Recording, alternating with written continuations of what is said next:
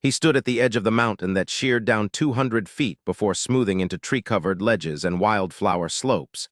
He breathed the thin air that burned his lungs, less today than yesterday. Soon the frigid air at 6,000 feet would feel natural. Yesterday he'd realized he hadn't thought all day about phones, TVS, radios, faxes, or voices grabbing at him. No more blinding flashbulbs. Now he was finally letting go, forgetting stretches of time about what happened. He looked across the valley at raw mountains stretching like jagged teeth. Mr. Gouge at the Union 76 station in Dillinger said locals called them the Ferengi Range. The highest peak rose 12,000 feet, bent south, shaped oddly. He wouldn't climb that one. Dillinger folks joked about summer snow on it. He felt utterly alone again. Conifers surrounded him, birch, fir, endless ponderosa pines. Quaking aspen dotted the landscape too. No logging had touched this land. Across the valley, higher peaks showed only snow and ruggedness, untouched beauty. He looked toward Dillinger at the valley's far end 1,500 souls. Silver mines made it an 1880s boomtown with 30,000 people. Miners, prostitutes, store owners, crooks, occasional sheriffs and preachers, few families. Descendants of those who stayed now catered to summer tourists. Scruffy cattle grazed the valley. He'd seen bighorn sheep and mountain goats near them, pronghorn antelope lower down, and prowling coyotes. He'd driven his Jeep to Dillinger once for groceries at Clements. Tuesday, 2 days ago, he bought frozen peas, forgetting he had no freezer, just a small high-tech refrigerator powered by a generator outside. He cooked those peas on his wood stove, ate the whole package sitting by the bright lamp that also ran off the generator. He stretched, spotted 2 hawks hunting low, and took his axe back to the stump. Soon he pulled off his down jacket, flannel shirt, then undershirt. Still he sweated. His rhythm quickened. The sun warmed his skin. He felt strong and healthy. He knew he had more wood than needed, but kept the smooth rhythm, feeling muscles flex and tight. He stopped to wipe sweat with his sleeve. Even his sweat smelled fresh, as if his insides were clean. He heard something faint, an animal. He knew owls, sparrow hawks, chipmunks, skunks, wolves. This wasn't them. He hoped no one invaded his mountain. His was the only cabin here, others were lower, half a mile away. No hikers came up in April. He hefted his axe again. He froze mid-swing at the sound again, a desperate cry like a kitten, crazy. He pulled on his flannel shirt and down jacket. He picked up his axe. The weight felt good. Had another man come? He paused, letting silence fill him until he became part of it. Cool breeze stirred his hair. It came again, soft, mewling, fainter, broken in two, as if split apart, as if a creature nearly died. He ran across the meadow into the pine forest, slowing for undergrowth, praying he was right but uncertain. He heard his own breathing and stopped. Little sun pierced the dense trees. Late afternoon brought near darkness. No sounds at all, nothing. He calmed his breathing and listened. Still nothing. He heard slithering.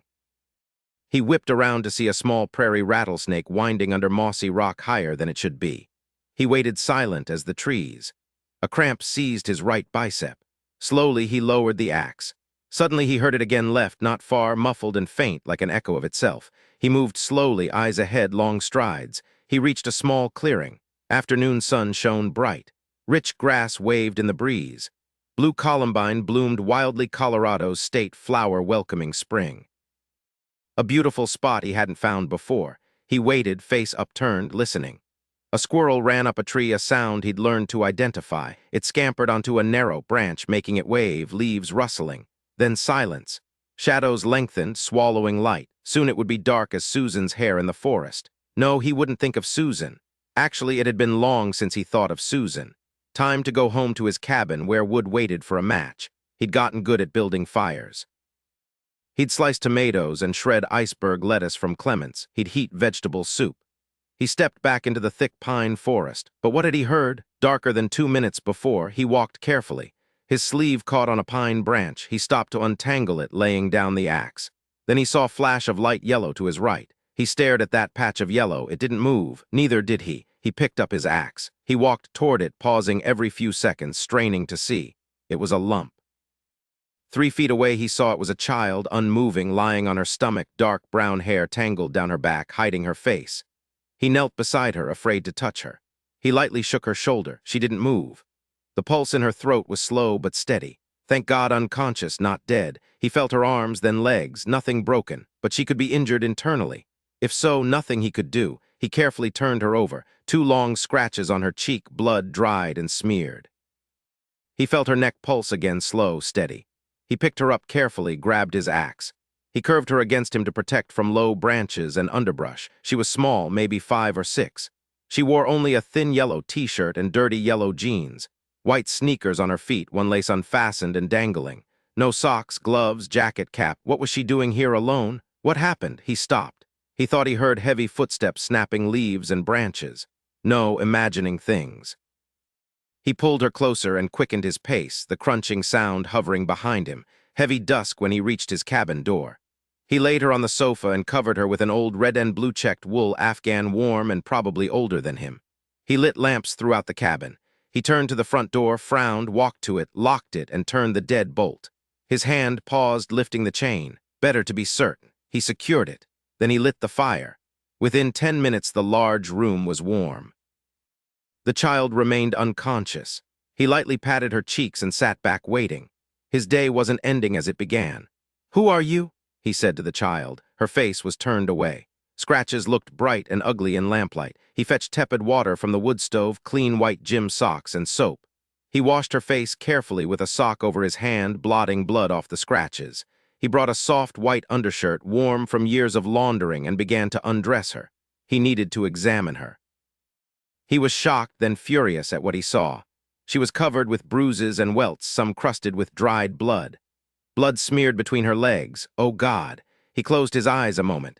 He bathed her thoroughly, examining as best he could, but saw no wounds or cuts, just abrasions and deep bruises. He turned her onto her stomach. Long, thin welts scored her flesh from shoulders to ankles, placed carefully by someone wanting to mark every inch. She was thin and pale as the clean undershirt he pulled over her head. It came to her ankles. He smoothed the covers over her, spread her hair on the pillow with his fingers, gentle as possible, easing tangles. Good she wasn't awake during this. He sat back staring at the silent child. He realized he was shaking with fury. What monster did this? He knew firsthand there were many monsters, but facing this made him want to puke and kill. He willed her to wake. She didn't move. He considered taking her to the hospital now. No phone, couldn't call. He'd left his cell phone home. It was late. He didn't know where the hospital was, how far. He didn't know who did this, who abused and beat her, or where they were. No, tomorrow he'd take her and stay with her. He wouldn't leave her alone. Tomorrow he'd drive to the sheriff in Dillinger. Tonight he'd care for her himself. If she woke hurting, he'd take her to the hospital no matter the hour. But not now. Had she saved herself, escaped, and run into the forest? Had she tripped and struck her head? Or had the monster dumped her to die? He leaned over her, gently felt her head. No lumps. Her pulse was slow and steady. If she escaped, the man was still out there looking. He'd known it in his gut when he brought her, and that's why he locked the door. He checked his Browning Savage 99 lever-action rifle chambered with .243 Win. On the table by the sofa was his Smith & Wesson .357 Magnum revolver. He loved that gun since his father gave it to him at 14, the Black Magic, for its black finish on stainless steel. He'd never used it on a person. He picked it up fully loaded, as always. He looked toward the door, revolver in hand, gauging distance. What man did this? He fixed a salad and ate it, eyes never leaving the child. He heated the soup. It smelled good. He waved a spoonful under her nose. "Come on now, wouldn't you like a taste? Campbell's is good stuff and it's hot, right off an old-fashioned wood stove. It takes a while to heat anything, but it does work. Come on now, sweetheart, wake up." Her mouth moved. He got a smaller spoon, dipped it in, and lightly pressed it against her bottom lip. To his surprise and relief, her mouth opened. He dribbled in soup. She swallowed, and he gave her more. She ate nearly half a bowl. Only then did she open her eyes. She looked confused. Slowly she turned her face toward him and stared up. He smiled and said, "Hello, don't be afraid. My name's Ramsey. I found you. You're safe now." She opened her mouth and made the strange noise he'd heard, soft mewling of bone-deep fright and helplessness. "It's all right. No one will hurt you. You're safe now with me." Her mouth opened, but no sound came out. Her arms came from under the Afghan and flailed at him, only that awful mewling escaping her small mouth. He quickly set down the spilled soup and grabbed her wrists. Her eyes fluttered closed, but not before he saw pain flash. He released her wrists. Both were raw. She'd been tied up. "I'm sorry, sweetheart. I'm really sorry. Don't fight me, please. I won't hurt you." She huddled into a small ball, back to him, arms over her head, and didn't move. He sat wondering what to do. She was terrified of him. He couldn't blame her. Why didn't she scream? Just those strange sounds. Was she mute? He said quietly, hoping she heard, "Your wrists and ankles are bad. Can I bandage them? They'll feel better." Had she heard? Still no movement. He pulled an old undershirt from the clothes pile and ripped it into strips. He felt her fear as he washed her wrists and ankles well, smeared on Neosporin, then wrapped the soft material around them, knotting them. There he'd done everything. He stood slowly, knowing not to make abrupt moves, and stared down. She was still in a tight ball, hands tucked inside the covers. She'd eaten soup. She wouldn't starve. She was warm, clean. He'd smoothed antibiotic cream on the worst scratches and cuts. He looked toward the front door, then windows. He pulled down shades and closed curtains. No one could see in. He slid bolts home on windows. To get in, someone would have to shatter them. He walked to the back door in the kitchen and flipped the dead bolt. No chain. He pulled a kitchen chair over and shoved it under the doorknob. Someone could shove it open, but the chair feet would screech and wake him. He looked at her one last time. "If you awaken, just call me. My name's Ramsey. I'll be here with you. You're safe now. All right. If you need the bathroom, it's just beyond the kitchen, behind you. It's clean. I washed up there yesterday." The covers moved slightly. Good, she'd heard. But no sound, not even that gut-wrenching mewling. His bed was across the room. He remained fully clothed. He put the rifle and Smith and Wesson on the small table by his bed, next to the reading lamp. He carefully marked his thriller's page and set it on the floor. He left the lamp lit. If she woke, he didn't want her terrified in the dark. He didn't sleep for a long time. When he did, he dreamed a man's face stared in through the window at the little girl. He awoke and walked to the window, stumbling with fear, but no face stared in. Curtains were tight. He couldn't help it. He pulled them open. He looked into darkness and saw instead the contorted face of someone else, the woman who'd screamed she would kill him. He awoke at dawn to that ghastly mewling. The child's face was leached of color in the early light mixed with lamplight. Her eyes were wide open, staring up, fear so palpable he felt it crawl inside his skin. "No," he said slowly, not moving. "It's all right, it's me. Ramsey, I'm here to take care of you. I won't hurt you. Did you have a nightmare?" She didn't move, just lay there staring. Then slowly she shook her head. He saw her arms move under the covers, small hands coming up, clenched. Bandages on her thin wrists looked obscene. "Don't be afraid, please." He turned the lamp off. Light came quickly. Her eyes were light blue, large in her thin face, pupils dilated. She had a thin, straight nose, dark lashes and eyebrows, rounded chin and 2 dimples. A pretty little girl who'd be beautiful when she smiled, and those dimples deepened. "Are you in any pain?" She shook her head. He felt profound relief. "Can you tell me your name?" She just stared, frozen and tense as if waiting to run. "Would you like to go to the bathroom?" He saw it in her eyes and smiled. Her kidneys were working. Everything seemed fine except she couldn't speak. He started to touch her to help her up, but didn't. He kept his voice low, matter of fact.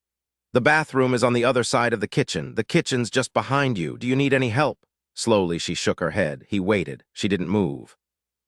Then he realized she didn't want to get up with him watching. He smiled and said, "I'm going to make some coffee. I'll see what I have that a kid would like to eat, all right?" Since he knew she wouldn't answer, he just nodded and left. He heard nothing until the bathroom door shut. He heard the lock click. He shook Cheerios into a bright blue bowl and set skimmed milk beside it. At least it wouldn't clog her arteries. He went to his fresh fruit, 2 peaches left from the half-dozen he'd bought. He sliced one on the cereal. He waited. He heard the toilet flush, then nothing. Had something happened? He waited more. He didn't want to terrify her by knocking, but too much time passed. He lightly tapped his knuckles against the pine door. "Sweetheart, you all right?" He heard nothing. He frowned at the locked door. Well, he'd been stupid. She probably believed she was safe from him now. She'd never come out willingly. He poured a large mug of black coffee and sat down beside the door, long legs stretched nearly to the opposite wall. His black boots were scuffed and comfortable as old slippers. He crossed his ankles. He began to talk. "I'd sure like to know your name." "Sweetheart is all right, but it's not the same as a real name. I know you can't talk. That's no problem now that I understand. I could give you a pencil and paper and you could write your name down. That sounds good, doesn't it?" Not a whisper. He drank his coffee, rolled his shoulders, then relaxed against the wall. "I'll bet you've got a mom who's really worried. I can't help until you come out and write down your name and where you're from. Then I can call your mother." He heard that soft mewling again. He took another drink of coffee. "Yeah, I bet your mom is really worried. Wait a minute, you're too young to write, aren't you? Maybe you're not. I don't know. I don't have any kids." Not a sound. "Well, so much for that. Okay. Come on out now and have some breakfast. I have Cheerios and a sliced peach." All I bought was skimmed milk, but you can't tell by taste. You just don't want to look at it. It's runny and thin. The peach is really good, sweet as anything. I ate 4 since I bought them 2 days ago. You're getting the second to last one. I'll make toast too if you'd like. I've got strawberry jam, come on out. I'll bet you're getting hungry. Listen, I'm not going to hurt you. I didn't hurt you yesterday, did I? Or last night? No, and I didn't hurt you this morning. You can trust me. I was a Boy Scout when I was young, a real good one. That person who hurt you, he won't come near here. If he does, I'll shoot him. Then I'll beat the crap out of him. Well, I didn't mean to say that exactly, but you know I'm not around kids often. I've got 3 nieces and 2 nephews I see at least once a year, and I like them. They're my brother's kids. I taught the girls football last Christmas. Do you like football? No sound. He remembered his sister-in-law Elaine cheering when Ellen caught a 10-yard pass in the makeshift end zone. I'll try to be careful with my language, but you can count on this. If that monster comes close, I'll make him real sorry for hurting you. I promise. Please come out. The sunrise is beautiful. Would you like to see it? Lots of pinks and soft grays and oranges. It's happening quick now. The lock clicked open. The door slowly opened. She stood there wearing his undershirt that came to her small feet and nearly fell off her shoulders. Hi, he said easily, not moving. You want some cereal now? She nodded. Can you help me up? He held out his hand. He saw fear, wild panic in her eyes. She looked at his hand as if it were a snake about to bite. She scooted around him and ran into the kitchen. Okay, too soon for trust. The milk's on the counter, he called out. Can you reach it? He walked very slowly back to the kitchen. She was sitting in the corner, pressed against the wall, the bowl hugged to her chest. Her face was nearly in the bowl, dark brown hair in thick tangles hiding her face. He said nothing, just poured more coffee, slid 2 slices of wheat bread into the long-handled metal toaster and held it over the wood stove. About 2 minutes browned each side. He sat down in one of the 2 kitchen chairs, straddling the back. The other was still shoved under the back doorknob. It came to him clearly then he wasn't giving her to strangers. She was his responsibility and he'd shoulder it. No, he couldn't imagine what they'd do in a hospital. Doctors, nurses, lab people poking around, terrifying her, shrinks showing dolls and asking what the man did, male doctors not understanding, treating her like any little girl when she wasn't. No, none of that, not now. And then the sheriff would get involved. Well, he'd speak to the sheriff, but not just yet. Let her ease more. Let her come to trust him just a little. Would you like a slice of toast? I've learned to work this holder really well. I haven't burned bread for nearly a week. The small head shook back and forth. Okay, I'll eat both. If you change your mind, I've got really good strawberry jam made right down in Dillinger by Mrs. Harper. She's been here all her 64 years. I've been here nearly 2 weeks. I come from San Francisco. This cabin was built by the grandfather of a friend of mine. He loaned it to me. I've never been here before. It's beautiful. Maybe later you can tell me where you come from. I wanted to be alone, completely away from everything and everyone, isolated, you know. No, I don't guess you'd have any idea, would you? Who said life is too much with us? Maybe I did and forgot. So much can happen when you're grown up, but you're supposed to handle it. But you're just a kid. Nothing bad should have happened. I'll fix things if I can. But you know, he continued slowly, eyeing the strips on her wrists and ankles, thinking of her battered body, knowing she'd been assaulted. I think we should see a doctor maybe in a couple of days, then the sheriff. I hope Dillinger has a sheriff. The mewling began. She laid the empty cereal bowl on the floor and raised her face. She shook her head back and forth, mewling raw and ugly from her throat. He felt goose bumps. You don't want to see a doctor. She pressed hard against the wall, legs up, the undershirt wrapped around her like a white tent, head tucked in, rocking. Okay, we won't go anywhere. We'll stay right here safe and snug. I've got lots of food. Did I tell you I went to Dillinger 2 days ago? I got stuff even a kid would like. I've got hot dogs and old-fashioned buns that don't taste like anything, French's mustard and baked beans. I cut onions in the beans, add mustard and catsup, then put it in a pot on the stove for 20 minutes. That sounds good, doesn't it? She stopped rocking. Slowly, she turned her face toward him. She pushed back her hair. You like hot dogs? She nodded. Good, I do too. I bought old-fashioned potato chips, the real greasy kind that makes your hands oily. Do you like potato chips? She nodded again. She eased just a little. The kid liked food, a start. Did you mind the skimmed milk? She shook her head. What now? Do you mind if I eat my toast? It's getting cold. He didn't wait for her to nod, just smiled and began buttering his toast. When he slathered strawberry jam on one slice, he held it out. You want to try this? She stared at the toast with jam about to fall. Let me put it on a napkin. Thank heaven he'd bought napkins. He handed it to her. She took 3 fast bites, hardly chewing, then sighed and ate more slowly. She licked jam off her lower lip. For the first time, she looked happy. Has it been a long time since you've eaten? She chewed slowly, seemed to think, then nodded slowly. I see I've got to ask yes or no questions. Do you feel better this morning? Fear washed color from her face. She looked at her bandaged wrist holding the half slice of toast. I'll put more cream on your wrists and ankles after you finish. He said nothing more, just ate his toast. What about the rest of her? He knew he should examine her again, but couldn't with her awake and terrified.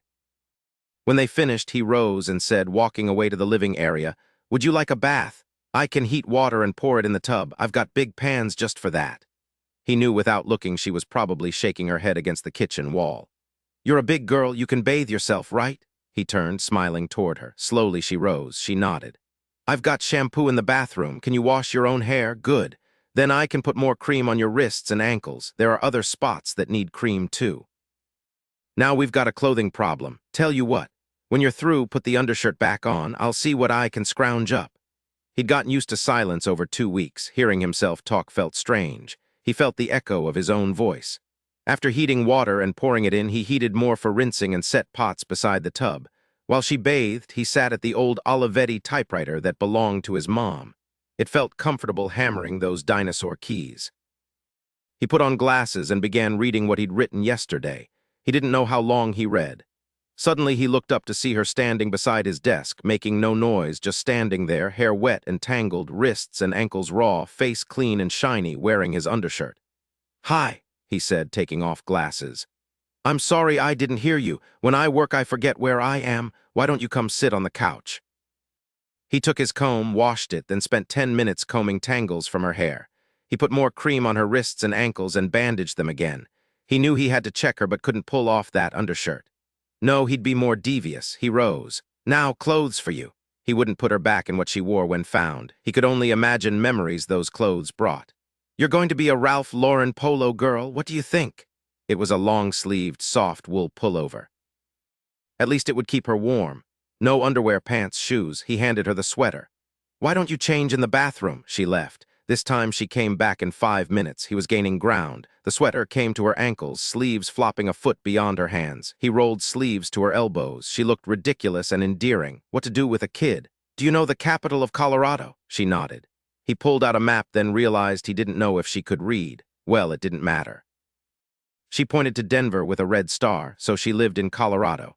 That's really good. I don't think my nieces and nephews know any state capital, even Pennsylvania, where they live. Do you know where we are? Fear, cold, frozen fear. He said easily, we're in the Rockies, about 2 hours southwest of Denver. No ski resorts closed, so it's pretty empty. Still beautiful. Do you watch Star Trek? She nodded, color returning to her face.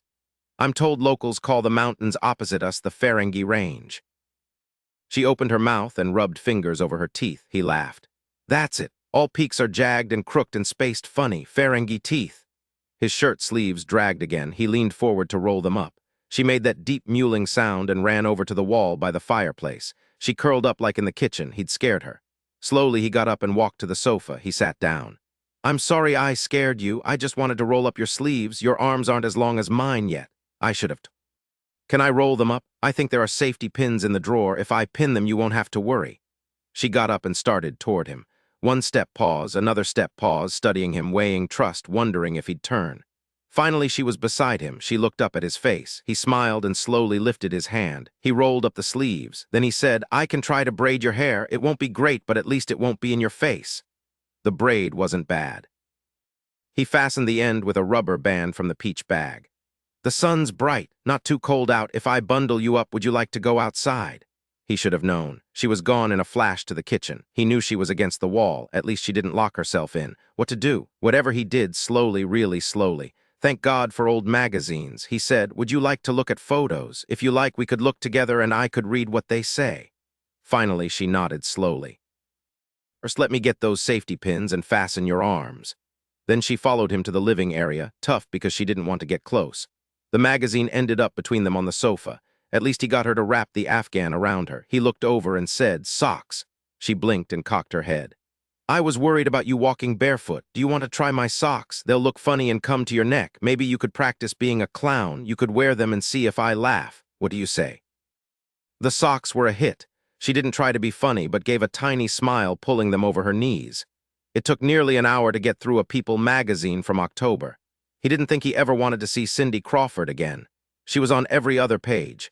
He looked up after reading about a movie star's painful reunion with her brother. She was asleep, cheek on hands, resting on the sofa arm. He smoothed the Afghan and went back to his typewriter. He nearly knocked his glasses off, roaring up so fast. That horrible mewling was louder. She was having a nightmare, twisting in the Afghan, face flushed, strained with fear. He had to touch her, no choice. He shook her shoulder. "Wake up, sweetheart, come on, wake up." She opened her eyes. She was crying. "Oh no." He didn't think, just sat and pulled her onto his lap. "I'm so sorry, baby, it's all right now." He held her close, gently pressing her head against his chest, pulling the Afghan around her. One of his socks dangled off her left foot. He pulled it up and tucked her tighter. "It's all right now. I won't let anyone hurt you. I swear it. No one will ever hurt you again." He realized she was frozen against him. He'd terrified her. But he didn't let go. If ever she needed someone, it was now, and he was the only one. He kept whispering, telling her over and over she was safe. He'd never let anyone hurt her again. He spoke on until he felt her begin to loosen. Finally, he heard her sigh, then miracles. She was asleep again. It was early afternoon. He was getting hungry, but it could wait. He wouldn't disturb her. She was nestled against him, head nearly in his armpit. He rearranged her slightly, then picked up his book. She whimpered in her sleep. He pulled her closer. She smelled sweet, that unique child scent. His eyes feral, he said low toward the window. "You come close, you bastard, and I'll blow your head off." The morning rain slammed against the cabin windows, driven hard by gusting west wind. Ramsey sat beside her on the sofa, a novel in his hand, reading quietly as he had for 3 days. She was more at ease, not jerking away if he startled her. They sat a foot apart, his voice quiet and deep as he read. He said, Mr. Phipps didn't know what he'd do. He could go back to his wife and deal with her, or give up and leave her to all the men who wanted her, all the rich men who would give her what she wanted. But then he'd never given up in his life. He paused. What came next wouldn't be good for a child. No, thinking about killing his wife wasn't cool. He should never have started this one. He cleared his throat. The words blurred as he said quietly, pretending to read. But he realized he had another choice. His little girl was waiting at home for him. He loved her more than himself, and that was saying something. In fact, he loved his little girl more than anything or anyone in his life. She sat very quietly, that foot still between them. He didn't know if she listened. At least she was warm. She wore one of his undershirts, a gray V-neck, a cardigan sweater nearly touching the floor, Afghan pulled to her chin against the chill rain and wind. He was getting better at braiding her hair. If she weren't so silent, perhaps with a small smile, you could take her for any kid sitting with her dad while he read. But she wasn't like any kid. Slowly, he looked down at the book. He said with feeling crystal clear inside him. He wanted his little girl to know she'd always be safe with him. He'd protect and love her as long as he lived. She was sweet and gentle, and he knew she loved him. But she was scared, and he understood. She'd been through too much for a little girl to bear, but she'd come through. She was the bravest little girl he'd ever known. Yes, she'd survived, and now she'd be with him. He thought of the little mountain cabin in the Rockies with its meadow of blooming columbine and Indian paintbrush. He knew she'd like it there. She'd be free, and he'd hear her laugh again. It had been long since he'd heard her laugh. He walked into the house, saw her standing by the kitchen door holding a small stuffed monkey. She smiled and held out her arms. He turned to her and very slowly, very lightly, touched fingertips to her ear. "Do you have a stuffed animal?" She didn't look at him, just stared out the windows at the gray rain he wondered would ever stop. Then she nodded. "Is it a monkey?" She shook her head. "A dog?" She turned to him then, tears pooling in her eyes. She nodded. "It's all right. Hey, he's not stuffed, is he? He's a real dog. I promise you'll be back soon with your dog. What kind is he?" This time she reached for the pen and paper he'd set on the table last evening. First time she'd paid attention. He felt hope leap. She drew a dog with lots of spots. "A Dalmatian?" She nodded, then smiled, a very small smile, but a smile. She tugged his sleeve. She actually touched him. "You want the story to go on?" She nodded. She moved just a little closer and snuggled into the Afghan. He said, funny thing, she wanted a dog but loved her stuffed monkey more. His name was Geek. He had long arms and a silly brown hairy face. She took him everywhere. One day when she and her daddy walked across their meadow, they heard a loud sound. It was a milk delivery truck. "Why did it come up here?" the little girl asked. "He's bringing our weekly milk supply," her father said. Sure enough, there was milk, but what the man really brought was a litter of puppies, all pure white. Soon 6 puppies yapped at each other, chasing around the meadow, hiding in flowers, rolling on their backs, having a wonderful time. But Geek wasn't happy. He sat on the porch, long arms at his sides, watching puppies steal the little girl's attention. He heard her laugh and saw her play with them, saw them climbing all over her, licking her face, whining when she didn't scratch tummies quick enough. His monkey head dropped to his legs. He was unhappy. Then suddenly she came back to where he sat. She picked him up and gave him a big kiss on his hairy face. "Come play with the babies, Geek," she said. "Daddy said they have to go home soon. The milkman brought them here so we could play." When Geek thought later, he realized he'd liked the puppies once used to them. They were cute. Maybe he could find a puppy and bring it to her. He went to sleep snuggled beside her, dreaming of a little white puppy that would get black spots when older. Ramsey made a show of closing the novel. "There, what do you think of Geek the monkey?" She picked up the pen and paper. She labored a moment, then sat back. He looked down to see a stick-figure little girl holding what must be Geek. She hugged him tightly and smiled. "That's great," he said. Was she sitting right next to him? Hot damn she was. It was he who fell asleep, head flopped back. When he awoke hours later, she was snuggled against him, head on his chest, boneless as children are when utterly relaxed. He leaned down and kissed her head. She smelled like his shampoo mixed with kid. He liked it. He eased her off, covered her well, and went to the kitchen. He made coffee, sat at the table, and listened to rain pelt the roof. She'd been with him nearly 4 days, no sign of anyone near the cabin. He'd rather wanted the man who abused her to show up. He'd like to kill him himself. Where was that bastard? Probably long gone. How much longer should he keep her hidden? At least he didn't worry about her health. The second day, he'd given her 1/3 of a sleeping pill. When deeply asleep, he'd examined her again, checked bruises and welts, applied more cream, then covered her. She was healing nicely. She'd never stirred, thank God. He wondered if she really had a Dalmatian. He realized, too, he'd put himself in her father's place. Well, too bad. As long as she was with him, she was his. But what about her parents? Had they been there when taken? Maybe they were responsible. What were they like? No, it didn't matter, not yet. But of course it did. He felt good. First time she'd gotten close. It took him falling asleep, but it was a start. He smiled toward the stove, got up, and opened chicken noodle soup. She liked soup with toasted cheese sandwiches. That evening, after roasting the last 2 hot dogs, eating baked beans, and making strawberry jello that wasn't rubbery, he said to her, "Why don't I say girl names? If I hit yours, you can nod 3 times or pull my arm or kick my shin." "Okay." She didn't move. Her lack of enthusiasm didn't bode well. "Okay, let's try. Jennifer, that's pretty. Is it yours?" She didn't move. "Lindsay?" Nothing. "Morgan?" She turned her back on him. That made feelings clear. She didn't want to play, but why? "Draw me your mommy." She turned back instantly. Fingers fluttered over blank paper. She didn't look at him, just stared at the paper. Then she began to draw. A stick figure wearing a skirt, sneakers, and curly hair. The figure held what looked like a box with a knob. He said, "That's excellent. Is her hair dark brown like yours?" She shook her head. "Red." She smiled hugely and nodded. Then she drew more curly hair around the stick woman's head. "I guessed red because it's my favorite color. She's got really curly hair. Is it long?" She shrugged her shoulders. "Okay, it's medium. Is she holding a box?" She shook her head. She pointed to people on the cover of a magazine on the coffee table. Then clicked her index finger again and again to her thumb. "Ah," he said. "That's a camera. She's a photographer." She nodded, again pointing to the pictures. "And she photographs people." She nodded happily. Then suddenly her face fell. She was thinking about her mother, missing her, wondering where she was, and there was not a thing he could do about it. He said, "Now draw me a picture of your daddy." She clutched the pen the way one would a dagger. Then she made that horrible mewling sound in her throat. "It's all right, sweetheart. I'm here. You're safe." Then, somewhat to his surprise, she began to draw a man stick figure, and he was playing a guitar and his mouth was open. Her father was a singer. Then she pressed down so hard the pencil tip broke. So could her father have been the one who'd left her vulnerable, abused her? No, certainly a father wouldn't do that to his own kid. Yeah, right. With everything he knew about life, everything he'd watched and dealt with, he knew, of course, it was very possible. He wanted to ask her questions about her dad, but seeing her reaction, he let it wait. She wadded up the paper. She slowly pulled away from him and drew up into a ball pressed against the back of the sofa. It would take time, he knew. Time, but how much should he take?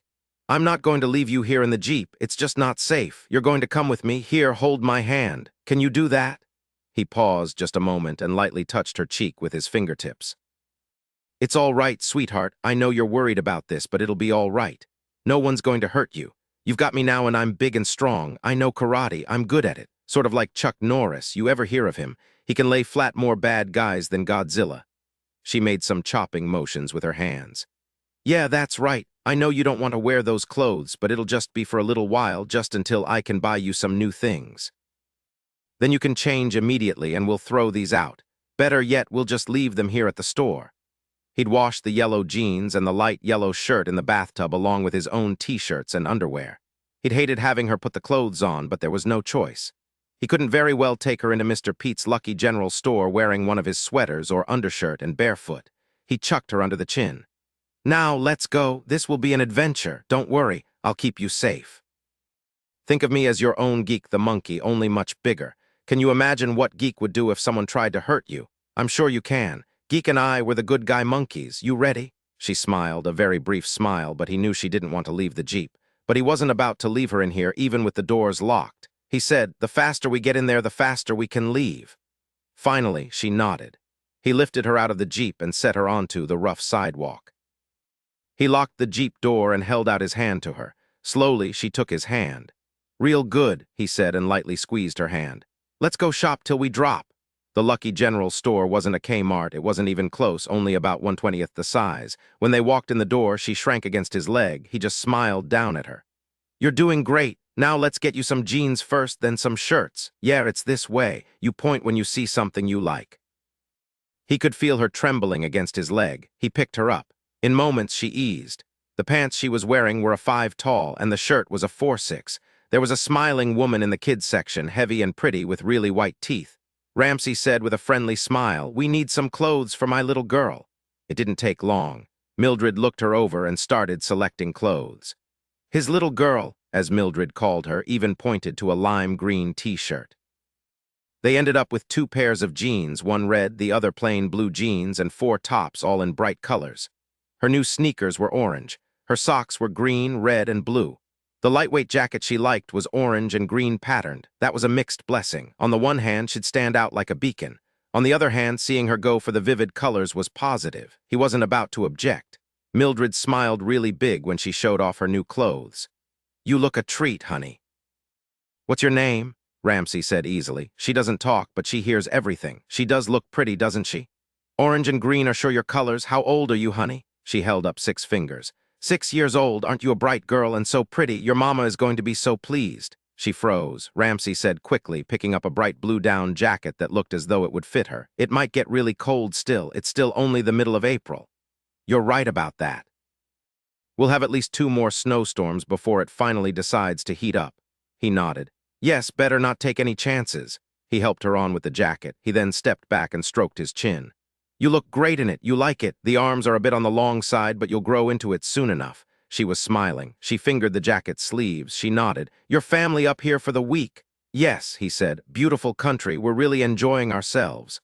I've lived here all my life. You can lay a 20 on 2 more snowstorms. Maybe they'll hit after you're gone. You just never know. He didn't know what else to say. They'd been here too long. He wanted to get her back to the cabin. He gave Mildred a big smile, then said, wave goodbye to Mildred. She nodded to Mildred instead. He leaned down, saying quietly so Mildred couldn't hear, Can I pick you up now? To his pleasure, she raised her arms. He tossed a bottle of baby shampoo into the cart on the way to the checkout counter. No one had given them one strange look. Everyone had been open and friendly. No more than 10 people had seen them together. Mr. Pete, the owner, was at the checkout counter.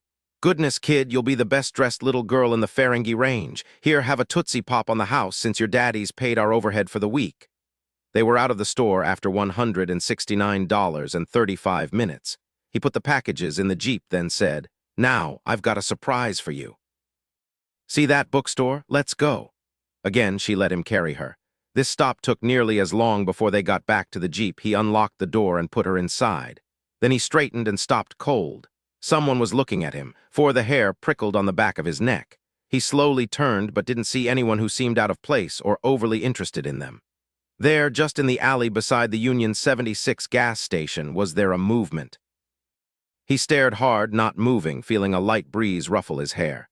There was nothing at all. Still, he didn't like it. He'd never before ignored his gut. He quickly climbed into the Jeep. She hadn't noticed anything, thank God. She'd pulled the Afghan he'd brought to keep her warm close around her, nearly hiding her face. She looked like she was ready to fall asleep. Was she tired, or did she just want to escape her fear in sleep? He looked toward the sheriff's office just down Boulder Street.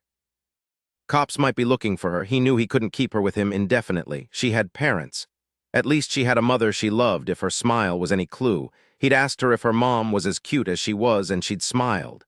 Her father, he'd find out eventually, but her mother at least had to be worried sick about her. But he couldn't do it, not quite yet. What the hell had happened? He'd teased over the questions for the past 6 days, but hadn't found any answers. He had to do something soon, but watching her small face pinch with fear when he turned her over to strangers wasn't in him yet. The more time she had with him, hopefully, the stronger she'd be. Actually, it was she herself holding him back. He looked down at the sleeping child. There was some color in her cheeks. The taut gray look she'd had even in sleep since he'd found her was finally gone. She looked like a normal little girl. He smiled at the bright colors she was wearing. He remembered the previous evening when they'd settled down for him to read to her after dinner. He'd brought up seeing the sheriff again. This time she hadn't just shaken her head. She'd grabbed his hand and clung to him, and then shaken her head. He hated that awful empty fear in her eyes. "All right," he'd said. "We'll give it a while longer, but your parents, kiddo, they've got to be frantic for you." She lowered her head and began to cry. He wanted to curse, but he didn't. He hadn't snarled a nice, meaningful curse in 4 days, at least out loud in her hearing. She seemed terrified that if anyone knew where she was, parents included, she would be hurt again, and she just might. How had he gotten her the first time? Had her parents been careless with her, left her alone in a shopping mall, or had the kidnapper simply walked into the girl's yard and taken her? Maybe he'd go to the sheriff in a couple of days. Almost as soon as he thought it, he was shaking his head. No, she needed more time to trust, to see that he wouldn't let anything happen to her. But when she was back with her parents, he wouldn't see her again. He wouldn't be able to protect her. They'd failed to protect her before. It could happen again. But the bottom line was she wasn't his. He'd saved her, but she wasn't his. He didn't know what to do. He shook his head at himself and speeded up. The Jeep was a workhorse. He loved it. It was a beautiful day, a bit on the cool side, not more than 55 degrees, but the sun was bright overhead. There'd been lots of people on the streets. He remembered the feeling of being watched. Had it been real? He turned at the sound of a low moan, another nightmare. He leaned over and touched her face. She moved her cheek against his palm, then stilled. He ruffled her hair and cupped her small chin in his palm. She opened her beautiful light blue eyes and blinked up at him. He saw her fear slowly dissipate. Her eyes warmed. In that instant, he knew he wasn't going to let anyone else have her until he knew for certain that she'd be safe. Yeah, so I'm a big Jello, but you know what? Jello isn't bad. Another thing, not only are you the best-dressed kid in the Ferengi Range, you're the cutest." The next afternoon, when he came in from out of doors carrying an armful of logs, she flinched and ducked back behind the sofa. He stopped immediately. "What's up? What's the matter?" She tried to smile, but it fell away. "I surprised you." She nodded, relieved that he'd explained it as she'd wanted him to. He smiled.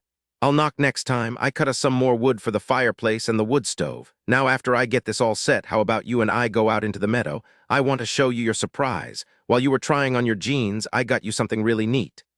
It was, he knew, the only way he was going to get her outside. Since they were in town, she'd refused even to step out onto the front porch. It was time to get her into the fresh air. Still, she hung back, her small face pale, her expression wary. "It's really neat," he said again, not acting all that excited. "Your surprise, I mean. You need your blue down jacket. It's a little cold out there." She looked adorable in her stiff new jeans, her orange sneakers as bright as neon lights, red socks, and a bright orange shirt with lime green apples all over it. He was braiding her hair better each time he tried. She looked fresh and sweet and scared. He hated this fear in her, but it had only been a week since he'd found her. Both of them had made strides. Had the man gotten her easily because she was mute and couldn't scream for help?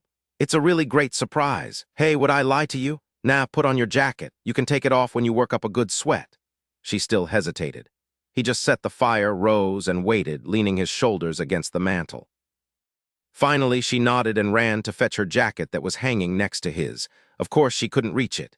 He got it down for her and helped her into it. It fit her great, except for the 2 long sleeves that he rolled up.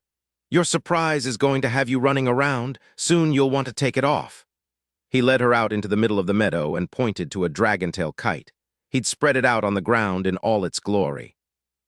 She just stood there and stared, then smiled, a huge smile that deepened her dimples. It was the first time he'd seen a smile like that.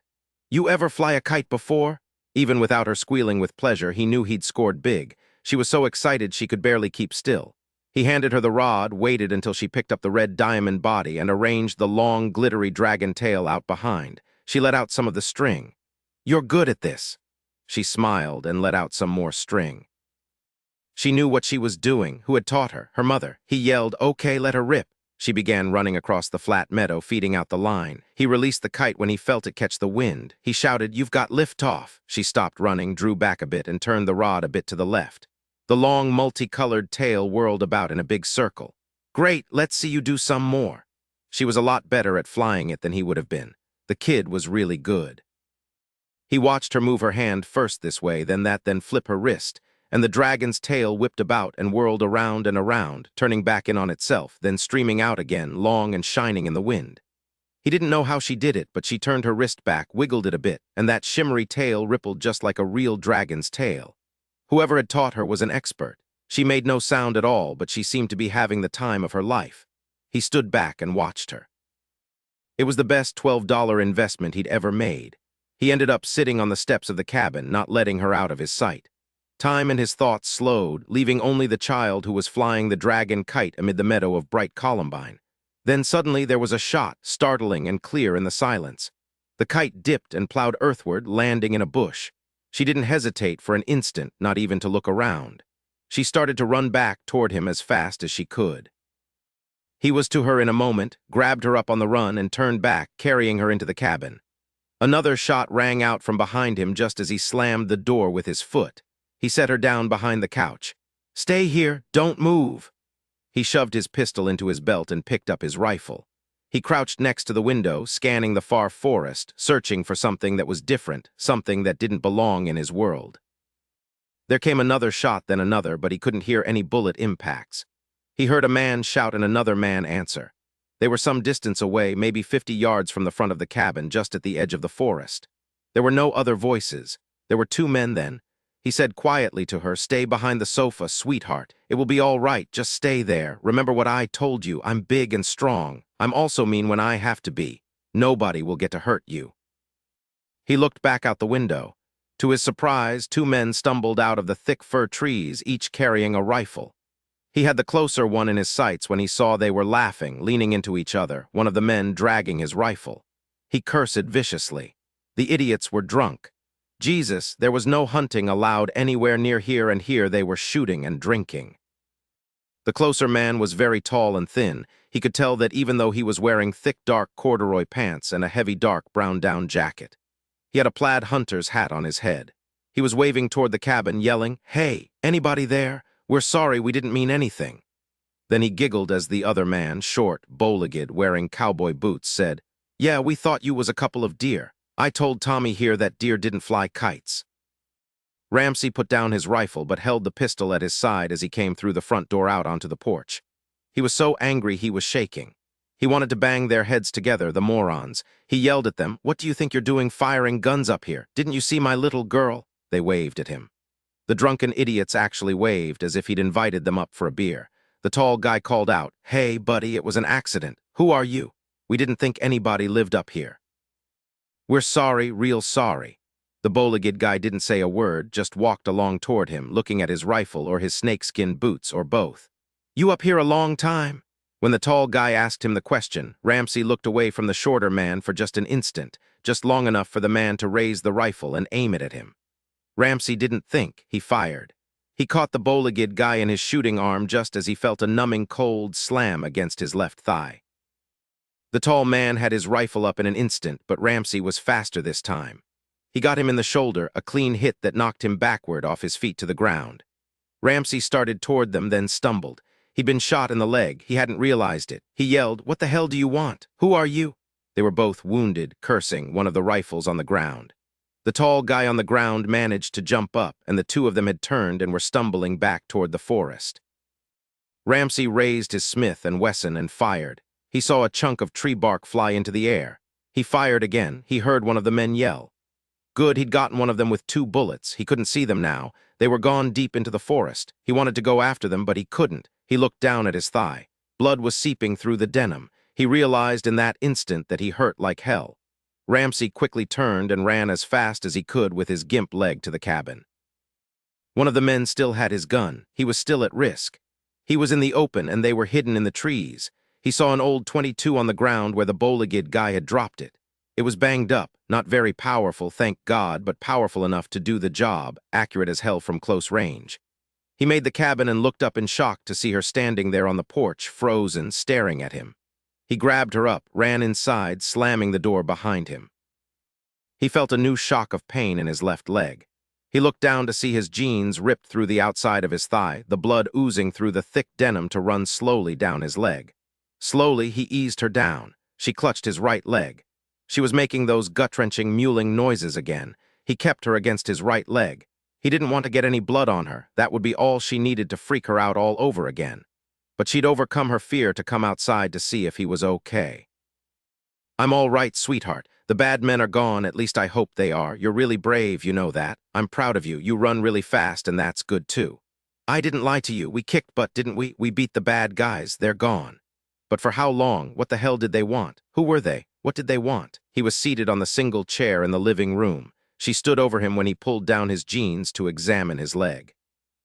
The bullet had gouged a gash through the outside of his thigh, ripping away skin, a bit of muscle. Not deep, maybe 2 inches long. It wasn't bad. He was very lucky. He poured vodka over the wound. It burned like hell, but she was standing right there, so scared, her face whiter than high mountain snow, and he wasn't about to yell. He gritted his teeth and kept pouring until he was as certain as he could be that the wound was clean. It probably needed to be stitched, but he couldn't do that, no way, since he couldn't sterilize a needle and thread. The last thing he needed was an infection. He pulled the skin tightly together over the gash, then put some sterilized gauze over it. Then he ripped some adhesive tape off with his teeth, stretched the tape tight to hold the edges of skin together beneath the gauze, and pressed it down. Pain hissed out between his gritted teeth. She made a small mewling sound. He saw her lay her hand on his right knee. "It's all right. It just hurt a little bit, not bad. That was the worst of it, putting that tape over it." He laid down more tape, making it tighter. He rose slowly, turned slightly away from her, and pulled up his jeans. "Now, sweetheart, let's get some aspirin down my gullet." He took 4 generic aspirin from Clements and drank a full glass of orange juice. He laughed and wiped his mouth. "Vitamin C is good stuff, maybe even helpful for a gunshot wound." His leg hurt, but that was the least of his problems. He knew she was watching him, fear leaving her face as pale as new snow. He locked the front door, shot home the deadbolt, and fastened the chain. Maybe later he'd go get that old .22 rifle. He knew the men weren't coming back. They had no idea he had no ability to contact the outside world.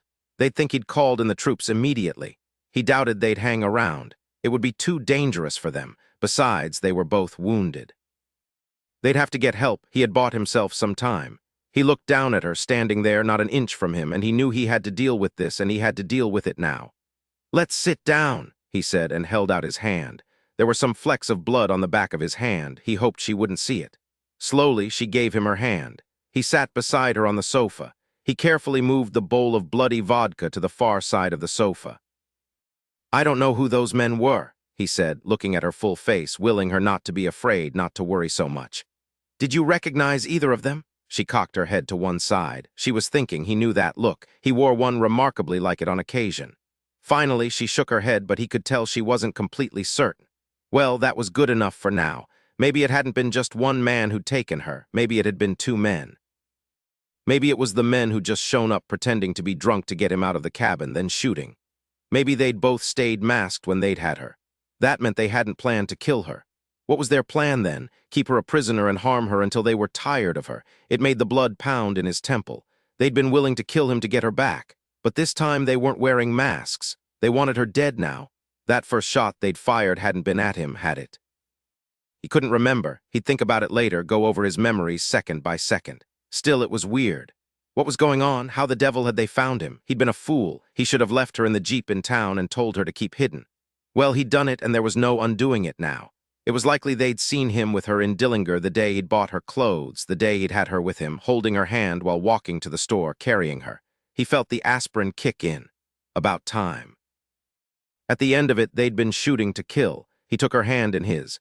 "We've got to be really careful now, okay? I want you to stay close to me." As if she'd stray 6 inches from him, he thought. She nodded solemnly. "We'll get out of this, sweetheart, I promise you that." Again she nodded, her little face so serious, so pale and tight that he wanted to cry. 5. The aspirin hadn't worked worth a damn. His thigh was throbbing big time. He couldn't get comfortable and he couldn't get back to sleep. He knew he had a low-grade fever. It was nearly 2 o'clock in the morning. He got up finally, listened for her breathing, heard it, and knew she was deeply asleep because he was used to the rhythms of her breathing now. He walked as quietly as he could to the kitchen and sat down at the kitchen table, balancing the flashlight so it shone on his leg. He knew he had to get that tape and gauze off to see if the wound was infected. If it was, he would be in the Jeep on his way to the hospital within 5 minutes. And that would mean the cops, since it was a gunshot wound. No hope for it. And he would have to bring her into it, giving her over to the authorities, relinquishing all his protection of her. He was wearing loose sweats. He pulled down the pants and looked at his swelled thigh. It felt warm to the touch, but that seemed normal to him under the circumstances. It hurt like hell to pull off the tape and lift the gauze that had naturally stuck to the wound, but he took a long swig of vodka, gritted his teeth, and did it. He stared down at his leg. It was swelled and warm, but there was no redness, no pus, thank God. He poured more vodka over the gash, hissing between his teeth. He felt her presence, then her small hand on his shoulder. He prayed he didn't look as bad as the wound looked when he said, turning slowly, "Hi, sweetheart. I'm sorry I woke you up. I just had to check my leg. It isn't bad, just swelled a bit and warm, but nothing scary. I'm just being really careful. Now let me bandage it up again." She carefully took a thick pad of gauze, then waited. With both hands, he pushed the flesh tightly together on the exit wound, then nodded to her. She laid the gauze over it. Then she pulled out a length of tape, laid it over the gauze and his flesh, and pulled it taut.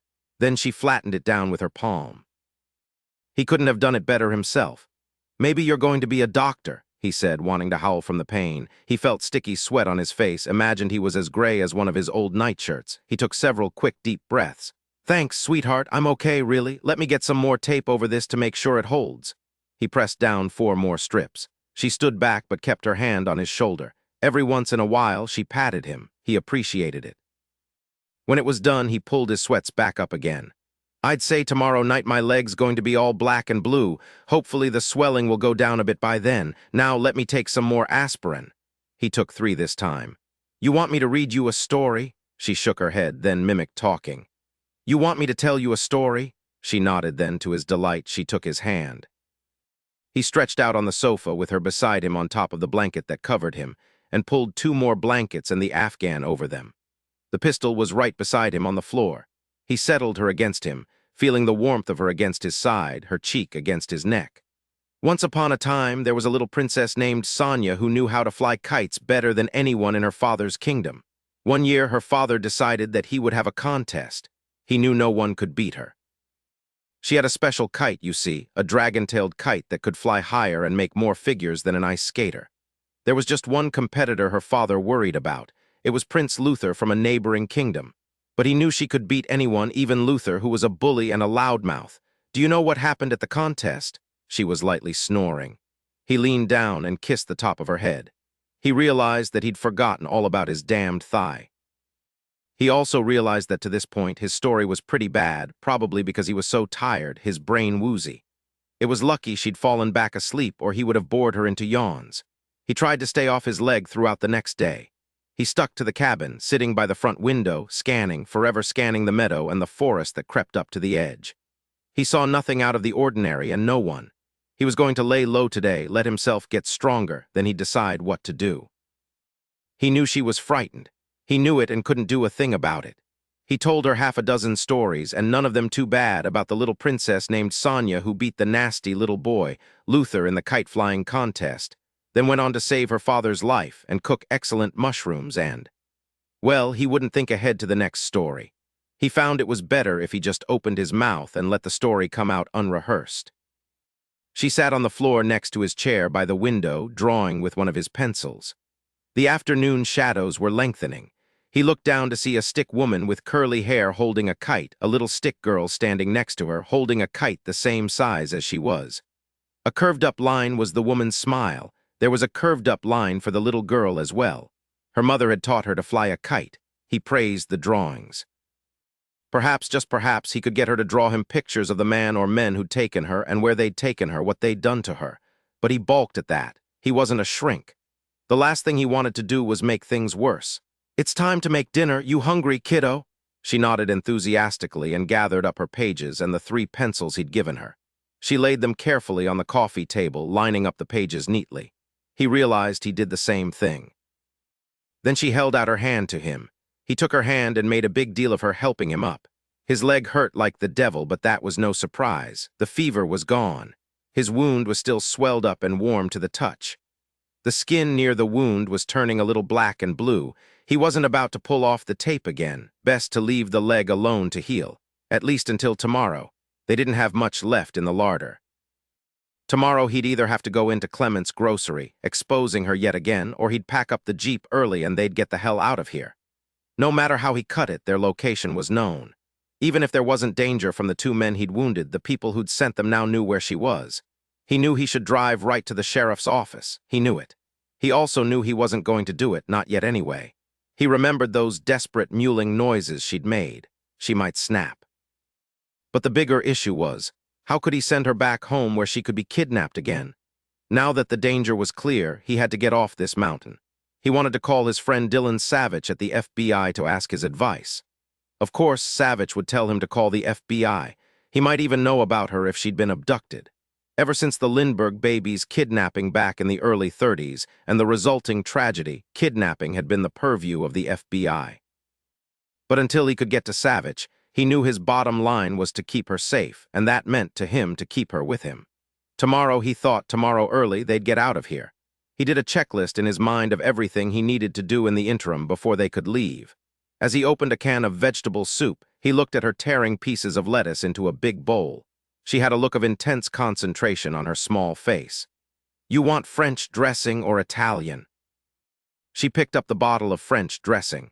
"Good choice. That was always my favorite when I was your age." He wasn't going to tell her they were leaving until he was ready to load her into the Jeep. She cocked her head to one side. He realized he did the same thing in just the same way. Had she picked it up from him in only a week, he shook his head, smiling at her. "Yeah, I was once your age, a long time ago. Don't make fun of me because I'm old." She gave him an impudent grin that was as kid-normal as kicking a soccer ball. They ate the soup and salad in front of the fireplace. The evening had turned cold, really cold once the sun went down. It was probably in the low 40s. A coyote howled. Just after dawn, he unbolted the door, unfastened the chain, and as quietly as he could, he went out into a silent world where he could see his breath. He needed to chop wood for the fireplace and the wood-burning stove. He stood very still, looking everywhere for any sign of something that shouldn't be here. Nothing. He finally laid his Browning Savage down on the ground, really close to his left foot. He looked around again but couldn't see anything out of the ordinary. He split half a dozen logs before his leg began throbbing so much he had to stop. It would be enough. He'd agreed to leave the cabin the way he'd found it, and that included a goodly amount of split logs. He was cursing softly as he cradled the logs in his arms, pressed his rifle against his side, and carried it all back inside.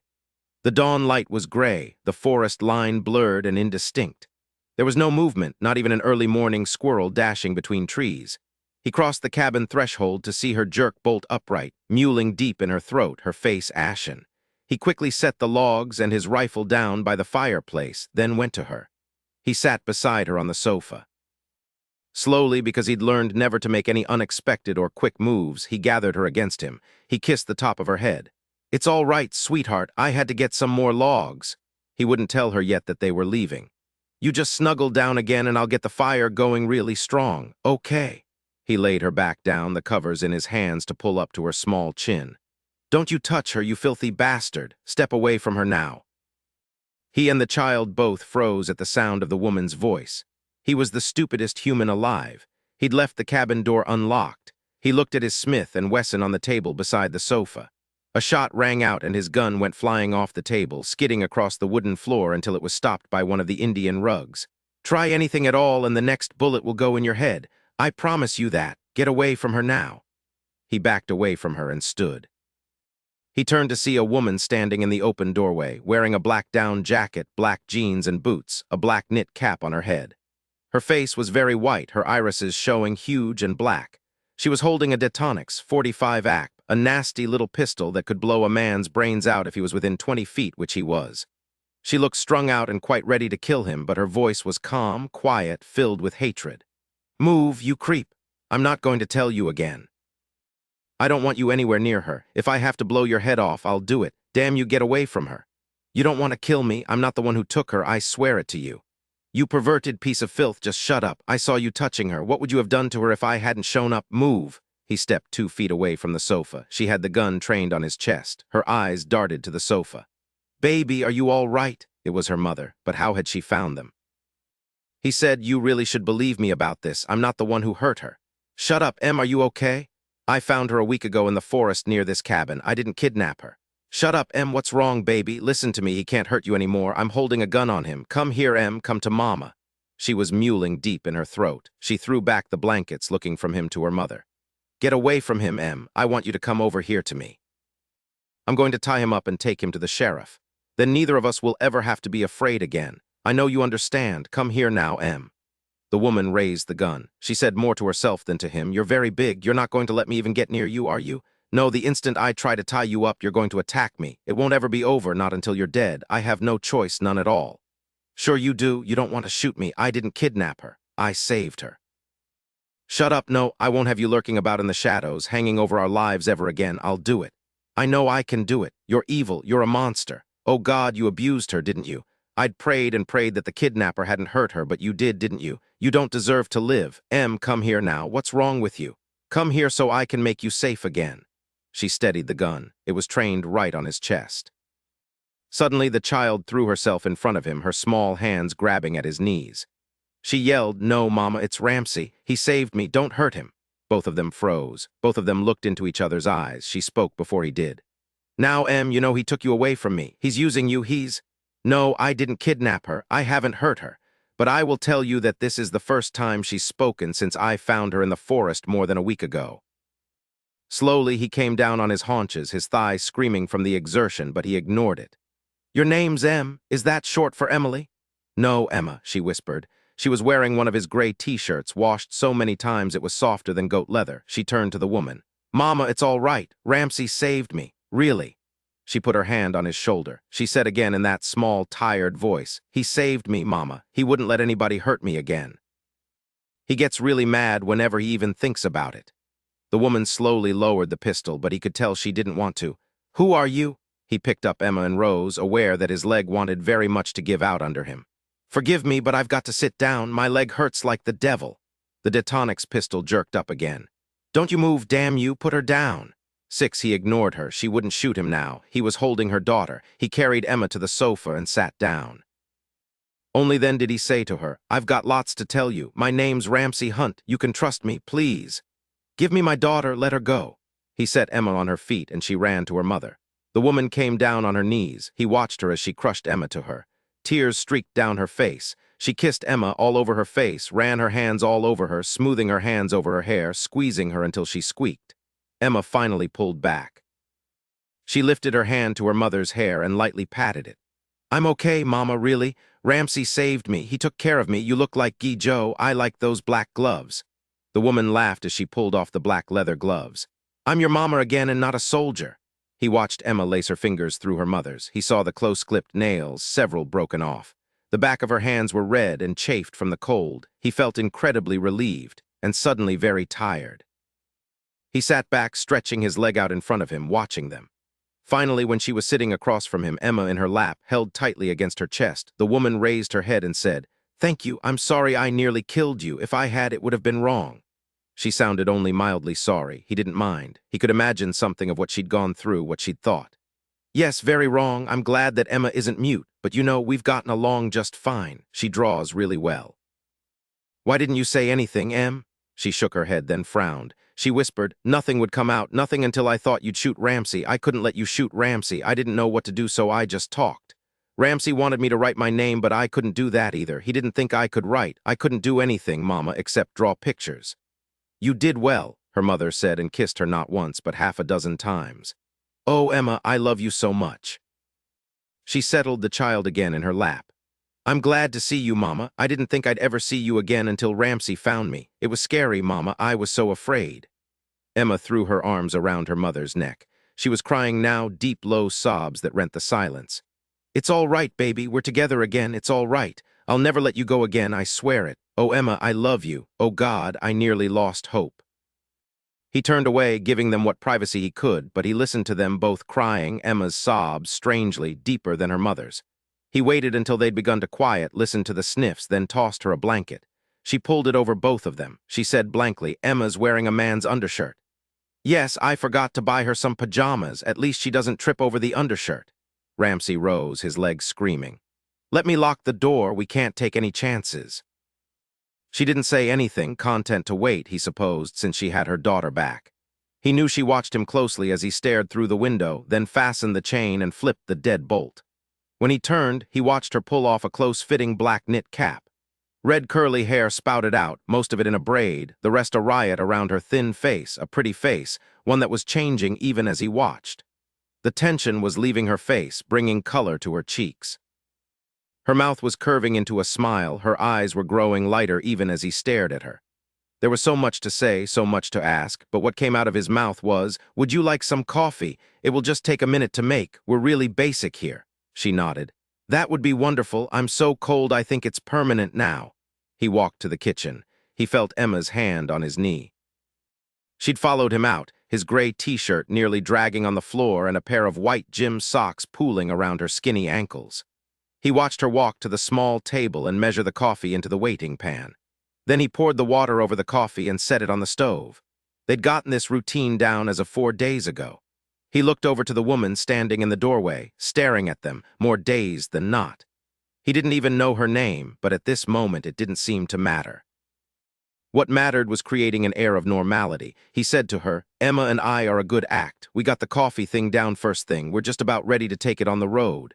Hey, Emma, who gets top billing?" "I don't know what that means, Ramsey. Does your name go first on the signs or does mine? I'm the youngest. I should go first."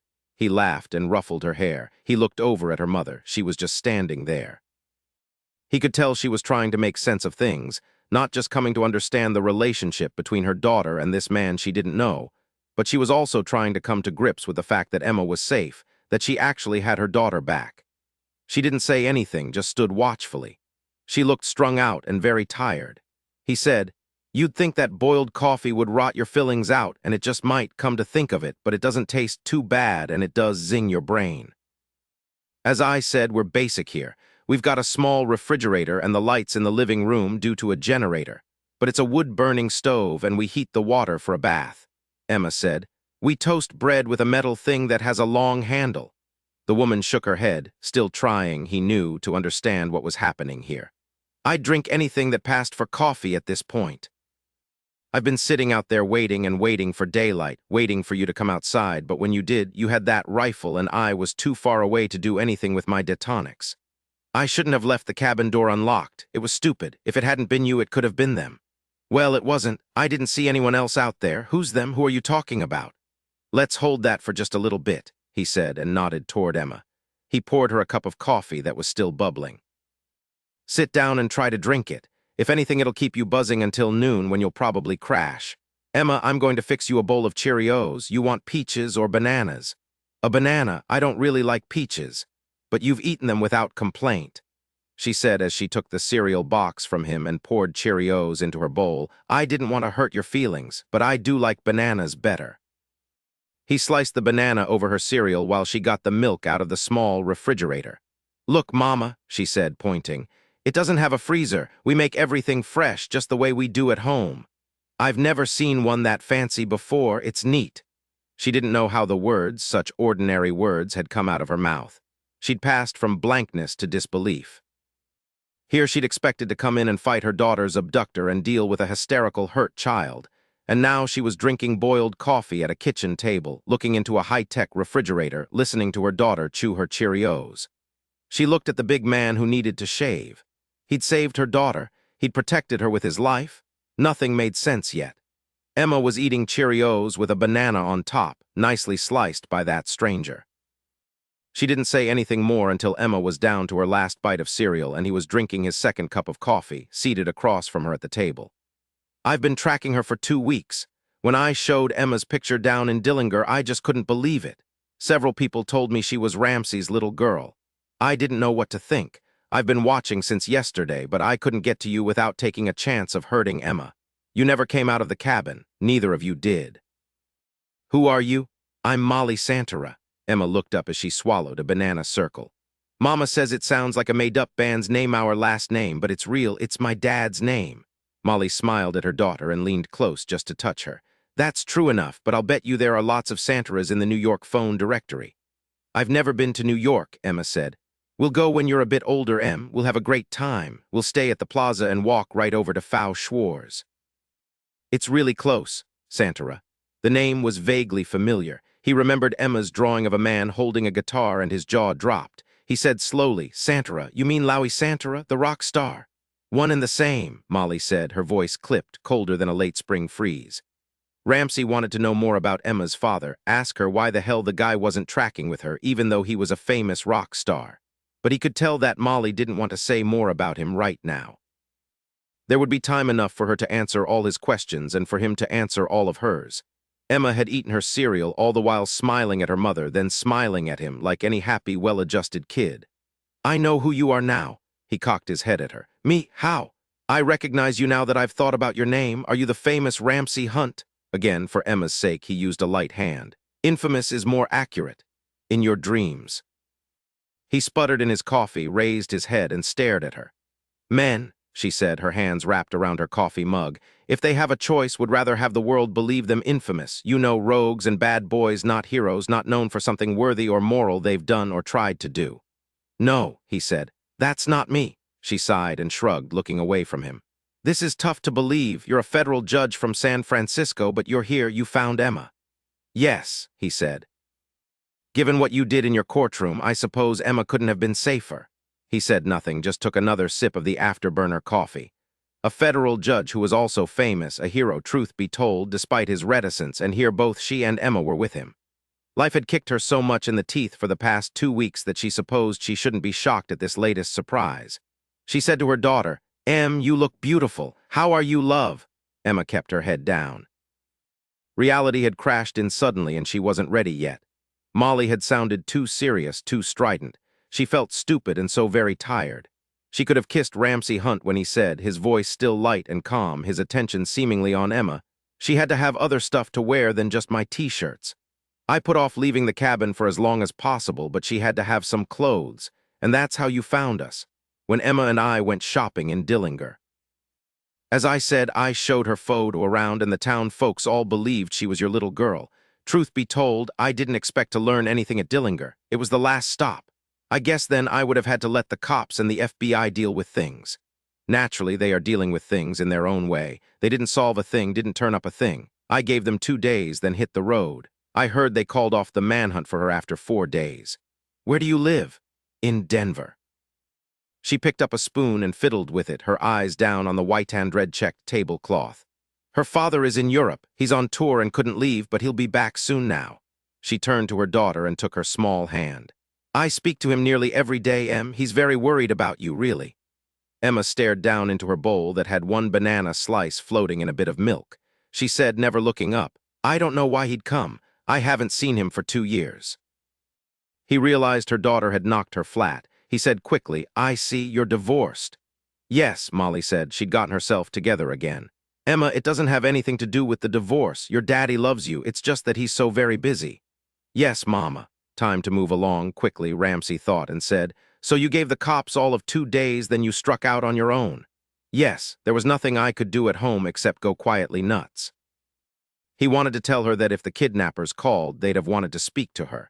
Then he realized that any female police officer could do that duty. He didn't say anything. Emma was all ears.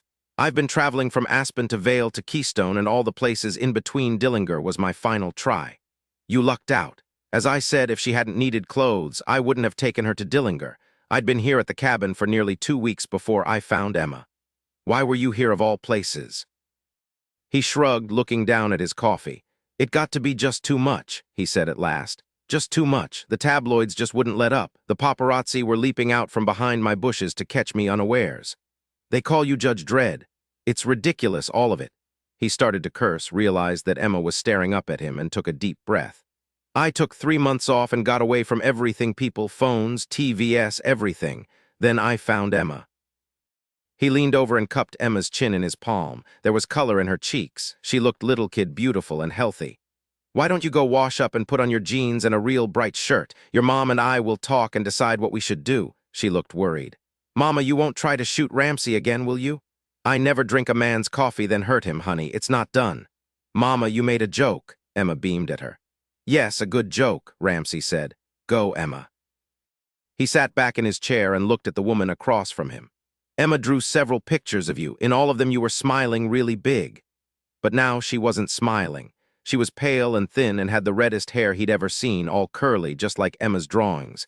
Her eyes were a sort of green-grayish color, a bit tilted at the corners, sort of exotic. She didn't have any freckles, and she didn't look a thing like Emma. I've been calling her sweetheart. I like Emma. It suits her. It was my grandmother's name. She sat forward, intent, then suddenly jumped to her feet and began pacing the small kitchen, hyper now from the coffee, alert and ready for answers. How did you find Emma?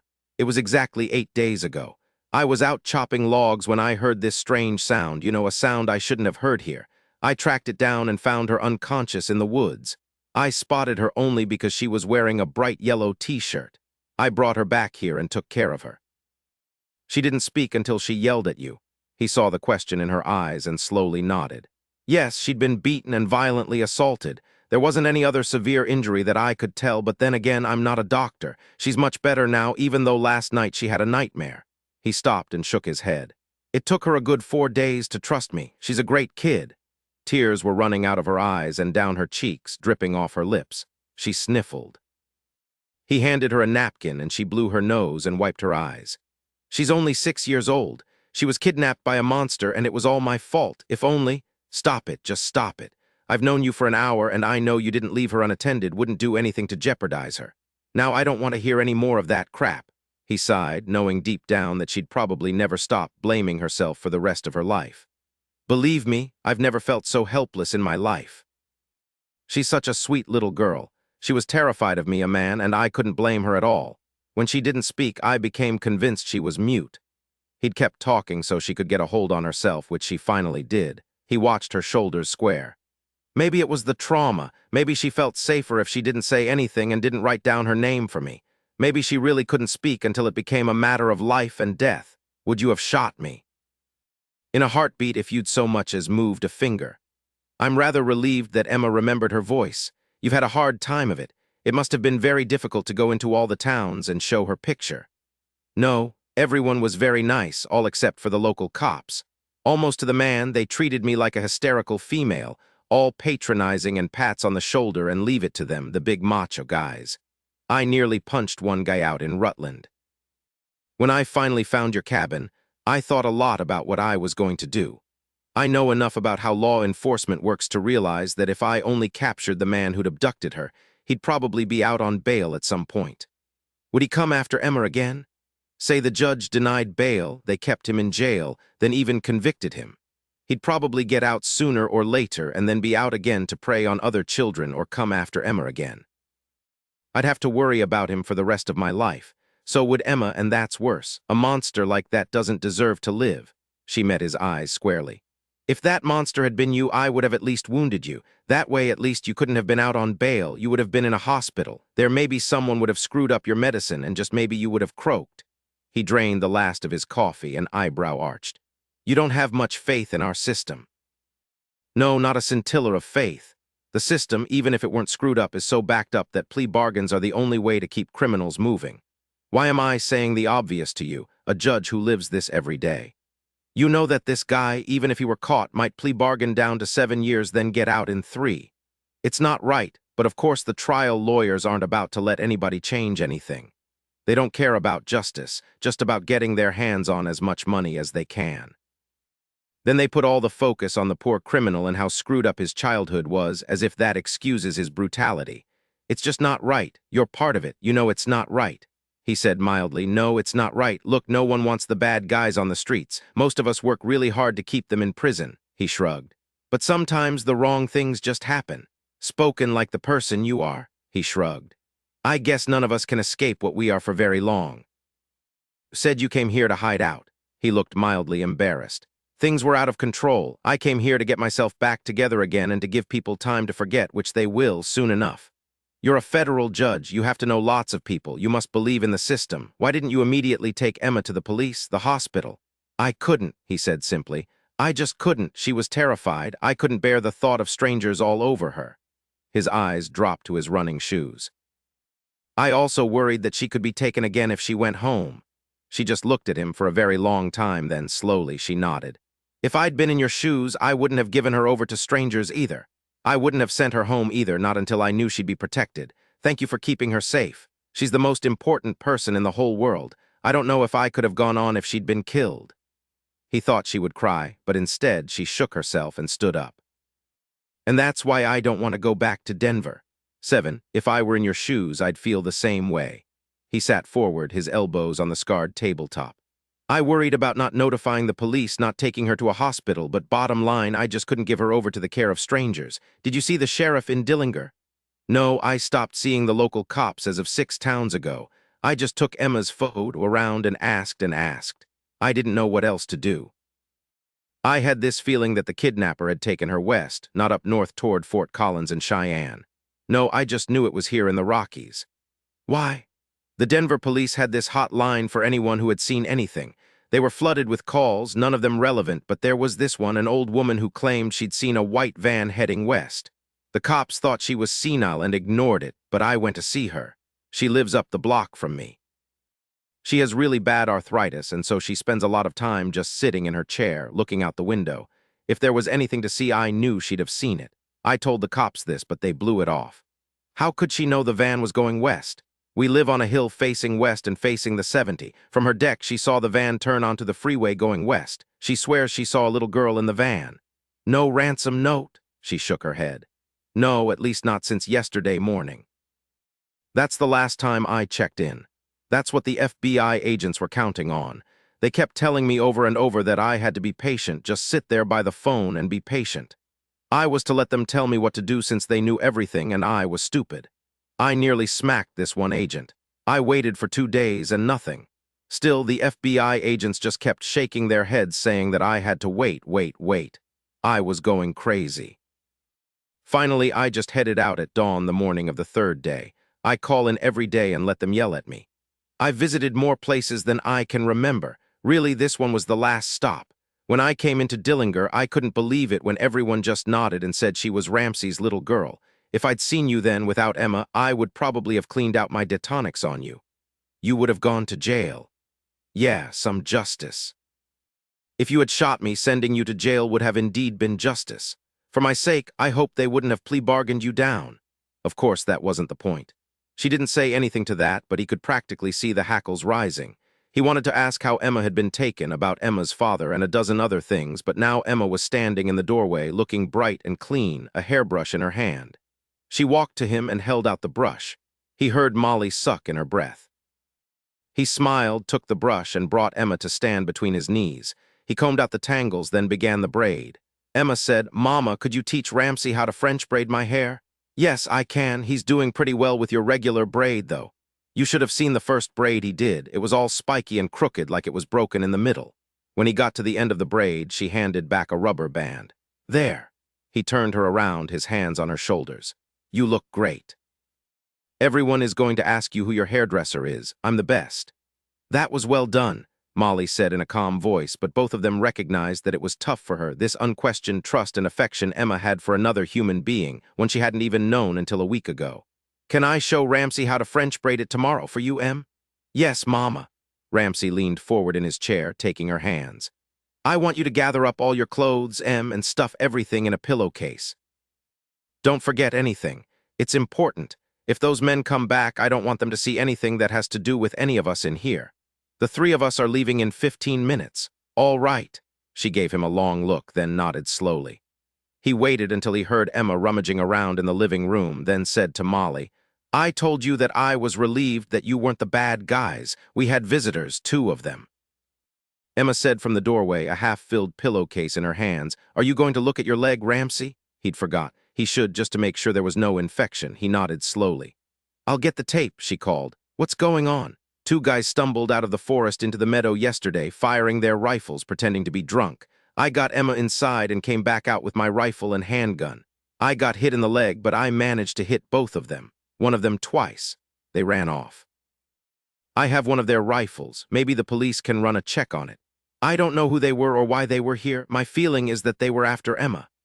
Then Emma was standing there beside him. He said easily, "Emma, hand me a sterile gauze." He rose and pulled down his sweatpants. He heard Molly suck in her breath. He said as he sat back down again, "Let me get this tape and gauze up. There, that's not too bad. It's supposed to turn black and blue. Okay, Emma, give me the gauze." "You know, I think the swelling's down a bit." "I hope so, Ramsey," Emma said, leaning close. "It doesn't smell bad, so that's good." Molly said as she watched the two of them work smoothly together, Emma handing him strips of adhesive tape, then helping him pull it tight over the gauze, keeping the flesh together. "How'd you know about that, Em?" "I know lots of things, Mama. I watched an ancient history show, the one Mr. Spock does, and they talked about how this one Pharaoh. Yeah.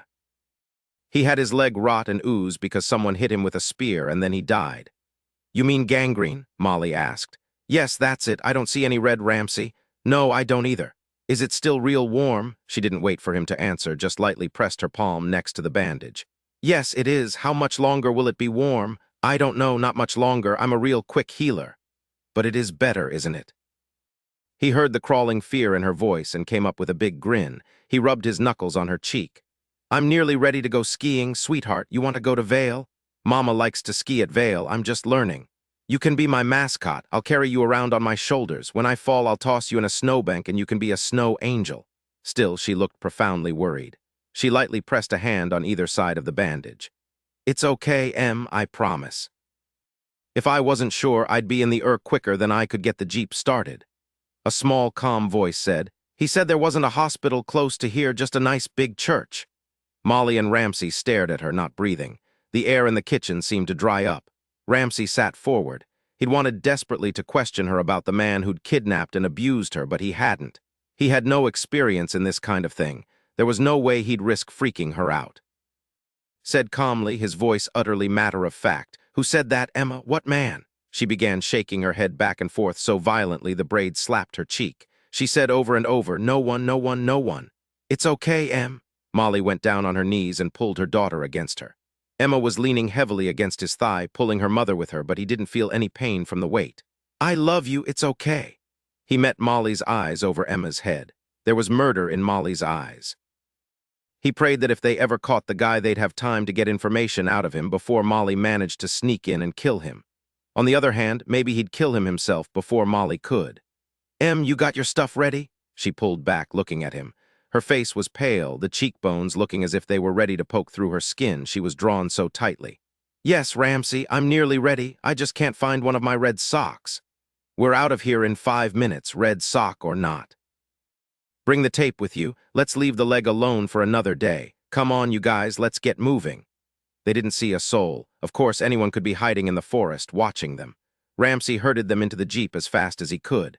"Where's your car?" he asked Molly as he slipped into the driver's seat. In one quick motion, he'd inserted the key and turned it. The engine was loud in the early morning silence. "It's down about a half a mile, just off the road. It's a rental car, a Chevrolet."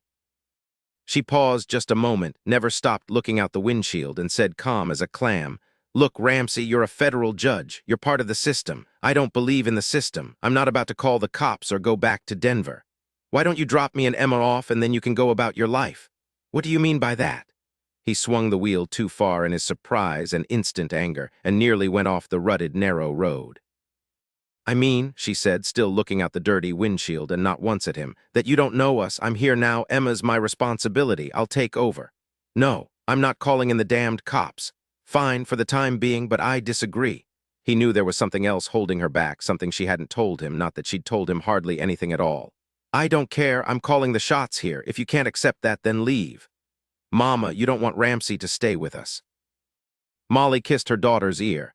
"He's an innocent bystander, Em. This isn't his trouble." "How did you reach that brilliant conclusion?" The Jeep crunched over rocks and lurched to the side. "Some guys tried to take me out at the cabin. Chances are they just wanted to get me out of the way." "I don't suppose you considered that it could have been you they were after." He wanted to strangle the steering wheel. "Emma," he said, "stop listening as of now. Put your hands against your ears. Yes, that's good. Now I'm going to speak my mind to your mother." I don't want to hear any more. It doesn't matter. You've done your good deed. You've even been hurt protecting Emma. It's enough, more than enough. You're now out of our lives. When we trade cars, I'll be really careful to make certain no one follows us. I've gotten very good at being sneaky. I'm not going back to Denver, so you don't have to worry that Emma will be in any danger again. Oh yeah, I'll call the cops and the FBI and tell them it's over. I'll tell them where you found Emma so maybe they can find the cabin where the kidnapper was holding Emma. Then I'll tell them what a dynamite job they all did. Emma sat perfectly still on her mother's lap, her hands over her ears. But she was making those horrible mewling sounds in her throat. Molly looked like she'd been punched in the stomach. She gathered Emma close, rocking her. Baby, it's all right. Oh God, I'm sorry, Emma. Please, trust me. I promise I'll take care of you. It was my fault that he got you that first time, but we're not going back there. I'll keep you safe. I won't yell at Ramsey again. Ramsey stopped the Jeep. He turned in his seat to face them. Emma, he said matter-of-factly, take your hands away from your ears. Now listen to me. You won't make those sounds anymore, do you hear me? If you have something to say, you'll say it, not scare the devil out of me making those sounds. They terrify me to my toes. They make my leg hurt more. Now I'm not leaving you and your mom. Your mom can yell at me if it makes her feel better. I might even yell back, but nothing could make me leave you. Do you hear me? A loud silence, and then, you promise you won't leave, Ramsey. I promise. I don't break my promises. Your mom will get used to me just as you did. She won't talk me out of it, no matter what kind of reasons she comes up with. I'll even play by her rules for the time being. You're going to talk from now on, all right? She nodded slowly. I don't like to hear you yelling. No, we don't either, but it'll happen sometimes. You can just tell us both to be quiet. Now enough said. Molly didn't say a word. She looked as if she wanted to fold up on herself. She looked near the edge. He felt like taking a strip off her, but he didn't. She might just crumble, or she might just shoot him. He lightly patted her shoulder and said in that calm, deep voice that served him well in the courtroom, "It will be all right, Molly, you'll see. There's nothing wrong with needing backup, and that's how you can think of me. Now let's get out of here. Emma, look out the rear window. If you see a car behind us, you tell me." Yes, Ramsey. I'm counting on you. Keep sharp. I will. About those men, Molly said. Do you think it's possible that they could have been after you and not Emma? I don't know. You've made enemies. I read you'd gotten threats, particularly from that one woman whose husband died that day in the courtroom. That's right, I have, but no one has tried to kill me before. That would mean that there were two men with Emma, not just the one who abducted her. That's right. Could you please pour me a cup of coffee from the thermos? She knew he didn't want to talk about it in front of Emma, but there was so much dammed up inside her. For nearly 2 weeks, she'd been filling up with anger and hatred and helplessness. She'd wait, she had to. The last thing she wanted was to terrify her daughter even more than she already was.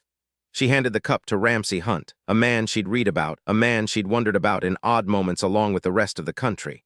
Until 2 weeks ago when her world was blown apart, she hugged Emma tightly to her. Let me loose, Mama. I've got to keep looking out the back window. The Jeep's dirty, Ramsey. We should stop and get it washed. That's a good idea. Who would be looking for a spanking clean Jeep? They left Molly's rental car where it sat. Molly took all the papers out of the glove compartment. I'll call them and tell them where the car is. They may not mind too much if I tell them to charge anything extra on my credit card. They had the Jeep washed when they stopped for lunch in Arapahoe, a small town just off the 70.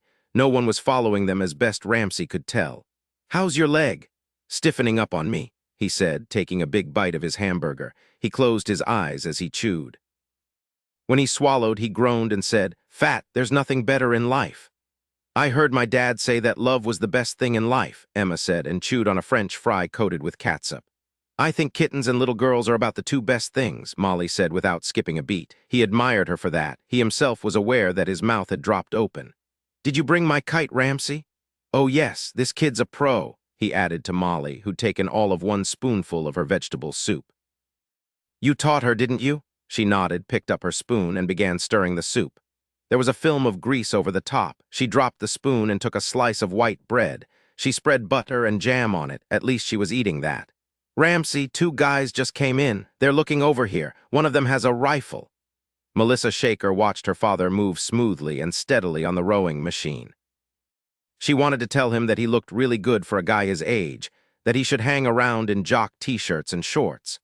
The minute he dressed in one of his expensive Savile Row suits, he looked faintly ridiculous. The bottom line was, he looked like a thug, really. The more expensive the clothes, the more they seemed to reduce him to a stereotype of a Hollywood movie mafia character. but strip her old man down and he looked just fine. She said, I noticed that you've stopped taking Alina around to the clubs. He grunted, never missing his rhythmic pull, release. Yeah, she's so classy she makes me look like a bodyguard. She blinked at that. She didn't realize he'd known. Alina classy, he continued after a moment, his voice smooth and calm despite his exertion. The younger, the more beautiful the girl, the more like a gargoyle I look. Melissa laughed. You're right, but I wouldn't have said it out loud. I saw you with a really beautiful girl out by the swimming pool the other day. You were wearing a bikini and so was she.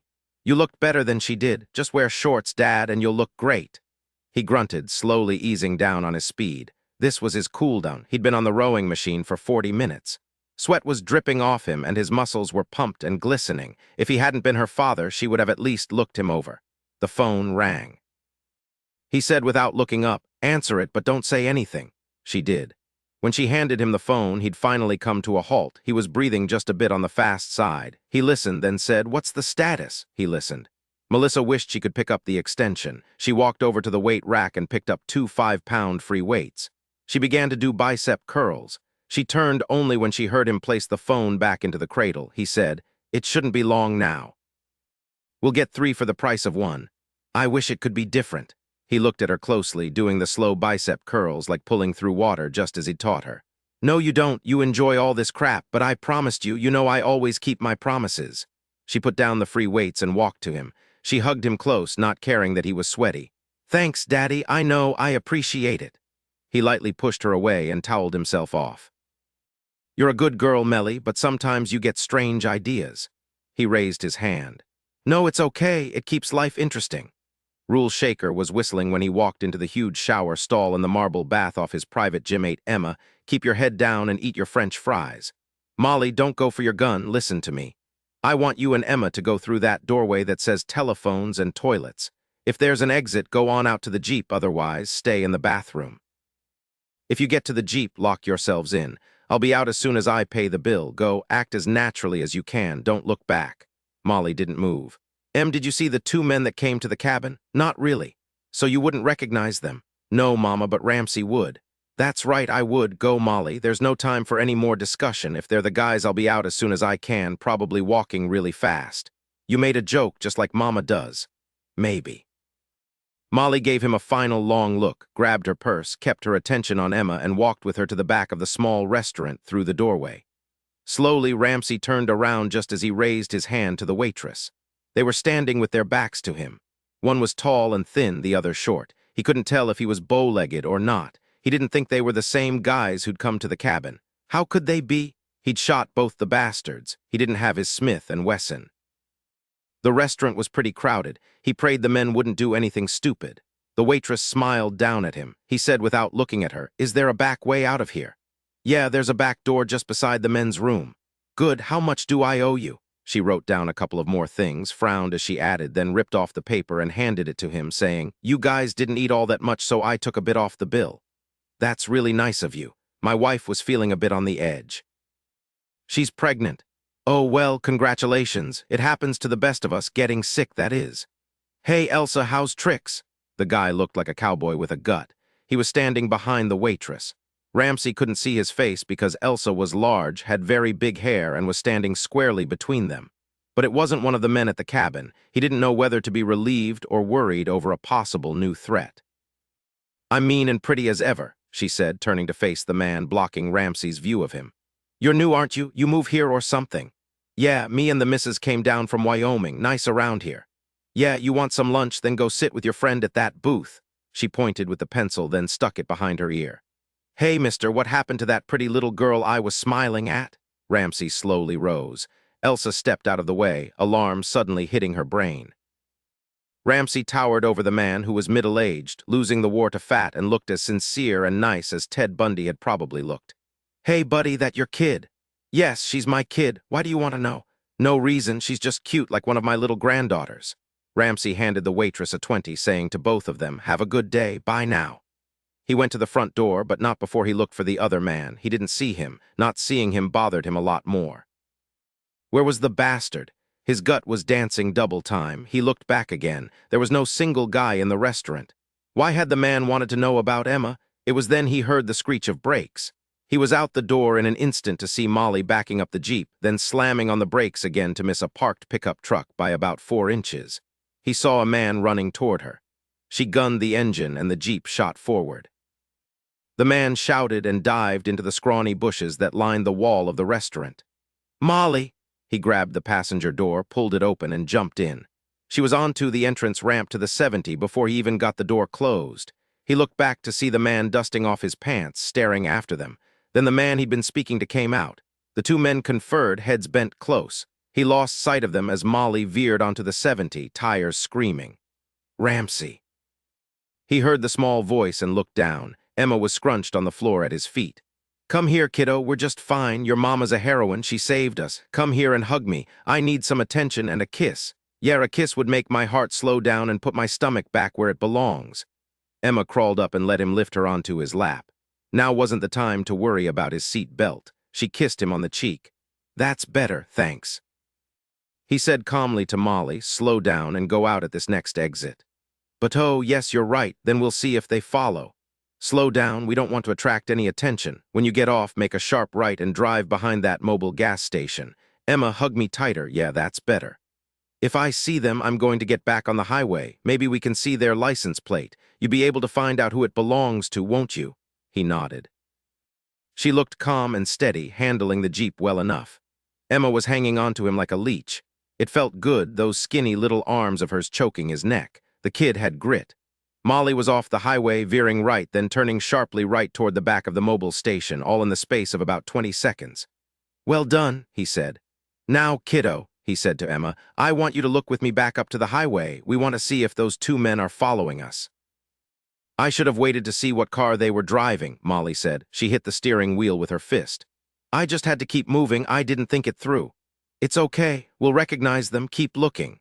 A dark green Corolla went by with two women inside, then a truck with a single guy and a big German shepherd, his head out the window, his tongue hanging long. There was a space of 5 heartbeats, then a filthy black truck, its bed empty. In the cab were 2 men. "That's them," Ramsey said. "Okay, Molly, ease back onto the highway. Keep a minimum of 3 cars back." She was already driving out from behind the mobile station. There was a small white Honda in front of her. She wanted to honk, to run over it, to yell at the older woman driving, but she managed to keep herself calm and steady, but she was whispering, "Move, move, move." Ramsey just kept his arms loosely around Emma. "You okay, kiddo?" "I'm scared, Ramsey." His arms tightened around her. He kissed the top of her head. "I wish I could give you the power not to be afraid of anything, Emma, but I can't. Fear isn't bad just as long as it doesn't freeze you up. I know you don't like to think about it, but you didn't freeze up that time. You managed to escape and run into the woods, and I found you. You were extraordinarily brave. And so you see that if you just keep thinking, if you don't give up, then you can help yourself. You've got a chance." He knew Molly was listening. "You won't forget that, will you, Em?" "No," she whispered. "I won't forget. There's the truck, Ramsey. Mom's close now. Can you see the license number? It's really dirty, but I can see it." Then he laughed. "You can see it, but you can't tell me the letters or numbers. I'm going to teach you how to read tomorrow, okay, kiddo? I know how to read a little. Mama's taught me. She reads to me all the time. She points her finger at the words while she's reading. You think it'll just take 1 day? With you, maybe just half a day." He said to Molly, "It looks to me like it's a B, then an L, then mud's all smeared over the next letter. There's a space, then 388 something. That last number's too smeared to make out. You'll find a cell phone in my bag. Since you're a federal judge, you're bound to know someone who can tell us who owns the truck. Once you find that out, I promise I'll call the cops in Denver and tell them. You don't have to tell anybody anything. Now I'll hang back until you find out." A cell phone. She had a cell phone and hadn't told him until they were holding on by their teeth. He wanted to yell at her, but he didn't. He pulled out the slim phone. He started to call Virginia Trolley in San Francisco, then paused. No, she couldn't do anything. He needed someone objective, someone with an inside track who wouldn't butt in but would give him all the help he could. He dialed the main number to the FBI in Washington, D.C., and asked for Dylan Savich in the Criminal Apprehension Unit. In 2 minutes, he was talking to Savich. "Why don't you ever use my email, Ramsey? You know I hate phones. I think when I was a kid, a phone cord must have wrapped around my neck and nearly choked me to death. Sorry, I don't have my laptop and modem with me. Long story, I need help, Savich. Talk to me." No hesitation, no questions. Ramsey said, "I need to know who belongs to this license plate." He gave Savich the information. "I'm on a cell phone." He gave him the phone number. Yeah, I'll keep it on. I owe you one, Savich. A grunt, nothing more. Ramsey smiled into the cell phone. He hung up but left the phone button on. Who did you call? The police in San Francisco? No, I called a friend of mine in Washington, D.C. A good friend if he didn't ask you any questions. Yes, a good friend. We met about 4 years ago at a law enforcement conference in Chicago. At that time, I was with the U.S. Attorney's Office. Savich is into karate big time, does an exhibition now and again. He got married about 6 months ago to another agent named Sherlock. Keep further back, Molly. Oh no. The truck was slowing. The man in the passenger seat was looking back. They've gone far enough to know we're not there ahead of them. Slow down more, Molly. Yeah, let that Chevy get ahead of you. Good. He pressed Emma against him. I don't want them catching sight of you, kiddo. Keep down. They're pulling out Ramsey, Molly said. He wanted to follow, so did Molly probably, but they couldn't, not with Emma such an open target. It won't matter, Ramsey said. Once we know who owns the truck, we'll have what we need. We don't have to do everything. I don't know about that, she said, her voice all rough and low. Then she smiled at Emma and said, sure thing, and slowed down even more. They're hanging on the side just the way we did. He weighed the options. Drive like a bat out of hell, Molly. In a couple of exits, we're out of here. She didn't hesitate for an instant. She floored the gas pedal. The Jeep hit 90 miles an hour quickly. They sped by 2 exits, Molly weaving in and out like a pro. Then she slowed and swung off at the 3rd exit onto a high arcing road that flattened finally, headed due south. Good going. Just keep driving, then pull over about a mile toward what's the name of the town in this direction? Paulson, according to the sign we just passed. Yeah, it's about 3 miles to Paulson. Let's go nearly to the town, then take a side road. We'll just sit there for a while. I'll bet everyone's thirsty. We'll have to buy a bottle of water. I have to go to the bathroom, Emma said. I do too, Ramsey said, hugging her. Hold it just 3 more minutes, Em. The cell phone trilled a soft high whine. Savich, yes, since you didn't have a clean set, we have 3 possibilities. Okay, I've got a pen and paper. Molly watched him pull a pad from the glove compartment and write down names and addresses. She heard him say, Thanks, Savich, I owe you big time. There was a long pause then. I'll tell you everything when I can, but not just yet. Say hello to Sherlock for me. He shut down the phone. It appears that we've lost those guys from the restaurant. I still think we should call the cops, Molly. No, not yet, please, not yet. He sighed deeply. The last thing he wanted was for her to try to take Emma and go off on her own. He had a strong feeling she'd do just that if he didn't play by her rules. It wasn't just that she didn't trust the police. It was something more, something she hadn't told him. Well, hell, he said. Let's go to Aspen and stay at the Jerome. I'll take you guys to the cantina for a good Mexican meal. Molly pulled off the road a minute later. She took Emma to the cover of some bushes. Molly met his eyes over a tangle of blackberries. He had eyes nearly as black as his hair, thick hair a bit on the long side since he'd been away from civilization for 3 weeks. He had a strong face, high cheekbones, and olive complexion. She wondered if he didn't have some Italian blood lurking somewhere. He also had the beginnings of a 5 o'clock shadow. Actually, now that she was really looking at him for the first time, she realized he was handsome, not drop-dead handsome like a film star, but handsome in a way that was calm and strong, a handsome that you could trust. She owed him the rest of the truth, but not just yet. She thought, as she helped Emma with her clothes, that it felt rather strange not to be alone anymore. She'd known him for less than 1 day. It seemed longer, but the fact was that she didn't really know him at all. She knew his reputation, but not the man. He'd saved Emma. That was really the beginning and the end of it. He'd have her gratitude forever. She smiled at him. Ramsey did a double take. He smiled back at her automatically. He'd been wishing that he'd gotten a look at the other man at the restaurant. Were they dealing with 2 new men entirely? Probably so. There'd been no sign that either of them had been wounded. If they were new on the scene, then there might be a lot more going on here.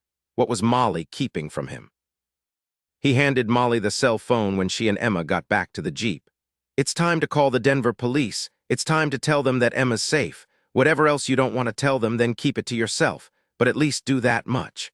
She pulled a small notebook from her large shoulder bag. She looked up a number, then dialed it in.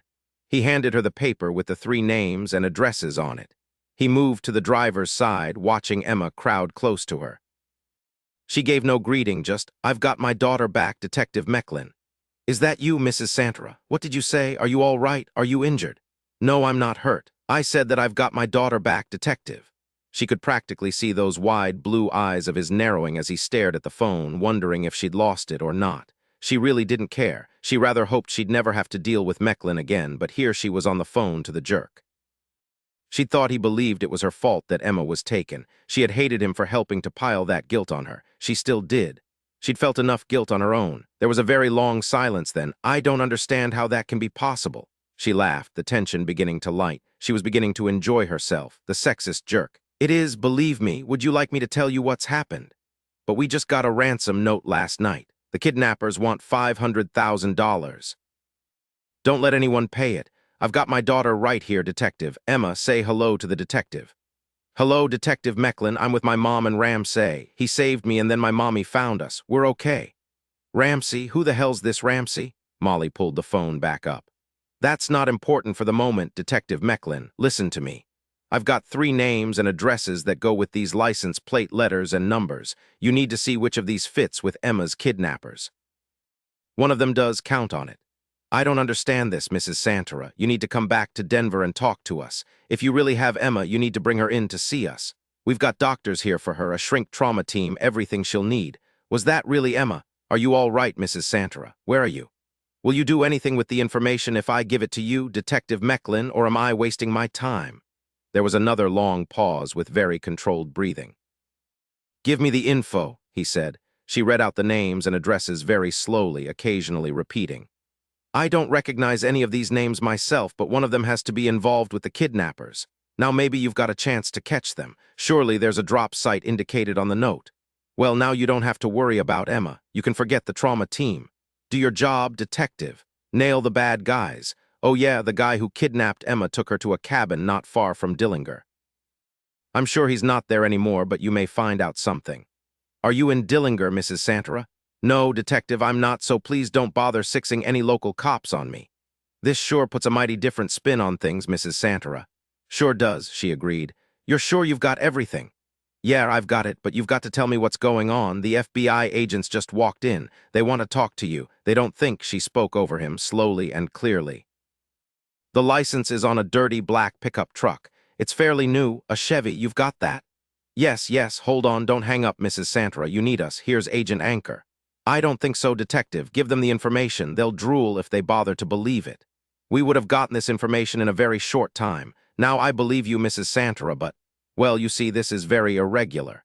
It was Agent Anchor, a man with a great deal of experience with kidnappings. He was also a dictator who believed everyone except himself had a brain the size of a pea. He'd ordered the Denver cops around as if they were his personal chattel. "No buts, Agent Anchor. Catch the men who took my daughter. You have no idea if any of these license plates has anything to do with the kidnappers, do you? Look, I don't understand any of this. Tell me where you are. Do you understand what I'm saying to you, Mrs. Santara? You may be in danger. Tell me where you found Emma. You can't just call in and order us around and, 'Agent Anchor, go catch the kidnappers.' Ah, that pickup truck was last seen just west of Arapahoe on Highway 70. Molly smiled as she pushed the off button. "I hated to tell him that because he's not stupid and he'll know that's where we are too. But I had to, otherwise how could they catch them? I hope they can locate that cabin quickly, maybe find something helpful." "No, you're right. You had to tell them. By the time they get themselves together, we'll be tucked safely away in Aspen. They really shouldn't care all that much about us and where we are, but who knows? At least our perps don't know we got them tagged. They shouldn't be hiding out. Were the Fed agents a big pain? Yes, if I hadn't been so terrified about Emma, I would have felt sorry for the local cops. The Feds treated them like gophers. Detective Mecklin isn't really all that much of a jerk, but he's also not what you'd call very flexible. He's got this big handlebar mustache, dyed really black, you know. It droops around his mouth, makes him look something like a basset hound. He's also very fat. I hope he doesn't have a heart attack." Then she just shook her head. "He didn't want to believe that I had Emma. He even asked me if that was really Emma who'd spoken to him. As for Agent Anchor, he has a god complex." A lot of the federal people did, but they were getting better, or at least some of them were, like Dylan Savich. He'd like to meet this Agent Anchor when this was over. He'd like to pin Agent Anchor's ears back. "You did well, Molly. At least we had to do that much. Let's go to Aspen. Let's forget both of them for now. We'll call Detective Mecklin back tomorrow and see what he's got. A ransom note arrived last night. The kidnappers wanted $500,000. "They're bluff," he said. "It's a good try." He looked quickly at Emma, who looked to be nearly asleep, but he wasn't fooled for an instant. "Just a bluff," he said again. "But it gives the cops a real chance at them now. So there are at least 4 other guys besides the kidnapper. I wonder how many people are involved in this, and why. It isn't just a kidnapping, Molly." "I don't like it," Emma said, snuggling close to her mother. "I don't like it at all." Their eyes met. "Neither do we, Emma, neither do we," Molly said. Ramsey pulled back onto the highway. There was no sign of the black pickup, thank the good Lord. 9 after Molly showed him a weighty wad of $100 bills and assured him she had lots more in her bra. Ramsey got them a junior suite at the Jerome, providing them a false name and paying cash.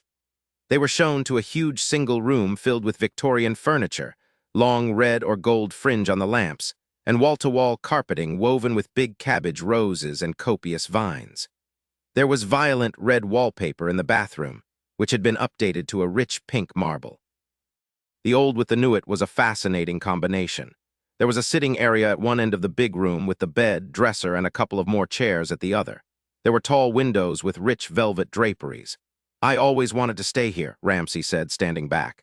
"I saw the place way back when I was a kid here on a ski break. It's something, isn't it?" "Yes," Molly said. "They didn't have 2 beds, just this king." "We're married, remember. Don't look at it too long, it'll make you bilious. Also, don't worry about it. They're bringing up a cot for me." The spread was a bright blue velvet with red tassels that screamed Victorian Wild West. Emma said, "What's bilious?" "Bad liver stuff." He saw her repeat the word a couple of more times beneath her breath. He smiled as he watched Molly go down on her knees and hug Emma until suddenly she squealed. Molly let her loose and the both of them began to laugh. "It's a game we play," Molly said.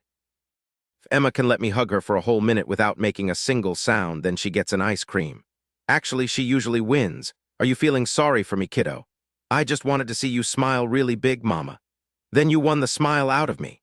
Molly had a single duffel bag, Emma had her stuffed pillowcase, and Ramsey had 2 suitcases. He'd locked his mom's old Olivetti typewriter and all the pages he'd managed to write during his stay before Emma, and some books and novels in the Jeep. The hotel brought up a cot for him, too short, but he just shook his head at her when she would have protested. Actually, Ramsey didn't care if he slept on the floor. His leg hurt like hell, he had a headache, and he felt as if he'd hit a brick wall. Molly looked as if she had her nose pressed against that same brick wall. She was standing in the middle of the room, running her hand through her rioting red hair. He smiled. "You want me to give Emma a bath? No, I take that back. She can bathe herself. She's really not very good at it, but she does try." Molly grabbed Emma up and checked behind her ear. "Smells sweet. You did a good job. You want me to bathe you this time, Em? Just for a change?" Emma nodded happily. Molly turned to Ramsey, who looked ready to fall over. "You just lie down. I'll bring you some aspirin. Do you put an ice pack on the leg?" "I hadn't thought of that. Why not?" "Good. Lie down, Ramsey. I'll be right back." After she'd watched him wash down 3 aspirin and she'd laid the ice wrapped in a towel over his bandaged leg, she said, "Do you mind if we don't go to the cantina? I'll see if they deliver." They did, for a $50 service charge. It was Aspen, he thought, as he ate a $10 taco. Exhaustion hit big time after they'd consumed a good half-dozen beef tacos and enough chips and salsa for a football team. Emma had some guacamole smeared on her chin when it was all over, and she'd looked wonderful. She was asleep 10 minutes later next to her mother, just after they'd gotten her to brush her teeth. She beat them to sleep by 5 minutes. Molly awoke at midnight at the final stroke from a big grandfather clock in the corner out in the corridor.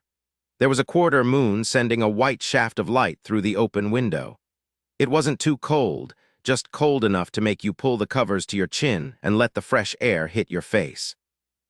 It was the first time she'd slept over 3 hours in more than 2 weeks. 16 days, she thought, suddenly sitting up just to look over to see Emma curled up into a ball, the pillow hugged to her chest, her beautiful hair, free of its braid, tangled about her head. She was safe. She felt tears sting her eyes, felt them ooze out and slowly trickle over her cheeks. They'd been so very lucky. As it turned out, she hadn't been the important one in the equation, not that she'd ever really believed she actually would be. Ramsey Hunt. He'd saved her daughter. He would have continued to protect her until he'd gotten her back safely. The tears came more freely. She sobbed. Oh no, that was humiliating. She stuffed her fist into her mouth. "Molly, it's okay." How had he heard her? Emma was still sound asleep. He said quietly, "Cry, it's good for you. I'll bet this is the first time you've had the luxury to just let go. Think you can?" She kept crying and he kept talking, saying nothing really, just nonsense. Then, Mama, what's wrong? Emma sounded terrified. Ramsey said quickly, "It's all right, Emma. Roll over and hug your mama. She's just crying because she's so relieved you're safe. She's been on the edge for a really long time. She's been really scared for you." Molly was hiccuping, crying, and now laughing. Emma had wrapped her arms around her. "I feel better now." "Thanks, Em." She kissed her daughter's cheek and felt as happy as she'd ever felt in her life.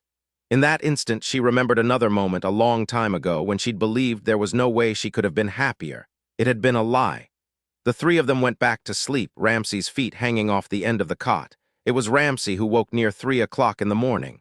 Maybe he'd heard something. His brain was still turned inward to a pleasant dream.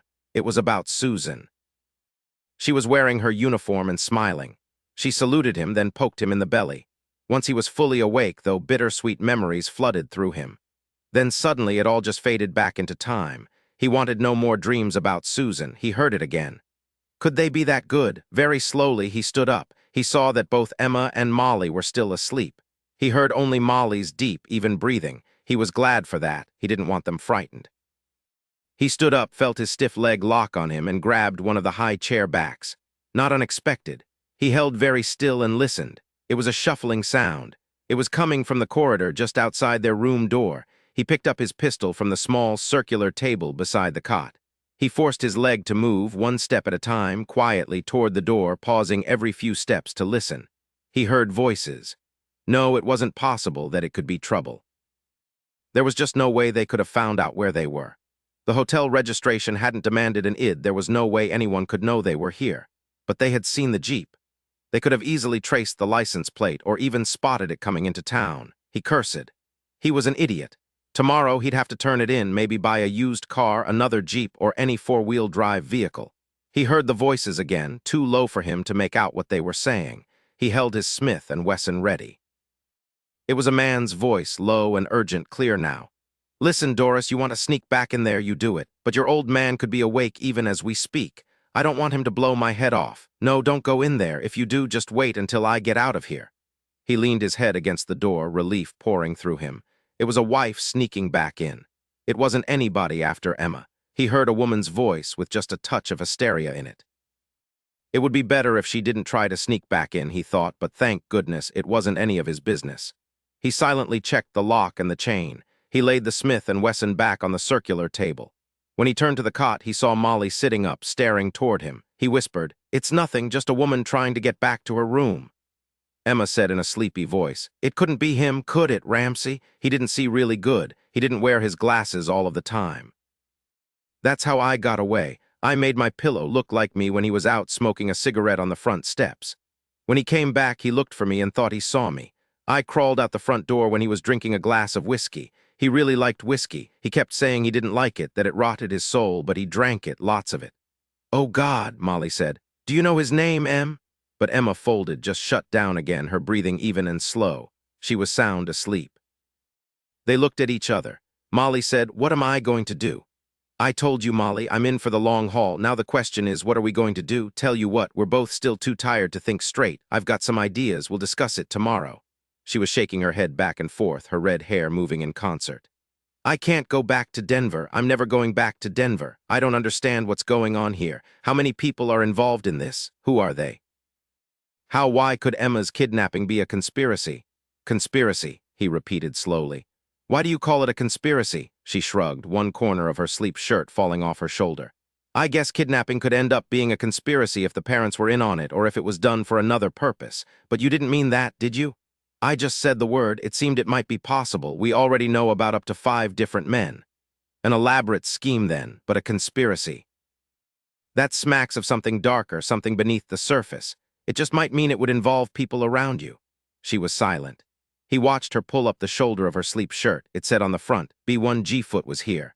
Her hair was corkscrewed and wild around her pale face. She looked unutterably weary, and also very pretty, he thought, somewhat amazed that he'd noticed, and here it was in the middle of the night.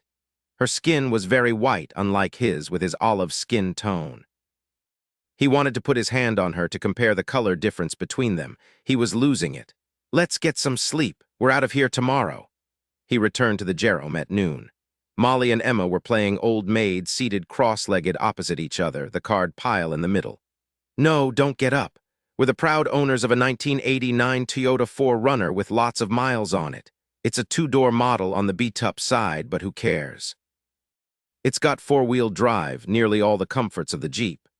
He'd gotten the maximum cash allowed from Amex and paid the car dealer in cash. He added, even if they've tracked down the Jeep, it'll take them a good long time to find it in that long-term parking lot over by the lift.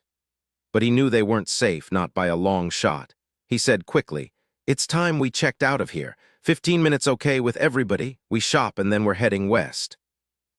They'd spoken about it briefly that morning when they'd awakened. "It's just our next destination," Ramsey had said, "but it gets us closer to my home and my turf."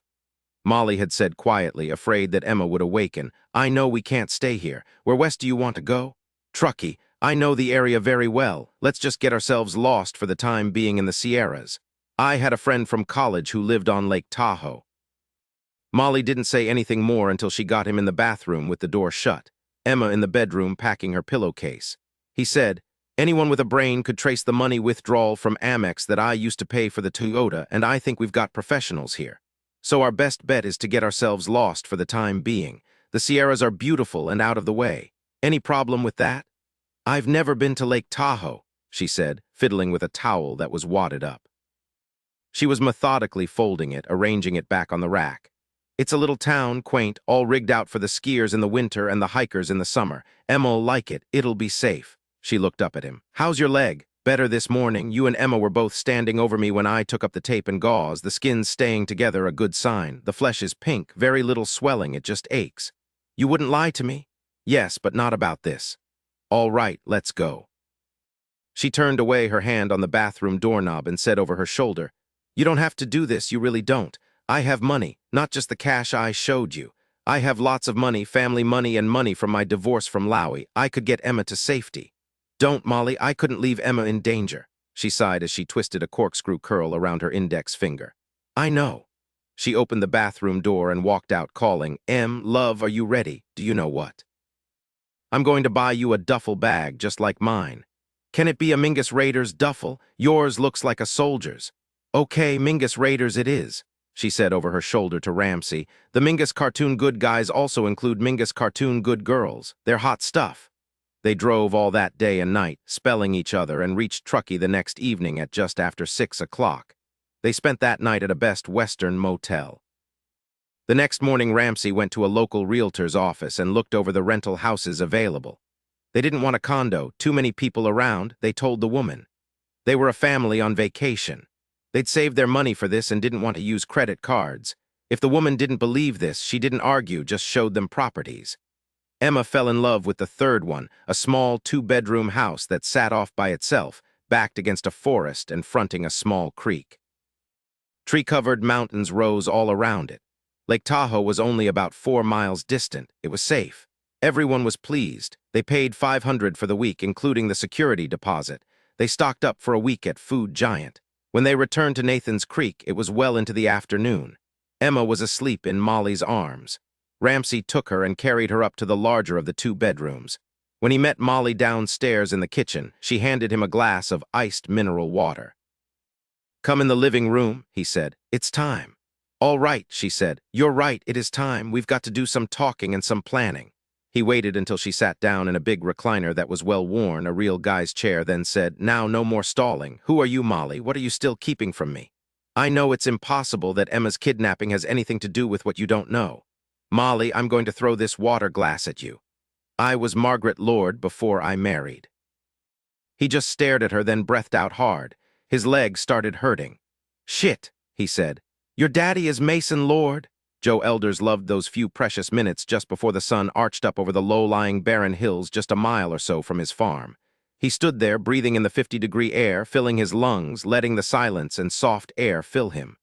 The sun struck his eyes with brilliant light, and he smiled into it, closing them. He heard Millie moo.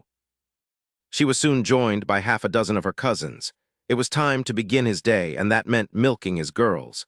He whistled as he walked to the cow barn, brand new, just completed a month before, with all the new technology they told him would at least put him in the same ballpark as the big dairy outfits. And he'd had the money to pay for it all. He'd been smart, really smart. They hadn't taken advantage of him, no, they hadn't. After his deal, he hadn't had to borrow anything. He paused, sniffing the air. He could swear it was the sweet, clinging scent of marijuana. He kicked one of the goat's favorite old chewing gloves out of his path. He cursed. It was pot he smelled. Nancy was smoking and carrying on again, and after she promised him and her mother that she would straighten up. Pot of all things. She was 16 years old, popular at school. He hoped she wasn't that popular. No, she was too young to really have the hots for any of the boys he'd seen around. But pot, hell, and damnation. He opened the barn door. He was greeted with a chorus of moos, most of them welcoming, a couple pissed, he could tell. They didn't like all the new equipment that relieved them of their milk. Shirley was the one who hated the machines the most. Since she was one of his old girls, he decided just the week before to milk her himself. She enjoyed that, turning her head to look at him while he worked. He got all the other cows set up. It still took him a while. Well, he'd get better and faster at it soon. Then he took his old stool down to where Shirley was standing, still and fat with milk, watching him come closer. "Good morning, old girl," he called out, giving her a wink like the one he'd given her every dawn for the past 7 years. He began to whistle as he set the stool down beside her. "Now let's make you a couple of pounds lighter." He heard a soft whooshing sound. It was close, real close. He wrenched around on the stool. There was a man standing over him. He was black, his eyes hard and wide, his head bald. Joe never even had a chance to ask the man who he was. He felt a huge hand on his shoulder and saw a big hammer part the air. He felt the blow throughout his body, but it wasn't exactly painful, just a numbing jarring that made his eyes blink once in surprise. The large hand released his shoulder. Joe Elders fell beside Shirley's stool, his eyes staring up at her milk-swollen udder. 10, I just heard Emma moving around upstairs. We've only got a few minutes before she comes down. We'll get back to your daddy a bit later. Now our immediate problems, we've got to assume they're professionals. And that means we've also got to assume they have a backup organization to be on us in a flash if we use credit cards. If we're careful, your 3,000 and my 2,000 should last us just fine until this mess is cleaned up. Molly figured she'd been frugal for a total of 13 months in her life. She'd gone from one wealthy home to taking care of herself, and she'd done it, not that it had lasted long. Then she'd gone to another one, from a rich father to a rich husband. But for the past 2 years, she'd been on her own again. She loved it. She grinned. Actually, it was the first time she'd smiled in a very long time. "I'm going to go scrub a toilet." "Mama, you're joking." Emma had arrived, full of energy. Molly hauled her up in a big hug, kissed her small ear, and said, "No, sweetie, this time I'm not. Well, maybe. I'm thinking that if I can take Ramsey in poker, then he can scrub the John. What do you think?" Emma looked very serious, her head cocked to one side. "I think you could beat him in Old Maid. I beat you last time we played poker." "Thanks for the support, kiddo. All right, I'll think about it. Maybe I can play him to a draw." "That's chess, Mama." "Yes, but maybe I can figure out how to apply it to poker. Hey, you want some hot dogs for supper?" "Oh, yes. Ramsey makes the best. We stuck them on coat hangers and held them over the fire in the fireplace." Ramsey was sitting in that big recliner, his hands folded over his stomach, a pillow under his leg. "You'll have to go a long way to beat my hot dogs, Molly. I know how to make the secret relish handed down from my mother's family in Italy. The relish will make her jump off your bandwagon quick enough." "We'll see about that. I've got secret other things like good cheap yellow mustard." He said to Emma, "How come you know about draws and chess?" "My boyfriend taught me." "You've got a boyfriend, Emma? His name's Jake. He's my nerd boyfriend." Ramsey rolled his eyes. "You also got a jock boyfriend." "Oh no, Ramsey, they're gross."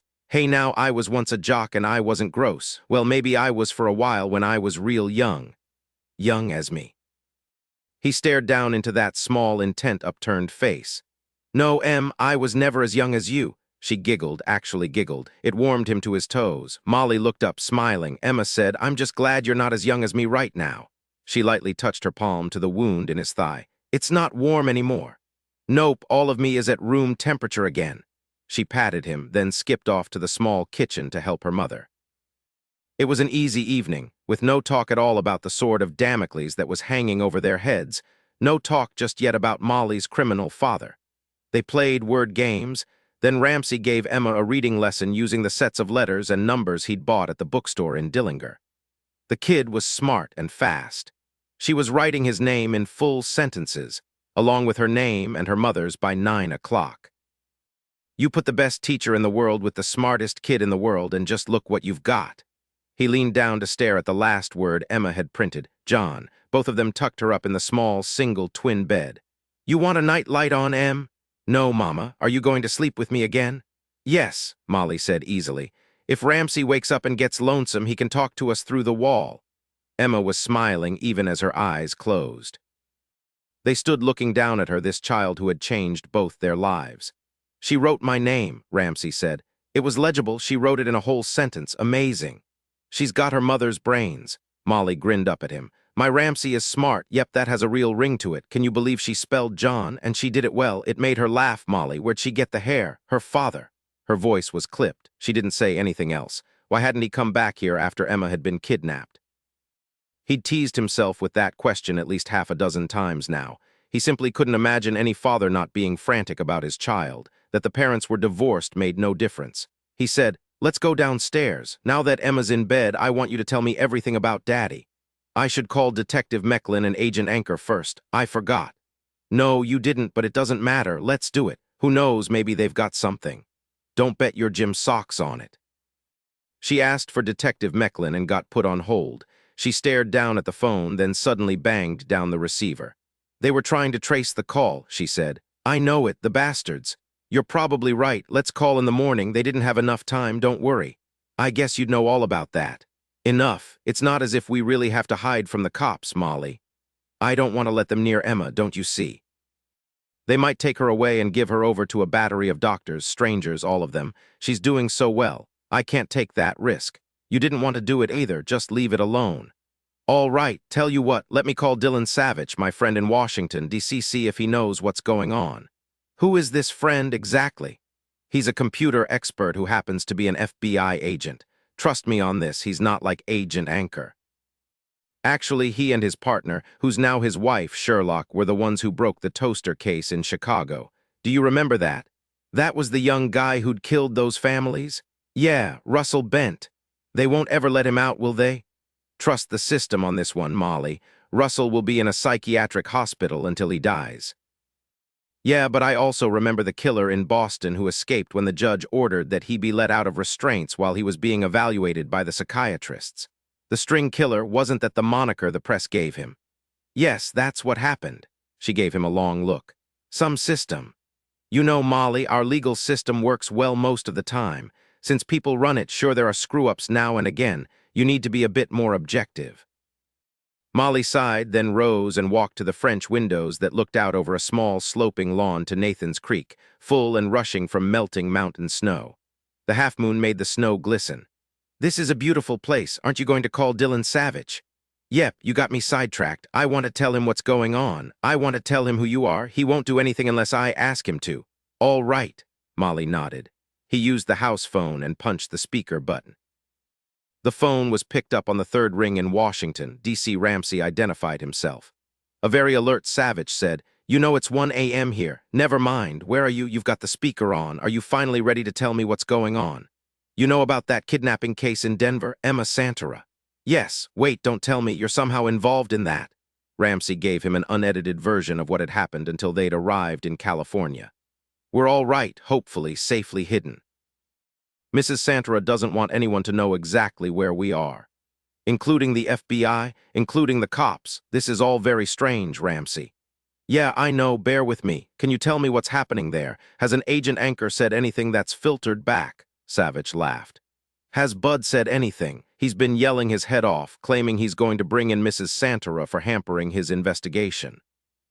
It's going to be hard to keep my mouth shut, Ramsey, but I will until you give me the go signal.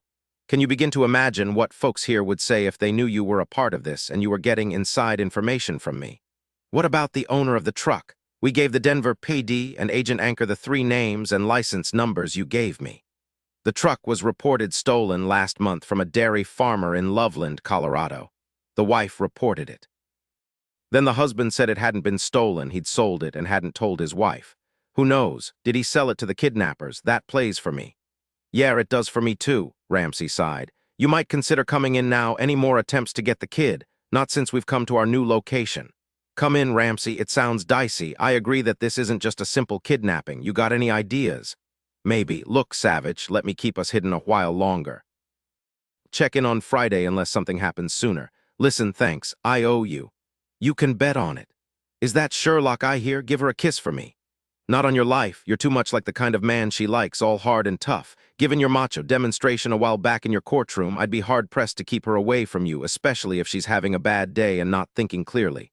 No, all kisses are from me. Take care of yourself, Ramsey, and call if there's anything I can do. Thanks, Savich. Ramsey slowly hung up the phone. You heard everything, she nodded. Now no more procrastinating. It's time. On to Daddy. She started shaking her head. Listen, Molly, your father is Mason Lord. It's time we thought about him.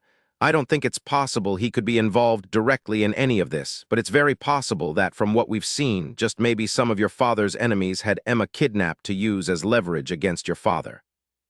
She didn't turn, just ran her fingers over the thick fabric of the light tan drapes. I think he would have warned me if someone he was dealing with might consider such a thing. Yes, he probably would have if he'd had warning.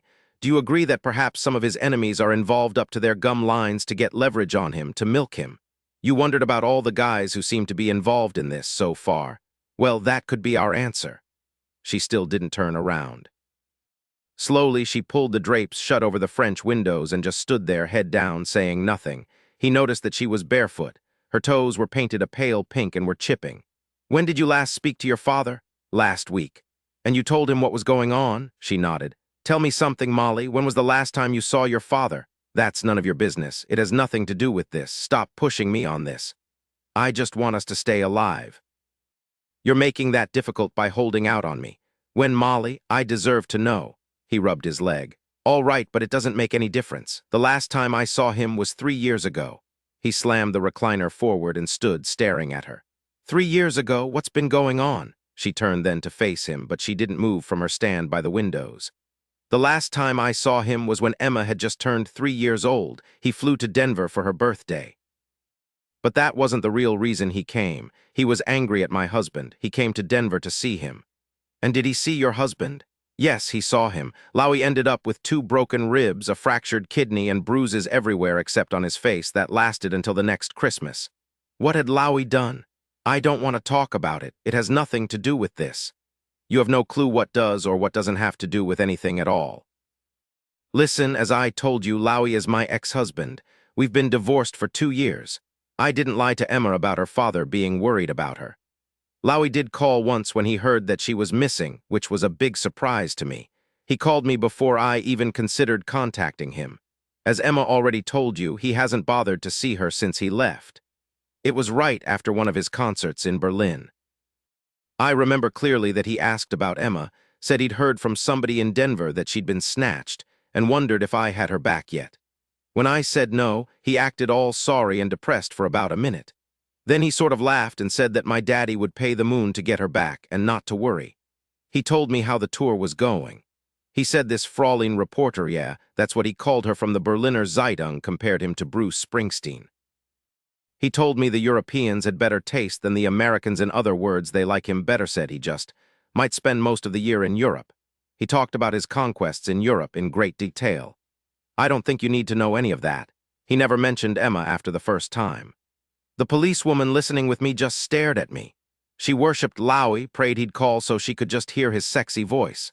Or rather, she worshipped him until she heard what that sexy voice said. She patted my shoulder when I hung up. I started crying and she kept patting. She thought I was sorry about Lowy leaving me, sorry that he was bragging about all these women. I remember now, he said after a moment. There was press about the divorce, but never any details, no hints of infidelity or drugs or anything at all. Just a quiet announcement of irreconcilable differences, something like that. It was out of the public eye very quickly. My father is powerful. In this instance, it was a good thing. No one had much to say about anything. There were a couple of days of speculation in the tabloids, but even they dropped it. I was very grateful to my father. She looked down at her fingernails. There was mustard from the hot dogs on her index finger. She licked it off. Molly. Lowy, her biological father, didn't ever want her. After we split up, I think he was relieved to be out of the daddy business. A child didn't go with the sexy, footloose image he had of himself. Funny thing is, she's probably just as talented musically as he is, maybe more so. How did Lowy know Emma had been kidnapped? You said he called you before you called him. I wondered later about that. One of his friends in Denver probably called him. Lowy undoubtedly thought that if it hit the press, he should act the concerned papa so he wouldn't be seen in a bad light. Who knows? I wonder which friend in Denver bothered to call him. He didn't say, and I was too upset to ask. But you know, Lowy is friends with a lot of folks in the media, from TV to newspapers. It was probably one of his newspaper buddies. Is there a special buddy? Yes, his name is James Hicks and he's with the Denver Post. Why? No reason, I just like to gather information. Now are you going to call your papa and tell him Emma's safe? Yes, I should. He's been very worried. I called him right away when Emma was kidnapped. I knew he'd have some of his people on it right away, and he did. A man and 2 women came by 6 hours after I'd called. It drove the local cops nuts, lots of suspicion. I ignored the cops bitching about outsiders. I told them everything I could, why not? They wanted to help, my father was paying them to find Emma. I don't know what his people actually did. I saw them several more times. We discussed leads, possibilities. If they found out anything, I don't know about it. Did you tell them you were taking off to find Emma yourself? No, I didn't. I'll call him right now. At least he won't try to trace the call.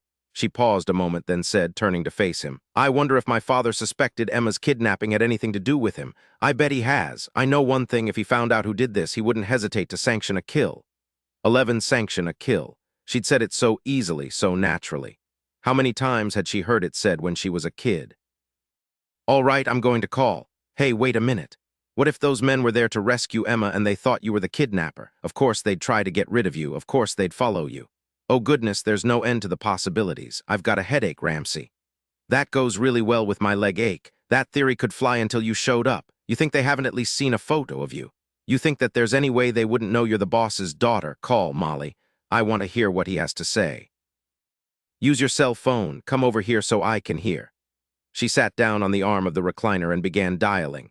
Area code 312, Chicago and outlying residential areas like Oak Park. Sure, that was where Mason Lord lived, only the best. He saw her hand tighten around the phone. Why hadn't she seen her father for 3 years? The phone rang twice, then a man answered, his voice deep and mellifluous. Miles, it's me, Molly. Yes, Molly, you've got news about Emma? She's fine, Miles. She's back with me. Thank you for asking. I want to give Dad the news. Just a moment. Goodness, this is a relief. Mr. Lord's been on a real tear. You heard that? She asked Ramsey. Ramsey was 3 inches from the receiver. Yeah, I heard. There was a good 20 more seconds of silence then. Molly, Emma's safe? Hello, Dad. Yes, I've got her with me. I found her. She's fine. I don't understand. I haven't heard a word from my people. Do the Denver police know you've got Emma back? Yes, they know. They don't like the fact that I got her back without them. Tell me. She took a deep breath. You know, I went looking when the cops and the FBI didn't get anywhere. I would have thought your people would know. Well, I found her. A guy had saved her and I came upon both of them. She's safe. We're going to stay out of sight for a while. There's no reason to, Molly. Come home. You can bet I'll protect the both of you.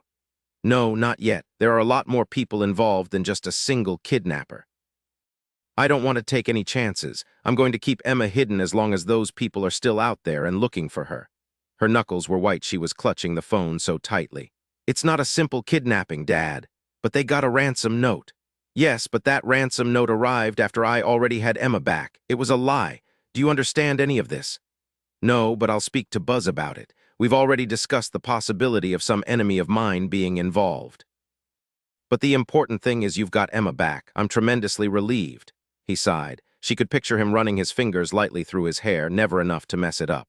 We've got nothing as of yet, but I don't like the feel of this at all. How many people have you seen? Probably 4 different men, but we've managed to get away from them. We're safely tucked away now. All right. I'll speak to Buzz Carman immediately. He's still in Denver. How exactly did you find out about these other men? I knew they were following, so I pulled off at an exit. When they went by, I got the license. I checked with a friend who found out for me that the truck was reportedly stolen from a farmer in Loveland, Colorado. The wife reported it, then the husband said he'd sold it. It sounds like maybe he did sell it to the kidnappers. I phoned in the license plate to the Denver PD and the FBI. I'd appreciate your checking as well, Dad, then I'd know it got done right. She gave him the license and the name of the farmer. I've got it. I don't suppose you'll tell me who gave you this information. I can't, he sighed. Very well, come home, Molly. I'll call tomorrow. Emma's just fine. Don't worry, those men won't find us. About this man who found Emma, who is he? How can you be sure you can trust him? If we can't trust him, Dad, then it's all over. Believe me, he's the most trustworthy man in the world. Tomorrow, Dad. She pushed the off button and laid the phone on the table. At least you don't call him Godfather. She smiled at him. It was a charming smile, warm and full. She had a wide mouth and very white teeth. His father was a dentist. Ramsey always noticed a person's teeth. His old man would really like what he saw. Ramsey liked that smile, too. It was almost as if she was ready to stop being afraid. She said, "Mason Lord is very good-looking. He's black Irish, fair-skinned, hair like ink, straight and thick, just a dabbling of gray at his temples. His eyes are such a startling blue, women just stare at him. He doesn't appreciate having a grown daughter, much less a grandchild, but he copes. My mother was the one who told me I should call him by his first name, but I couldn't get the hang of it. Neither could he. I remember thinking mason jar every time I used his first name. When I told him that, he threw up his hands, laughed, and said to forget it. He's been dad for a very long time, actually since I was 8 years old and moved away with my mother. I've never thought of Mason Lord as having human qualities like a sense of humor. You don't look a thing like him. No, I'm the picture of my grandmother. She was an actress in the 50s. Never got very far with it because she wasn't beautiful or very photogenic. Boy, but could she act. It turned out not to be an. You're far from plain, Molly. She just smiled at him, that same gorgeous smile. You should see my mother. Now she's what you'd call a looker. She's 55 now and still a head-turning beauty. Both she and father were appalled, I think, when I turned out the way I did. She honestly believed what she was saying. It amazed him. Didn't she look in a mirror once in a while? Where's your mother? What's her name? Her name is Alicia, and she lives near Livorno, Italy. That's where her family is. She and Dad divorced when I was just a kid. I lived with her in Italy 9 months out of the year and the other 3 months with Dad. I came back to the United States to go to college at Vassar. I've only seen her once a year for the past 7 or 8 years. Does she know about Emma's kidnapping? I don't think so, not unless she read about it in an Italian newspaper, and I strongly doubt the story made it there. I saw no reason to worry her. Your father hasn't remarried. Oh, yes, he has, nearly 3 years ago. Her name's Eve, and she's 2 years younger than me. You said that Emma's musical. Does she play the piano or something yet? Don't want to know about Eve, huh? I don't blame you. She'd take one gander at you and lick her chops, but not while my dad was looking. One of my mother's old friends called me and filled my ears with tales of Eve Lord. My mother's friend is a Sunday school teacher, so I guess she's trustworthy, although maybe she wanted Dad for herself. Who knows, Emma plays the piano. I'll buy her one of those 2-octave portable pianos tomorrow. I'd like to hear her play. Thank you, Ramsey. Why haven't you seen your father for 3 years? He swore he could see her stiffen from across the room. He said, was it because he'd hurt your husband? You're good at your job. Yeah, I am, but this hasn't a thing to do with my job. I'm not being nosy, Molly, just trying to figure out what's going on here. Help me. That was part of it. That's a lie. I can hear it in your voice. All right, Lowy said he'd take Emma away from me if I ever saw my father again. He called him a son of a bitch, as I remember. Why? Lowy hated my father because he found out about him. Found out what? She sighed deeply. Lowy beat me. He started to jump out of the chair, grabbed his leg, and sank back down. That scrawny little jerk hurt you, as in he hit you. Yes, don't think I'm some sort of victim here. I told him if he ever touched me again, I'd kill him.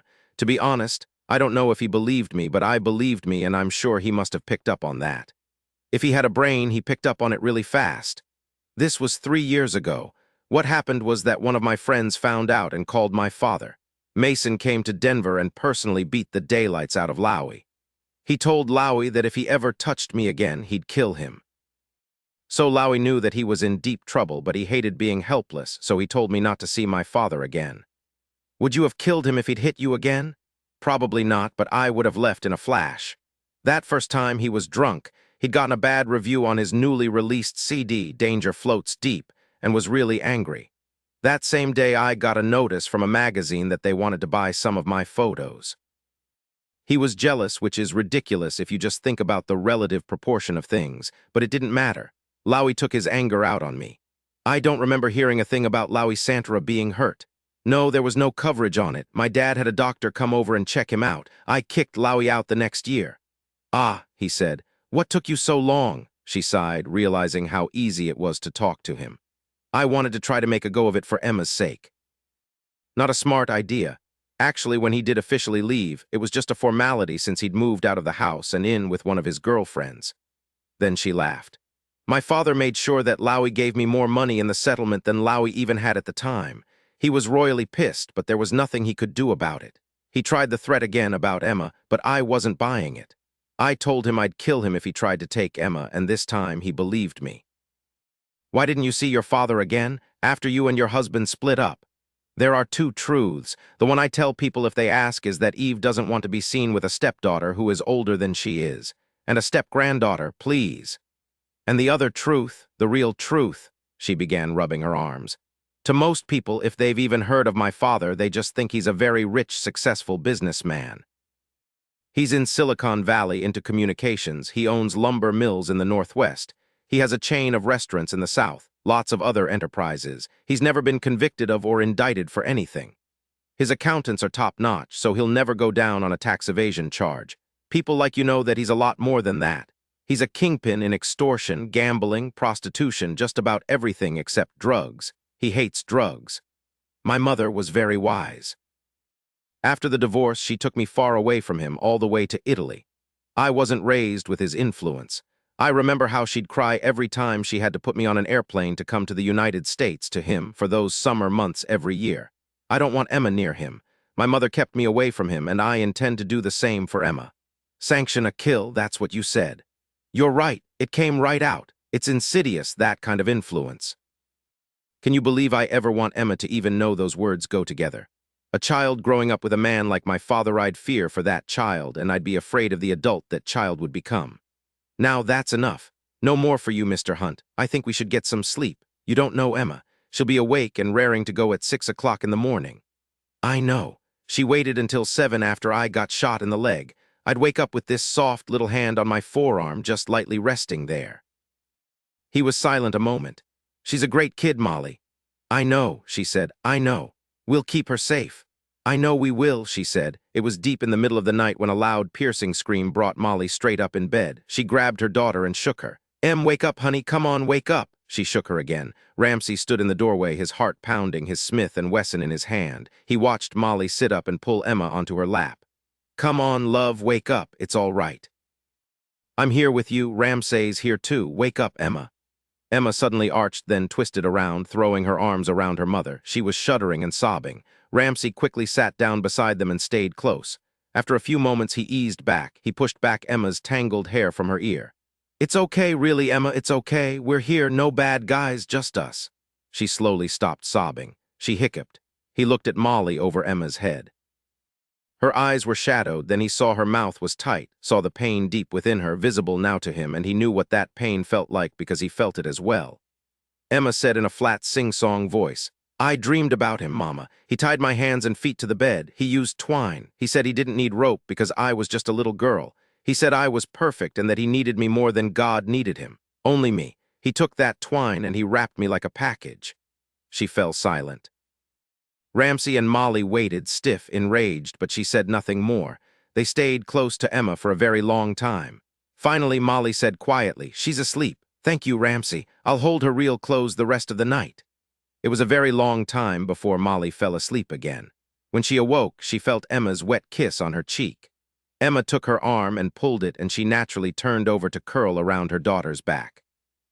When Ramsey awoke early in the morning, he thought about Emma's nightmare, her flat, dead words. Twine. He tied her with twine as he would a package. He hadn't needed rope. She was just a little girl, not that it mattered. If Ramsey could get his hands on that man, he would probably kill him. Would he send the man through the system, confident that he'd be punished as he should be? He didn't know. He just didn't know, and he should know. He walked to the other bedroom, stood quietly in the open doorway, watching Emma and Molly sleep. Ramsey, a little whisper of a voice. Good morning, Emma. Did you sleep well? Oh yes, Mama's all snuggled in behind me. This is nice, but I have to go to the bathroom. He heard Molly giggle. He saw Molly kissing Emma's cheek, telling her they'd both go and then they'd get her a bowl of cereal with bananas, none of those disgusting peaches. He went back to bed and pulled the covers to his chin. Lowie Santara had beaten her. He didn't blame Mason Lord one bit for taking the bastard down. He'd have taken him down himself. He wondered, as he got up to go to the bathroom himself, if Molly had loved her husband before that. 12 Emma was jumping out of her skin, she was so excited. She started playing the 2-octave piano as soon as she saw it, Ramsey standing just behind her, so surprised he couldn't speak.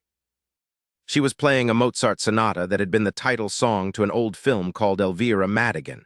All the salespeople in the toy store were beginning to gather around along with children and their parents. No one was saying anything, just watching Emma play on that little excuse for a piano and listening to the incredible music she was making. He looked over at Molly. He could see that she was humming to herself along with Emma's playing. She looked as if it was nothing out of the ordinary. He bought the piano. The saleswoman said, "It's a pity she can't have a regular piano. She's quite talented. How long has she been playing?" Molly answered. "Since she was just 3, we're vacationing here and forgot to bring her portable piano. We'll make do nicely with this one." "Amazing," the saleswoman said. "Just amazing. You've got a lovely, talented little girl." Ramsey nodded. "Yes, she is amazing." He felt Emma's hand slip into his. He hugged her against his leg, which was feeling nearly back to normal again. He was down to about 4 aspirin a day. He wondered if Emma remembered her nightmare. He wanted to ask her about it, but thought better of it. No, they needed to talk to a professional. He realized he could call and get a reference. He said low to Molly when he opened the car door, "Do you think Emma's doing okay?" "I don't know. I haven't asked her. After last night, I'm more afraid than before. I could probably find out the name of a local shrink, one who deals only with children. What do you think?" She chewed on that so hard he could practically see her thinking. Finally, she shook her head. "We don't dare take a chance. I think that for the time being we should just keep her close and let her know she's safe." But she knew Emma wasn't safe from those terrifying dreams. Molly forced a frown because she wanted to cry. He nodded, still uncertain. He looked into the backseat of the Toyota. Emma was holding the big box with her piano inside really close. Her eyes were closed. What was she thinking? Or was she just playing music in her mind? He prayed it was music there and nothing else, at least for the time being. He noticed the Honda Civic a half-mile from the shopping center. There weren't many cars on 89, the only road to Lake Tahoe from Truckee. It was another 7 miles, give or take a mile, to Alpine Meadows Road, their turnoff. He didn't say anything, just kept checking every couple of minutes in the rearview mirror. Finally, when he was certain they were being followed, he said quietly, "Molly, look back and see if you can get the license plate number on the Civic 2 cars behind us. It's fairly new and gray. Be as discreet as you can. We don't want them to notice us looking." She didn't even change expression, but he saw the panic in her eyes, followed by a hard coldness, the look she'd given him when she'd burst into the cabin that first morning. She looked back at Emma. She was staring out the window, her piano box still hugged to her chest. She didn't appear to have overheard them. They were nearly to their turnoff when she could finally make out the license. "It's FRB 333, that's too easy. Are you sure they're following us? It's a ridiculous plate." "No, but I'm not about to take any chances. You got your gun?"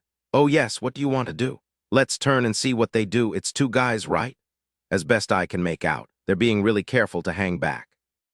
"I can't tell yet if it's the same 2 guys. My cell phone is at home getting recharged." "That's all right. We'll call in the number as soon as we get home." "If we go home" hung silently in the air between them. Emma said, "Ramsey, I can make out an A and an R in the license. I remember those letters really well. They're in our names. I need another reading lesson."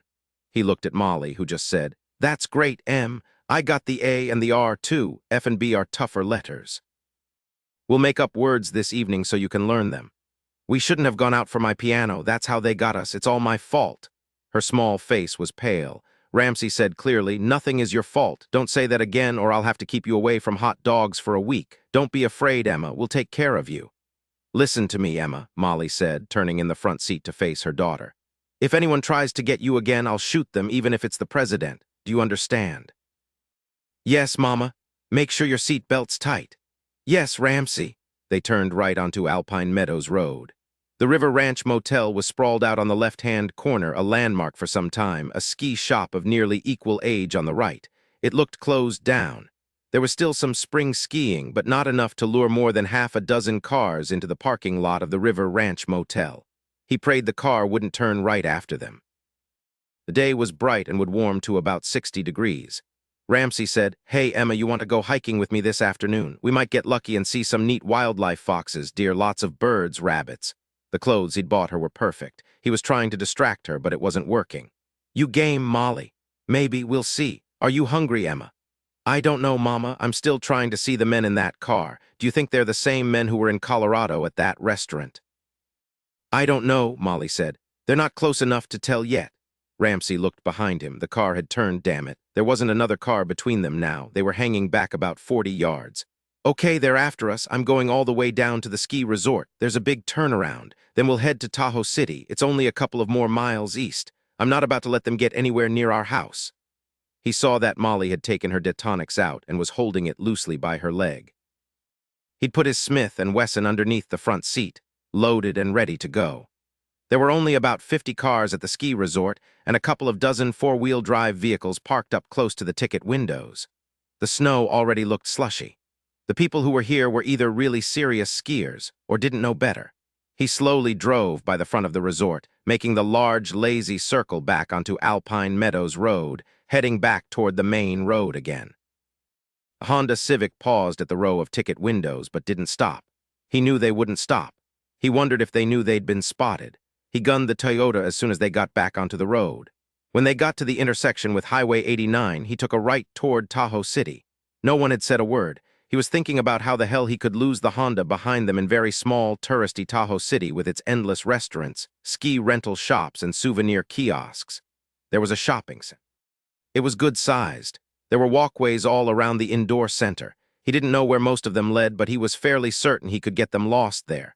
It was on the right, he remembered, as you drove into town. He'd have to get rid of the Toyota. Pity, but no choice now. He didn't see them behind him for the moment. He turned into the huge parking lot and eased the Toyota right up front. "Out! Quickly!" He grabbed Emma's piano, and they were through the shopping center doors in 5 seconds.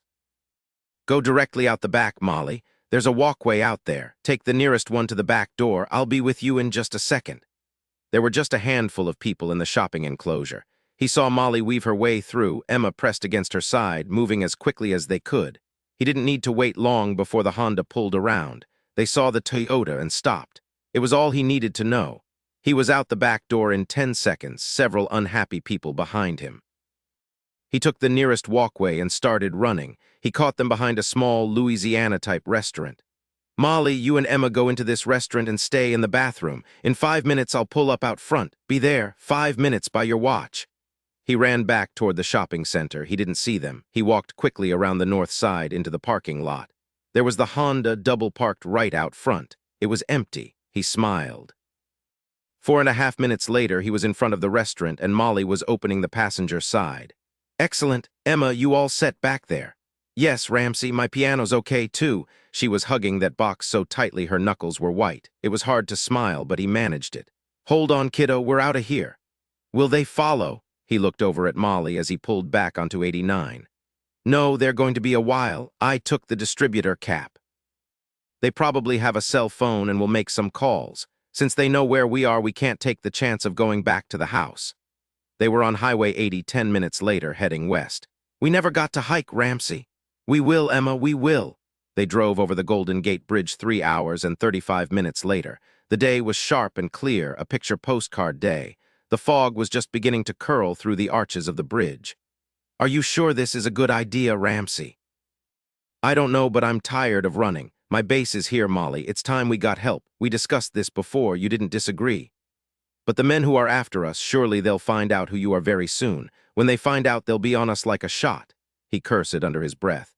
"You're right. I'll just bet they already know what I like to eat for breakfast. Okay, let's just stop at my house so I can change, pack, and make arrangements. We'll fly to your father this afternoon."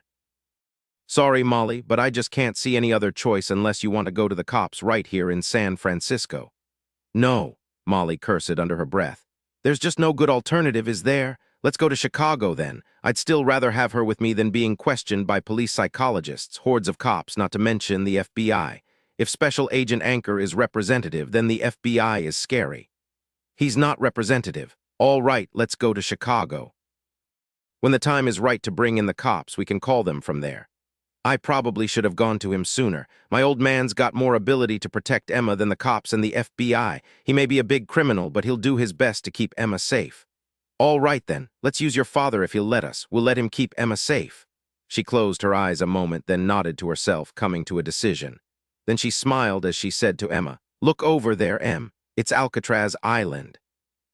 It was a prison for really bad guys until sometime in the 1950s. "It's pretty. I wouldn't mind being a prisoner there. I read they fed the prisoners about 6,000 calories a day to make them fat so they'd be less likely to try to escape and swim to shore. I think it was a whole lot of hot dogs and beans. They didn't let them exercise much. Emma's eyes brightened. He grinned at her in the rearview mirror.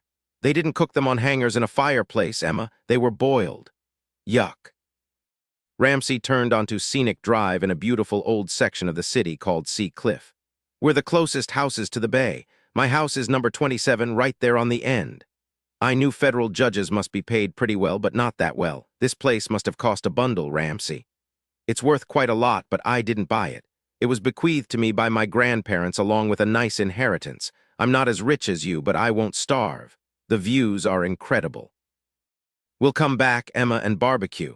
We can sit in the backyard and watch the fog roll in. It floats through the Golden Gate Bridge like soft white fingers. I've always loved the fog. I've even got a piano for you, an old baby grand that my grandfather played. He was a great old man. Ramsey's nose twitched the instant he unlocked the front door and stepped into the tiled foyer. It smelled like rotten food, but that didn't make any sense. He stepped into the living room and quickly stepped back. The room had been trashed. His high-tech stereo equipment was ripped open and stomped on. CDs were strewn all over the hardwood floor. All the furniture had been slashed. He walked numbly into the kitchen. The stench was pretty bad. The refrigerator door stood open. Someone had flung food all over the floor, not that there'd been very much. Dishes were smashed in shards everywhere. Drawers were pulled out, silverware all over the floor. A violent hand had simply swept everything out of the cabinets. "Don't come in here, Emma," he said. "Oh no," was all Molly said from the doorway, holding Emma back. It took him only minutes to see that whoever had done this hadn't forgotten a single room. He walked into his study, a magnificent dark oak-paneled room that looked toward the Marin headlands. His antique roll-top desk had been gouged, the drawers pulled out and smashed, all his papers in shredded heaps everywhere. Books lay in broken piles on the Tabriz carpet. His favorite leather chair had been ripped open with a knife. His grandfather's baby grand piano had its legs sawed off. It lay drunkenly on its side, most of the keys stomped in. Someone had even cut the piano wires. Devastation everywhere. What had they been looking for? Something to tie him to Molly and Emma. "I'm sorry, Ramsey," she said at his elbow. "I'm really very sorry. We brought this to you." He realized then what she'd said, the full impact of it. He turned slowly, took her upper arms in his big hands, and said, "I was feeling equal parts enraged and sorry for myself. But now, after what you just said, I realize that this place, no matter how nice, is still just a place. When we get the person responsible for this, I look forward to kicking his butt, but Emma means more to me than a pile of stupid possessions. There's no contest. Do you understand me, Molly?" She nodded. "I just don't understand why someone would do this. They could have just searched if they wanted to find some sort of connection between us. They didn't have to destroy everything. I don't understand either, but we're going to find out. I hope so." She leaned down and picked up an atlas, its pages ripped, the spine broken. She tried to smooth the pages. She looked numb. He gently took the book from her. "Help me pack, then we're out of here. I'll make some phone calls from a pay phone." But there weren't any undamaged clothes left. Even his leather luggage, a Christmas present from his folks, was mutilated. Ramsey made 4 calls from a public phone on the corner of California and Go. The first was to a cleaning service, the second was to Dylan Savich, the third was to an airline, and the fourth was to Virginia Trolley of the San Francisco Police Department. He made one stop, his bank. "Let's go," he said, grinning at Emma as he came out of the bank. "This is going to be exciting, kiddo. At least now I'm as rich as your mama." He handed her a $20 bill. "Keep this, Emma. Tuck it away somewhere safe." Molly gave him a quizzical look but didn't say anything, just watched her daughter very carefully fold the $20 bill and slip it inside her piano. "I think I've had enough exciting things happen, Ramsey," Emma said and hugged her piano to her chest. Molly said, "Maybe we can buy her some more clothes at the airport." Ramsey frowned. "I'm thinking. I don't remember any kids' clothes there. T-shirts, but that's about it. We don't have time to stop. We'll get her a new T-shirt at the airport and work on her wardrobe in Chicago. Ours, too, for that matter." 13, there wasn't a sound, just the slow movement of a finger, a gentle, silent stroke, and an instant later, the whoosh of rending paper. The man's chest exploded outward, the sharp, jagged edges fanning out from a huge hole, smelling of char. Coulter nodded to himself, turning away. He said under his breath, "Not bad." "What do you mean, not bad?" she said, staring at the target as she walked closer. "How about perfect?" She watched Coulter blow on the muzzle of his Spanish Star 10, one of the very few European 10 Auto caliber pistols. Coulter had told her in an unusual show of pride. Of all his acquaintances, he had the only one, he'd said, which was just as well since he'd also be the only one to shoot it right. She watched him blow on the muzzle again. Naturally, there was no smoke to blow away. She imagined he did it because it was symbolic, a move reminiscent of the gunslingers in the Old West. He gave her an irritated look but didn't say anything. "Don't you like to be perfect, Coulter?" She came closer, running her fingers down his forearm over his hand to touch the barrel of the gun. He stayed silent. She was doing this just to make him crazy, he knew that, but it was tough not to respond in some way, just a small push, just a tiny shove away from him. But he wasn't stupid. He couldn't lay a finger on her, no matter what the provocation. No, he wouldn't even acknowledge that she was playing a game with him. He had a feeling that Mr. Lord enjoyed these games of hers, even encouraged her. Maybe he was standing in the shadows at the back of the gallery, watching, chewing on an unlit cigarillo, a habit he'd developed since he'd stopped smoking the year before. Coulter slowly pulled away, cradling his gun in his big hands. He liked the feel of the cold, smooth steel against his warm palm. She shook her head, laughing at him. "The way you hold that gun of yours, what is it with you, Coulter? You think that gun is a woman?"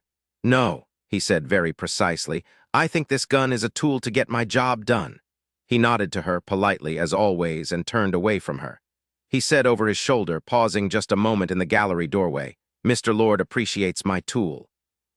She stared at him an instant, then doubled over, hooting with laughter.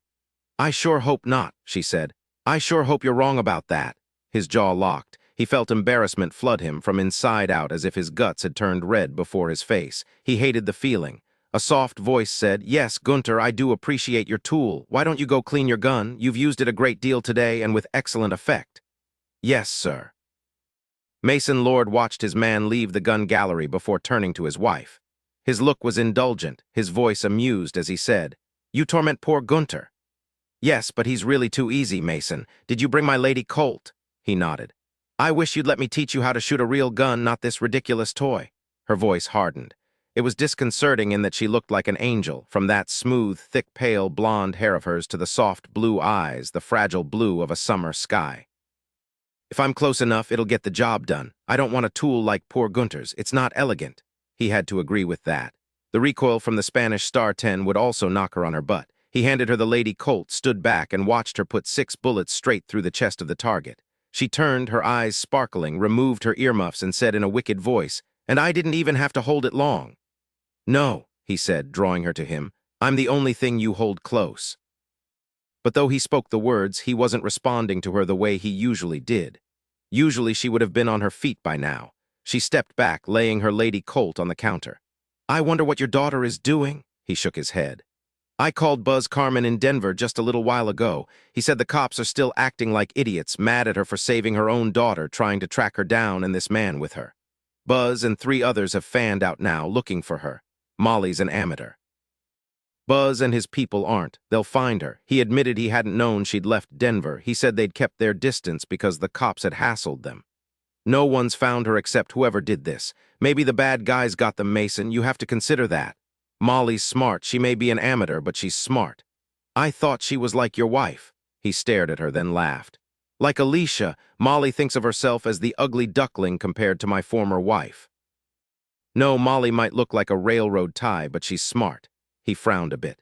"I suppose she's like me in that. I wish she'd just admit she needs me and get over here. She knows I can protect her and Emma. I'll bet this guy who's with them is calling the shots, don't you think? I don't even have an idea yet who he is." He took her arm. "Let's have one of Miles's margaritas." It was during that first delicious margarita that Miles said from the doorway, "Sir, Molly's here. Emma too, and a man I don't know." "It took her long enough to come," Mason Lord said, rising slowly. He set his glass on the marble tabletop as Miles went back out. Then he heard a child's voice, soft, high, not frightened but wary. "This is a very big house, Mr. Miles." "Yes, Emma, it is. It's even bigger than the one we had with Daddy. This ceiling just goes up and up." Then the 3 of them were standing in the open doorway, Miles behind them, his look questioning. "It's all right, Miles. I'll call if I need you." Then his daughter turned, her hand on Miles's arm. "Can Emma have a glass of water, Miles?" Miles looked down at the little girl who was standing very close to her mother, her hand now held by the big man on her other side. "How about some lemonade instead?" "Oh yes, Mr. Miles, that would be wonderful." The 3 of them turned back to face Mason Lord. 3 years since he'd seen Molly or her daughter. The little girl was the picture of Alicia, but her dark brown hair was her father's, that low-life, runty little scum sucker who'd always reminded him of Mick Jagger when he'd been younger. She was 6 now, tall and skinny, her skin that pearly white that only children seem to have. She'd be at least as beautiful as Alicia when she grew up. He'd wanted Molly to come here. He'd told her to come here. Yet now that she was here, her child with her, and that man, whoever the hell he was, he didn't know how to respond. What was he to say to her? 3 years. It had been a long time, and she'd been the one who wanted to keep a goodly distance between them. But now things were different. Things had changed irrevocably. "Hello, Molly. Hello, Dad. You're looking well." She looked beyond at Eve, who was sitting elegant as a Parisian model on a soft, yellow brocade love seat. She was wearing tight black jeans and a white blouse tied in a knot over her smooth midriff. "Hello, Eve. I presume you're Eve. I believe we spoke once on the telephone a long time ago." "Oh, yes, I remember. How delightful to finally meet you in person. And you are Molly, I presume?" "Yes, Dad, Eve, this is Ramsey Hunt. He's the one who saved Emma. Then I came along. There are maybe 5 men after us, and they're very good at tracking us. We don't know why they're after us, but we wanted you to know this right away." The man cleared his throat and said, "We decided to come here, Mr. Lord, because they know who I am now. We just couldn't keep Emma safe. The people hunting us are good, too good. We trust you to keep Emma safe better than the authorities can." Mason Lord walked to the man and extended his hand. "This is an honor. It's a pleasure to meet you, Judge Hunt." Ramsey shook the man's hand. "Thank you. We're here because we believe you're our best shot at keeping Emma safe." "I didn't imagine for a moment that you were here to visit me, Judge Hunt." Yes, I know who you are. You're a famous man. It's quite a surprise that you're the one who found Emma." Molly could only stare at them, all civilized on the outside, but she could see each sizing up the other, weighing, assessing. She gathered Emma closer to her. She hadn't wanted to be here, hadn't wanted her daughter exposed to her father, but it was the safest place for Emma. Mason Lord wouldn't allow anyone to get close to his granddaughter, even though he hadn't seen her since she'd been a toddler.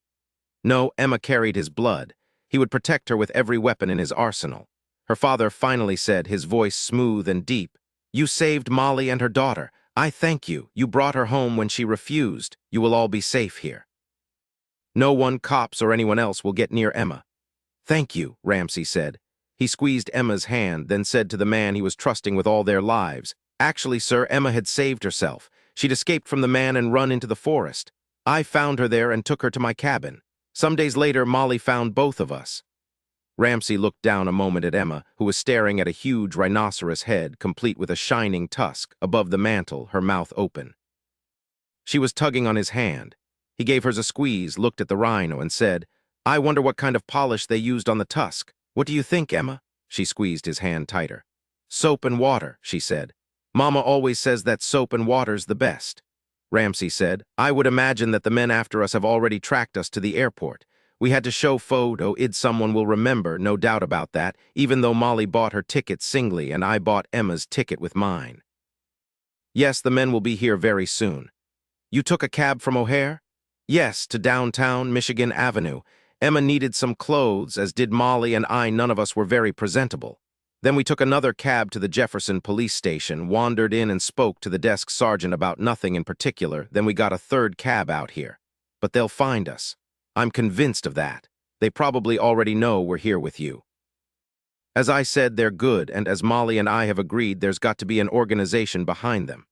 Mason Lord nodded, then said, "That was smart of you to go to a police station. It will give them pause. Please, all of you, sit down. As to any organization behind all this, we'll speak of it later. Ah, here's Miles with some lemonade." "I brought enough for all of you, sir." "Thank you, Miles," Molly said. "And I brought some chocolate cake I baked this morning." He looked at Emma as he poured her a glass. "You like chocolate cake?" "Oh, yes, Mr. Miles, it's the best." Ramsey laughed. "Be careful or she'll eat the whole cake. She hasn't had many goodies for a while." Miles smiled as he ruffled Emma's hair, even as Mason Lord frowned. He watched his daughter wipe the child's hands on one of the little wet towels Miles had brought. How had Miles known to do that? He was like one of those hovering, smiley-faced airline attendants. He was silent until everyone had drunk the lemonade and eaten some of Miles's chocolate cake. He hadn't known of any cake. He loved chocolate cake, but Miles hadn't offered him any, either for lunch or right now. He'd had a low-cal, low-fat flan for dessert the previous night. It hadn't even tasted very good. He looked at his beautiful wife. She wasn't looking at the cake. She was looking at Molly. Her face was perfectly still, no expression at all. What was she thinking? Ramsey Hunt was big, tall, and very well built, but that made sense, of course, given what he'd done in his own courtroom. He was a man who obviously worked out, who took good care of himself, a man who looked as if he could deal with anything that happened to cross his path. Mason supposed he was good-looking enough, his features regular, his coloring olive, his eyes a green color that argued against Italian blood. But who knew in America, all of them were mongrels, himself included. At least he had more good Irish blood than anything else. As for his beautiful Eve, she was Swedish, every beautiful blonde inch of her. She told him stories about her father falling in love with a German countess, but he hadn't married her. Too many control-freak genes, he'd said. No, Eve was pure Scandinavian. He'd chosen well this time. He looked again, hard, at the man sitting opposite him. Judge Ramsey Hunt of the 9th Federal District Court, who would have imagined that he'd be the one to find Emma. What were the odds of this man's finding Molly's daughter and saving her? He cleared his throat and said, "Judge Hunt, you said you found Emma in the forest. Did she willingly come with you to your cabin?" "She was unconscious." He saw that Emma had stopped eating. Those ears of hers were on full alert. He said easily, "I can tell you all about it after we've got Emma settled in all right." Mason Lord said, "Very well, Miles, give them 3 rooms. Emma and I will stay together, Dad." "Very well, 2 bedrooms." Ramsey turned to Molly and said low, "Your father wants to question me." "Take Emma upstairs, all right?" She didn't want to go, he knew it. "Please, Molly, go, I'll set your father straight." "No," she said. "Emma is my daughter, you won't send me off to the kitchen to make tea." He understood. He said to Mason Lord, "Let's make it a bit later, Sir Molly and I will settle in. If Emma is content to stay with Miles, then we'll come see you as soon as we can." Mason Lord turned to his daughter. "What's wrong with you? Take your child upstairs. I want to speak to him." "You had little enough to do with any of this. I want to thank him for saving you, for bringing you here. You haven't got the sense of a goat. Now take your child upstairs. Judge Hunt and I need to talk things over." Molly rose. She was shaking. Odd, she thought, how he could push the button so easily, so quickly. Only this time she wasn't going to fold her tent and slink away. She fought the urge to lower her head, her eyes at her feet like a whipped dog. She jerked her head up. She'd been through too much ever to let anyone take control of her again. But she had to keep calm, not let him see how she had to fight the hold he still had on her, the pull she was still fighting. "I see," she said slowly, cutting him off, for he would have continued, she knew. She touched Emma's shoulder. "Emma, love, are you full? Yes, then let me wipe your mouth. Now we're leaving this place. As it turns out, we just came for a short visit. Come along, Emma." She smiled at Ramsey. "You coming?" In a flash, he said. He nodded to Miles. "Thank you for the cake and lemonade. It was delicious." "You don't talk to me like that, Molly." "I didn't talk to you in any way at all. Goodbye, Dad. A pleasure to finally meet you in person, Eve. You're a knockout stepmom." "Just stop it. What do you think you're doing? Where do you think you're going?" He'd used that cold, harsh voice with her countless times when she was growing up. She turned, saying easily, "We're out of here, Dad. It's obvious that only one of us is welcome, and that isn't your daughter or your granddaughter. Damn you, I just want to find out what's happened, what his plans are. Anything that's happened, any plans made, we've made them together. I'm sorry, Dad, but just because you're men doesn't mean you rule my world." "Yeah, well, if a man hadn't been around, Lowie would still be beating the crap out of you." Molly knew Emma had heard that. "Be quiet," she said as calmly as she could manage. "Just be quiet." Mason watched the little girl turn, obviously puzzled, and stare at him. He saw she didn't understand, but she would soon. He saw she was gripping both their hands. Had Molly already taken Ramsey Hunt as a lover, despite her daughter's presence? He said to Judge Ramsey Hunt, "Damn you, come back here. There's no way you're leaving my house now and taking them with you. Besides, given who you are, your chances of getting away unrecognized are about zip." Suddenly, Eve uncurled from her chair and rose. She smiled at all of them indiscriminately and said in a charming hostess voice, "How about some more lemonade? It will make everyone feel better." It had been a long day, too long a day without Ingrid. Lowie Santera rubbed the back of his neck, feeling the painful knots. The performance had hurled him to the heights. The crowd's applause still rang in his ears, as always, but now that it was over, he'd fallen into the pits. He needed Ingrid's clever hands on him, but he'd given Ingrid the day off. She was with her parents in Frankfurt. Maybe one of his groupie girls could rub him down. He walked to the door and pulled it open. "Lenin, get in here." A skinny young guy with acne and stringy blonde hair stuck his head around the corner. "Yes, boss." Even the kid's voice was stringy with little substance. "Get me one of the girls, one who just might know how to unknot my neck and shoulders." Lenin was back in under 5 minutes towing a small, black-haired girl who couldn't have been more than 16. She looked like a baby. Was she one of the groupies who trailed after him like a pack of puppies? He didn't recognize her. "This is Carolina, sir. She says her mother's a masseuse. She says she knows what to do." Lowy looked into the girl's eyes. She might be 16 in years, but not in experience. He nodded. "Hello, Carolina. Can you help me?" she said in excellent English. "It is my pleasure to help you, Mr. Santara. Is your daughter all right? I read in the newspaper that she was kidnapped." What the hell was this? What newspaper? The Berliner Zeitung. There was an article about you. At the bottom, there was a sentence about your daughter being kidnapped. The reporter wrote it happened somewhere out in America's Wild West. I'm very sorry. How had the reporter known? Hell, when she wasn't listening to him speak or writing down what he said or wrapping her legs around him, there hadn't been any time for her to find out anything. He just muttered something about Emma, not even a complete sentence. She must have called Denver. He turned to Carolina. "You speak English better than that reporter did. My mother is American." "Oh," Lowy said, rubbing his neck. He watched as Carolina efficiently covered the massage table with its soft flannel sheet. She stood back. Lowy smiled. He lay down on the table, covering himself with the sheet. She didn't say a word. When he was settled, she stepped forward, adjusting the sheet. When she was rubbing his feet, she said, "I'm in Al-Anon. It's for children whose parents are alcoholics. Why do you use it as a name for Ruddy?"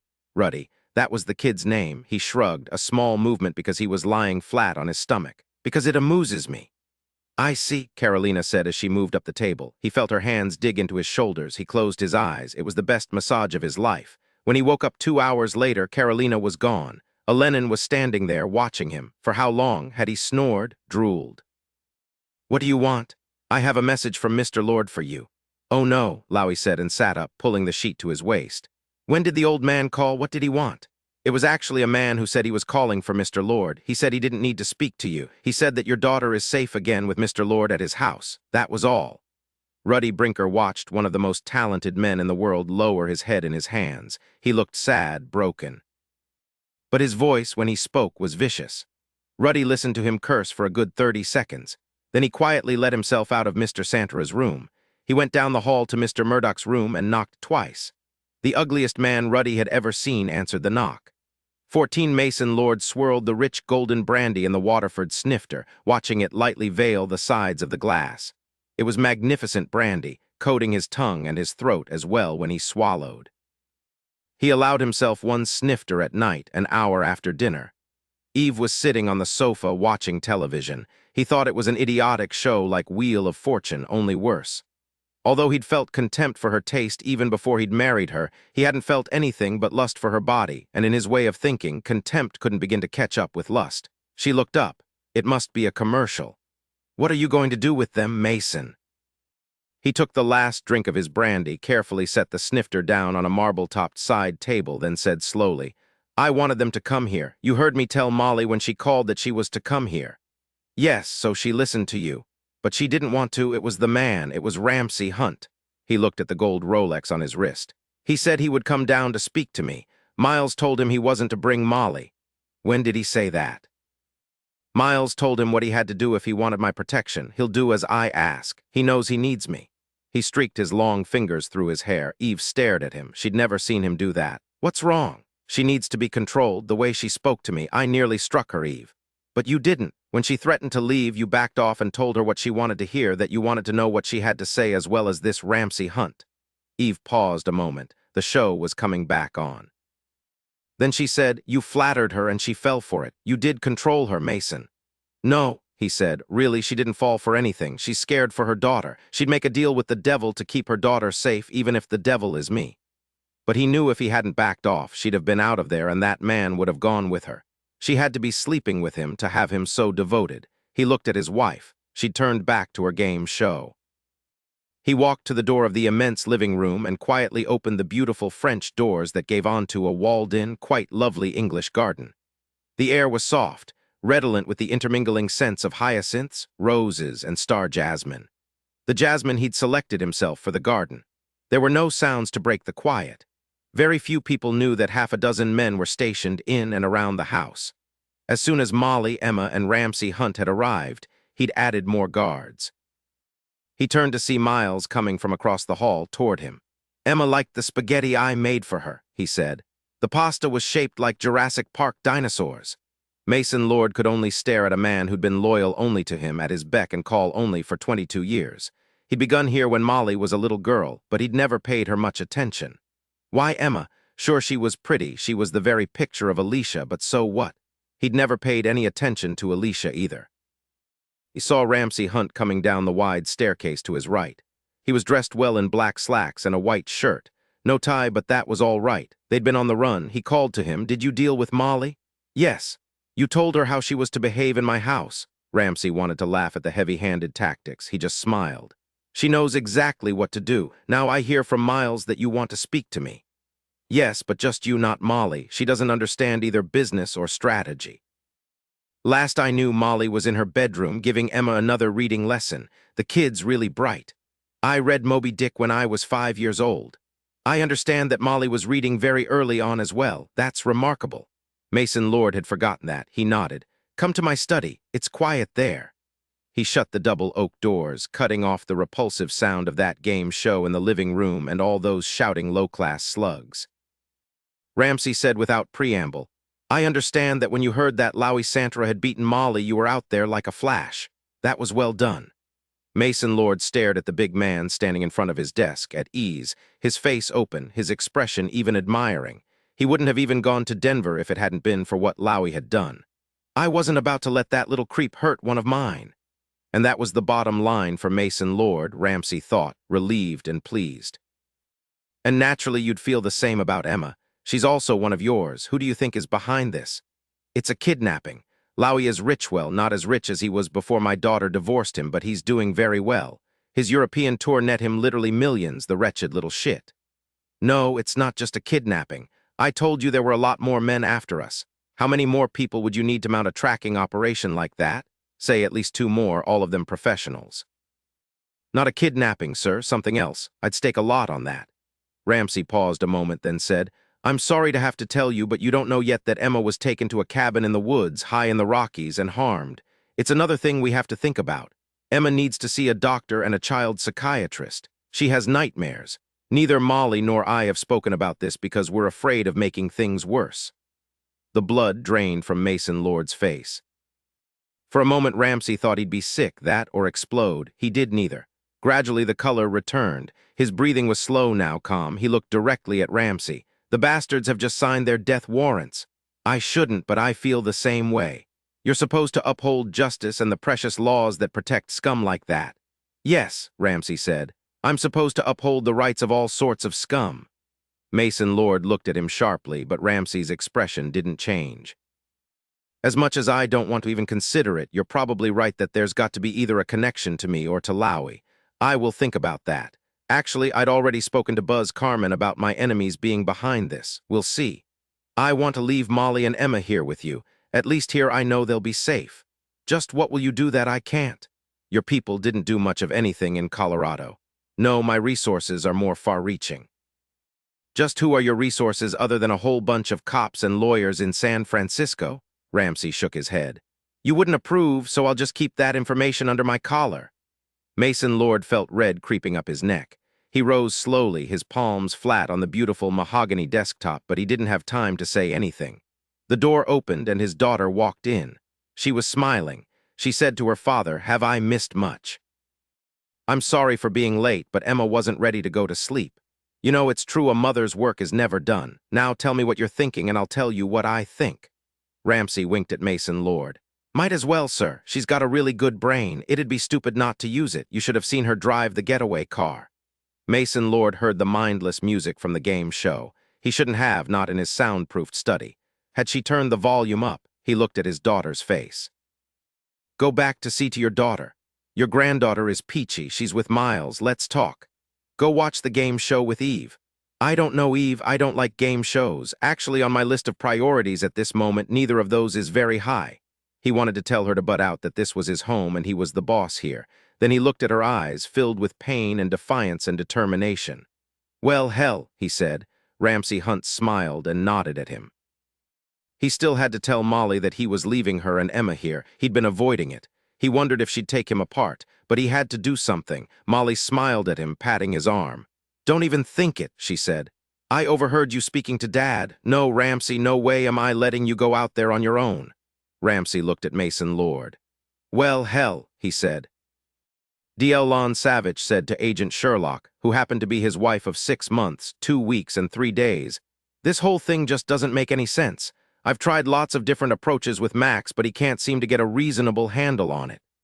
Max was Dylan's laptop and partner, so he called him.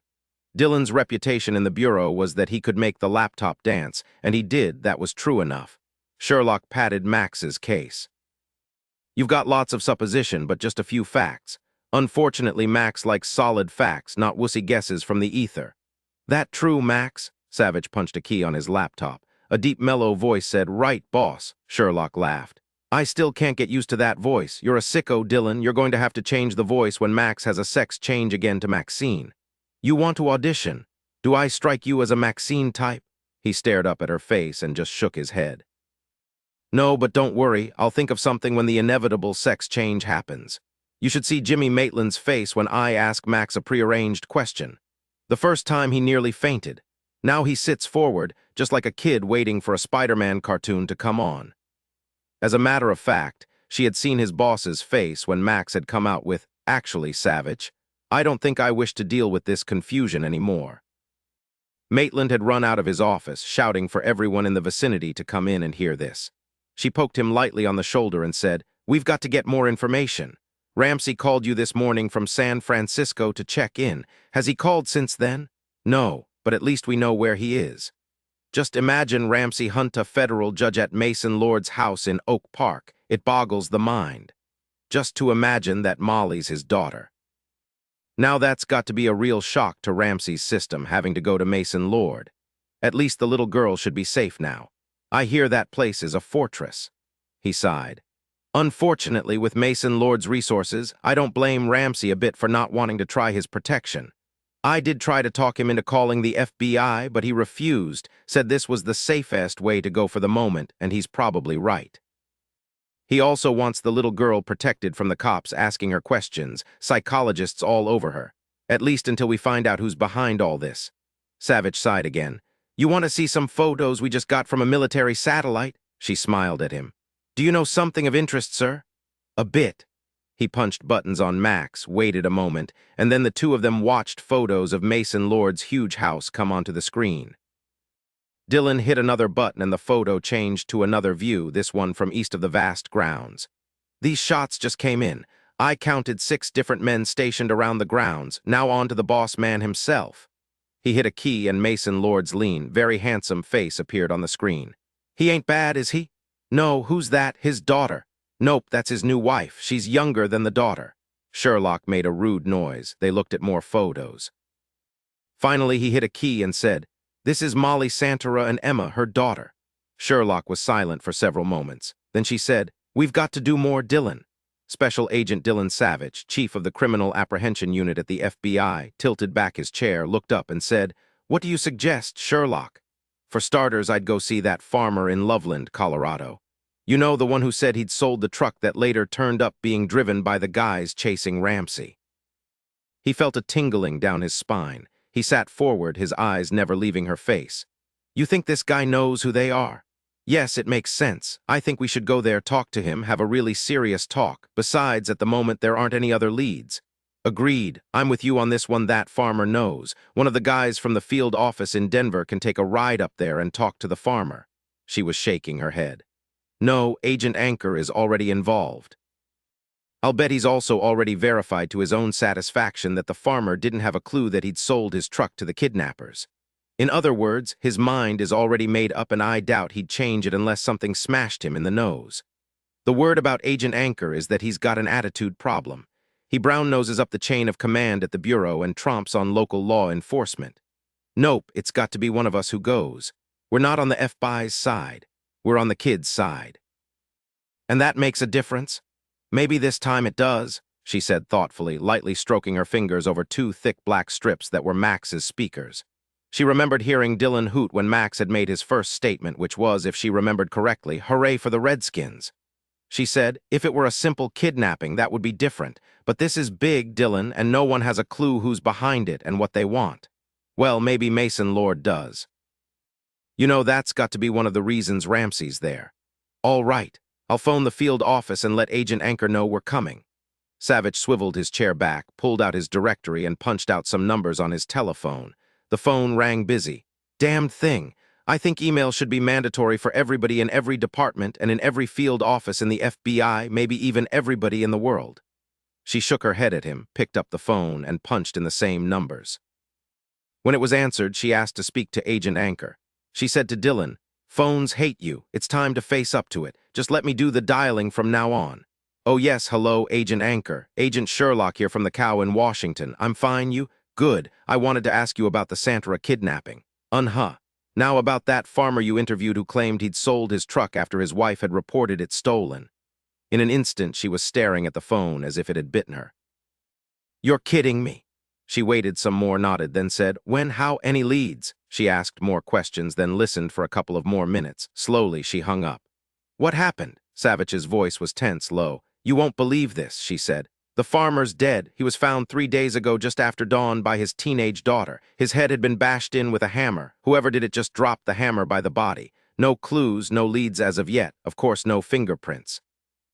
As for other forensic evidence, we've got to wait to see. Agent Anchor said he'd call us when he found out anything more. He said they just found out about it from the local cops. The locals said that no one saw anything or anyone. His wife said he always went to the barn just before dawn to milk the cows. And someone was waiting for him." She stared out the window. "He had 3 other kids besides the teenage daughter who found him. Of course it has to be tied to the kidnapping or whatever the hell it is. Agent Anchor thinks so, at least he now thinks there might be a connection. What do we do now, Dylan?" Savich pressed one of Max's buttons and said in a throaty FBI interview voice that imitated Max's, "We're going to kick butt, Sherlock." 15, I'll say it again. No way are you going out there on your own. We're in this together." He grinned down at her. "Before we get into it, let me compliment you first. You did really well with your dad. You hung in there, didn't lose your temper, and finally he caved. He's pretty smart himself. What I'm thinking now is that I should go to Denver, get personally involved, work with both the local cops and the FBI. As for you and Emma, you'll both stay here." He saw the fear draining the brilliance from her eyes. "I can handle myself, Molly. I won't get killed, I promise." The emptying fear left her eyes and anger moved right in. She took 3 deep breaths. "Good. You're getting good at control. When my mom gets really mad at my dad, she throws something at him. My father can still move faster than any human I've ever seen. I'm trying hard not to kick you in the shin. Listen to me, Ramsey. I know you mean well, but there's no way I'm going to let you go out there alone and put yourself on the line." She smiled at him. "It's all for one and one for all. We're the 3 musketeers. Call me D'Artagnan." He was the 4th musketeer. His is the only name I know. "I remember Aramis was one of them. Tell me, Molly, which one is Emma? Do we give her a sword or a gun in this case and let her fight right alongside us?" She walked away from him, rubbing her hands over her arms. Then she hugged herself. "You and I have done a good job of protecting Emma. Besides, I can't begin to imagine what she'd do if you just up and left. Don't you understand? Emma needs us, both of us." He cursed under his breath and ran his fingers through his dark hair. "Okay. So you're right, I agree. And I really don't want to leave Emma in any case. Now here's what we'll do first thing. You're going to call Lowy in Germany and get him back here. It's very possible he's involved. How? I don't know, but it's possible. We need to talk to everyone." "I can try," she said and walked to the phone. 3 minutes later, the speaker on, they were listening to the phone ring at the Bristol Hotel Kempinski in Berlin. Ramsey asked, "It's what, 6 a.m. there?" "Something like that." She asked for Lowy Santara's room. The phone rang 3 times then. "Mr. Santara's suite. Ruddy here. May I help you? It's just past dawn here, by the way." "Good morning to you too, Ruddy. This is Mrs. Santara. I don't know if Lowy happened to mention it, but his daughter was kidnapped. Please put him on the phone." There was a miserable silence. "Now, Ruddy." "Yes, ma'am." After a 3-minute wait, Lowy Santara said, "Molly, that you? What the hell's going on? Is Emma all right? I heard she was safe." "Yeah, she's just fine. However, all is not what it seems, Lowy. You've got to come home right now, today." "I can't. I have a concert tonight. 3 more before I come back to the U.S. Look, Lowy, this is important. It's about your daughter's life. Doesn't that mean anything to you?" "Damn it, Molly. I could probably come back by the end of the week, but not before then."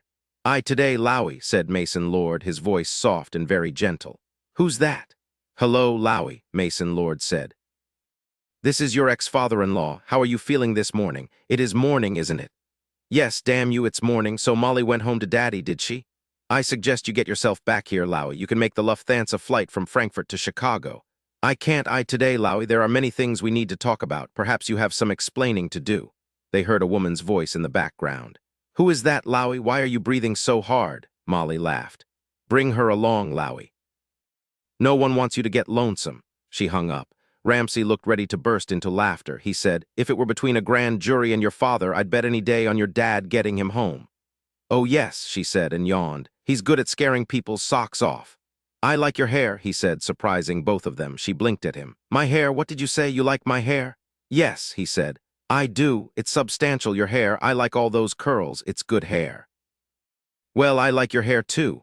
He began to laugh. She joined him. The door opened and Mason Lord looked in. What is going on here? Why are you two laughing? Molly just shook her head. Will we be picking Lowy up at O'Hare? Mason Lord looked back and forth between them.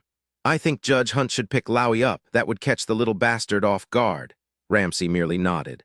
I'd be delighted. I've got lots to say to Mr. Santara. I'll use my old prosecutorial style. My daughter, Mason Lord said precisely, doesn't have nice hair. She looks like a grown-up little orphan Annie. She has her grandmother's hair.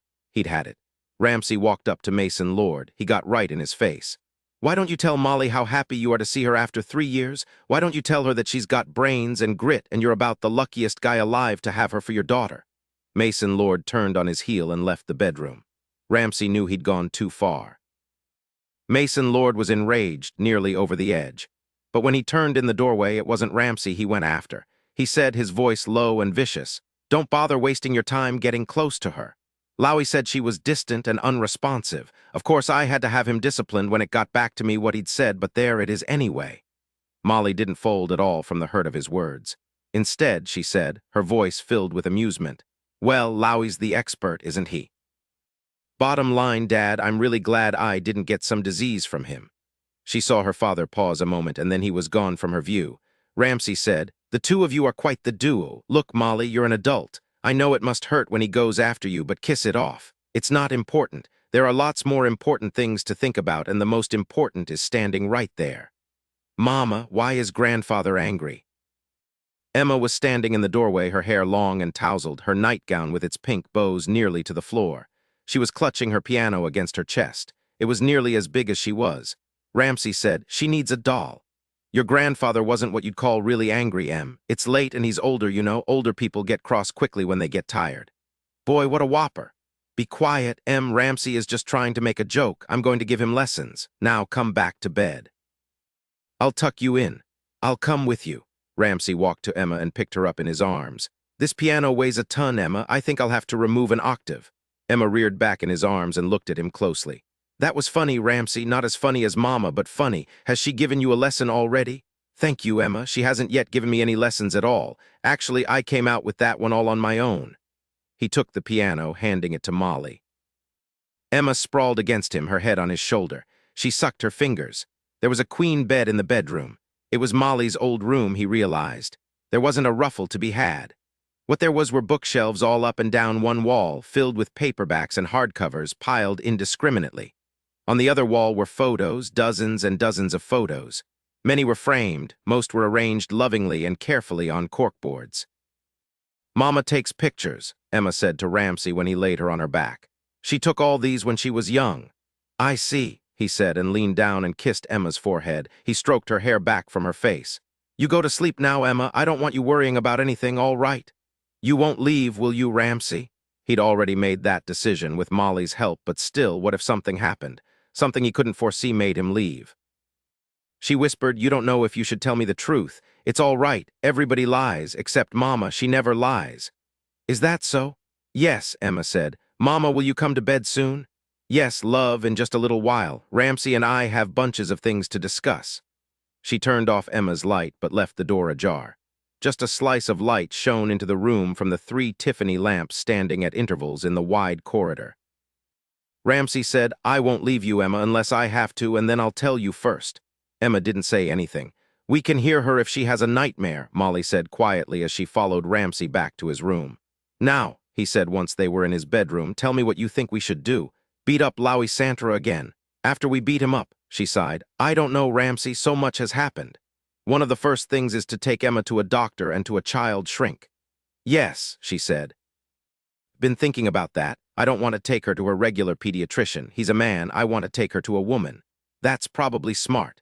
I'll make calls tomorrow, get some names. Where do you think those men are, Ramsey? If they're here, they're cursing a blue streak. There's just no way in here. Miles told me he has 6 men patrolling the grounds around the clock. I think this place is more secure than the White House. I heard Mason tell Gunter to bring in another 3 men to patrol. He's not taking any chances. He loves you and Emma. Yeah, right, it's all a matter of possession. He just doesn't want anyone messing with something he sees as his. Whatever it is, it's still a start. We'll see. Tomorrow, he rubbed his hands together. Tomorrow, I'll get to meet dear Lowy face to face. It won't be one of the high points of your day, trust me. As Emma would say, you made a joke. Sometimes truth's funnier than fiction.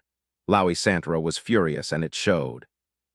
His mouth was tight, his lips a skinny, pursed line. Then he saw a reporter, and the fury was masked immediately by a charming smile and a little boy shrug. "Hi," he said to the reporter, turned and gave a smile to the accompanying photographer, then saw Molly and gave a wave. The reporter, a longtime friend of Ramsey's, said cheerfully, "I hear you flew back breaking concert dates when you heard your little girl was kidnapped." "I couldn't leave immediately," Lowy said, nose sharp, on the alert instantly. "I naturally came back as soon as I could. Is it true your little girl is safe and at her grandfather's house? Her grandfather is Mason Lord, isn't that right?" "Yeah, he is her grandfather, and yeah, I heard she was at his house. It's over now, thank God. Did you hear? My concerts went great, too. I've heard you've had your problems with Mr. Lord. Is that right, Mr. Santoro?" A man came from behind Lowy Santoro to plant himself directly in front of the reporter. He was a young guy, stringy, with acne scars. "Mr. Santoro just flew in from Germany. He wants to be reunited with his little girl. He's tired. He said all he's going to say. Good day." The reporter said, "Come on, Mr. Santoro, what's going on here? Your little girl was kidnapped over 2 weeks ago. You're coming back a little late, aren't you?" No comment. The young guy with Lowy actually shoved the reporter. The photographer flashed a photo. Lowy Santoro was white-faced. Ramsey smiled as he stepped up to him. "Mr. Santoro, I'm here to greet you. I'm Ramsey Hunt, currently residing with Mr. Mason Lord. Do come this way out of all this crowd of people. Ah, yes, here's Molly." "Get out of his face," the young guy said, and gave Ramsey a shove. The guy might look scrawny and too young, but Ramsey spotted the moves immediately, the watchful eyes, the stance. "That isn't polite," Ramsey said, and in a move that was subtle and smooth, he gently clasped the young man's hand and twisted his thumb back. The guy gasped with pain. He didn't move. "Now back off," Ramsey said very quietly. "I'm not a reporter." He applied a bit more pressure on the thumb. "All right. Leave be, Lenin," Lowy Santoro said. The young guy nodded. There was cold hatred in his dark eyes. It seemed to be awfully easy to make enemies these days. Ramsey released his thumb. "Now let's get out of here. Molly, say hello to your ex-husband." "Hi, Lowy, how's tricks? Hey, I don't see your girlfriend. She doesn't have a passport." "How did you find Emma?" She batted her eyelashes at him and put her hand on her hip. "I used my considerable charm naturally." Ramsey stared at her. Lowy Santoro barked out a vicious laugh. "Hey, that's a joke," he said. "You're always telling jokes, never serious. You didn't find Emma at all, did you? It's just all hype." "Why do you think that? I don't have enough brain power, not enough guts." "Come off it, Molly. You know you didn't have a thing to do with getting Emma back. You wouldn't know where to find square one if it hit you in the nose. What really happened?" She leaned close. "Okay, Lowy, the game's over." She leaned over to whisper in his ear. "Listen, you selfish jerk, I found my daughter all by myself. You want to know what happened? The man who took her abused her and beat her. What do you think of that, Lowy?" "That can't be true. I didn't hear anything like that. No, you're lying, trying to make me look bad. No one could make you look worse than you already look. You call from Europe and start bragging about your success there and all the women you're with. You're a toad, Lowy. You don't give a damn about Emma." "Then why am I here?" "Because my father scares you all the way down to your crooked little toes. If he told you to behave yourself for a week, I just bet you'd do it." "He's a murderer, Molly, shouts to the world that he's a big legitimate businessman, but he's nothing but a big-time crook, and you know it. You're no better. You took me for everything in the divorce. You're nothing but Ramsey broke in. All right, enough of the emotional, sentimental reunion. It's time to get out of here before more reporters show up." He turned to the acne-faced young guy who was Lowy Santoro's bodyguard. "You get Mr. Santoro's luggage. You can drop it off at Mason Lord's place in Oak Park. Then you can go to a motel or something. Don't think you're included on Mr. Lord's houseguest list." Lowy looked over at the reporter who'd been so rude. He recognized him. His name was something like Marzalak. He was from the Chicago Sun-Times. Hell, he was just standing there speaking low to his photographer. What were they talking about? Maybe they were talking about whether to print any of this, just his luck. Now he had to face Mason Lord. His kidney hurt just thinking about it. "Let's go," Ramsey said. "Do as he says, Lenin," Lowy said. "Just call the house and tell me where you're staying." 16 an hour and a half later, Lowy Santara faced his ex-father-in-law across the huge mahogany desk in Mason Lord's study. This cretin, he motioned toward Ramsey, who was standing by the door. "He accosted me. He nearly broke my bodyguard's thumb. In fact, I'll just bet you he got a reporter to come there and ask me stupid questions. It cost me a bundle to leave Germany. I was busy, everything was going great with the crowds. Besides, there's nothing I can do for you. I've thought about it, and I don't know of anyone who could have done this." Mason Lord didn't rise. He sat there tall and straight in his chair, weaving his black Mont Blanc pen, heavy with gold trim, expertly between his long fingers. He let Lowy talk and talk. Finally, when he'd heard more than enough, he said smoothly, "You're looking thin, Lowy. Your eyes look too bright, the pupils too large. I hope you're well. Touring is hard work, real long hours. Sometimes I have to take sleeping pills to calm me down. Listen, I didn't want to come here. What can you possibly want from me? I do hope you're not doing cocaine again. I really hate drugs, you know that. I told you that when you were married to Molly. If the coke doesn't kill you, then it's usually something else, like the guys selling it to you getting pissed off. I've never seen simple sleeping pills dilate your pupils. I'm not doing drugs. Did you meet Ramsey Hunt?" Mason Lord waved a hand toward Ramsey, who was still standing by the door, arms crossed over his chest. "I told you he was the bastard who. It's Judge Ramsey Hunt. Perhaps you've heard of him." "No, who is he? Some gigolo your young wife wanted." "Ah, Lowy, you do like to push the envelope, don't you? I suggest you think a bit before you open your mouth. If you ever mention my wife again, I'll have Coulter cut off the end of your tongue. Your singing wouldn't benefit from that. Now, since you appear to be ignorant as well as unwise, I'll tell you that Ramsey Hunt is the San Francisco Federal District Court judge whose picture was on the covers of both Newsweek and Time magazines a while back. He's a real hero, they say. Don't you remember? The big drug murder case in San Francisco. What Judge Hunt did all by himself when they tried to break the defendants out of the courtroom." Lowy looked blank. Mason Lord sighed. "Ah, Lowy, I do pray that Emma didn't inherit your brains, your inability to recognize the importance of anything that doesn't pertain directly to you. It would be a pity," Ramsey said. "Ignorance isn't the same as stupidity. In Lowy's case, it seems to be." "She's got his talent, Dad," Molly said, coming into the room to stand beside Ramsey. "In fact, she's got all the talent that he could ever claim, and his talent is good even if his brain isn't." "Impossible," Lowy Santara said, whirling around to see Molly standing beside that damn judge. The guy was too young to be a judge. She'd come in very quietly. How long had she been standing there? "Emma, she's a little kid, only what, 5 years old?" "6, Lowy, your daughter is 6 years old." "Yeah, well, what talent? She can play the piano for you. She's incredible." "Enough." Everyone looked at Mason Lord. He relaxed slowly, saying nothing more, knowing that he had all their attention again. Lowy said, "Why did you want me to come back? You got Emma. What else is there?" "It appears there's a conspiracy afoot. Not just one kidnapper, Lowy. Judge Hunt believes there are a goodly number of men involved since it appears to be a very professional operation, and they're all after Emma. Indeed, the men tracked Molly and Ramsey all across Colorado into California." "Do you know anything about this, Lowy?" "That's ridiculous. What would I know about that? Emma's my daughter, for God's sake. I don't know anything about any conspiracy." "Well, there's a problem," Mason Lord continued, his voice suddenly soft, oily with sincerity. It reminded him of Bill Mathias's voice, a lawyer in San Francisco unoriginally called Slick Willie. "I'm not behind any conspiracy, Lowy, and there, quite simply, isn't anybody else. There's another little point that's really very disturbing. The man who had Emma, he abused her and beat her." Lowy lunged to his feet, his face white. "No, that's impossible. Molly said that, but I didn't believe her. There must be a mistake. Not Emma. No one would dare touch Emma like that." Mason Lord sat slightly forward. "Didn't you bother to make sure that the man you hired to hold Emma in that cabin in the Rockies wasn't an abuser?" Lowy collapsed back into the chair. "Listen, I didn't hire anybody. I don't know anything about any of it. Damn it, she's my daughter. I wouldn't have my own daughter kidnapped." "Oh." It was Molly's voice coming from behind him, cold and hard. You do anything for money, Lowy, anything. I'll just bet you owe some big shot lots of money and you left the country because you couldn't pay. Is that it? He turned on her, so furious the pulse pounded wildly in his thin neck.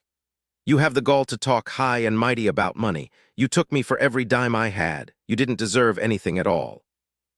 All you managed to do was get pregnant. Damn it, I didn't have Emma kidnapped.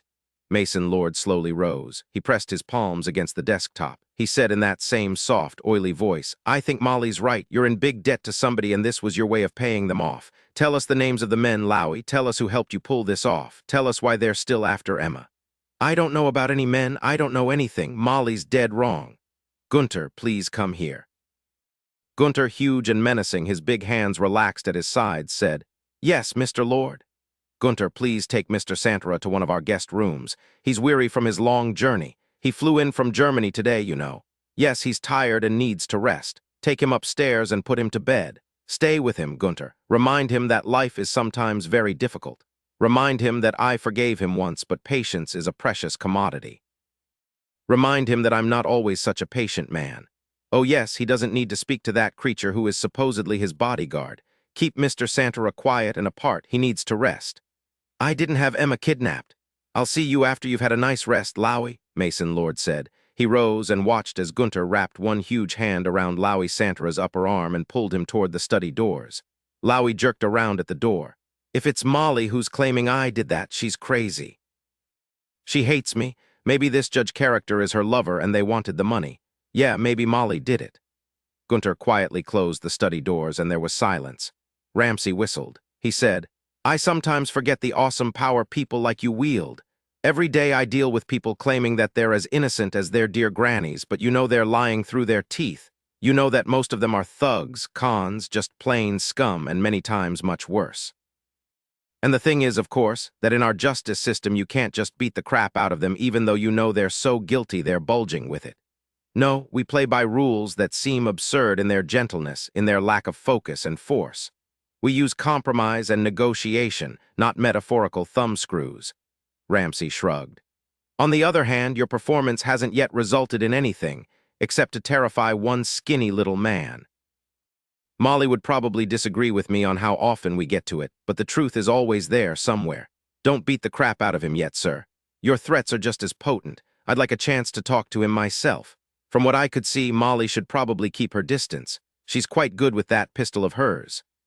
Mason Lord said easily, Of course I know my threats are potent, Ramsey.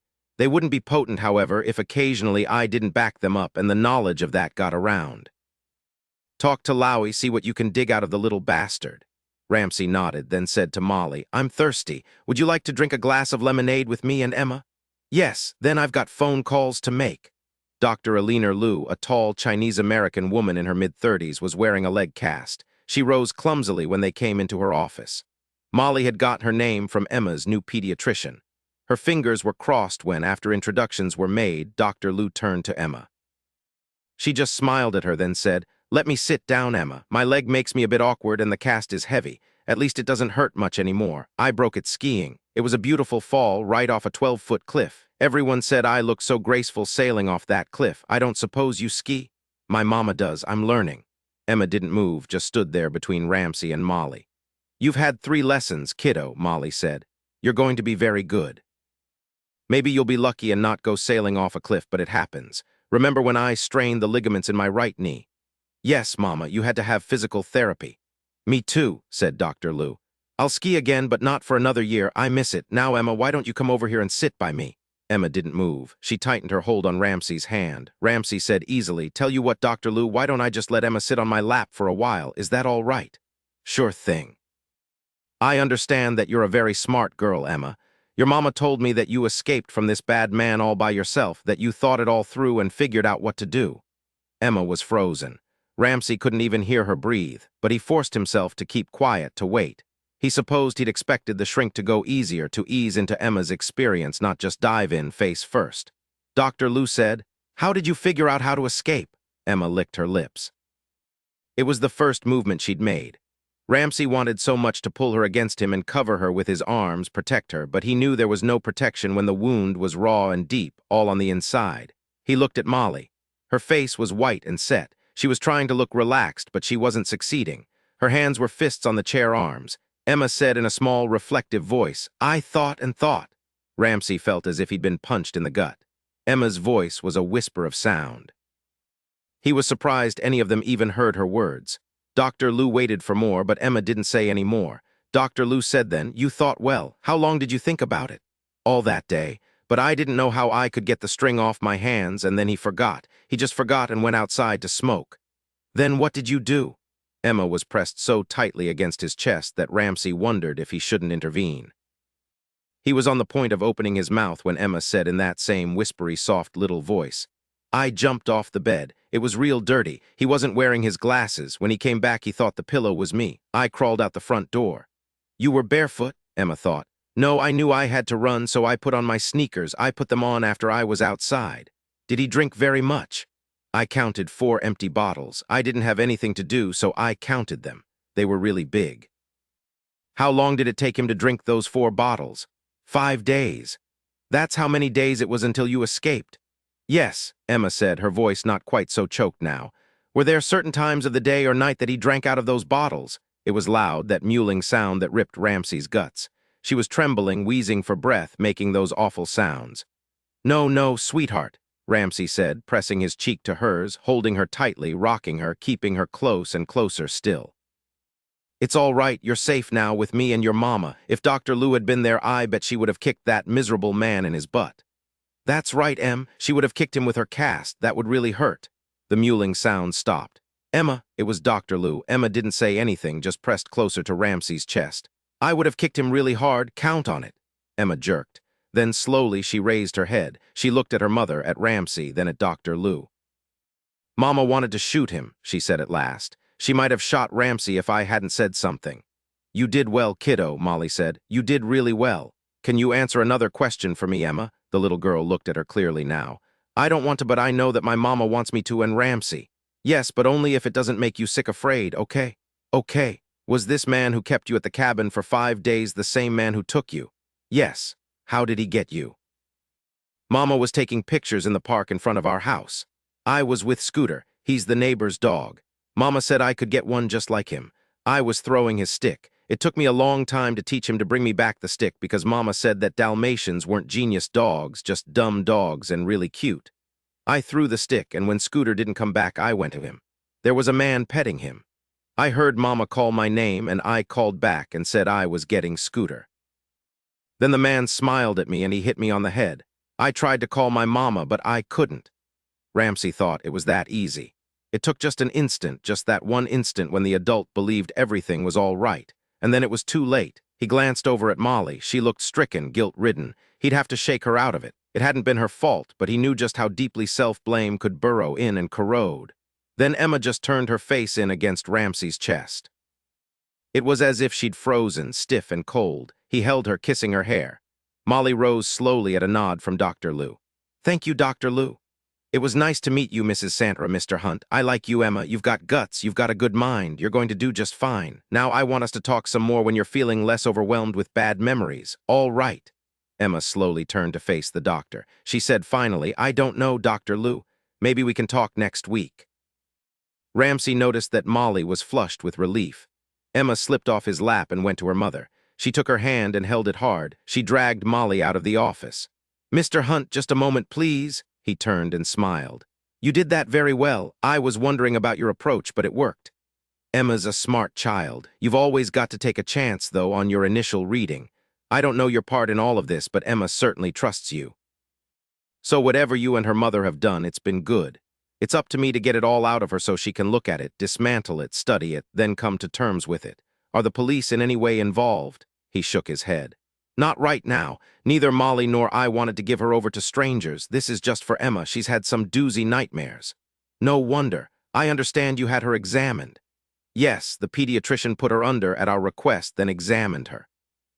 She'd been abused, she'd been beaten, as we thought, but she's healed nicely, at least on the outside. Oh yes, one other thing.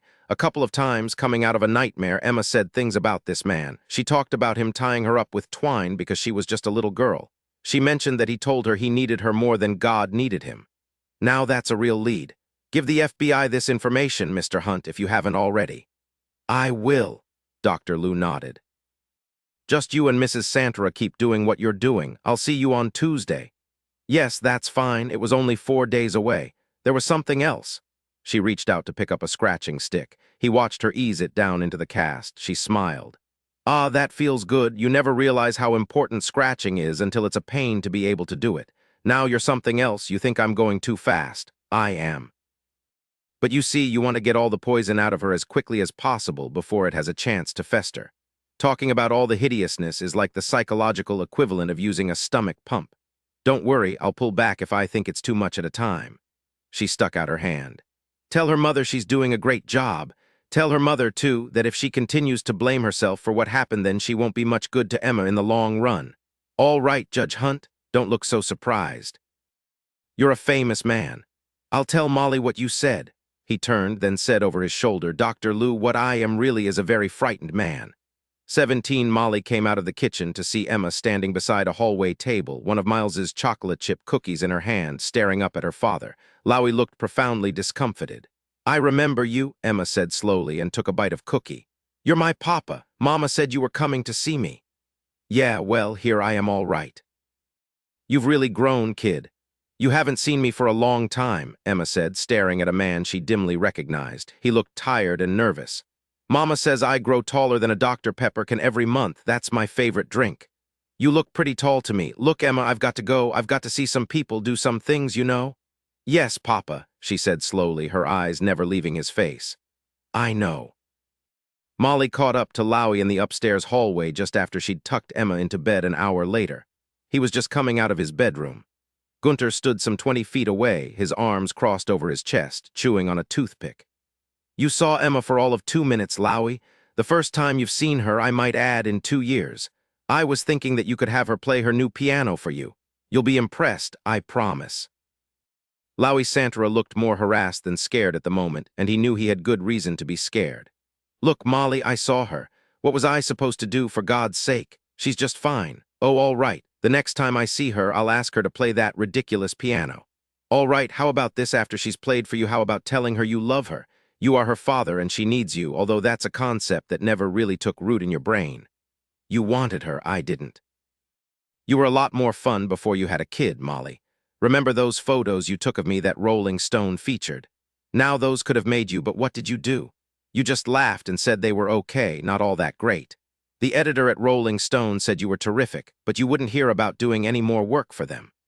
Lowy, you're not remembering quite right. I was pregnant with Emma at the time and puking my toenails up on a very regular basis. I've been getting back into it since Emma's older. No one has ever photographed me as well as you did. So that was it. As usual, Lowy was thinking about himself. She wanted to roll her eyes and smack him. She did neither, just smiled at him. She really didn't hate him most of the time, actually. She really didn't even think of him except rarely, and even on those rare occasions she felt only mild dislike simply because she understood the bone-deep fears that always festered beneath the surface in him. They occasionally even overwhelmed his remarkable conceit and ego. Because she was sometimes so weak-headed, she forgot about the damage he could wreak. It was fear that was driving him now, and so she said without rancor, You're an excellent subject, Lowy. You know how to mate with the camera. Don't be impatient. There are lots of terrific photographers out there, but that's neither here nor there. She stopped, then just shook her head. Never mind. Sometimes I'm a fool. Now tell me what you know about Emma's kidnapping if you want me to help you before my father gets nasty. And he will, Lowy. He'll get nastier than anything you can begin to imagine. Nastier than he was to you in Denver 3 years ago. You weren't in Denver when he showed up 3 years ago, so just how would you know what your dear daddy does? I remember one summer when I was here. I was 12 years old and I woke up late, probably about midnight, and walked downstairs to the kitchen. I saw a light under his study door and I could hear men's voices. I pushed the door open and looked inside. She shuddered from the force of the memory, but she said only, Tell him, Lowy, don't be cute. When he sets a goal, his focus never falters. His patience is formidable, but when it's gone, it's well and truly gone. Tell him, or tell me. How were you involved in this? Tell me the names of the men you owe money to. Ramsey pulled back around the corner. He'd just come up the stairs to go to bed. It was late.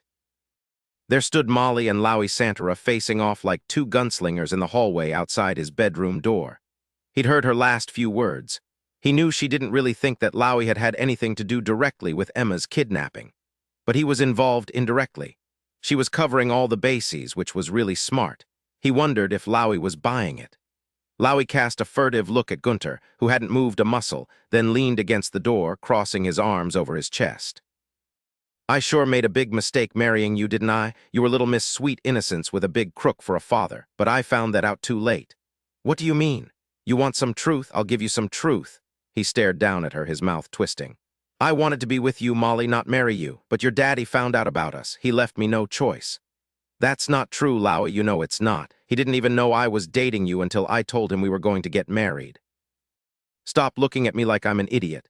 I tell you, he didn't know a thing until I told him. I remember the surprise on his face. I'm not making it up. He was surprised. He laughed, a nasty laugh that nearly froze Molly where she stood. It's not true, she said again. She was crumbling inside, was nothing as it had seemed in her life. You're making this up after all these years just to hurt me. Sure, Molly Dolly, sure I am. It turns out your old man had us followed. You didn't know that, did you? Of course you didn't. Yeah, and he had me followed to protect his little girl from the scummy, coke-snorting rock star. He probably knew to the minute when you lost your virginity to me. And I got a visit from him the very next day. That was the day I really understood who your daddy actually is. You're not lying. My father made you propose marriage to me. You don't think it was because I could have possibly wanted a wife, do you? Come on, Molly, even you're not that stupid. I always liked fresh-faced, eager girls. You looked at me like I was a god. I wasn't about to deny myself, so I had to be patient and play a few games with you so that you'd fall on your back for me. I wanted to take your virginity. I've always preferred virgins, and so I did, but then there was Daddy standing at my front door just after you left that morning. Lowy shrugged. I remember one of his goons, a guy who got his head shot off a while back. He had huge hands. He grabbed my neck between his hands and lifted me off the ground. Then your daddy told me how things would be. He told me I'd better be real sincere when I proposed to his daughter. He told me if I wasn't faithful to his daughter, he'd make my face so ugly nobody would want to see it. I believed him. You were very sincere, she said, and wondered how she could even form the words, much less get them out of her mouth. I remember that evening very well, but you slept with lots of women.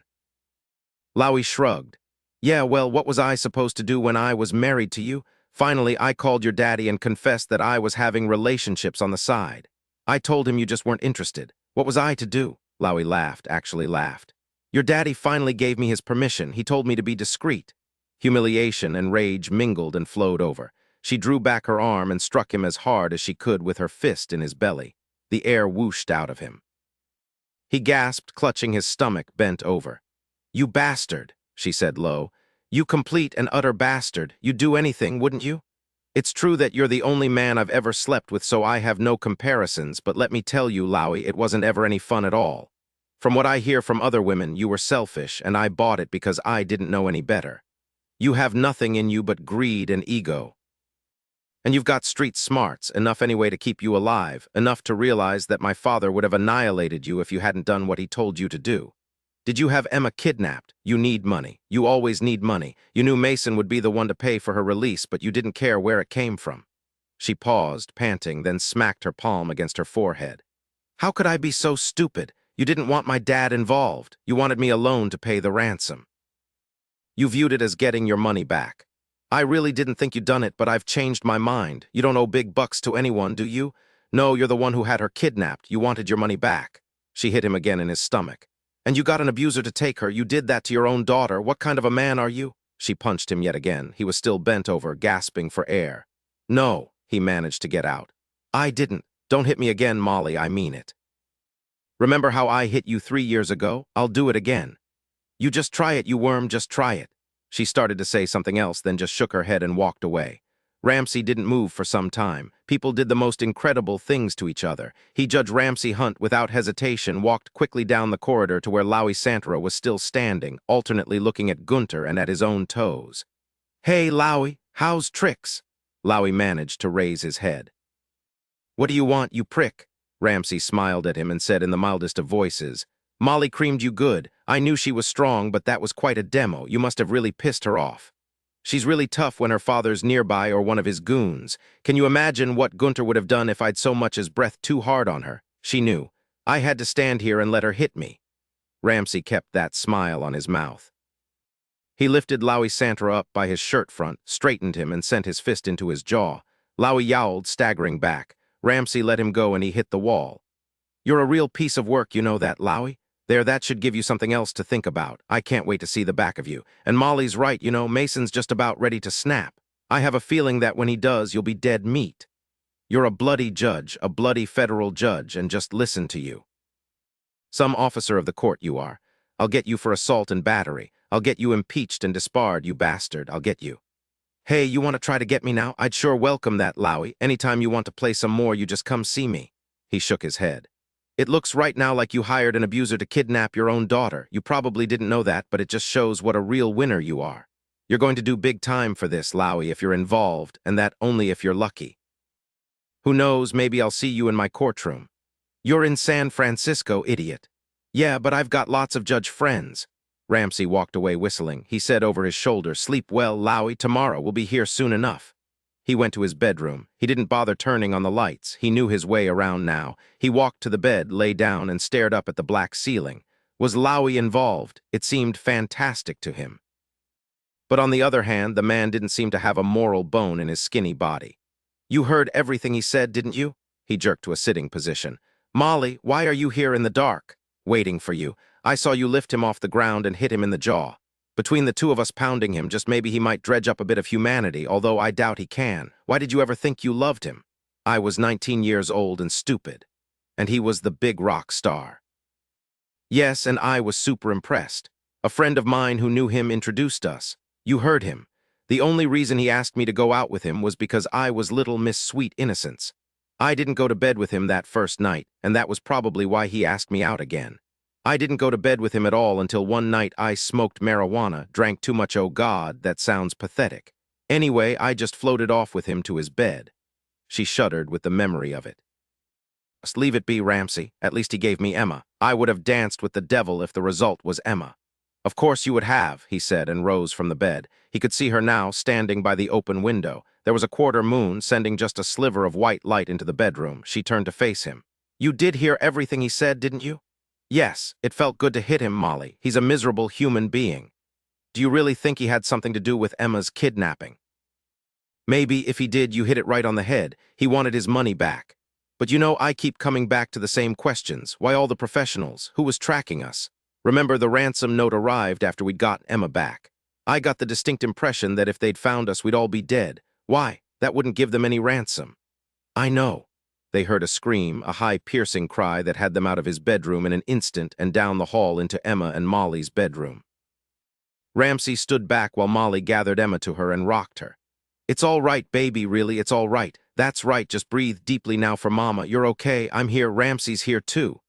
He sat down on the other side of the bed and rubbed Emma's back, saying nothing. "Was it that awful man, Em?" Emma nodded against her mother's shoulder. "I woke up when there was this noise. I looked over. He was at the window. He was staring in at me. He was grinning. He had bad teeth, just like before." Ramsey went immediately to the window and stared out. He didn't see anything. He unlocked the window and raised it. They were on the second floor. There was a ledge outside, wide enough for a man to stand on. He looked and looked, but there was no movement in the bushes or trees, no shifts in the shadows, no sounds. He didn't see a single one of Mason Lord's guards. He turned to Emma as she said in a small, broken voice, "He won't go away. He's always there, waiting for me. I knew he'd come back for me, and he did. He followed us all the way from California. He's here now." Molly looked up at him. He shook his head. "You sure you saw him at the window, Em?" "Yes, he was grinning at me. I was so scared." Molly pulled her tightly against her again.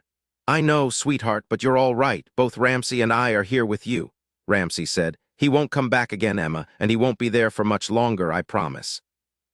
Now I'm going downstairs and we're going to look for this character." He was at the door when Emma called out his name. He turned to her. "Yes, Emma. Thank you for believing me." He just smiled. "If he's still out there, we'll get him." She didn't look as if she believed him. Actually, he didn't either, since he believed she had indeed dreamed him up out of a nightmare, but he and the guards would all look anyway. He couldn't imagine that anyone could sneak onto the estate without one of the guards seeing him. But it couldn't hurt to look around to talk to the guards to make sure they were on their toes.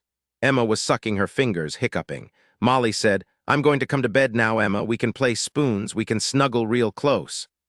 "Can Ramsey come, too?" He didn't even hesitate. Sure, Emma, tell you what, you get settled with your mom and I'll be in soon. I'll hug you both until you fall asleep. I'm going to go look for that guy. She sucked harder on her fingers, then pulled them out of her mouth and whispered, Please be careful, Ramsey. He's a bad man. He even smokes. I'll be back soon, Emma. I'll be careful as a judge. The sucking slowed. She sniffed and swallowed.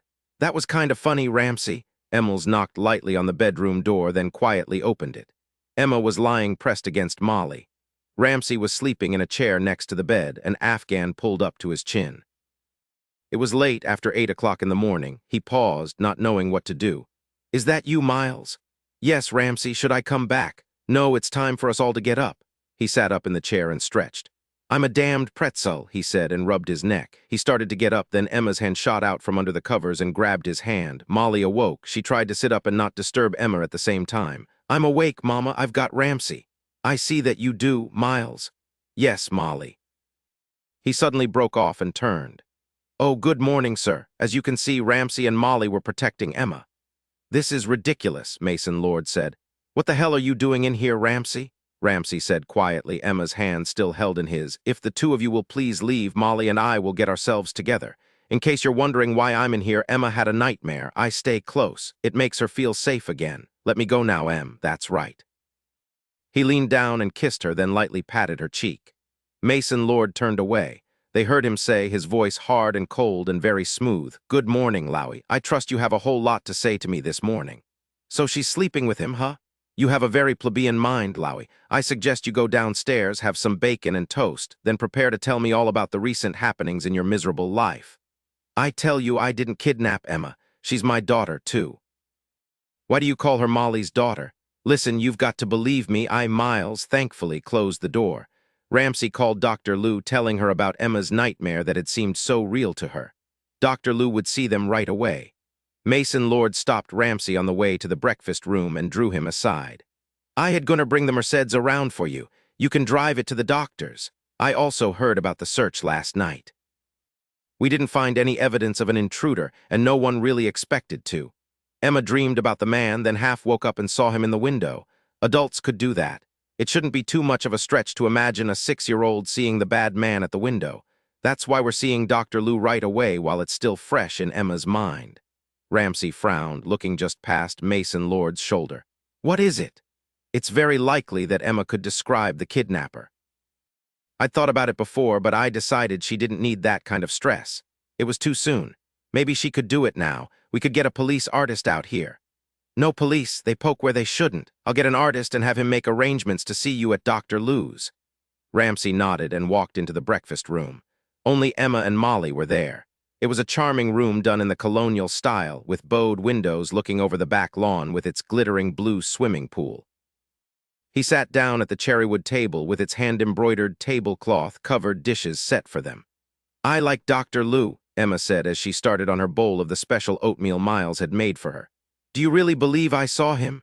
It's possible you didn't really see him, sweetheart. I hope we can find out what you really saw. Do you mind? No, she sighed deeply. Ramsey hadn't ever thought a child could sigh like that. Molly stood up and walked behind Emma.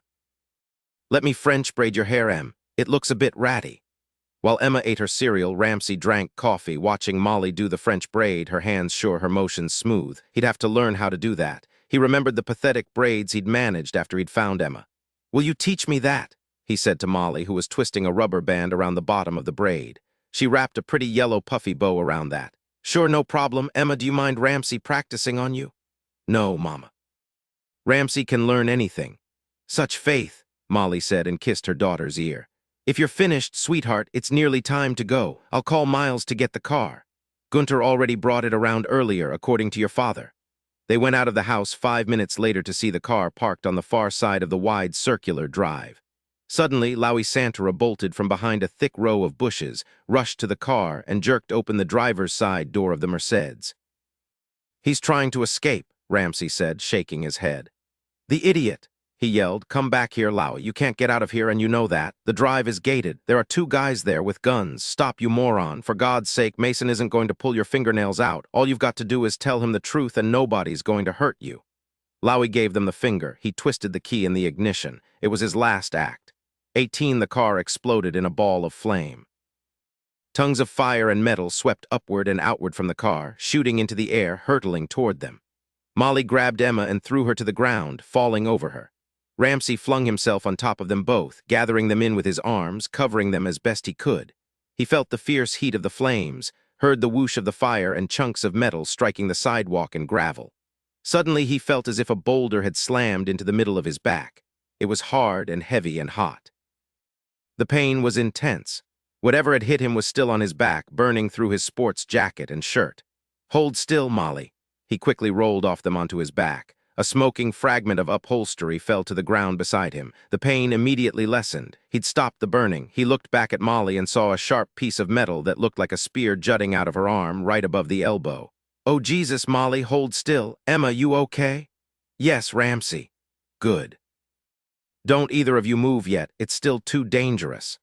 He ripped off the sleeve of his shirt, took a deep breath, and without saying a word to Molly, he jerked the metal spear out of her arm. "Good," he said. "Don't move, I'm going to wrap it up." Molly hadn't made a sound. He didn't know how she'd managed it, but she did. The next minutes ground slowly by. Emma was fidgeting. He said things, silly, meaningless things, to quiet her. Finally, the car was burning down, consuming itself. The flames collapsed into plumes of black smoke, which then fell, blanketing everything. The smell of burning rubber was nauseating. The Mercedes was a burning corpse, and what was left of Lowy was inside it. Emma twisted onto her back when Ramsey finally moved and looked up at him and her mother, who was holding her arm. "What happened? Why did our car blow up?" "It's all right, Emma." He couldn't answer her, not yet. He helped Molly to her feet. "You hanging in there?" "Yes, don't worry about me. I'm lucky I was wearing a long-sleeved dress, not much protection, but some." Her sleeve was seared off, the blood from the wound soaking his makeshift bandage and snaking down her forearm. "Both of us need a doctor." She was staring at him. "Are you all right, Ramsey? I know you're hurt. How bad is it?" "I'm all right. Come on, Molly." She looked away toward the burning car. She turned perfectly white. "Oh, God, Lowy." She ran toward the burning wreck, holding her hurt arm. "Lowy?" Ramsey grabbed her around her waist, pulling her back. "No, Molly, he's dead." He blinked. It hit him that Emma's father had just been blown up in front of her. He and Molly were both in shock, not thinking clearly or quickly, but now here was Emma staring at the car. He came down on his knees in front of her and gathered her against him. "It will be all right, Emma, I promise. I'm real sorry, sweetheart. Someone put a bomb in the car." It exploded when he turned it on. He heard people's voices behind him coming from the house, but he didn't turn to see who was there. There was nothing left of the car, nothing left either of Lowy Santara. Then he saw that the Mercedes hood ornament was still recognizable. He turned then to see everyone standing on the front steps gaping at the twisted, blackened car. There were still small spurts of flame eating into the metal, bursting up now and then into glittering showers. Emma's piano was smashed. Still, she held it against her chest. She looked at her mother, then back at him. "I don't understand." "He's dead, Emma," Molly said. "Oh," she said finally. She looked at the gutted car, at the licking flames. "I don't see him, Ramsey." "No," he said. He wasn't about to tell her that her father could be picked up in a wastebasket. Then everyone seemed to be talking at once, patting, soothing, Mason Lord even holding Molly close to his side for a moment. Coulter had his gun out. Miles was trying to edge close to Emma. Guards had swarmed to the burning wreck, their guns at the ready. All of them were young men, fit and strong, each carrying an automatic weapon. Even they stopped to stare at the devastation. Eve Lord said slowly, her eyes on Emma, "You three were supposed to be in that car, not Lowy Santara." "It was that bad man," Emma said. "He came back to get me, but he killed Daddy instead." She looked at her smashed piano and gently laid it on the grass. "Look at all the broken keys." She came down on her knees beside it and gently pressed the middle C. A sharp, tinny sound pinged out. Her face went very still. She picked up the piano again, clutched it to her chest, and walked back into the house. Molly caught her in a moment and pulled her up into her arms. "I'll call the police," Ramsey said to Mason Lord. "There will be no police on my property." "Oh, yes, there will." Molly didn't make a sound as Mason Lord's own personal physician, Dr. Theodore Otterly, sewed up her arm. Ramsey felt the ripples of pain, the tensing of her muscles, but she didn't complain. He put two chairs together, sitting on the back one to support Molly in front of him. Dr. Otterly asked him to help support her, so Ramsey put his arm around her under her chin, his hand cupping her shoulder. She leaned her chin on his arm. Emma was holding her hand. Her wounded arm was resting on the kitchen table. All of Dr. Otterly's medical stuff was spread out on the table. Molly flinched, then drew a deep, fast breath. Suddenly, Emma made a small mewling sound. Ramsey said easily, "I know, Em, this is tough, but your mom's hanging in there. If you want to say something, say it." "Are you all right, Mama?" Her voice was small and thin, her fear stark. Molly didn't know where she got a smile, but she managed to manufacture one. "Hey, Em, this is nothing. I'm mean and tough, just like Ramsey. I can take these little hits. I'm a matcha. Don't you worry, kiddo, I'm just fine." He felt her shudder again and tightened his arm around her. She leaned back, letting him support her weight. Dr. Otterly had helped him off with his jacket, probed at his shirt a moment, then said he'd deal with Molly first. He was vastly relieved. He didn't want an injury that would shut him down for even a short time. Events had gotten out of control, and he couldn't afford to be out of control as well. But damn, his back hurt. He was aware that Mason Lord was standing back by the kitchen door, his arms folded across his chest. He hadn't said a word, just stood there. Miles was seated beside Emma, holding her other hand. He knew the police had arrived. He'd heard sirens and voices, running feet. "Ramsey, your back is all black. I mean, your shirt is all black. I hope you're not black underneath." Dr. Otterly just grunted when he saw it, told me not to whine, that he wanted to see to your mom first. "He knows I'm okay, Emma." Ramsey was glad he couldn't see exactly what that crashing piece of upholstery had done to him. Dr. Otterly set the last stitch in Molly's arm. He wet a thick cotton ball with alcohol and dabbed it against the stitches, getting off the last of the blood. He straightened. "That's good, Mrs. Santara. All over now. Just a couple of shots. Let me get you bandaged up and then we'll see to Judge Hunt." Molly ended up with a sling. "To keep those stitches from pulling even a little bit," Dr. Otterly said. When it was Ramsey's turn, he felt Emma take his hand. "I'm here, Ramsey, it's okay." "Thanks, sweetheart, I need you to be here." The pain was bad, but he managed to keep himself still. It felt as if a year had passed, a very painful one, before Dr. Otterly got his shirt off and his back cleaned. He said, "It's not as bad as I thought it would be. Your jacket saved your bacon. You've got a small second-degree burn on your back, which means it'll blister and take a little bit longer to heal. You've also got some bruising. I'm going to apply some antibiotic ointment and put a bandage over the area. Leave it be for a day or two. You'll be just fine, Judge Hunt. If either of you has any problems, just give me a call. Oh yes, here are some more pain pills like the ones I've already given you. Mrs. Santara, you'll need them for the next 3 days or so." Dr. Otterly smiled down at Emma. "Now, young lady, I've got a treat for you." Emma didn't believe that for an instant. She took a step back. He laughed. "No, no, I promise nothing horrible. I just want you to drink some orange juice." He nodded to Miles. In a couple of minutes, Miles handed her a half glass of orange juice. "Now, Emma, you need to drink it down." She clearly didn't want to. Ramsey said, "How can you make sure that your mama and I take care of ourselves if you're not in top-flight form?" He saw she wasn't sure what that meant, but it was enough. She drank down the juice. Dr. Otterly patted her head, nodding to Molly. "Em, will you see me upstairs? I'm a little bit shaky." "No, I'm all right, but I've got to say that my arm isn't very happy with me. I'm also kind of worried about Ramsey. Yes, I need to lie down for a little while. Will you come with me?" After Molly and Emma left the kitchen, Mason Lord said, "Will my daughter be all right?" "I didn't lie to her, sir. The metal didn't slice that deeply, so I didn't have to repair the muscle. I gave her a tetanus shot and an antibiotic. Don't get me wrong. Although Judge Hunt's back wound isn't as severe as I feared it would be, your daughter's wound is bad enough. I'd say they were both very lucky with all the burning car fragments hurtling around." "And Molly's daughter. What did you give her in that orange juice?" Dr. Otterly had to think a moment, then nodded. He said, "Oh, you mean your granddaughter. Emma's okay. I slipped a bit of a sedative in the orange juice. She'll start feeling sleepy in just a little while." He turned back to Ramsey.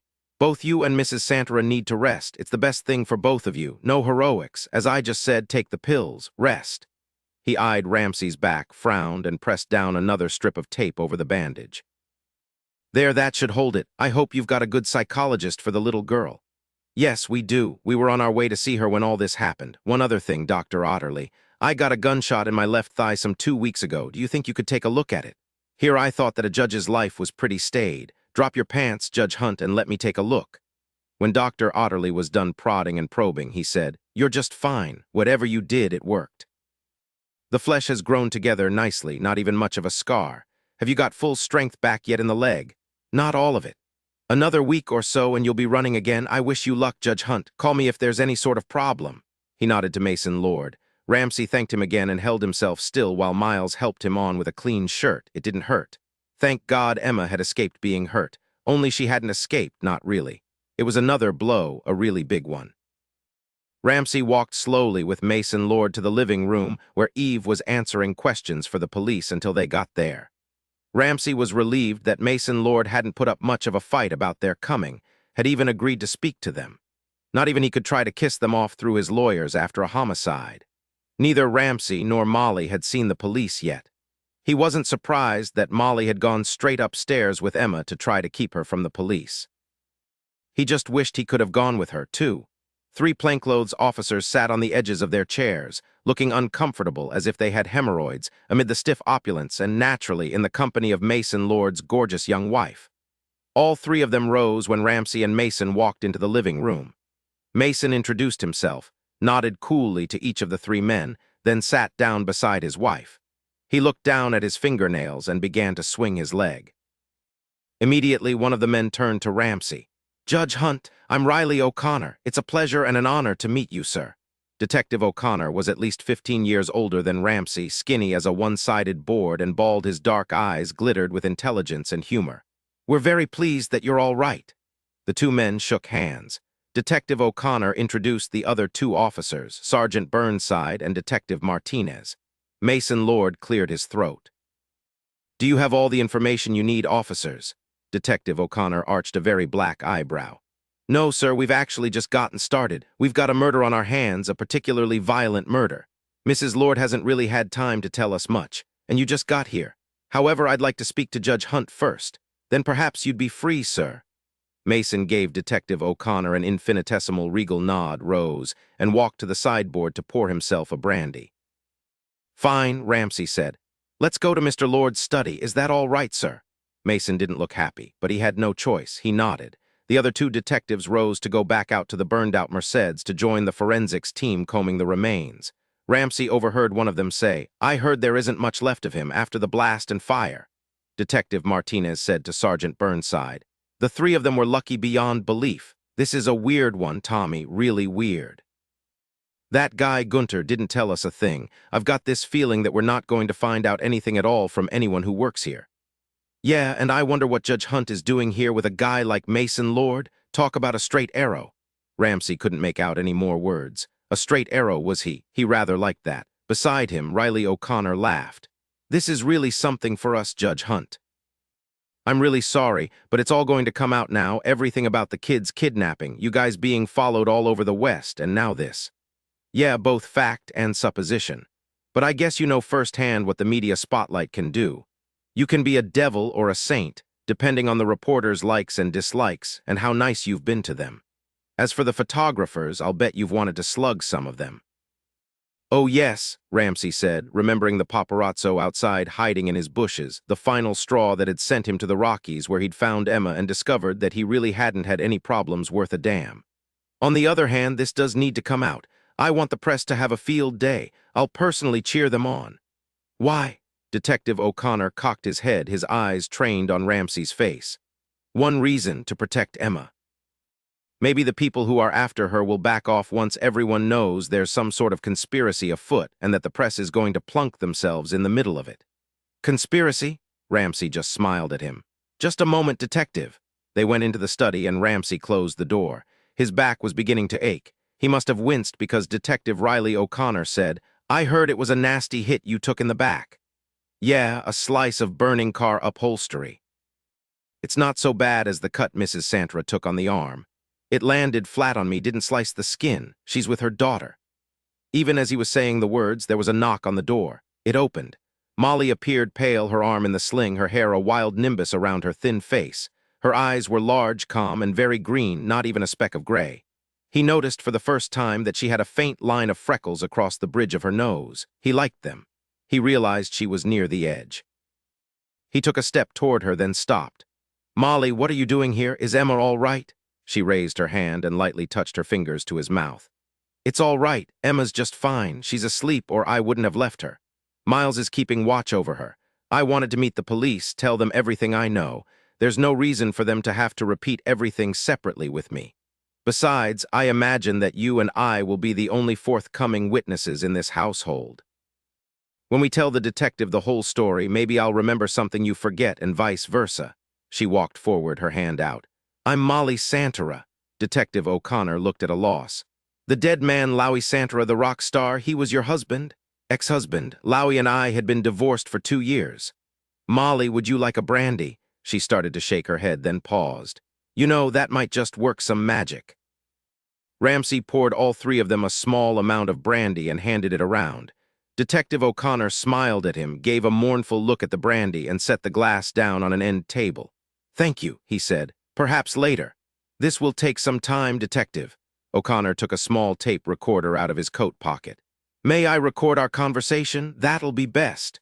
They listened to him identify himself, them, the date, the place.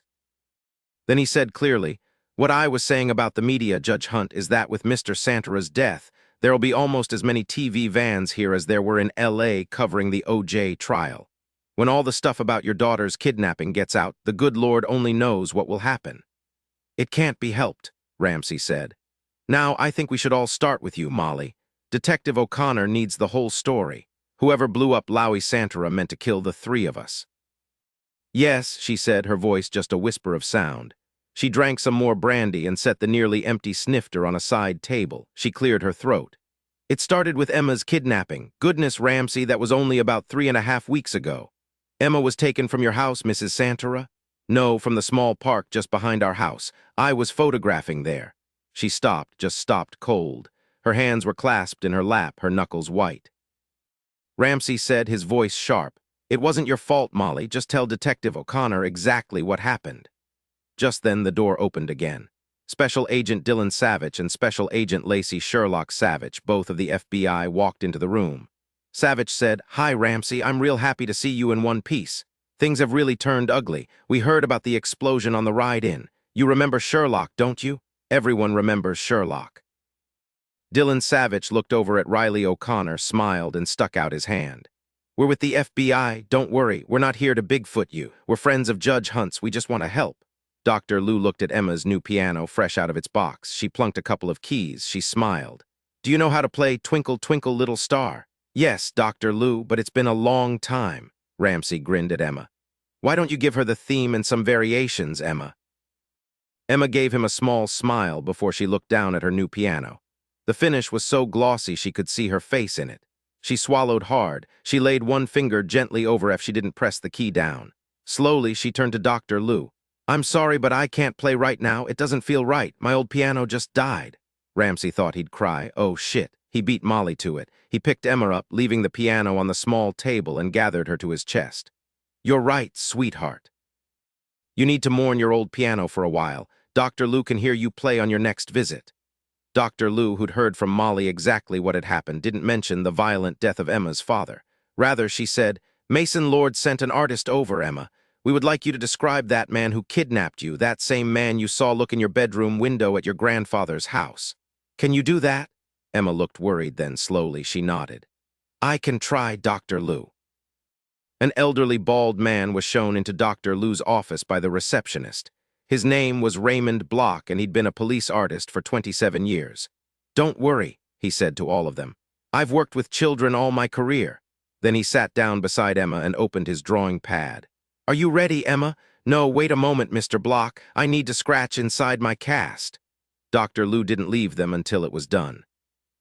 It took Mr. Block 45 minutes of drawing, erasing, widening, elongating, more drawing, more erasing. Finally, Emma said, That's him. Mr. Block turned the drawing so that Dr. Lou, Ramsey, and Molly could see it. Oh, dear, Molly said, staring at the excellent drawing. Are you sure that's the man you saw at the window, Emma? The man who kidnapped you? Yes, he was the man who stole me, and then he came back and he smiled at me through the window. Ramsey just shook his head back and forth, quelling a weird desire to laugh and cry at the same time. Well, this fellow isn't any pool man who works down the street from your house in Denver, Molly. No, I think he resembles someone who lives in a much more prestigious place. It was an excellent rendering of President Clinton, only he had very bad teeth.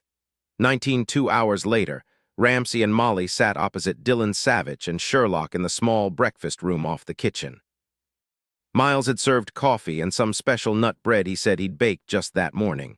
He said Emma had told him she liked nut bread, but only with walnuts. Miles and Coulter stood in the shadows back by the outside door. Yeah, said Ramsey. It was an excellent likeness of President Clinton. Sherlock, who was drinking some of Miles's rich Jamaican coffee, choked. Savich slapped her on the back. Get a hold, Sherlock. It may not have been a coincidence. It may have been a mask. But he wore a mask the whole time. That would get real uncomfortable. Yes, Molly said, handing Sherlock a glass of water, but it also means that whoever they are, wanted Emma alive, and they continued the disguise so she wouldn't be able to identify that man later. It still doesn't make sense, Ramsey said, picking a big chunk of walnut out of the bread. Then why the attempts on our lives? Believe me, Savich, someone wanted Emma alive, dead. I'm not sure which. Sherlock took another sip of her coffee, then shuddered. She said, "This coffee is delicious, but I think it's trying to kill me. You shouldn't drink it in any case. You're pregnant. It's not good for you." "Thanks for announcing it," Sherlock said, grabbed her stomach, and flew through the door Miles quickly opened for her. "Just down the hall on the left," he shouted. Savich shook his head. "I forgot. You won't believe this, but usually she's just fine. But when I mention the word pregnant in front of her, she has to heave." Ramsey started to say something, then shook his head, smiling. "I'm not going to go there, Savich." He stuck out his hand. "Congratulations." "Me too," Molly said. "She'll be just fine when she gets back, and I'll try harder to watch my mouth. Poor Sherlock. She hates it when she loses control." "She married you," Ramsey said. "She can't hate losing control all that much." Savich laughed. "Point that out to her and see what she has to say." Molly said, "You're both FBI agents, you're married, and she's pregnant. You have a transgender laptop, and you took a week off to come and help us. Why?" Suddenly serious, Savich leaned forward, resting his chin on his clasped hands, his elbows on the table. "I've known Ramsey for a while now. We were both in law enforcement, Ramsey with the U.S. Attorney's Office in San Francisco, and I with the FBI. We found we had a lot in common. Kept in touch. I admire him, Mrs. Santara. I don't like what's happening. As for Sherlock, she's been a special agent less than a year now, but she's tough and bright, and although she's pregnant, she wouldn't have dreamed of not coming. If you could not mention the word pregnant in front of her, both of us would appreciate it." "So it's anyone who says the word pregnant?" Savich grinned at Ramsey. "As in she blames any messenger or just the guy who got her in this condition?" "That's it." "I don't know. I thought it was just me. Maybe you could drop the word by accident and we'll run a small scientific experiment." "I wouldn't do that to another woman," Molly said. "Thank you both for coming." "No problem. This is a royal mess. Sherlock doesn't like what's happening to you guys either. So this guy was either wearing a Clinton mask or he was a master at makeup and disguises. But it'd have to be a really good mask for Emma not to have realized it was a mask. I vote for a guy who's really good at disguises." "Yes, that sounds more reasonable," Molly said. "Emma even put bad teeth in Clinton's mouth. Emma's bright." Ramsey said, "I'm not her mother, but she's right. Emma's 3 points sharper than Molly's razor. I told you not to use it. I was lucky not to cut my throat." He turned to Savich. "Did you mean it? You're not here to take over the case from the locals?" "Nope. Sherlock and I are off for a week." "But I've got Maxine. Max experienced another sex change just 3 days ago," Sherlock said from the doorway, a wet washcloth in her hand. She daubed at her forehead, but she was smiling. "It's happened twice since I've known Dylan." "I might have thought it meant Max didn't know how to relate to her," Savich said. "That he was trying to make an accommodation since he knew she was here to stay. But the fact is he's gone back and forth now for about 4 years. Ramsey said simply, "Molly and I both appreciate your help." "We know that, Ramsey." He smiled up at his wife.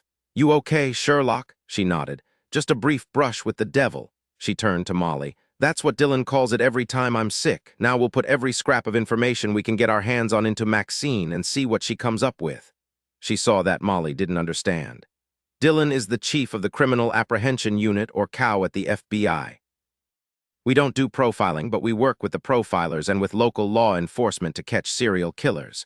We use a number of programs that Dylan's developed. We plug in all the information we can get our hands on, including everything from the local police, the forensic reports, the autopsy reports, witness statements, you name it. Maxine isn't better at figuring things out than real people, but he or she, depending on the month, is faster and looks at the data in many different ways. In just the first year, we solved 6 cases along with the local cops. We think we can apply that experience to help us catch this monster." Savich said, "Ramsey, I'll speak to Agent Anchor and get all the reports on the cabin where Emma was kept. There's bound to be some physical evidence left. I'll get Maxine to work on child molesters who have an MO, using disguises."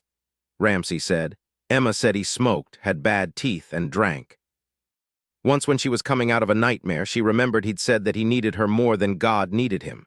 Molly said he also used twine to tie her up. She swallowed and looked down. He used twine because she was just a little girl. That's a start, Savich said. Sherlock patted Molly's shoulder as she said, Dylan and I took a week's vacation. We're at your command. I already told them, Savich said, pulling her down onto his lap. They haven't applauded just yet, but when they see what we can do, they'll do handsprings.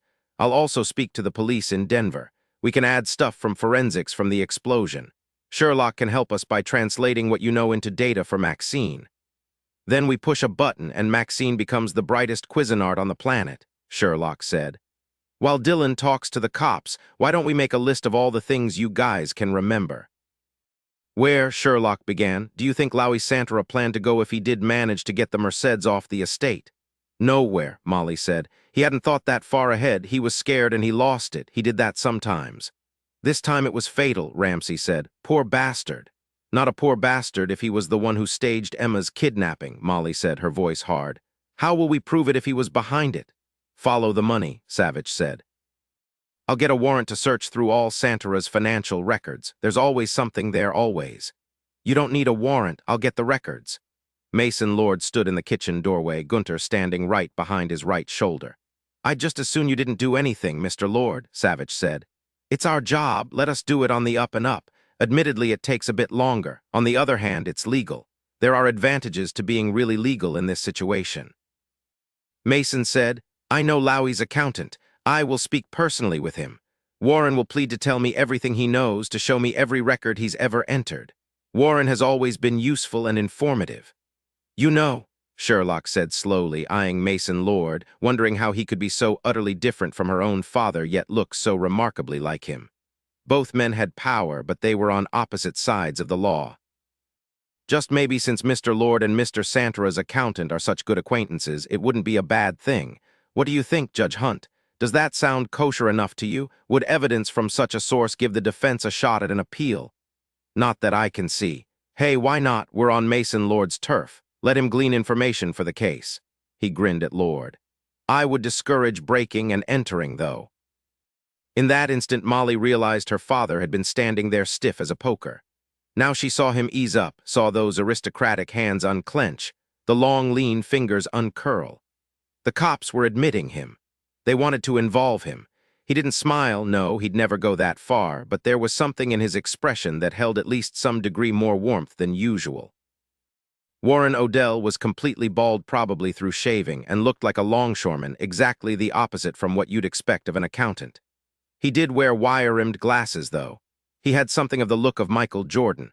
When he spoke, you saw he had yellow teeth from too much smoking. He had calluses on the pads of his fingers and his palms. He spared one glance for Ramsey, his full attention on Mason Lord. Then he did a double take.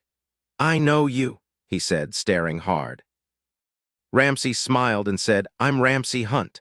You're that federal judge in California who jumped over the railing and chopped up a group of terrorists in your courtroom. That's the way things worked out. It was just a little group. Mason Lord cleared his throat, and suddenly Warren Odell turned pale.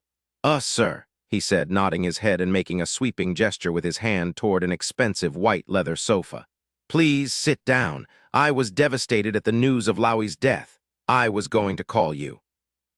Were you now Warren? Mason said. Why? It was obvious that Warren Odell was scared spitless. He was standing in the middle of his beautifully furnished office on the 19th floor of the McCord building on Michigan Avenue, looking as if he wanted to jump out a window. Yes, sir, he said finally. I would have called you as soon as it happened, but it was such a shock, you know. I couldn't pull myself together until just this morning. Lowy's dead, blown up by a car bomb. I can't believe it. It doesn't seem possible. I heard you allowed the cops to investigate. Ramsey felt a small ripple of surprise in his gut. Did Odell consider Mason Lord to be some sort of god with total immunity? It was murder, Warren. I'm a law-abiding citizen, Mason said, his voice austere as if he'd been the one to insist on the cops coming in. He looked toward Ramsey. Judge Hunt is the man who saved Molly's daughter. Oh, yes, now I see. I couldn't imagine why he was here with you seeing me. It's the shock of Lowy's death. It's shaken me badly. I gave my girl the day off. I was so upset. I see you have some boxes shoved behind your desk, Warren. I don't suppose you were planning to destroy some documents, perhaps in preparation for a nice long vacation. Oh no, sir, I was just cleaning house, nothing more. I'll see that you get any assistance you require, Mason said. No, sir, I'm just fine, really. Mason Lord barely raised his voice. Coulter. The huge man was there in the doorway, looking dead on at Warren Odell. As if Odell were a bug, Ramsey thought. Yes, Mr. Lord. We need to assist Mr. Odell. See those boxes shoved behind that impressive mahogany desk of his. We'll take those and have a look at them. Ramsey, maybe you would be so kind as to look through Mr. Odell's file cabinets. I have some questions first, Ramsey said. Please, Mr. Lord, there's really nothing. Mason Lord raised his hand. Odell was instantly silent. Judge Hunt wants to ask you some questions, Warren. You will answer them completely and honestly. Warren Odell's bald head glistened with perspiration. He watched Coulter carrying out the boxes. He licked his lips. Yes, sir. Ramsey felt exceedingly strange. Here he was with a powerful criminal boss who had a potential witness nearly pissing in his pants, and he, Ramsey, a federal judge, was a co-conspirator in what was probably extortion, at least duress. Who cared? Mr. Odell, tell me about Mr. Santara's finances. Warren Odell swallowed. He looked again toward Coulter, who was coming back into the office, his gun in its shoulder holster clearly visible because his coat was open. Lowy was broke, he said at last. Dead broke. He was doing this tour to try to pay off his debts. There's nothing now that he broke his contract, not even loose change. Lowy was broke, Ramsey repeated. Did he owe a lot of money? Lowy wasn't ever big on denying himself. Then he got but deep in debt. There's this small consortium in Las Vegas. I think they arranged for Lowy to lose heavily at the craps table, which he did. He was a lousy gambler, but he wouldn't admit it. He thought he was the greatest in just about everything. No, in everything. He was into them for nearly $1 million. They kept him gambling, and he couldn't begin to pay them off. They just kept adding on interest. They made threats. On him, on your daughter, sir, and on your granddaughter. Names, please, Odell, Ramsey said. Give me names and then give me records. Mason rose and walked to the small bar, a chrome and glass affair on wheels with 3 gold leaf-framed glass levels. He picked up the brandy decanter and poured an inch into a snifter. He never turned, just stood there looking out the wide windows, sipping on the brandy. He said quietly, I know who it is. Who, sir? Ramsey asked. Rule Shaker, am I right, Warren? Mr. Rule Shaker's the main player. Yes, sir, Lowy had turned him down on a long engagement to play in Las Vegas. Mr. Shaker insisted. Lowy kept saying no, even after he was in for all that money. That's when he decided to go on tour in Europe. He thought he could make back all the money. He's very popular in Europe, much more so than here in the U.S. He would have been able to repay Mr. Shaker if he'd stayed on his tour. Ramsey said quietly, You must have heard that Emma and Molly were the targets of that bomb, not Lowy. Yeah, I heard. That's why I was heading out of town until things settled down, just as Mr. Lord said. Mr. Shaker told Lowy that no one he knew was safe. He was the one behind the car blowing up, there's no doubt in my mind about that. But he didn't want to kill Lowy. He was after Lowy's kid. He wanted to use the kid to show Lowy he was serious. You think then Mr. Shaker also ordered Emma taken? Warren Odell said. Lowy was sure it was him. Didn't surprise me either. Lowy called me from Germany. He didn't know what to do. I didn't either. Yes, Mason said. Rule Shaker had Emma kidnapped. Rule killed Lowy by mistake. I wonder why. Mason had spoken very quietly, but Ramsey had heard him. He said to Warren Odell, How much money did Lowy make before he died? About 300,000. There would have been taxes, of course, and some extra overhead we hadn't figured in, but he was getting there. If he'd been able to finish his tour, he might have been able to pay back every cent. Where's the money? I don't know. You're his accountant, Mason said, his voice soft and clear as he turned from the huge glass window. His accountant. Lowy was particularly feckless, couldn't even seem to understand the most basic concept of how the dollar worked. I'm sure you must have been the one who guided him after he and my daughter divorced. I know that she handled all the finances during their marriage, but after. No, Warren, it was you. Now tell Judge Hunt where the money went. I'm not lying, sir. I swear to you I don't know. Lowy wouldn't tell me. I've got the records, sir, withdrawals from the bank, nearly all of it. He just took it out, didn't say a thing to me. When did he withdraw the money, Mr. Odell? Ramsey asked. Just before he went to Germany. He was broke, but he still managed to talk the backers out of a huge advance, nearly 200,000 if I remember correctly. Another 100,000 was coming later after he was in Germany performing, and that's gone too. Lowy took all of it. He didn't tell me a thing, I swear it. Coulter stood by the door, silent. You have all of Mr. Dell's papers? Yes, sir. Then we'll be off. Judge Hunt, do you have more questions for Warren? Yes. Where were you early this morning? Warren Odell looked as if he was going to faint. He cleared his throat. He swallowed and made himself cough. He said at last, I was home in bed. Was anyone with you? Yes, my girlfriend Glenny's. Give me her phone number. In another 4 minutes, Ramsey was on the phone speaking to Glenny's Clark, a waitress at the downtown diner over on O Street. He spoke quietly for several minutes. Finally, he hung up. Unless you have excellent Mr. Odell, and a very strong connection to Ms. Clark, it appears you're telling the truth. Ramsey nodded and walked with Mason Lord to the door of the opulent office. He turned and said, Who are you hiding from, Mr. Odell? Mr. Shaker. He already called me. He's very angry, claims I'm responsible for Lowy being in that car. Now that Lowy's dead, he won't get his money back. $1 million is a spit in the ocean for the likes of Mr. Shaker. Why is he really so angry? Because he can't have Lowy, Warren Odell said finally. He really wanted Lowy. When he realized that Lowy would earn back the money and he couldn't use the debt as leverage, then he kidnapped the kid. Jesus, he'd kill me if he knew I'd told anybody. He wanted Lowy to perform in his casino. That too. It was after 9 o'clock that evening. Everyone had finally moved from the dining room into the huge living room for coffee and some of Miles's low-fat apricot tarts. Emma had begged to stay up so she could help Miles load the dishwasher. After she'd left in Miles's wake for the kitchen, Ramsey told everyone about their encounter with Warren Odell. When he said, and then Mr. Odell said Rule Shaker really wanted Lowy, Molly stared at him, disbelieving. He's gay. This Mr. Rule Shaker wanted Lowy Santra for a lover. Is that what he meant? Yeah, said Sherlock. What's all this about? Ramsey just smiled. Both Sherlock and Molly had understood it just as he had. Their incredulity was as great as his had been. Savich sat back in his chair and said, I'll bet there's an unexpected punch line here. Come on, Ramsey, spit it out. Ramsey smiled wider, nodding to Mason as he said, As it turns out, it was Mr. Shaker's daughter who wanted Lowy. Her name is Melissa, and apparently she's the apple of her daddy's eye. Anything she wants, Daddy gets for her. It was Lowy she wanted, and so Mr. Shaker went after him. And ended up killing him. Molly was tired to her bones, worried sick about Emma, and now some gangster's daughter had wanted Lowy. She continued, So her daddy rigged a craps game so Lowy would lose big time. And when that didn't work, you're saying this Mr. Shaker had Emma kidnapped to make Lowy fall into line. Then he sent men after the three of us. Finally, he tried to blow Emma and me up and killed Lowy by mistake. Molly jumped up from her chair, nearly knocking it over. She began pacing up and down, her eyes fastened on the toes of her black bally loafers. No, that's as nuts as this Shaker guy being gay. What kind of monster is he? That's sick. Mason narrowed his eyes on his daughter. Get a hold of yourself, Molly. Lowy could have had his own daughter kidnapped so he could get his hands on my money and pay back Rule Shaker. It would further seem that finally Rule Shaker tried to kill Emma so that Lowy would be frightened enough to do as he wanted him to do. It was business. Mason's right, Eve said. She gracefully set down her coffee cup. If there's something you want badly enough, then you must be prepared to do whatever is necessary to gain it. Despite the costs? Molly asked.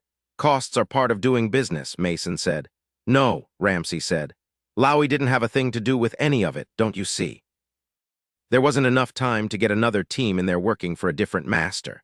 Emma was kidnapped. I found her. Then the two men came to the mountain cabin and tried to shoot us. Then 2 others probably followed us all the way here. No one knew where Emma was except the people who took her. All these acts seem connected. They're all part of the same piece of cloth. Mason was chewing on an unlit cigarillo. He said slowly, Well, it's a lot simpler to think that Lowy wasn't involved at all. I've got a headache, Molly said, going toward the door. It's late and I don't think I can help us anymore. I'm going to go to bed. I'll come with you, Ramsey said. Sherlock, Savich. I want to speak to Maxine about all this just a bit longer, Dylan said from where he was sitting near the fireplace in a massive leather chair, his laptop on a small table in front of him. She's been chewing over some information while we were talking. Sherlock said, When she's finished chewing, then doubtless Maxine will want to speak to me. When she's a female, she communicates better with another female. We'll be up soon. Mason held out his hand to Eve. Shall we go up, my dear? Certainly, Mason, Eve said, smoothing the silk of her dress over her hip. Every man's eyes followed that move.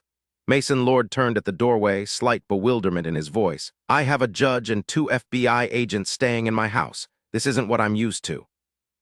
He left without another word. Ramsey would have laughed, but he felt too much tension. He rubbed his neck. Emma would have remarked that her granddaddy had made a joke. Mason Lord knew this rule shaker, or at least he knew of him. What did he really think of all this? He, as well as all his staff, had been politely unhelpful to the police. What would Mason do? Savich stood and said to Ramsey, "You want to go work out, that is, if your back's up to it." Sherlock said to Ramsey, "Working out is great for his stress. I usually work out with him. I used to let him throw me around under the pretext of teaching me karate. He tromped me regularly until he found out that I was in this interesting condition, then he refused even to let me watch him. You two go, it'll be good for both of you. I'm beat. Molly, I'll head on upstairs with you." Molly gave Ramsey a worried look, but he just smiled, nodding at her. "I'll be up later," he said. "Tell Emma I'll be in to kiss her good night." He knew she was thinking about Emma, whose father had been blown up and it had to be dealt with. "Let's do it," Ramsey said. They didn't have to leave the compound or even Mason Lord's house. Coulter took them to the downstairs of the West Wing to a state-of-the-art gym, actually more like a sports facility. Ramsey said when they came out of the locker room, "Look at this. You think we're in the wrong line of work, Savich?" Savich fastened on a weight belt. "Nah, it doesn't matter. Hey, the equipment might be the best, the mats might be the thickest, the bottled water might be from France, but the end result is still sweat. Let me help you tape your back up really well before we get the kinks out. I can even make you waterproof." After Savich taped him, they both stretched for 5 minutes, then, as if of one mind, they began circling each other, poised and focused. Ramsey made the first move, a high, clean kick with his right foot. Savich stepped 3 inches to the left, grabbed the ankle with his right hand, and pushed. Ramsey went flying to the floor, only to roll to the side and be back in position in an instant. He felt a twinge in his back, and Savich noticed. "You're a bit faster than Sherlock, but not much, Ramsey. I don't think your back's ready for this. Why don't we just spot each other on the equipment?" After 30 minutes, they ended up on their backs on the mat, their arms flung out, sweating and feeling better. After 20 laps in the swimming pool, they felt even better. "Not bad," Ramsey said as he hauled himself out of the pool onto the cool, pale blue tile apron. "I'd forgotten how busting my butt relieves the tension. My back doesn't feel so bad either. It's always worked for me." Ramsey gave Savich a hand out of the pool. They sat in silence, soaking in the sweet still air in the huge enclosed pool room. "This place is something," Savich said. "So much foliage, it looks like a rain forest. As long as it doesn't have any boa constrictors under those palm fronds." "Look," Savich said quietly, nodding only slightly upward. "It's a TV camera. Well, what did I expect? Our host to give us a welcome kiss and let us roam at will. I'll bet there are microphones as well." "Who cares? I'll have to ask Miles to show me the equipment," Ramsey said. "It looks like high-grade stuff from here. Think he has any female security people?" "No," Ramsey said, "not Mason Lord. He's not what you'd call a major employer of women. I've seen him look at his wife. There's actually lust in his eyes and a sort of immense satisfaction that she's his and no one else's. I'm a bit surprised that he bothered to marry her, except that maybe he wants to get himself a son." Ramsey shook his head. "Mason probably had to marry her just to get into her pants. Eve's very smart," Savich said. "Safe bet, huh? As for Molly, well, she seems to deal with him pretty well. When we showed up here, I could practically taste her fear of him, the pressure to be the helpless little girl grateful for her daddy's help, but at the first insult from him, she dug in her heels." "You backed her up, I assume?" "Yeah, even though I didn't know the players then. I didn't realize then what a big deal it was for him to back down. I do now. And he did back down, Savich. You'd have to be blind not to notice what he thinks of her. That's got to have been tough on her. Jesus, I hope he doesn't show his stripes too obviously in front of Sherlock. She'd take a strip off him." "I bet she would. Good choice, Savich. I like her. She's tough and she's smart and she seems to think you're pretty hot." "Ramsey, what do you really think is going on here?" Ramsey slowly rose. He was nearly dry. His back was beginning to hurt. He'd probably pay for the exercise, but right now he was still glad he'd done it. He picked up a big dark gold towel and wrapped it around his shoulders. It was very soft, money soft. He shook his head, lifted an end of the towel, and wiped his face. "What's going on here?" he repeated, still drying his left ear. "I don't know, Savich, any more than you do. I'm too close. I care too much for the players. I do know one thing. To put a bomb in that Mercedes means that someone here on the premises had to have done it. No one could have gotten in here and planted that bomb without being seen, but nobody's coming right out and saying it." I wonder what Mason Lord is going to do. How much do you know about Molly Santara? Ramsey cocked a dark eyebrow not at the question itself, but the seriousness of Savich's voice. He said slowly, I know she's fiercely protective of Emma. I know she's brave and tough, just like Sherlock. I know she can focus on one main thing and disregard everything else. She's also got great hair, red like Sherlock's, but not at all the same shade. It's more like a sunset I once saw when I was on the west coast of Ireland. Savich didn't say anything to that. He looked away, wishing things could be different, but of course they weren't. He said finally, did you know that one summer when she was about 12 years old she supposedly let her younger brother drown? Ramsey dropped the towel. He stared at Savich. He was shaking his head. No, he said. Oh no, I can't believe that, Savich. That's not at all like her. I'm sorry. Sherlock discovered it in 15-year-old records. I'm sorry if you think she was spying on something that wasn't her business, but Sherlock is a professional to her fingertips. She looks at everything.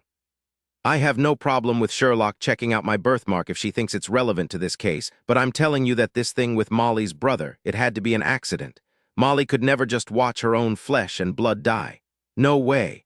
And that includes that son of a bitch father of hers. Savich shrugged. There was an investigation, of course, but the results were inconclusive. The general belief at the time was that she hated her younger brother because Daddy made it clear he was the favorite, the heir, the only one worth anything. You told me yourself that Mason doesn't have much use for his daughter. Maybe you're right, maybe that's one reason he married Eve. He wants another boy child. Mason and his first wife, Alicia, were divorced when Molly was around 8 years old and her brother was 6, Savich continued. She went with the mother back to her mother's home in Italy and the boy stayed with the father. Molly was visiting here one summer when this happened. When she was 18, she went to Vassar. She left after a year and moved in here with her father. You can't just dismiss it out of hand, Ramsey. Molly Santara has a past. She may have been innocent, but you know there was a question about it. We can't afford just to ignore it. Ramsey said, Are you suggesting that she'd have anything to do with Emma's kidnapping? No, I don't believe that, but how about Lowey's murder? What if Lowey was the target after all? Ramsey said, Listen, she divorced his worthless ass. There was no reason to kill him. Besides, she couldn't have known that he would try to escape. It was a spontaneous thing. Lowey just lost it and ran. Savich rose to stand facing Ramsey. What if she convinced him that her father was going to kill him? What if she told him he'd best clear out and he could take the Mercedes that Coulter had just brought it up? Isn't that possible? Just think about it, Ramsey. None of us have known any of these people for very long. Don't sweep it under the rug because you happen to admire the lady just because you think her hair's cool. Ramsey felt his heart pounding against his chest. It made his back ache even more. He didn't believe it. He was a good judge of character. He'd seen Molly in crunch situations.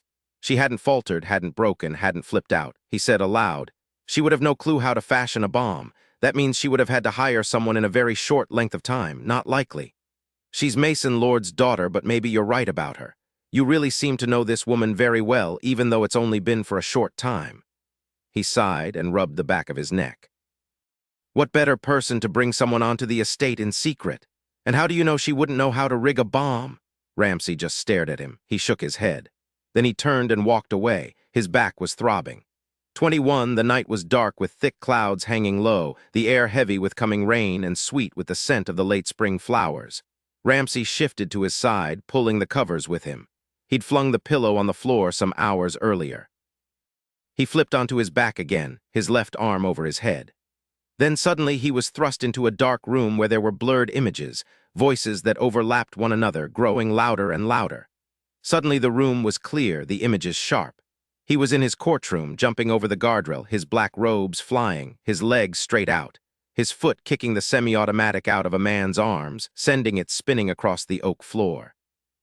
He heard the snap of the man's humerus, heard his howl of rage, saw the wild pain in his eyes. Then he saw terror and panic, saw him leap toward the gun even as he held his broken arm. He was on him again with a back fist punch to his ribs that sent him sprawling to the floor. The din of screaming people filled his mind.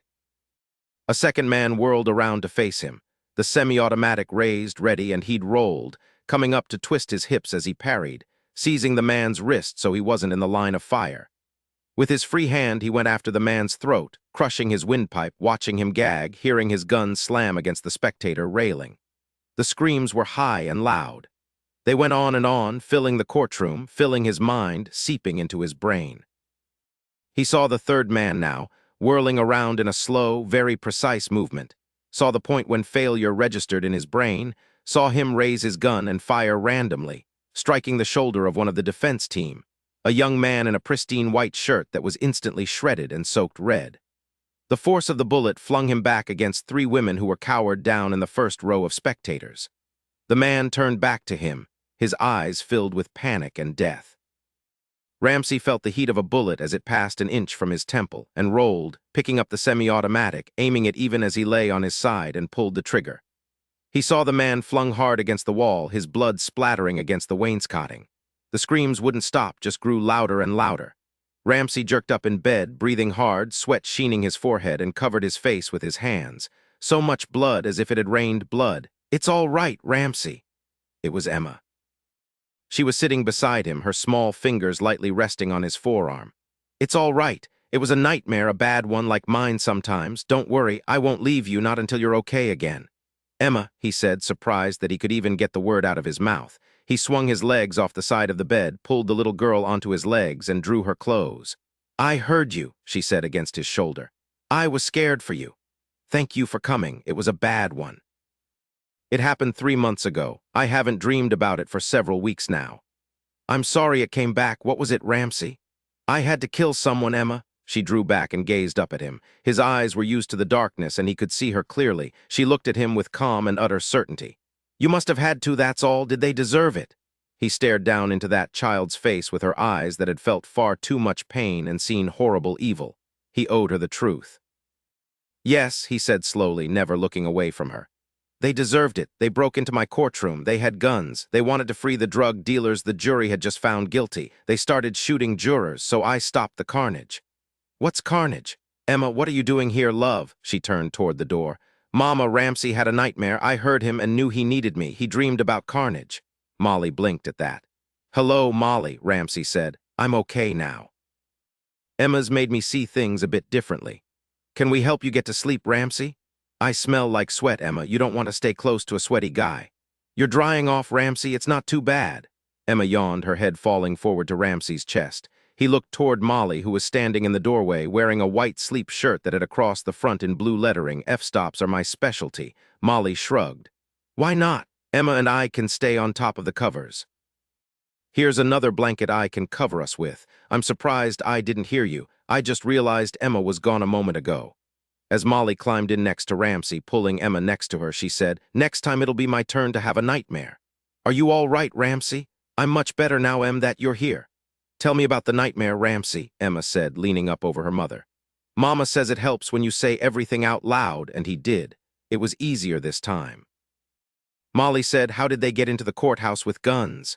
"A guard was bribed. He's in jail." He felt himself begin to ease. He had no more words. The shadows were reclaiming the blood and the death. "Yes, I remember now. That was in the articles I read. Well, it's over now. Does your back hurt?" "No, it wasn't much of a burn, Molly." "Good," Molly said. Emma was breathing deeply in sleep. Molly lightly touched her hand to his shoulder. "I'm very glad you weren't hurt." He tightened like a spring, cleared his throat and said, "I'm sorry I'm sweaty. There are 3 blankets between you and us. You haven't sweated them through." He heard Emma's rhythmic breathing. She'd crashed. He hated himself, but he couldn't stop the words. "Tell me about your little brother, Molly." He felt her stiffen, then felt the whisper of her sigh in the silence.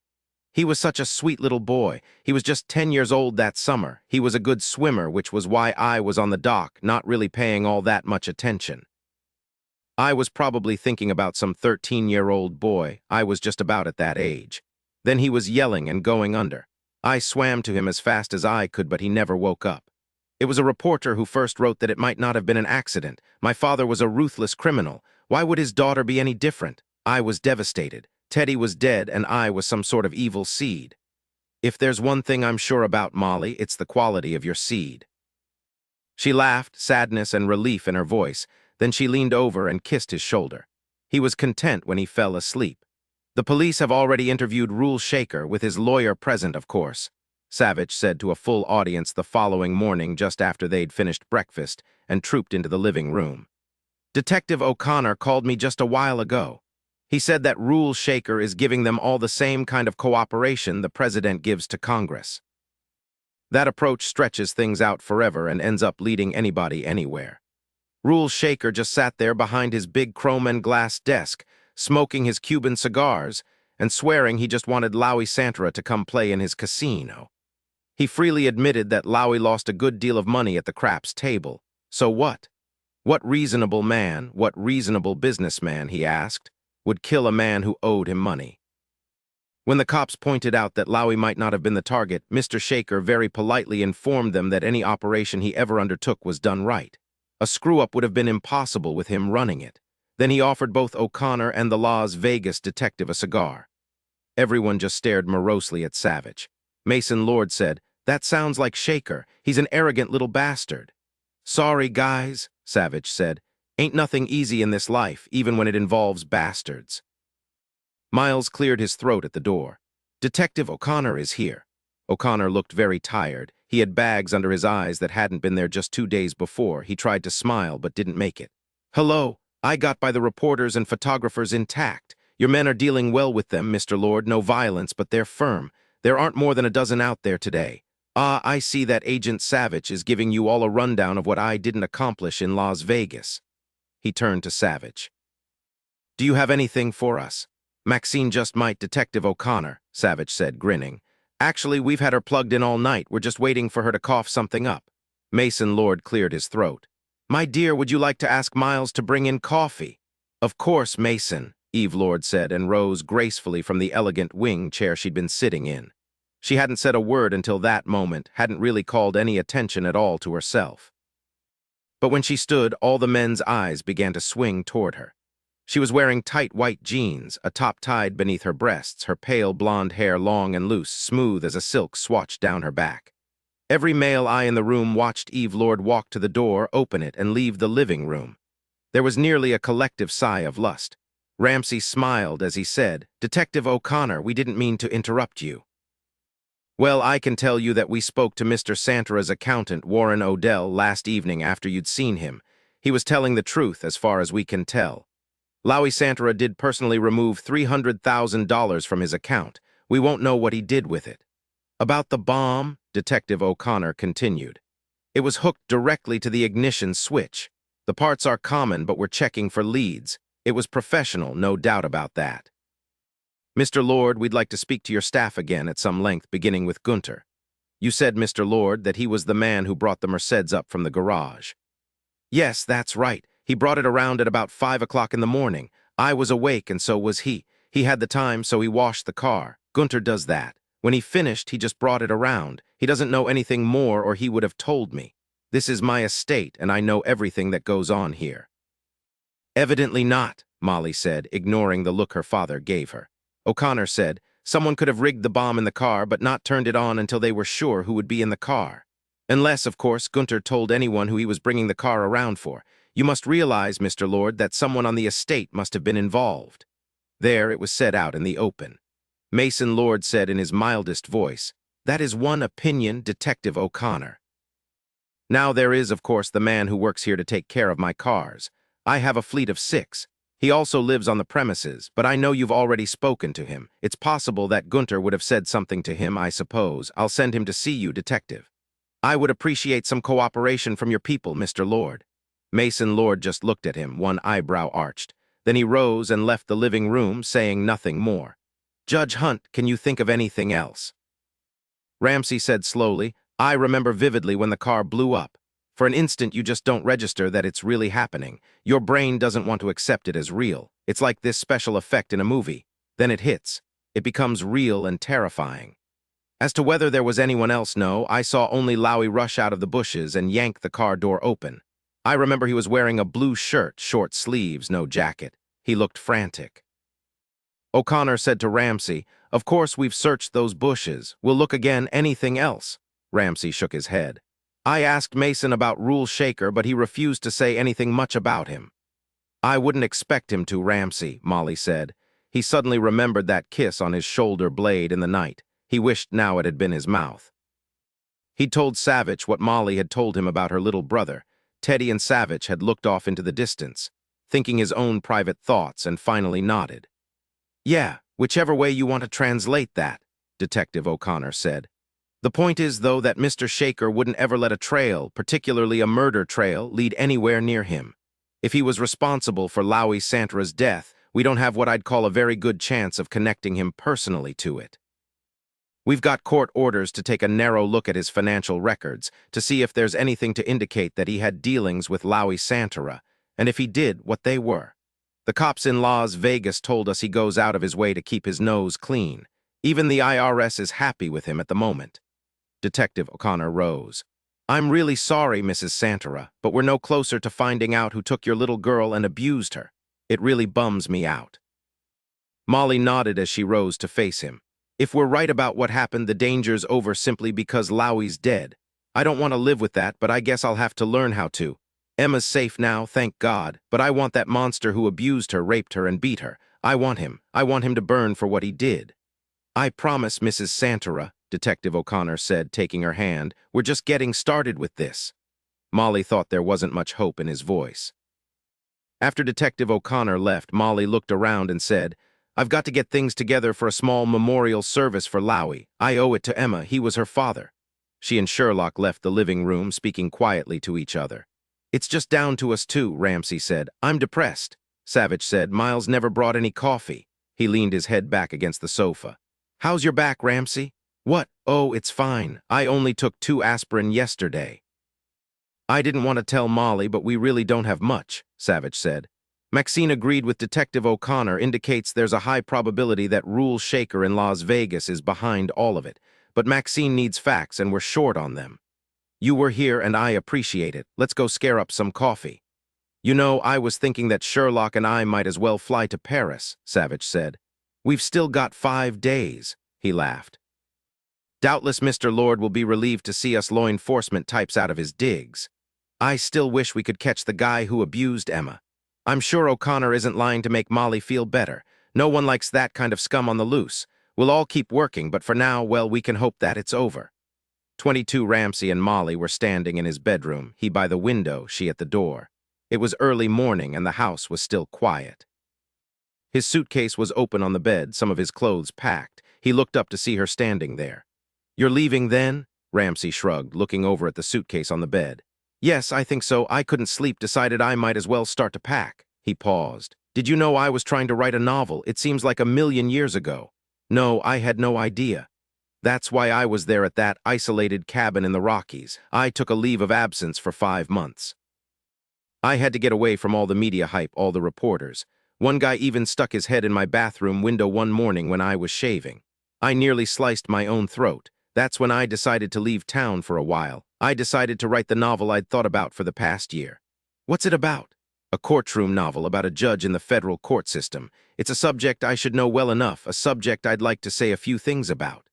I see. So you want to go back to Colorado? To write? Yes, I suppose so. He fiddled with a loose thread on his pale blue sweater, remembering her kiss on his shoulder. He looked at her. Actually, I was wondering when you would be going back to Colorado. I hadn't really thought about it, not yet. All this is still sinking in. I'm willing to accept intellectually that this awful man, Rule Shaker from Las Vegas, is behind everything that's happened, but there's still that monster who abused Emma. I won't ever forget that. I've got lots of money. I think I'll spend some of it trying to find him myself. She looked defensive, as if she expected him to argue with her. He said, I'd do the same thing. In fact, I'm going to be putting the word out as soon as I get home. Pedophiles have networks. They seem to either know one another or of one another. I've got several friends who spend a lot of time on the internet. I'll see where that leads. He drew a deep breath. Savich will keep the fire lit by alerting all the FBI field offices. He's not happy about this either. She looked down at the soft nap of the carpet beneath her feet. Well, I guess I should thank you, Ramsey. Emma will miss you. He looked up at her, at the dark shadows in her eyes and that dancing line of freckles across the bridge of her nose.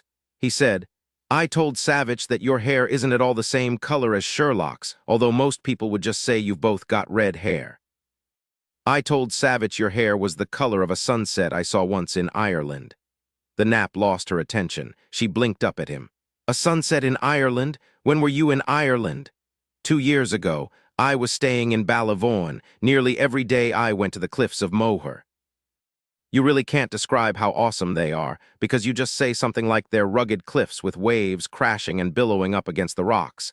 that they dip and then push right to the very edge of the sea, but that really doesn't tell you. He shrugged again. You see what I mean?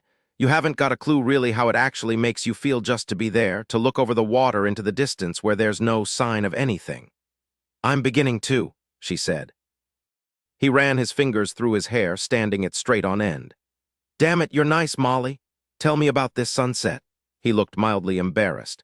She grinned at his hair, though he was now smoothing it back down. He hadn't shaved yet. He looked tough and hard, and she saw him in that moment with Emma on his lap, holding her against his chest, his big hands resting on her back, her face against his shoulder. He was wearing slacks and a t-shirt, his feet bare. She had intruded. He was going to leave. It didn't matter, it couldn't matter. He had his own life. Hers and Emma's had intersected his briefly and violently. It was time. He was going to leave. It wasn't what she wanted, but she wasn't going to try to change it. He said quietly, I'll never forget this one evening I was at the cliffs of Moher. The air was crisp and dry and the sky perfectly clear. No Irish rain that day. I sat there and watched that red ball of sun slowly sink into the Atlantic. You almost expected the water to hiss and boil when the sun sank into it. People around me were talking and laughing and joking around until that precise moment. Then there was a hush and everyone was silent and still, just staring at that red ball sinking under the horizon. He shook his head, bemused at the memory. I'll never forget that sight as long as I live. He paused a moment, then looked at her. I remember the next day it rained so hard it was like payback time for that incredible sunset. You know, Molly, I was just thinking that maybe you'd like it as well, both you and Emma. Not the rain, although that's beautiful too, no, the sunsets. Emma and I go to Ireland. Yes, with me, I don't want to leave you. The morning light was dim and gray. Her expression wasn't clear to him as she kept her head down. After a very long moment, she raised her head and looked across the room at him. She said, smiling, Yes, I'd like that. I'll bet Emma would too. He felt a shock of pleasure. The strength of it surprised him. He smiled back at her. Savich and Sherlock are going to Paris. They're leaving from O'Hare this morning. They're very good people. Do you think we could go to Ireland soon? We could all just get away for a while. I think it would be good for Emma. I don't have our passports. They're at the house in Denver. Mine's in San Francisco. We could pick them up and meet in New York. Or back here in Chicago. Or best yet, I could go with you and Emma to Denver and then all of us could go on to San Francisco. How about that? She started laughing, her hands splayed in front of her. I didn't know you a month ago.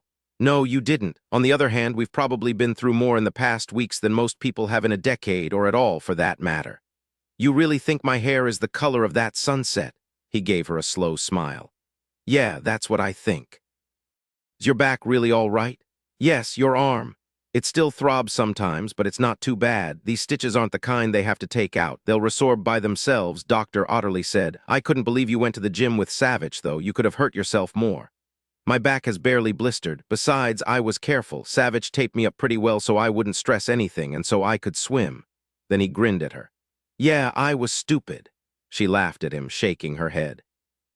I didn't say that. He just smiled at her. I'm worried about Emma. Is she asleep?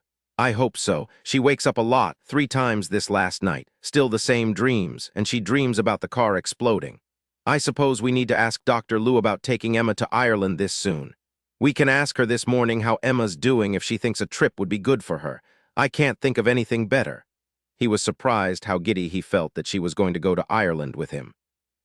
It was as if a knot he felt in his belly were loosening. It had just come out of his mouth, unplanned. He really hadn't thought about it at all. Well, maybe without knowing it. He hadn't really wanted to be separated from either Molly or Emma. What time is her appointment? 10 o'clock this morning. Let's see what she says before we make definite plans then. Molly straightened the sash on her robe, a glamorous peach silk thing that she'd obviously borrowed from Eve Lord, her stepmama. He wondered what she'd look like without it. She gave him another smile. Ireland, huh? Did you go there alone before? No, he said. I didn't. No, she said. I don't suppose you'd do anything alone unless you wanted to. What's that supposed to mean? Even with a burn on your back, Ramsey, a lot of women would find you an appealing kind of guy. Thank you. Go back to bed, Molly. It's too early to be up and about yet. What about you? Yeah, now that we've made some plans, I think I'll sack out for another hour myself. I'm not nervous and uptight anymore. It's a miracle. She nodded, then her smile fell away. Oh yes, I've made the arrangements for a small memorial service for Lowie this afternoon here on the estate. I even found a Presbyterian minister to come and give a service. It's good, he said. It's good for Emma. I hope so. Emma, are you ready to play Twinkle, Twinkle, Little Star for me? Yes, Dr. Lou, I think so, but I haven't played a piano seriously for a long time. It's okay, I don't mind. Emma straightened her new piano on the low coffee table. Dr. Lou sat in a chair, Ramsey and Molly on a love seat opposite her. Don't forget the variations, Emma, Ramsey said. This time Emma didn't hesitate.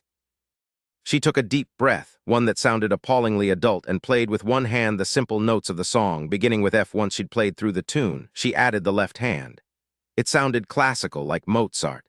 The next time through, she changed it to a jazz sound, then to a definite John Lennon feel. Dr. Lou blinked. She looked shell-shocked. When Emma finished, she leaned forward, took Emma's small hands between hers, and looked her in the eye. Thank you, Emma. You've given me great pleasure. I hope someday to hear you perform at Carnegie Hall. What's Carnegie Hall? It's where great artists from all over the world come to perform. It's in New York City. I heard Liam McCallum play the violin there. It was an incredible experience. You could be there too, Emma. Yes, Molly said. I think she might. My papa never played at Carnegie Hall, Emma whispered, not looking up from her keyboard. But he was a great artist, Mama said so. Yes, he was, Molly said. She looked as if she was going to burst into tears. Ramsey sat forward. I have one of your dad's CDs, Emma. Even though he didn't make it to Carnegie Hall, everyone in the world can hear him. All his music will live on. That's what Mama said. And when was the last time your mama was wrong? Ramsey said, lightly stroking his fingers over her French braid, one that he'd done himself. It wasn't bad, hardly crooked at all, and the plaiting looked pretty smooth. Emma raised her face then. She thought really hard. It's been a long time, she said finally. Maybe 2 months ago, Ramsey laughed. Now, Dr. Lou said, it's time we talked about you going to Ireland with your mama and Ramsey.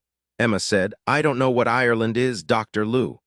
It's a beautiful wild country that's across the ocean. It's a place to enjoy, Emma, a place where you can look at things and maybe see them in a different light.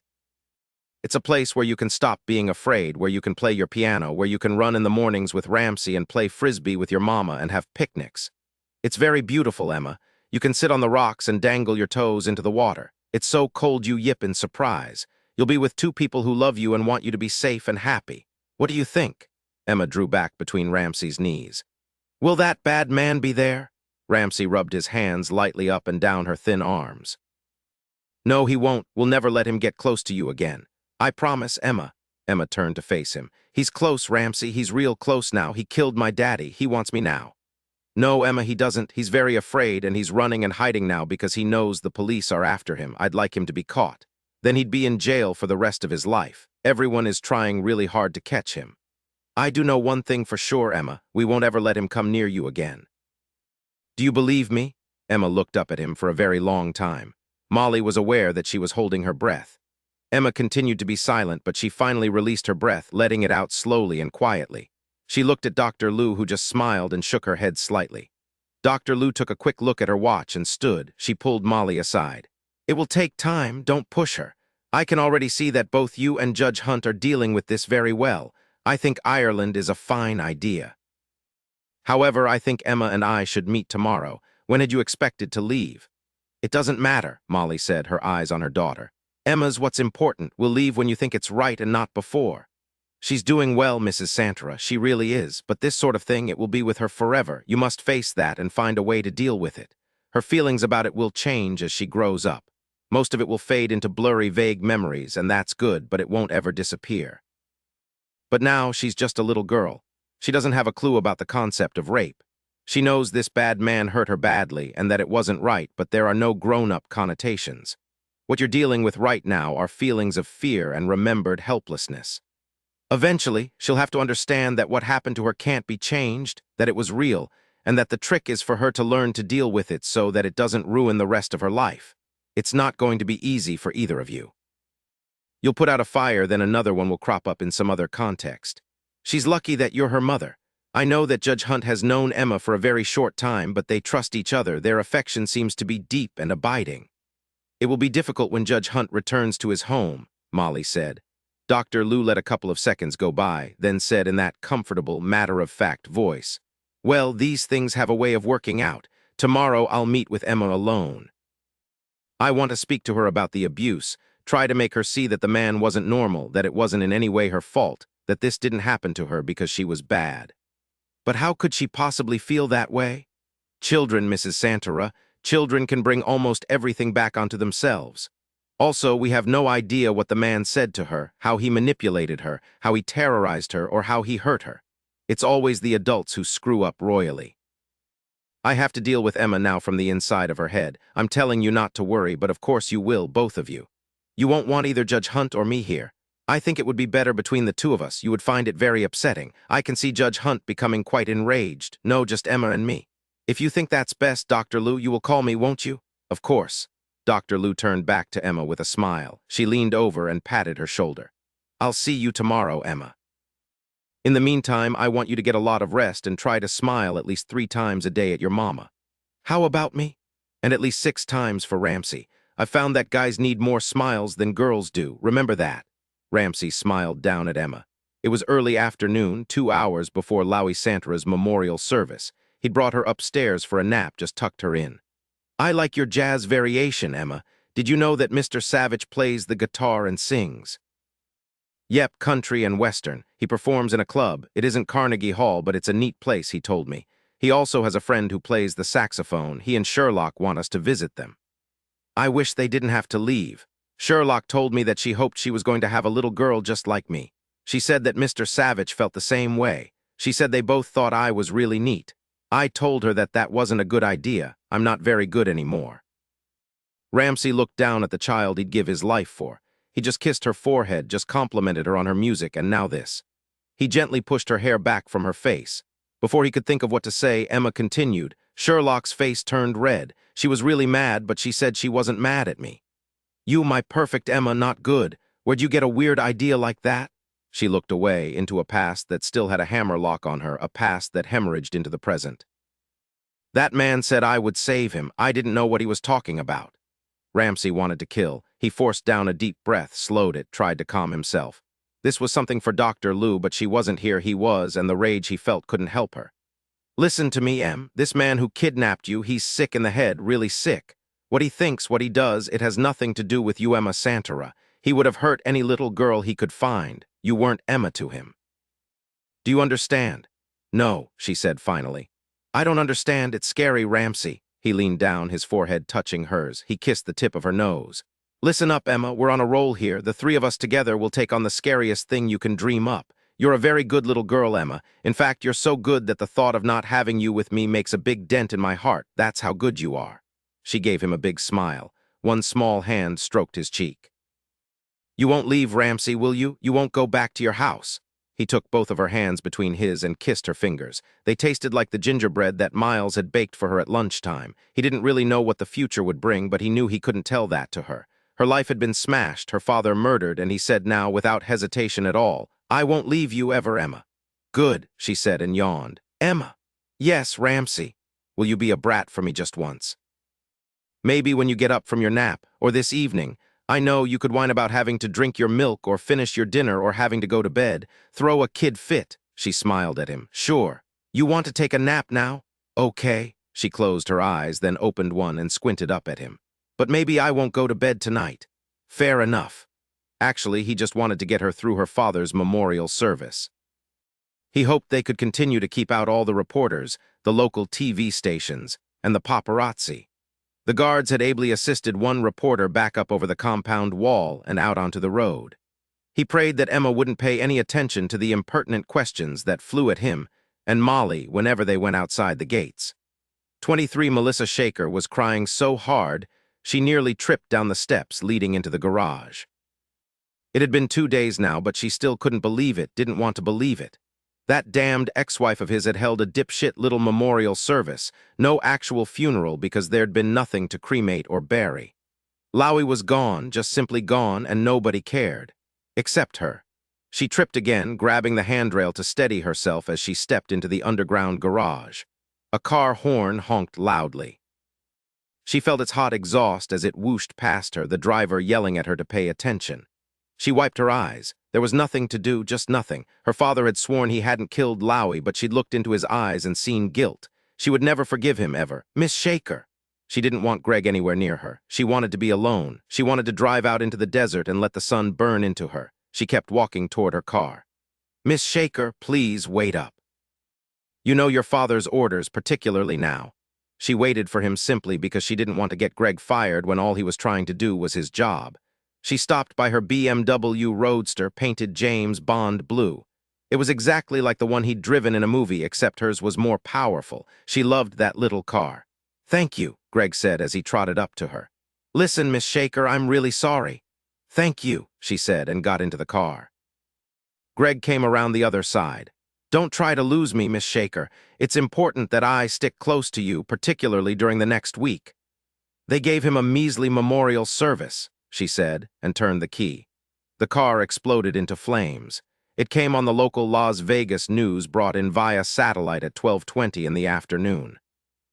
Melissa Shaker, 23, daughter of Rule Shaker, Las Vegas casino owner, was killed at 10 a.m. this morning when she and a friend were in an explosion involving Ms. Shaker's car that was parked in the underground parking lot beneath the Sirocco Casino. Arson experts say a bomb was involved. Police haven't yet said if there are any suspects. Details at 5 o'clock. Ramsey dropped his fork, sending the thin slice of ham slithering off onto his plate. He'd heard the TV playing from the kitchen, wondered why it was even on, wondered why it was turned up loud enough to hear in the dining room, wondered why it was on satellite to get a local Las Vegas station, and now this. And now all his questions were answered. Obviously, someone had known it would make the local Las Vegas noon news. Obviously, someone had been waiting for this. There was an instant of shocked silence, then everyone was talking. He heard Eve gasp, heard her say something, but he couldn't make out her words. There was a crash of a pan that Miles must have dropped in the kitchen.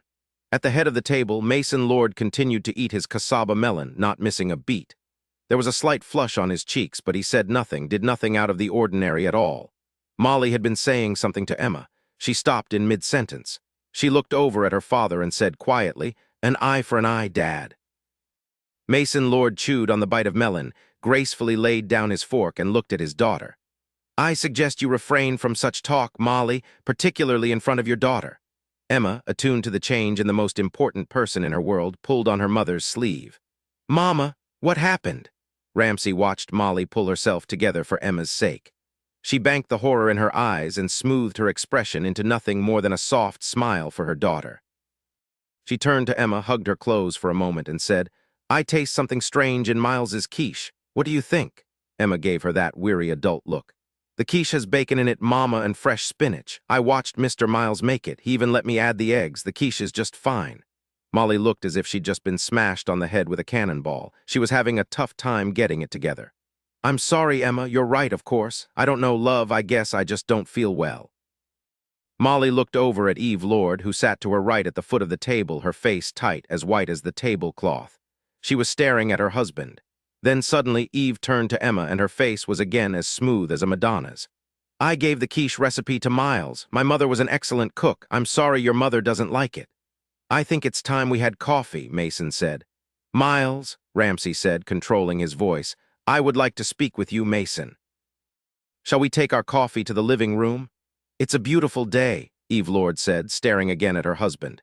"Mason said that we would go out on the yacht, Ramsey. Perhaps you can speak with him later." They heard the phone ring. Miles appeared around the door of the dining room. "Judge Hunt, it's Agent Savich. He wants to speak with you." Ramsey tossed his napkin on his plate and walked quickly to the kitchen where Miles stood patiently holding the phone. "Sherlock and I are at O'Hare. We just heard about the murders in Las Vegas. I can't believe this, Ramsey. The man has balls, I'll say that for him. You want us to come back." Ramsey wanted them back in the worst way, but there was nothing they could do, nothing anyone could do, really. How selfish did he want to be? "No, Savich. Take Sherlock off somewhere and make her happy. Just let me know where you're staying in Paris so I can call if there's occasion to sound the cavalry trumpet." "It's a little pension on the left bank," Savich said. "Sherlock wants to show it to me. We'll let you know the number. Did Mason say anything? Have you seen him?"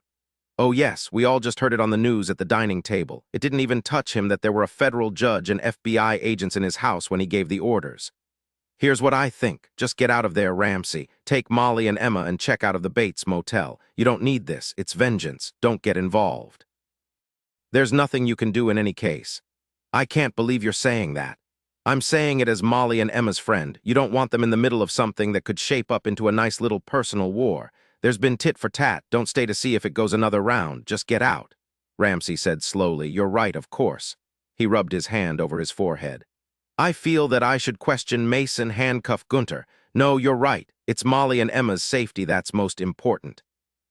I'll call you in a couple of days, let you know what's going on. They spoke a bit longer, and then Ramsey laid the phone slowly back into its cradle. It was an old-fashioned black rotary, one that Miles had picked out specifically for his kitchen. He'd told Ramsey when he was whipping up pancakes for breakfast one morning. Ramsey turned slowly to see Miles standing at the island chopping celery. A chopped red apple stood in a bright pile to one side. Green grapes, sliced in half, formed another pile. Miles said in a very precise voice, I'm making Waldorf salad. Did you know this was going to happen, Miles? You know I can't say anything, Ramsey. Leave, sir, that's my best advice to you. Take Molly and Emma and leave. Since this man Shaker was behind everything, you're safe now that Lowey's dead. Just leave. Unless Shaker plans his own vengeance now, unless he plans to escalate. If he does, we're in really deep. Miles shook his head, chopped some more celery in sure quick strokes, and said, It doesn't work that way. It's over. One player knocked down, one opposing player knocked down, everything's even again. Those are the rules. Nobody breaks the rules. The horror of it bubbled out of him. Ramsey slammed his fist down on the counter. That's sick and you know it. Miles just shrugged. No one will miss Lowy Santara. No one will miss this rule Shaker's daughter. Leave it alone, Ramsey. Get Molly and Emma out of here. Ramsey, his jaw locked hard from disbelief and tension, left the kitchen. He looked only at Molly when he reached the dining room. Come upstairs with me, will you? Yes, certainly.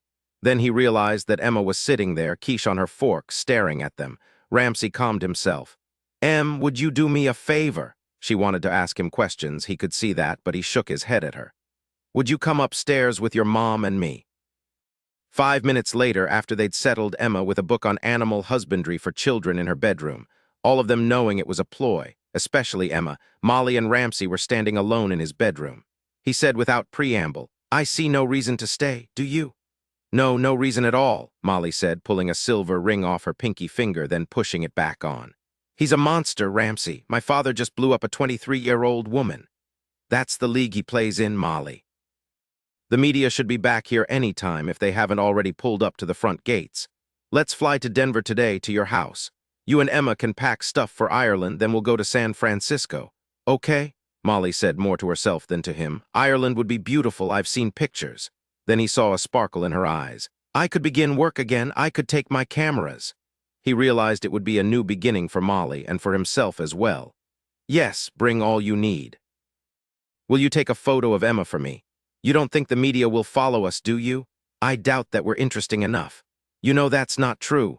All right, so we'll have to be smarter than they are. You're leaving, Mason said, no particular regret or surprise in his voice. Miles said you'd ordered a taxi. He smiled. I can understand why you wouldn't want to take one of my cars or have one of my people drive you. It was a joke Ramsey hoped Emma hadn't understood. He'd dealt with men like Mason Lord in his professional life.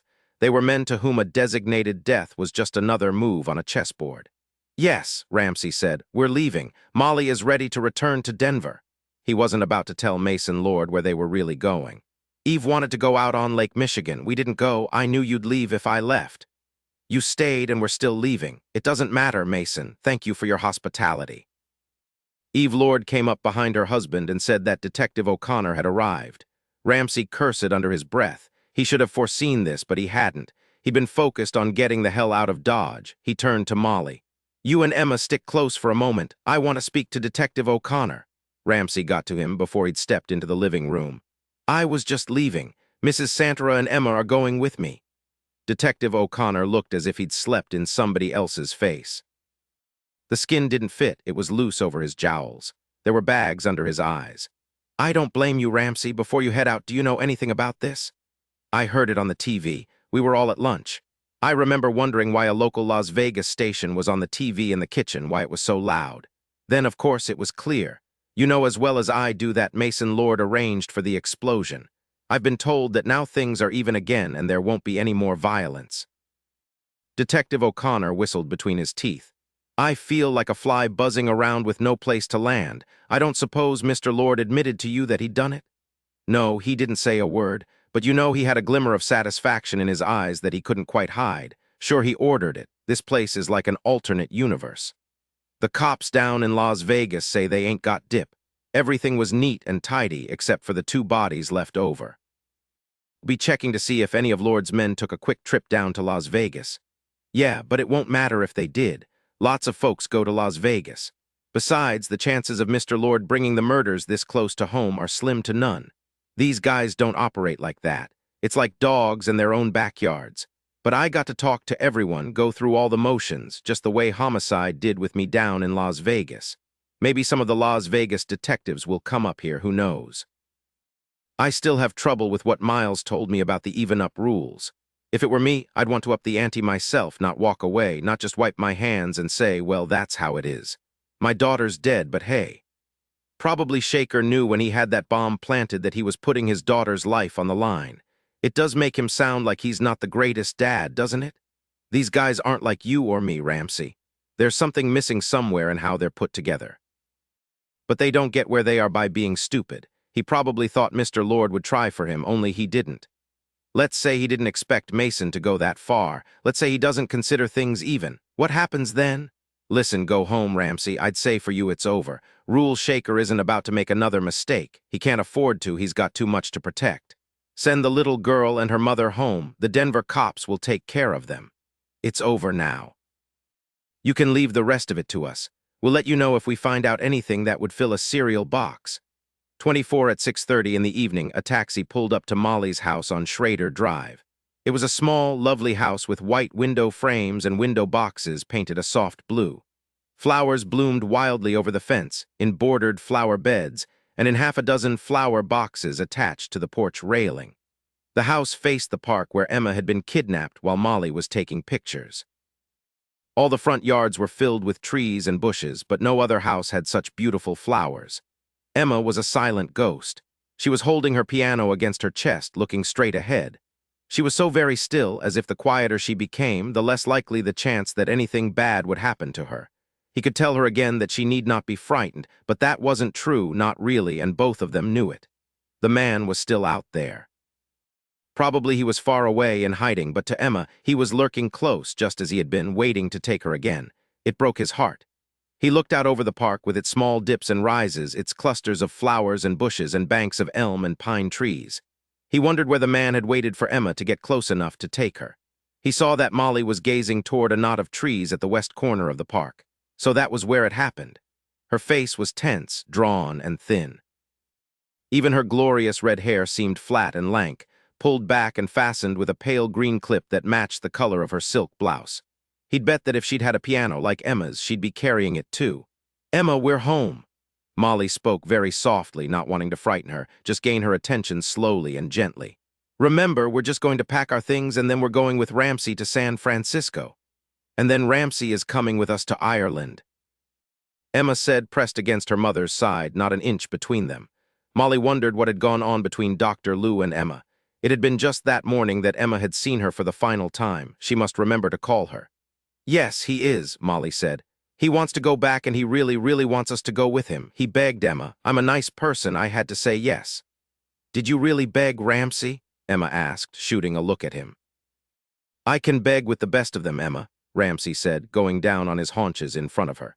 "I decided I didn't want to let you out of my sight. I decided not seeing you would make me very unhappy. Do you mind my staying with you at your house until tomorrow? You can stay with us, Ramsey. I think it's a good idea." She marched through the open gate toward the front door, her piano hugged against her. She said over her shoulder, "Dr. Lou showed me Ireland in her atlas. She said it was so green you had to brush your teeth at least twice a day or they'd turn green too." "Emma, was that a joke?" To his delight, Emma gave him a wicked little smile over her shoulder. He said quietly, "The park over there?" "Yes, I used to love this house. We lived with Lowie in one of those estate areas in the western part of Denver. After the divorce, I sold the house and found this one. The thing is, I don't love it anymore. I can tell that Emma's terrified. To be honest, I am too." "Let's give it time," he said, and knew it was a worthless thing to have said. "Actually, we only have to give it the next few minutes, just time enough for you and Emma to pack. We don't even have to spend the night if you don't want to." "No, we won't," she said. "Also, there's no reason you can't sell the place, Molly. There's no reason at all why you couldn't, say, move to San Francisco." The words came out of his mouth, and his eyes fastened on a rose bush just beyond Molly's left shoulder. I didn't mean what you could maybe think I meant. No, certainly not, Molly said, all cool and calm and together. Men rarely do. What's that supposed to mean? Nothing, I'm sorry, it's been a long day. It was a lot of years with Lowy. We're coming, Emma. Emma stood patiently in front of the door while Molly pulled out her key. She slipped it into the lock and turned it easily. Things look so beautiful because I've had a person coming to garden for me. One of my neighbors waters the indoor flowers and plants. Still, it's bound to be a bit on the musty side, and Molly got no farther. The stench hit them full in the face the moment they stepped into the small foyer. Mama, this isn't good, Emma said, backing up. It smells like there's bad food everywhere. It smells like Ramsey's house did when we went there. Ramsey caught Emma as she raced back out the front door. Get behind me, Emma, that's right. Your mother and I will go see what's going on. You stay right here. Oh, no. Molly's once colorful, very cozy living room with high ceilings open to the dining room through an arch, filled with fat silk pillows, framed watercolors and photographs, and restored furniture painted in bright colors, all of it was trashed. Even the ivy had been pulled from its pots and dashed to the wooden floor. Let's see if your clothes and Emma's are all right. Pack up and get your passports. If they're still here, then we're out of here. We'll call the police from the hotel. I want to call my neighbors, too, and a cleaning service. Who did this and why? Is it ever going to stop? It will. It has. This was done days ago. An hour and a half later, the police met them at the hotel in their two-bedroom suite on the 9th floor of the Brown Palace. The suite was huge, but the rooms were too warm. Ramsey had opened all the windows and complained to the front desk that the air conditioner was on the fritz. It was finally beginning to cool down a bit. Emma was seated on one of the sofas, watching a cartoon on TV. Ramsey, Molly, and Detective Mecklin of the Denver PD were sitting at the circular table at the other end of the living room. A pot of coffee and a plate of cookies were on the table. Detective Mecklin was chewing on an oatmeal cookie from the Brown Palace kitchen. As I told you, Molly said, I had a neighbor coming in to water my plants. Everything was fine 3 days ago. One of your people is speaking to her, right? Yeah, right. But I doubt she saw anything, or we'd have gotten a call by now. Whoever did it had guts. We didn't clear out of there until about 5 days ago. The hotel doorbell rang. An officer who'd accompanied Detective Mecklin answered it. He walked into the living room, a stoic look on his young face. Behind him stood FBI Special Agent Anchor, decked out in his dark suit, white shirt, dark thin tie, and wing tips. Molly wanted to groan. Mecklin was enough. Now the both of them. Hello, Mrs. Santara. I'm still considering whether or not to arrest you. That's nice, Agent Anchor, Molly said, feeling the tension in her replaced by anger. It felt good, that wave of rage. She sat back in her chair and smiled at him. She realized she'd seen her father do this. She'd wanted to fry this guy since he'd first walked into her house after Emma had been kidnapped. He was arrogant and overbearing. Hey, have you decided on the charge? Was it saving my daughter from a kidnapper? Was it perhaps escaping to avoid getting murdered? Or maybe it was keeping my child out of your incompetent hands. No, I've got it. You're going to arrest me for doing your job. She got him. His face was red and his hands were stiff at his sides. He looked ready to explode. She loved it. Oh, how about this? You want to arrest me because I trashed my own house? Agent Anchor managed to control himself. He even managed a very stiff smile at Molly. Ramsey was surprised and hopeful that perhaps the man would stop being a jerk. Agent Anchor said finally, Your attitude isn't helping your case, Mrs. Santara. He then looked at Ramsey, a dark eyebrow raised. The raised eyebrow was met with silence. Agent Anchor said finally, You look familiar. He should, Detective Mecklin said between chews on another oatmeal cookie. He's Judge Ramsey Hunt, you know, the guy we've been hearing about from San Francisco and Chicago. Agent Anchor froze. He was used to being in charge, and then Molly Santara and this guy Hunt had treated him like he was a Keystone cop. What are you doing here? Ramsey just smiled at him. Well, you know, my house in San Francisco was trashed just like Mrs. Santara's. We were thinking that there just might be some parallels. What do you think? Just maybe Mr. Shaker is a very thorough man. I don't appreciate your humor, Agent Anchor said. I know all this, but she shouldn't have taken off to look for her daughter. She shouldn't have refused to return to Denver after she'd found her. She shouldn't have hindered my investigation. He stared at Molly, his thin nostrils flared wide with dislike. And she shouldn't have insulted me when I walked in just now. Maybe if she'd done what I told her to, she wouldn't have ended up with a dead husband. But then, you got a live judge, didn't you?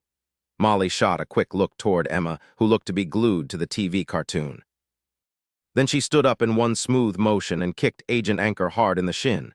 He gasped, grabbed his leg, then very slowly he straightened. "I'm arresting you for assaulting a federal officer," he said when he could speak again. "I don't think so," Ramsey said.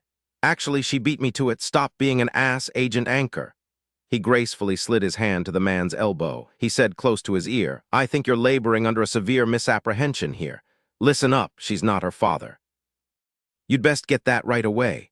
Now, why don't you put on your human clothes, sit down, and we can try to work together. If that isn't to your liking, then I'll call up your boss and Agents Savich and Sherlock, who worked the case with us in Chicago, and we'll all have a talk. Your call, Agent." Agent Anchor wasn't happy. On top of everything, the case of the murdered farmer in Loveland wouldn't ever officially get solved now. They hadn't even found the man who'd abused the little girl, and it had all started when she'd up and left Denver and gone out to hot dog on her own. Ramsey Hunt was wrong about her. She was just like her father. He'd known it the minute he'd set eyes on her. She'd made the case go sour. And now this damned judge had taken her side. And he knew Savich.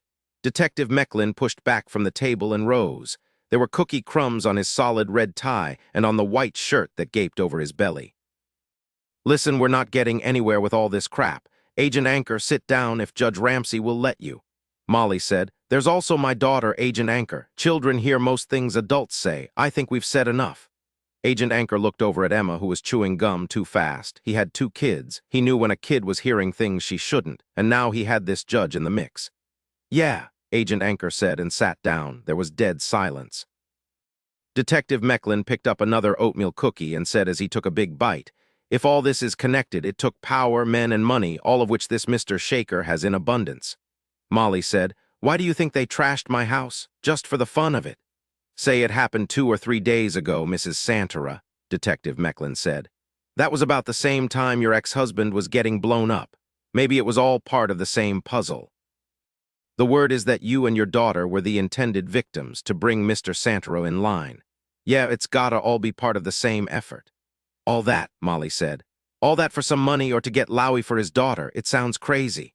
Agent Anchor poured himself a cup of coffee. He hadn't said a word. He drank a bit, then poured in some cream. Finally, he said, "People like Shaker can't allow anyone to stiff them for $1 million. He relies too much on people being afraid of him. God knows the money was there to hire the best." Detective Mecklin said, "Shaker did it all right. Trust me on this. It's over." "You're probably right," Ramsey said. "There is no other answer." He turned to Agent Anchor. "Unless you can come up with something." Agent Anchor shook his head. "No, it's just my gut. Did Savich discover anything on that damned laptop?" "Nothing solid yet," Ramsey said. Agent Anchor shook his head. He had a buzz haircut, which was just as well since he was mostly bald.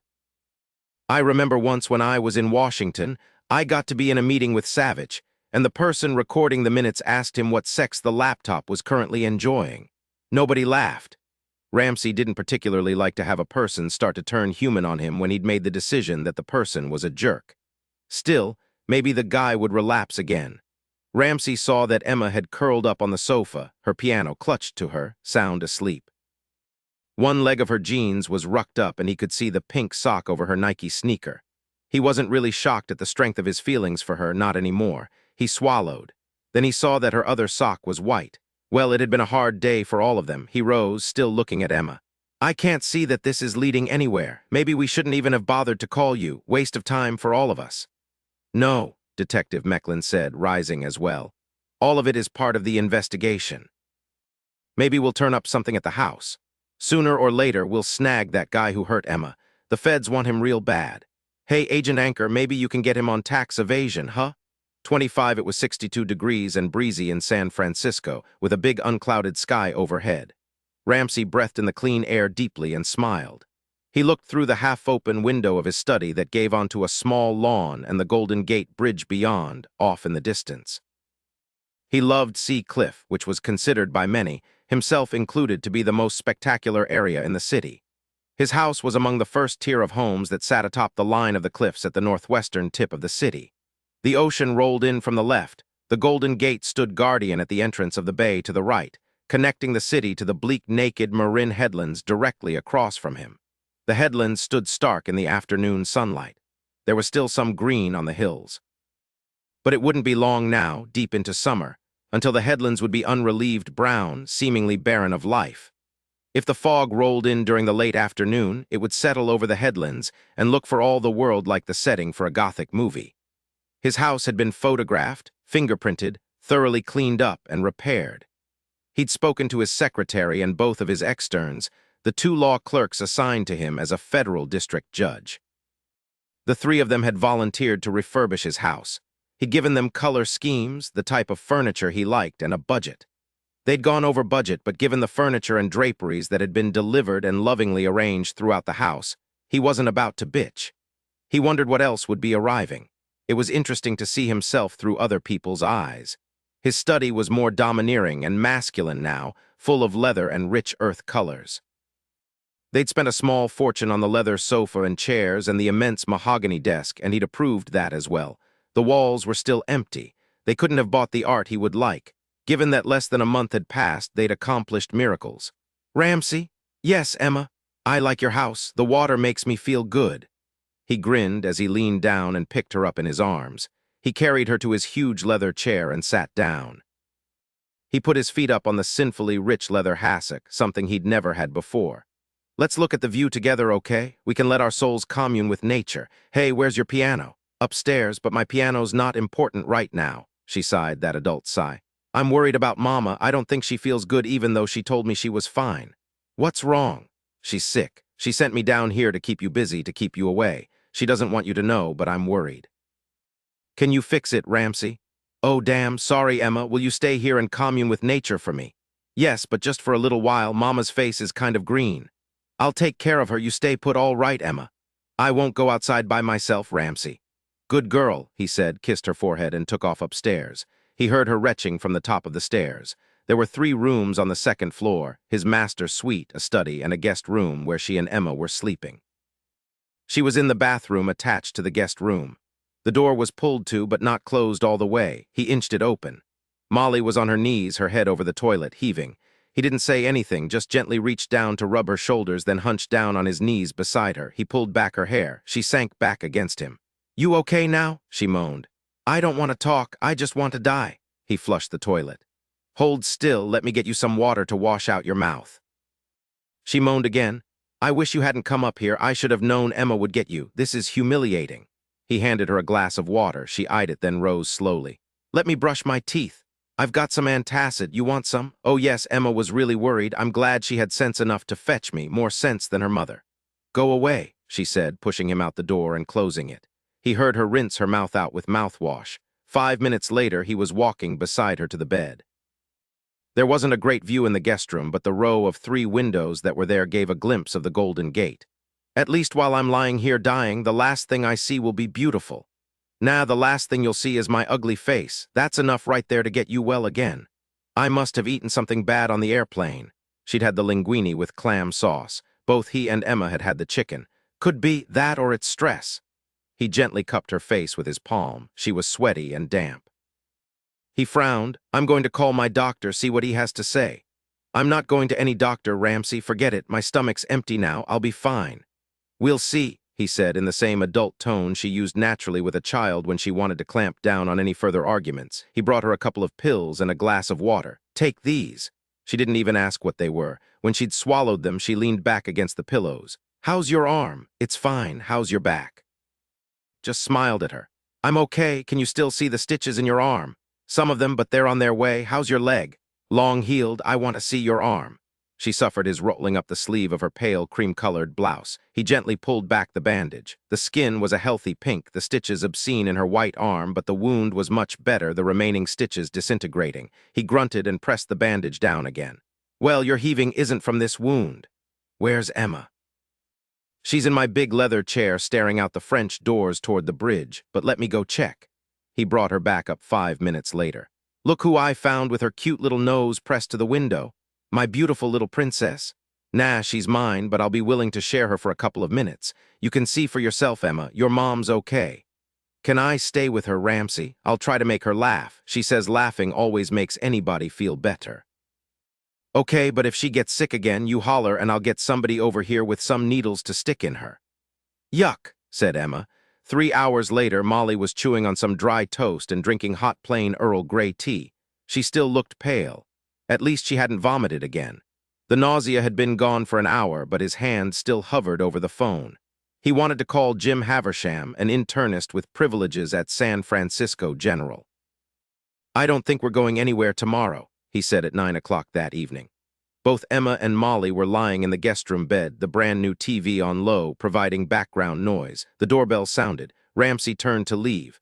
"It's just a friend of mine from the San Francisco PD. I called her. She's going to brief me on anything they've turned up." "About your house being trashed?" Molly asked, moving the wet washcloth a bit to the left on her forehead. "That and other things. You guys just relax." "Emma, if your mom needs anything, you come and tell me. Can I count on you to mind me and not her?" Emma looked worried. "I don't know, Ramsey. She's my mom. She's been around since I was born." "I know, but right now she's on the pathetic side. She doesn't know what's good for her. Call me all right?" Emma still looked uncertain. She pulled her piano onto her lap. Molly groaned. She groaned again, a big funny groan that made Emma smile. "Good for you, Molly," he thought, gave them a salute, and took off downstairs. Virginia Trolley was at the door, wearing her signature black boots, black slacks, black turtleneck, and a red blazer. "I'm glad you're home, Ramsey. All hell's broken loose." He invited her into his study. There was a fire in the fireplace, and the new heavy pale gold draperies were drawn, making the room darker, more intimate. "I love your house. The new stuff looks great. Did they bankrupt you refurbishing it?" "Insurance will cover most of it." "Good. Now that everything's brand new, do you think we could get married, then we could get divorced, and I'd get the house?" "No way you'd get the house unless you bribed a judge," Ramsey said, and poured her a cup of coffee from the thermos on a side table. She sighed. "My husband might not understand either. Would you consider adopting me? You're older than I am." "Ah, so have you heard of age discrimination?" "Not me. Thanks for coming by, Ginny. What's going on downtown?" "You know everyone still calls you Judge Dredd. It really fits now, what with all your flirting with the underworld. The media has been going nuts about all of it. I'm surprised they haven't found out your home. Be thankful for small favors. It won't last." He brought her up to date, finishing with, "Molly, Emma, and I are all going to Ireland day after tomorrow. We were going to leave first thing tomorrow, but Molly was throwing up her toenails all afternoon. She seems better now, but it doesn't seem too bright to fly right now. I think it was the linguine she ate on the plane. I'm praying it's not gastritis or an ulcer, though an ulcer wouldn't surprise me, what with all she's been through." Virginia Trolley rose from her chair, walked to the wide French doors, and pulled back the drapes. The clouds were hanging black and low. There was no sign of a moon or any stars. She sighed deeply. "We've all been talking about what's happened. This Shaker guy is bad stuff, Ramsey. If he is behind all of it, the chances of getting enough for an indictment are about the same as the Raiders winning another Super Bowl anytime soon. The odds are astronomical." She grinned. "Actually, it's looking like the 49ers aren't going to come up smelling like roses either this fall. Who knows?" Ramsey sat down in the big leather chair behind his desk. He leaned back, cradling his head on his arms. "I'm hoping it is Shaker because it means the three of us are probably out of danger. Anyway, it's what the feds think. It's what the Denver cops think. They're all still looking for the creep who took Emma. I'm praying we're out of here before the media discover we're back. I think all of us being out of the country for a while would be a healthy thing. Have you got anything new?" Virginia turned from the French doors, letting the drapes drop back into place. "You're probably right. No leads as to who trashed your house. The neighbors saw nothing. There weren't any prints." She paused, looking around the man's study-dark wainscoting, rich leather furniture, and highly polished oak floor. "The cleaning service took real pride in fixing Judge Ramsey Hunt's house all right and tight. The Chronicle even wanted a photo of this room after your people refurbished it. It do sparkle, don't it?" "Yeah, it do." "Any problems?" "No, everything is fine, at least for the moment, but I'm thinking it might be smart to have some protection." "Agreed." "I'll schedule a patrol to come by every half hour or so." "Oh yes, I need to show you this, though we don't think it's much of anything. Anonymous, of course. It was shoved under your office door." She pulled it out of her purse and handed it to him. It was short and to the point. "You are a murderer. You will die." It was printed carefully with a thick-tipped black pen. Ramsey handed it back to her. "No verbosity. It can't be a lawyer. Any reason to think it's more than the usual crank stuff. Not much different from what you got right after you destroyed the scum in your courtroom. You haven't gotten anything else recently, have you?" "No, not that anyone has told me about." "All right, it's probably nothing, but be careful, Judge Dredd.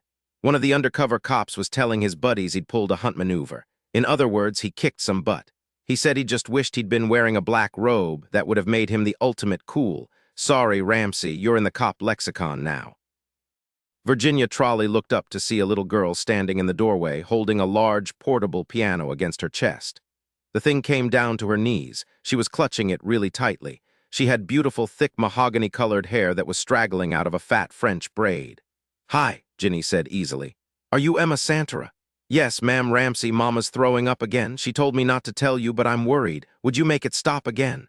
"Yes, Emma, I'll take care of it right now." He turned to Ginny. "I'm going to call Jim Haversham. He owes me. I'll never forget Savich telling me that it's always a good thing to have a physician on your debt list." "He's your FBI friend?" "Yeah, listen, Ginny, I'll keep in touch. If anything comes up, you can fax me in Ireland. We'll be staying at Dromoland Castle just north of Shannon Airport for a couple of days. I don't remember the county name. I'll let you know after that." "Okay. You keep yourself safe, Ramsey. Goodbye, Emma." "Take care of your mama and Ramsey, okay?" "Yes, ma'am." Emma slipped into the room and stood by Ramsey while Ginny went out. As soon as she'd left the study, Ramsey picked up the phone. When he hung up, he swung Emma and her piano up in his arms. "Let's go tell your mom that she's lucky. No going to any hospital. Nope, she's going to have a real live doctor make a house call to see her." Dr. James Haversham was 42, divorced twice, a man who sailed every free minute. He straightened and rubbed his jaw, a habit of long standing. He said finally, still looking down at Molly, still rubbing his jaw, "I need to do some tests." "Number, forget it. If I ever go to the hospital, I'll be dead and I won't know about it. No tests." He sighed. "All right, then. My best guess is that you ate something spoiled. Ramsey told me you had linguine with clams on the plane. From what he told me, nearly all of it is out of your system. But you're still having bowel spasms, and that's why you started vomiting again. I'm going to give you a shot and some pills. They will help calm your stomach, make you drowsy, and take away the nausea. It'll take time for your bowels to straighten out. You're getting dehydrated. I want you to drink plenty of fluids tonight and tomorrow. Okay, the shot's for your butt. Turn over, please. Ramsey, please take Emma outside." But Emma wasn't about to budge. "No, Mama, you need me. I'll hold your hand." "You need me too. I'll hold your other hand. It's your hour of need, Molly." Emma looked up at him. "Was that a joke, Ramsey?" "All right," Dr. Haversham said. "Both of you turn around so my patient isn't embarrassed." They turned to face the television that was showing a rerun of Ma's H without sound. They heard a yelp, then Dr. Haversham's voice. "Now, 2 of these pills, Mrs. Santera. You're going to stay in bed, sleep, and eat through tomorrow. Drink enough water so that you're in the bathroom every 15 minutes. Any more vomiting, though, and you're coming to the ER. I mean it. Unless you feel better soon, it means there's something going on here other than food poisoning." She was shaking her head even as he leaned down and said, "You have a beautiful little girl who needs you. Pick something else to be stubborn about." She sighed. "You're right, of course. Thank you for coming." "You're welcome." He turned to leave when Molly called out, "What did Ramsey do for you?" "He said you owed him, and that's why you came to the house." "He saved my life." "What did he do?" "When my first ex-wife got drunk and was going to beat up my other ex-wife, but not ex then, Ramsey stepped in. He distracted Melanie and had her dancing the rest of the night." Molly laughed. "That's quite a debt you've paid off." Dr. Haversham wasn't about to tell her that he'd made that up.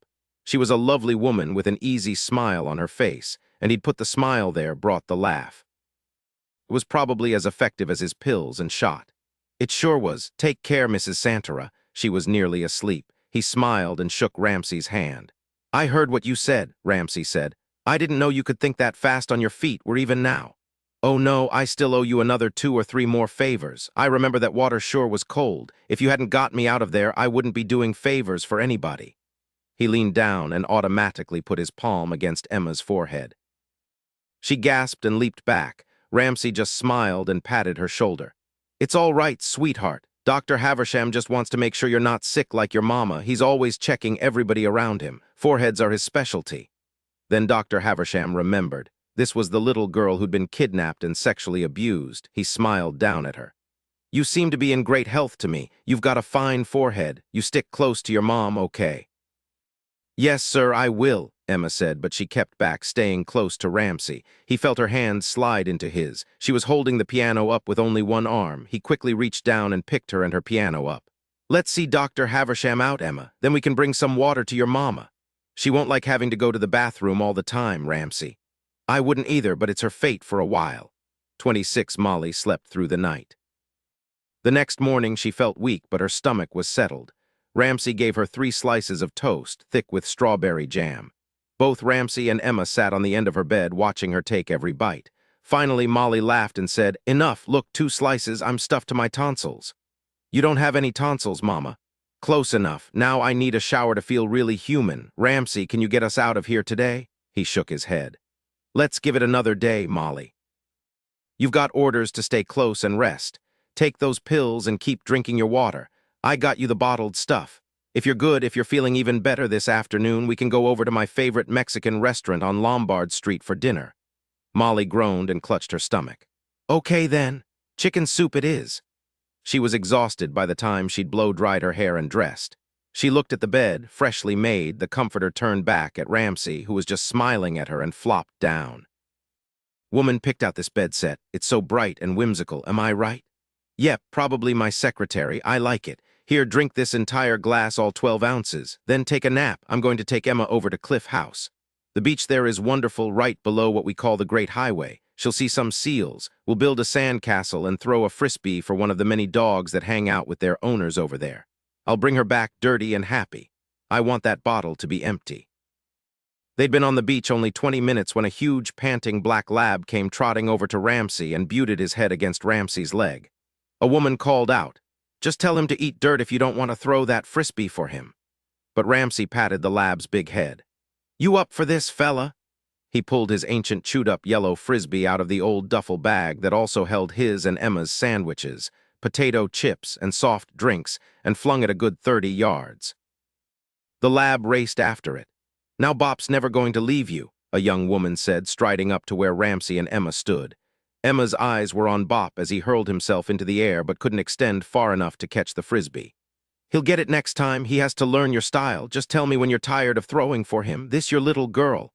Emma quietly slipped her hand into Ramsey's. She pressed against his side. "Yes," Ramsey said. "This is my little girl, Emma." "I'm Betty Conlin," the young woman said and thrust out her hand. Ramsey shook it. The woman knelt down in front of Emma. "Hi, how old are you?" Emma gave her a long, assessing look. She said finally, "Bop's coming back. My mama's home in bed. We're here so I can play and try to forget about things. We're here so mama can rest and get well." "I see," Betty said and rose, and naturally she did indeed see. She smiled. "Here, Bop." Ramsey snapped his wrist and sent the frisbee flying again. Bop had already begun running. He caught it on a 3-foot leap. Ramsey yelled out, "Nice going, boy, well done." He was laughing. There was dog slobber on his hands. Emma was playing in the sand 1 foot away from him. The sun was bright, making the ocean's surface gleam like light blue diamonds. The sound of the waves sweeping onto shore was a constant rumble behind all the human voices. All they needed was Molly with them, lying on a blanket, drinking lots and lots of water and probably needing a bathroom, of which there were none anywhere close. He looked down at Emma and saw that she was staring at Betty Conlin. He didn't need to worry about any woman coming on to him. Emma would protect him. Well, for the moment they couldn't have Bop without Betty. Bop came dashing back, played tug on the frisbee with Ramsey, dropped it, and took off running. Ramsey let loose with a really long throw, skimming low toward the water. He shaded his eyes, watching Bop. The frisbee caught a sliver of upward air and went flying even farther. Maybe 50 yards. He turned when he heard Betty say something. He nodded and watched Bop finally catch the frisbee well into the surf. He bounded back through a spray of water that looked like diamond droplets beneath that crystal sunlight. "Did you see that, Emma?" He was grinning as he turned. Emma was gone. He felt instant, overwhelming panic. "What's wrong?" Betty was saying even as she was patting Bop. "Emma," he said. "Emma." He whirled about searching. He heard a cry jerked about toward the Cliff House, but saw a little boy fighting with his sister. He yelled again at the top of his lungs, "Emma!" Oh God, no, this couldn't be happening. No, she had to be close. They couldn't have taken her far, not in just the couple of minutes Ramsey hadn't been looking at her. The sun was in his eyes. Then he saw a man walking quickly down the beach, heading south. He was wearing a long, dark brown overcoat. There was a huge bulge in that overcoat. He had Emma under that overcoat. How had he done it so fast? Ramsey took off after him. He didn't say a word, didn't scream at the man, just sprinted. The man stumbled suddenly, lurching toward the water. Emma's head poked out of the side of the overcoat. She yelled at the top of her lungs. "Ramsey, Ramsey!" Now he did call back. "It's over." He was nearly on him. The man jerked back his head, saw that it was over, dropped Emma, and took off back up the beach to the high concrete retaining wall. Ramsey started after him, then heard someone yell. He whipped back and saw Emma. She was lying motionless on the beach. Two little girls were standing over her, one of them holding a blue bucket in her hand.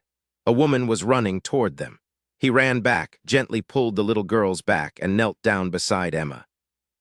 She was drawn up in the fetal position, her eyes closed, her hair slashed across her forehead, strands stuck to her cheeks. "Emma." He lightly touched his hand to her shoulder. "Emma, love, it's me, Ramsey. Are you all right?" She moaned low in her throat. Slowly, she turned to face him, staring up at him. "Are you hurt?" She shook her head. "Well, just a little. He covered my face and hit me on my head." The bastard had struck her, put her under his coat, and simply walked away. He looked toward the retaining wall. There were a lot of people milling around up there, but no man wearing an overcoat. Of course, he could have just taken it off, and probably had. He gathered Emma up against him, hugged her tightly, and kissed her. He'd nearly lost her. No more than 3, maybe 4 minutes, and he'd nearly lost her. A woman said, "Did that man try to steal her?"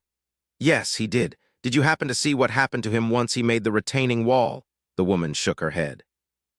"No, I was looking right here." "It happened so fast," Betty said, running up.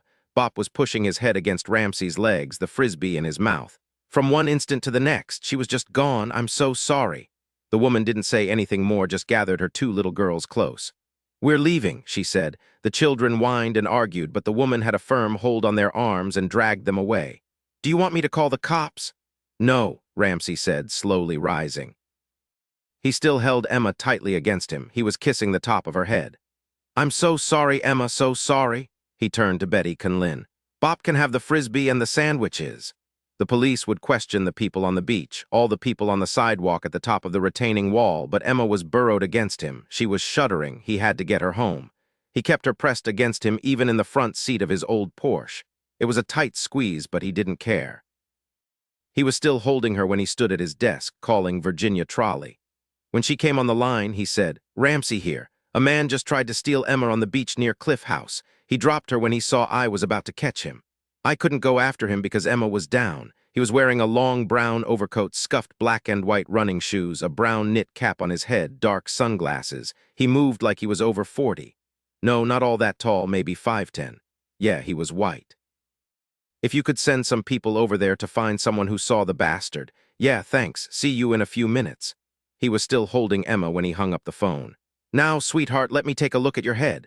"Mama," Emma said against his jacket. "Mama, you're right. Let's go see that she's all right." But Molly wasn't there. Ramsey stared dumbly down at the empty bed. The water bottle beside the bed was empty. He yelled her name. He even looked in the bathroom shower.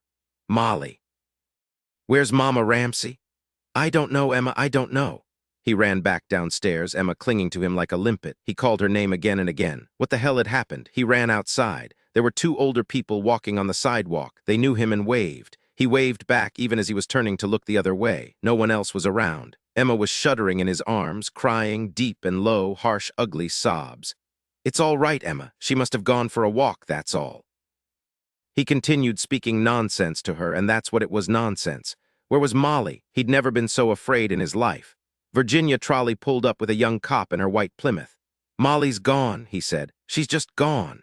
Virginia Trolley saw the shock on his face, saw the little girl nearly hysterical in his arms. She said quietly, "Let's go inside and make some calls. It will be all right, Ramsey. Come along."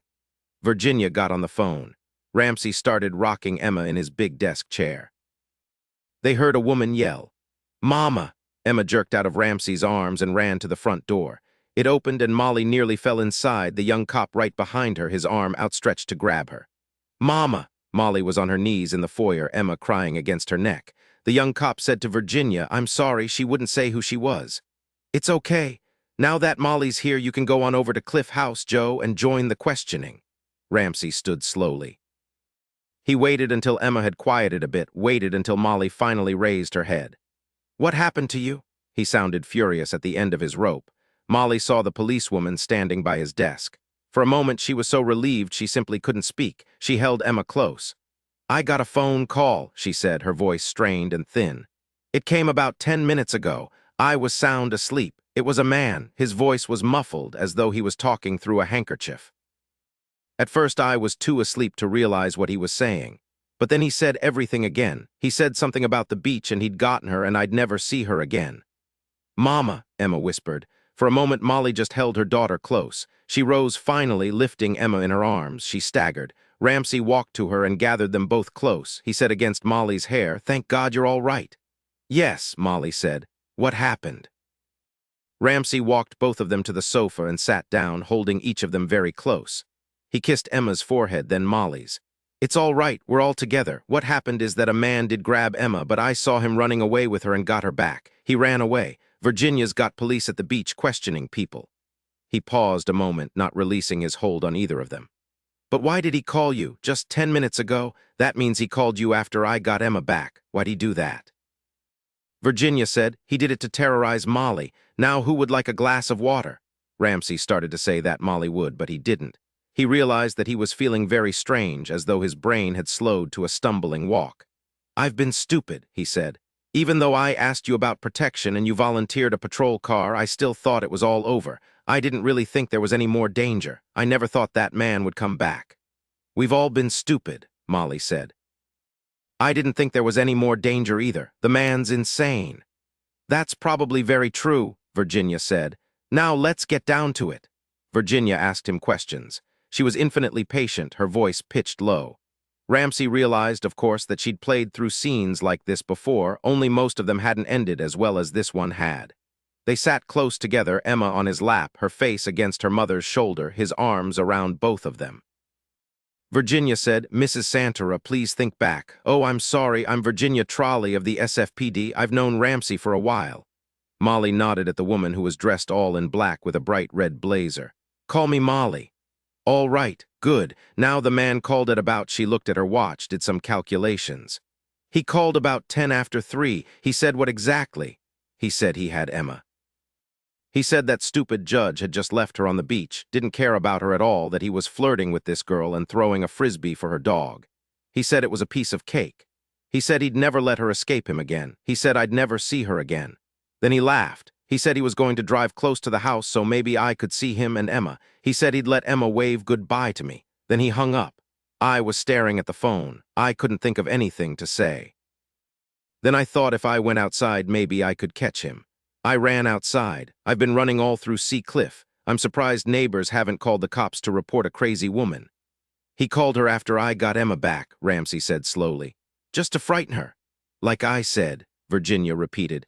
He wanted to terrorize Molly. He wanted to make himself feel powerful. He'd failed to get Emma, but by calling Molly, he could win, at least for a while, until the both of you got back here. His brain was beginning to function again, thank God. He could tell that Molly, too, was getting herself back together. As for Emma, he didn't know what they'd be facing with her. "Emma says he hit her on the head." Molly patted her daughter's shoulder. "Em, does your head hurt?" Emma sat up on Ramsey's lap. Slowly, she lifted her hand to touch above her left ear. "It's just a little lump." "I saw you poke your head out of his overcoat." Emma nodded. "I bit him through his shirt, too, real hard." "You told me never to give up, and I didn't." Virginia said, "In his side, Emma?" "Yes. Which side?" "His right side. I think it hurt him." "Good for you." Ramsey cupped her face between his hands and kissed her nose. "Good for you, Em." He looked into that small face that had become so inexpressibly dear to him. It broke him. "Oh, Emma, I'm so sorry." He touched his forehead to hers. He felt the panic well up again and that awful foreboding of sheer helplessness. Slowly, Emma raised her small hand and lightly ran her fingers over his cheek. "I'm okay, Ramsey. You didn't do anything wrong. He was so fast. I was patting down one of my sand castle walls, and then he hit me." Virginia Trolley turned away, cleared her throat, and said over her shoulder, "Emma, does your head hurt?" "No, ma'am, it's just sore." "Perhaps we should call Dr. Haversham again, Ramsey." "All right, I'd sure feel better." "I'm like my mama. I hate hospitals." Ramsey and Molly exchanged glances. He wasn't wearing a mask this time, but he still had bad teeth. Her voice sounded almost normal. She was sitting up straight now on Ramsey's legs. She was looking at Virginia. "Did you notice anything else about him, Emma? He smelled funny just the way he did before." "Funny how?" Virginia asked, taking a small pad of paper out of her purse and writing on it. Emma shrugged. "Strong, not nice." "Whiskey," Ramsey said. "Was it whiskey?" Emma wasn't certain. Ramsey lifted her in his arms and carried her over to the sideboard. He pulled the cork out of a bottle and lifted it to her nose. "Is this the smell?" She scrunched up her face and jerked back. "Yes, Ramsey, like that. It's not a nice smell." "No, it's not. And he had bad teeth." "Yes, ma'am, all black and yucky. I remember one was missing." She pulled open her lip and pointed to one of the incisors on the left. "Good," Virginia said as she wrote. Did he say anything to you, Emma? She shook her head. Ramsey returned to the sofa with her and sat back down beside Molly. Think, Em, what were you doing just before he hit you on the head? I was packing down sand. Then what? I heard something. I looked up, but something hit me and I don't remember. That's fine, Emma, Molly said. All done in an instant of time. Emma slipped her hand into her mother's. Virginia Trolley quietly closed her small notebook. She nodded to Ramsey. He's made a mistake. He's close. Now maybe we can get this monster. Emma, you're the greatest. Ramsey told me you got away from this jerk before. You did it again.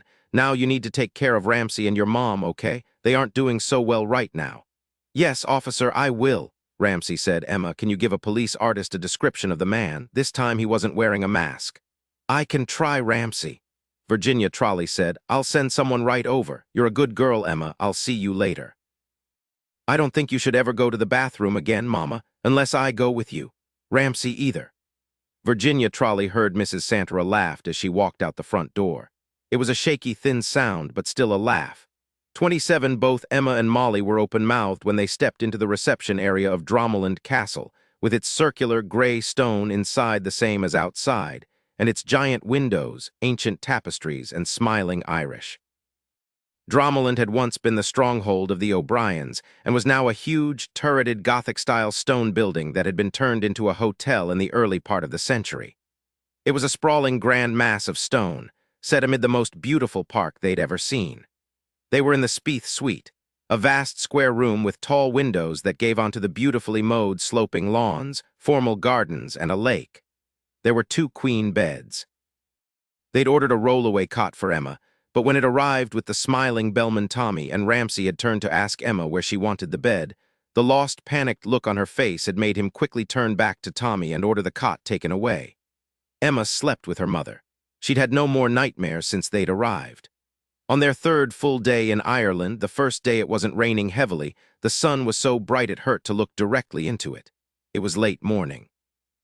Emma was wearing blue jeans, a white shirt, her favorite Nike sneakers, and a pair of plaid socks Ramsey had bought for her in the charming thatch-roofed village of Adair, where most of the picturesque cottages housed tourist shops. Emma was feeding the ducks. Molly was crouched 6 feet from her, down on one knee, waiting for the late morning sun to get to just the right angle for the perfect series of shots. She had a roll of 36 in her Minolta, her film 400 Assa. She didn't have her light meter with her and wished fervently that she'd bought a new camera with the light meter built into it. But she'd shot Emma so often, with so many different backgrounds, different lights and angles, she wasn't taking too much of a chance. It's just that she wanted one of these photos to be absolutely perfect. She wanted it for Ramsey, the man who'd saved her daughter's life, the man she was coming to know as well as she knew herself. There was more light than dark in Emma today, and in her surroundings as well.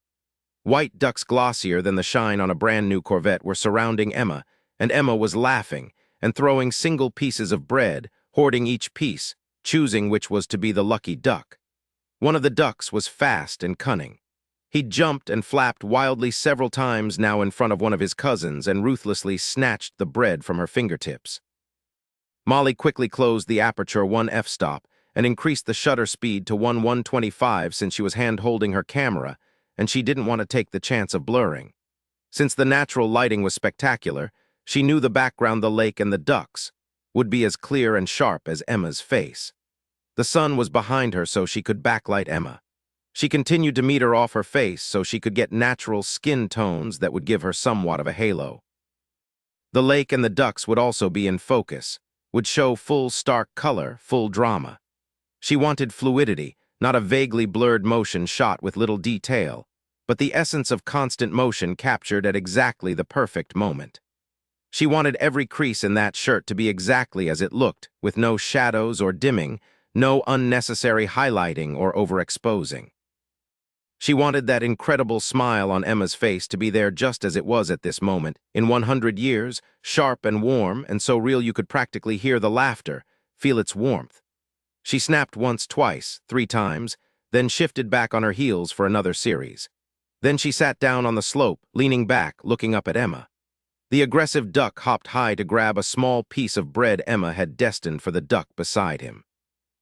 Emma jumped up and clapped, so pleased she thrust out a hunk of bread to the invader duck. The duck jumped up toward her almost in counterpoint, his neck stretched out full length to get that bread. Molly snapped another series, ending up flat on her back, looking nearly straight up. She righted herself and lay her Minolta SLR on her knee. She was out of film. The camera felt warm and comforting in her hand, just right resting against her leg. She and the Minolta were old friends. She was used to the weight of it, the feel of it. The new cameras were something, doing everything she still did manually. Some of them were so fine-tuned, they could probably even make coffee for the photographer. Nah, she didn't need coffee. Her Minolta had a lot of miles left in it. She was pleased with the photos she'd taken. One of them would be perfect, she'd bet the farm on it. Maybe even two. For a moment, she wished she'd had a tripod. Then she shook her head, remembering what a pain in the butt it was to cart around all the extra stuff. She saw a sudden movement out of the corner of her eye, off to the left in a stand of pine trees. She froze when she saw it, panic spiking in her. It was a man leaning slightly around a tree, wearing a long brown coat, a brown knit cap on his head. He seemed to be staring at them. Molly was on her feet in an instant, her heart pounding, just about to grab Emma when a man emerged from the trees, carrying a bag of golf clubs. The breath whooshed out of her mouth. The Irish and their incessant golf, surely a national addiction. There were courses everywhere, including here on the grounds of Dromoland Castle. She'd swear that the Scots, with their St. Andrews, couldn't be more golf-happy than the Irish. He saw her staring at him and took off his golf hat, calling out a good morning. She waved back, feeling herself flush to her toes, both with relief and chagrin that she'd panicked so easily. But she knew she'd act the same way the next time a strange man suddenly appeared. She would until the man who'd taken Emma was caught.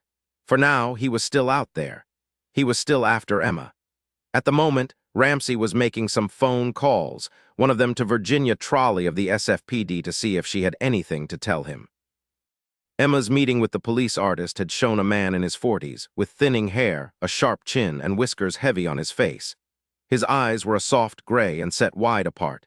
He had strange ears, large for the size of his head, sticking out a bit. Emma said that's why he wore a knit hat. He didn't like his ears. His bad teeth were the giveaway. Molly hoped the guy didn't make a trip to the dentist. Molly had no idea no one did how accurate Emma's description was.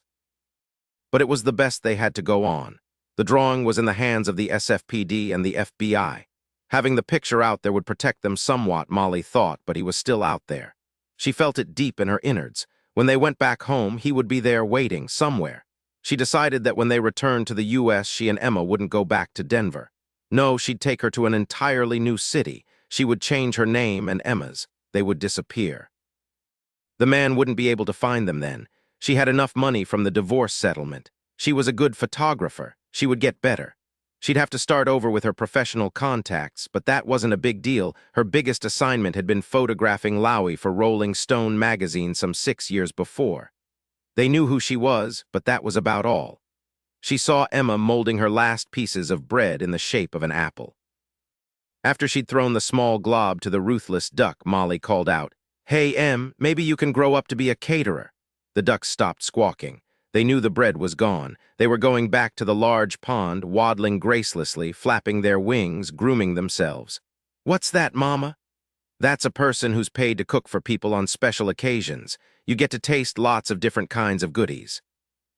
You get to be creative, make food look like different things, just the way you've made the bread look like an apple. You'd be a food artist." "Would I have to feed all those people too?" "Emma, was that a joke?" Emma thought about that, then gave her mother a small smile. "I don't think so. No, they wouldn't eat out of your hand. Well, they might, but not literally." Molly looked out over the beautiful grounds. She put her arms around Emma and drew her back against her. She desperately wanted to ask her what she was thinking, what she was feeling, but she was afraid that she wouldn't say the right thing if Emma were to tell her something awful. Instead, she said, her voice bright and warm with the overwhelming love she felt for her daughter, "We've got sun today, kiddo. What do you say we go to Bunratty Castle? Maybe have a picnic on the grounds. Since it was raining the other day when we went, you just got to spend 10 minutes there. Ramsey says it's a great place to visit when the sun's out." Emma grinned every time someone mentioned Bunratty Castle, just west of Limerick, where William Penn had been born in 1644, and where his father, Admiral Penn, had surrendered in the Civil War and sailed off to America. Ah, and that had led to stories of the Quakers in Pennsylvania, a good half dozen that Ramsey had been told growing up near Harrisburg. Emma wiped her hands on her jeans as she said to Molly, "I'd like to climb all those steps. Maybe I'll get all the way to the top this time without Ramsey having to carry me." "Yes, let's go, Mama. Tommy said that the tourist buses will start coming soon, but it's still early," he said. Molly blinked. It was the end of May. Life had changed so irrevocably that Molly had forgotten the day of the week, much less the month. "Yes, it is very early in the tourist season. Isn't that something?" A month before, she'd been taking pictures, trying to polish her craft, her life busy and fun. Not really full, but that was okay. Emma would be starting first grade in the fall. They'd both looked forward to that. Then Emma had been kidnapped and their lives had flown out of control. Suddenly, Emma held out her left hand. "Tommy gave me this." It was a small, elaborately worked dark silver ring with a purple stone in it. Tommy said it was Celtic. Molly held her daughter's small white hand and looked at the lovely child's ring on Emma's middle finger. "It's beautiful. He gave it to you this morning. He said if I ate my oatmeal, he had a small present for me. It was yesterday." Molly felt a sudden jolt of fear. She'd seen Tommy speaking to Emma, but when had he given her the ring? Was Tommy one of those monsters? Was he trying to gain Emma's trust? For a moment she was so afraid she couldn't breathe. No, she was being ridiculous. He was a nice boy, no older than 17, hair as red as a swatch of crimson silk, face very fair and freckled. No, Tommy was simply a nice boy. Still, she found herself taking Emma's hand for no good reason at all. "Mama, you're hurting me." "What?" "Oh, goodness, Em, I'm sorry. Look, there's Ramsey. Let's see if he wants to go to Bunratty."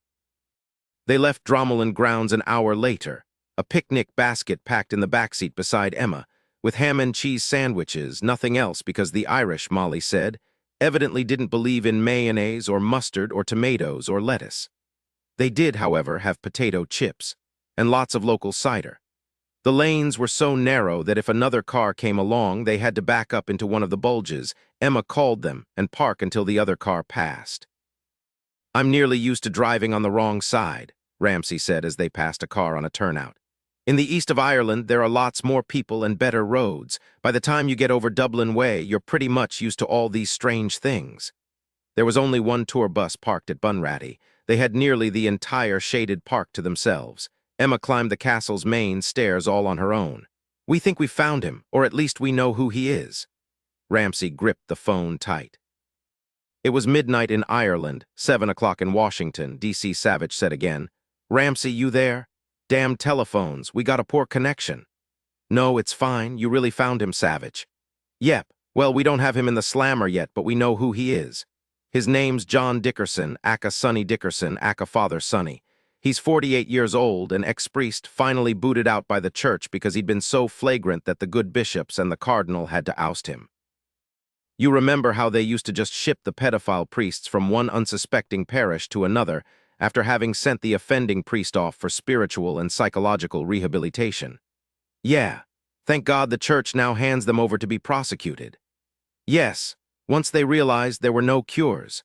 This guy was so over the edge that at the last parish they sent him to the people found out about him within a week of his arrival. Unfortunately, he had time to harm a little girl while her mother was in the church bathroom.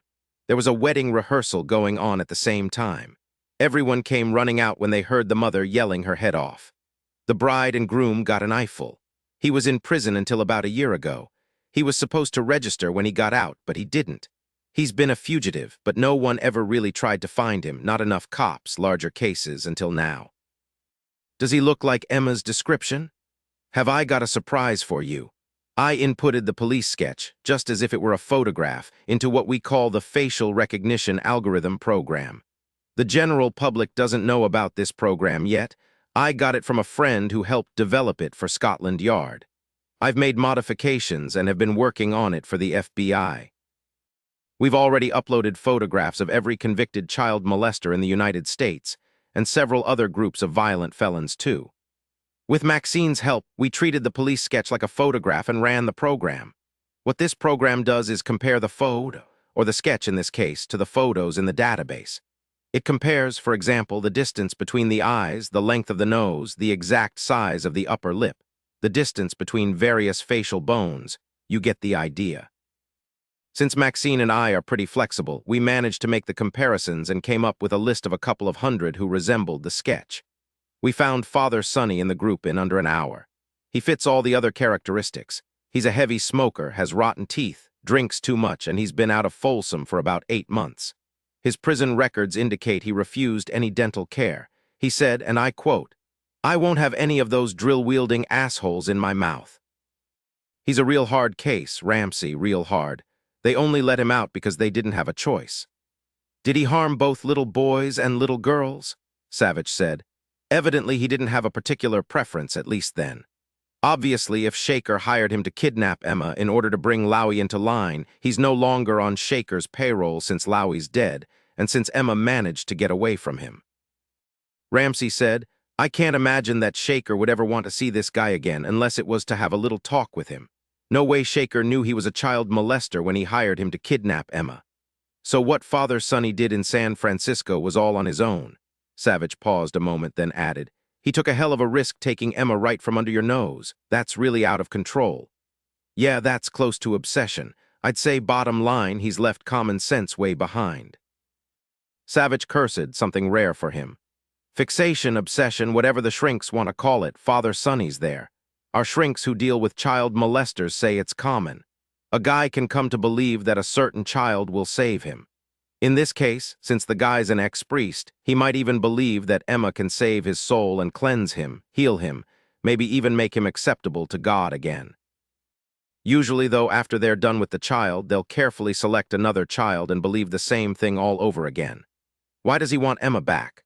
Was it because she managed to escape him and so he wasn't the one who got to decide? He wants the control, the power. His can be the only voice. Or maybe, Ramsey said, he still believes that only Emma can save him, that she wasn't through cleansing him, so he's got to have her back. She said that he needed her more than God needed him, something to that effect. You know what? I want to kill the bastard. Yeah, you and about a zillion other people. We've got everyone countrywide clued into Father Sonny. That's what most of the other prisoners called him. He'll surface sooner or later. Someone will see him, recognize him. We'll get him. Your cop friend in the SFPD Virginia trolley, she's heading things up out there. How is Emma doing? She love Ireland. Oh yeah, she's big into feeding the ducks here at Dromoland Lake and into visiting castles.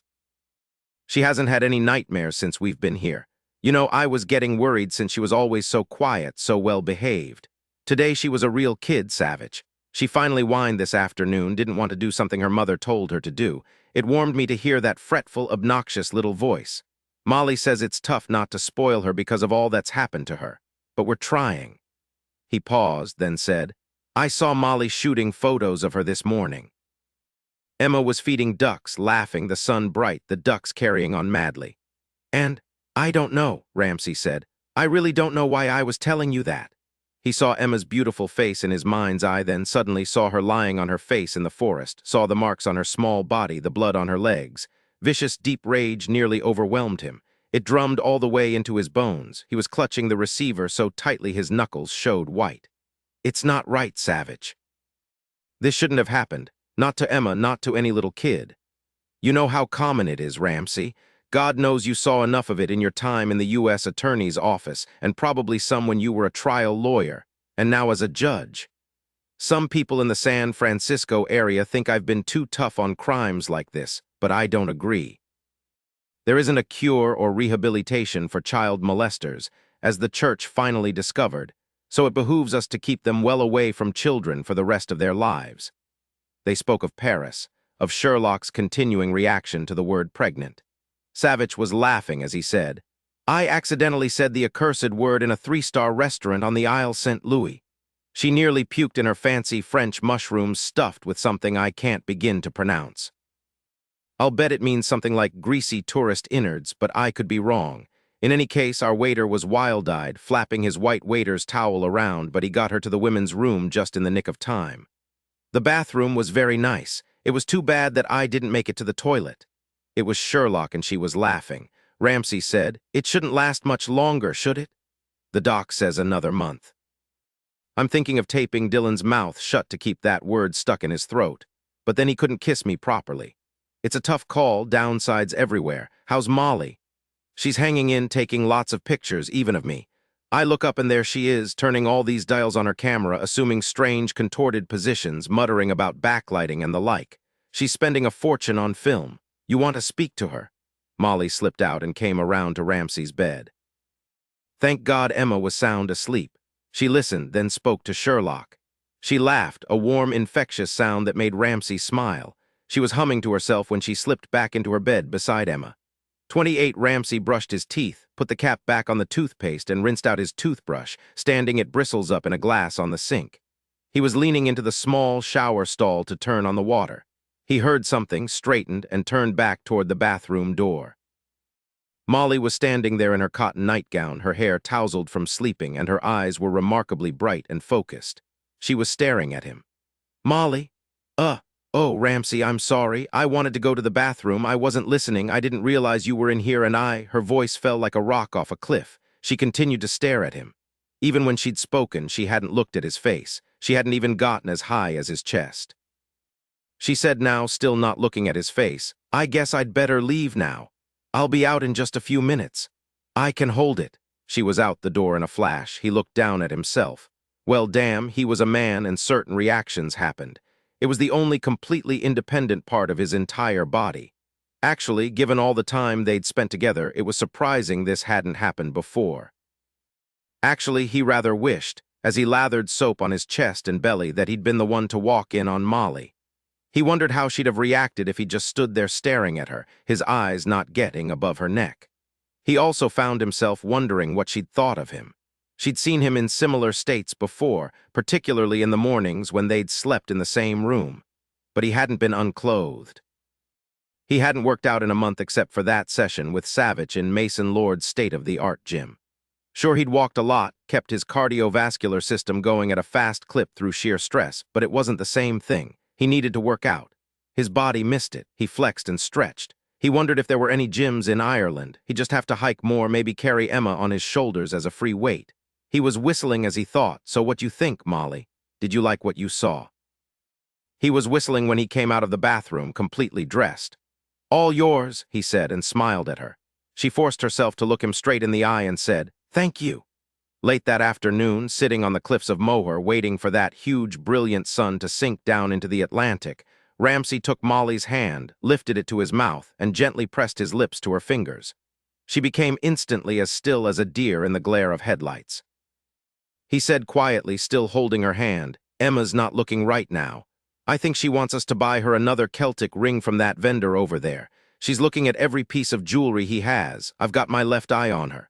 Don't worry. So, Molly, I think we should get married. What do you say?" Molly jumped to her feet and took 3 quick steps back. Ramsey didn't move, just twisted around and looked up at her.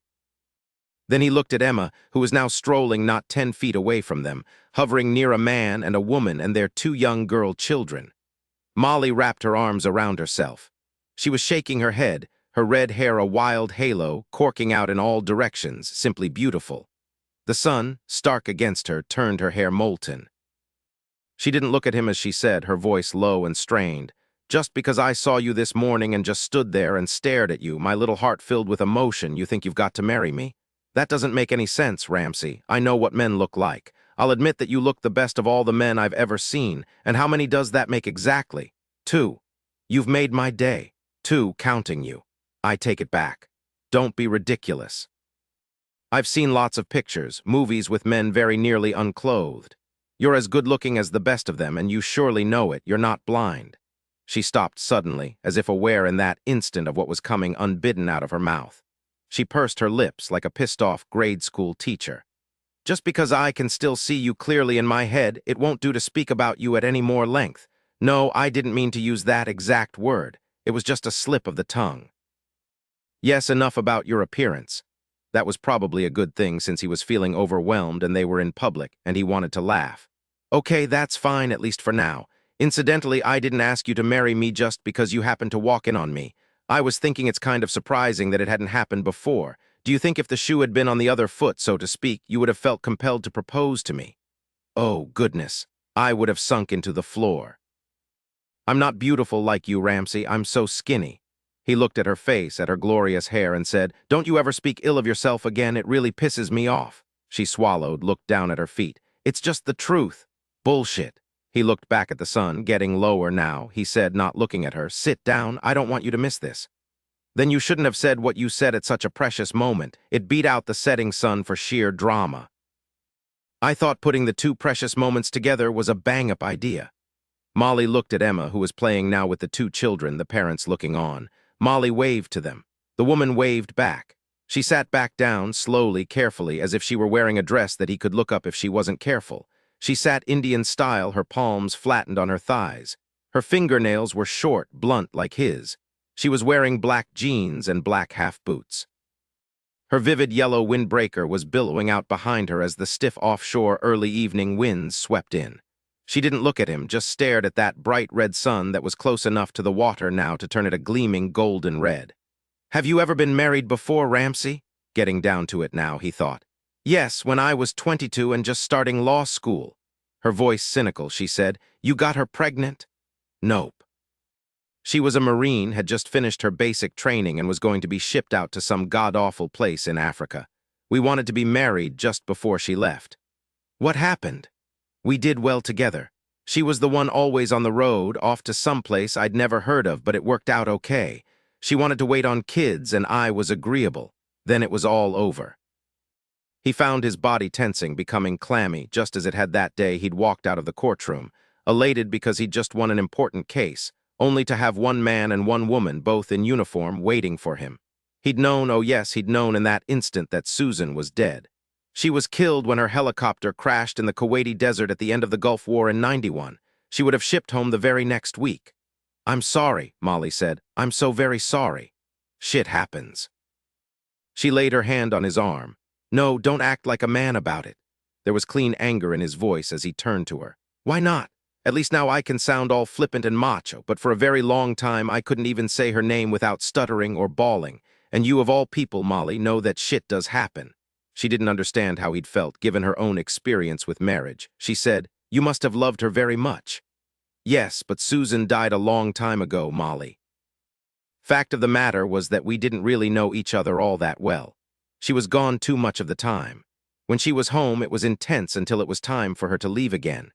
We talked, sure, but for the life of me, I can't remember many conversations. And as I said, I know more about you than I did her. For example, I don't remember how she squeezed a tube of toothpaste, whereas I know that you flattened the tube in the middle. I don't know what kind of nightwear Susan really preferred. You love floaty silk nightgowns. I saw you rubbing the one you couldn't help but pack. You loved it so much. But with me around, you wear only those cotton jobs that start at your throat and end at your toes. I never knew what her favorite breakfast was. You like to eat grape nuts unless you're on the run, and I do mean that literally. She liked my presence. She told me that whenever we were together, but I can't remember that she ever looked at me the way you did this morning. You were captivated, Molly. I don't think you once got up to my face. I felt incredibly seen. It was great. Isn't that strange, to be married for nearly 3 years and not really know your mate very well?" He stared at the sun again, then over at Emma.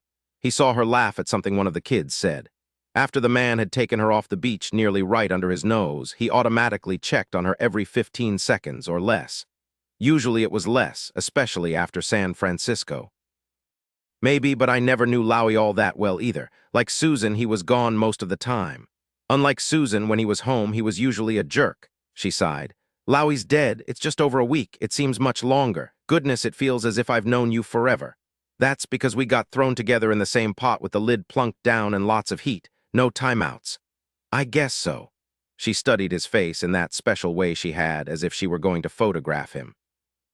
"You're really meticulous with the toothpaste. You roll it up carefully from the bottom. When you're alone, do you sleep without pajamas?" "Most of the time." "Listen, Ramsey, my father's a big-time crook and you're a federal judge. I deal all right with your father. I prefer dealing with your stepmama, but hey, I can make do." She grinned at him. "Eve's something else, isn't she?" "Yeah, most of the time when I was around her, I would have sworn that she married your dad for his big bucks and power. Then at other times, I'd be willing to swear that it was something else entirely." He shrugged. "Maybe we'll find out someday just what she's all about. My father treats her like dirt. He does have that problem with women, but again, I have this gut feeling things are going to change." He looked over at Emma. She had started rigging up a kite with the other kids, the father showing them what to do. He smiled. Emma knew exactly what to do. Molly had taught her and done a really good job of it. He saw her then flying her dragon kite in the meadow by the cabin. And then those men had come with their guns. It seemed an eon ago, another Ramsey Hunt. He shook himself. "Let's get back to us, Molly. There's nothing either of us can do about our families. We'll cope. Tell me about yours." My father's a dentist. First thing he'll do when he meets you is check your mouth, just the way they do with horses. Because you've got great teeth, he'll probably fall in love with you on the spot. My old man's easy that way. Give him a beautiful tooth and he's in ecstasy. As for my mom, she's a retired schoolteacher, high school history. I remember she cried when I announced I was going to law school. She believes all lawyers are pond scum. She only forgave me when I told her I wanted to be one of the good guys. She approved of the U.S. Attorney's office. She still tells me all the lawyer jokes, though. What about when you went back out to be a trial lawyer? He ducked his head. It was only for a year and a half. I hated it. So, I didn't tell her. Since I'm a judge now, she treats me like I'm on the Supreme Court and asks me all sorts of questions about Sandra Day O'Connor and Ruth Bader Ginsburg, both of whom I've met only once, but that's about all. A neat woman, my mom. She doesn't look a thing like Eve. I also have 2 older brothers. One's career Army, a 2-star general, 3 kids. The other brother, Tony, is a political speechwriter. Tony's an okay guy, lives in Washington, D.C., nice wife, 2 kids, neither of whom takes drugs or is in jail. He looked over at Emma at exactly the same time Molly did. Their eyes met. They smiled at each other. It will probably be a habit of a lifetime, Molly said, checking on Emma. I'll probably have my antennae up when she's a little old lady. Do you want more kids, Molly? Maybe 2 would be nice, maybe 3. I like kids. He realized he'd been holding his breath. He let it out and laughed. Just the number I had in mind. I'm 34. That's really young to be appointed to a judgeship, but as for my biological clock, it's running out fast. I heard it isn't good for a guy to father kids after he's 40. The risks are too great. She poked his leg. You mean you'll be too paunchy and too rundown to keep up with them? He leaned over, took her chin in his hand, and kissed her mouth. He pulled back, studying her face. You've also got beautiful eyes. They're a bit on the vague side right now, and I do like that. They heard applause. They both jerked around to see Emma running away from the cliffs, her leprechaun kite high in the air. She was letting out the string perfectly, just as Molly had taught her. She was laughing, the wind whipping her hair just as the crimson shadow of the sun floated above the water before disappearing. He looked at Molly, then back at Emma.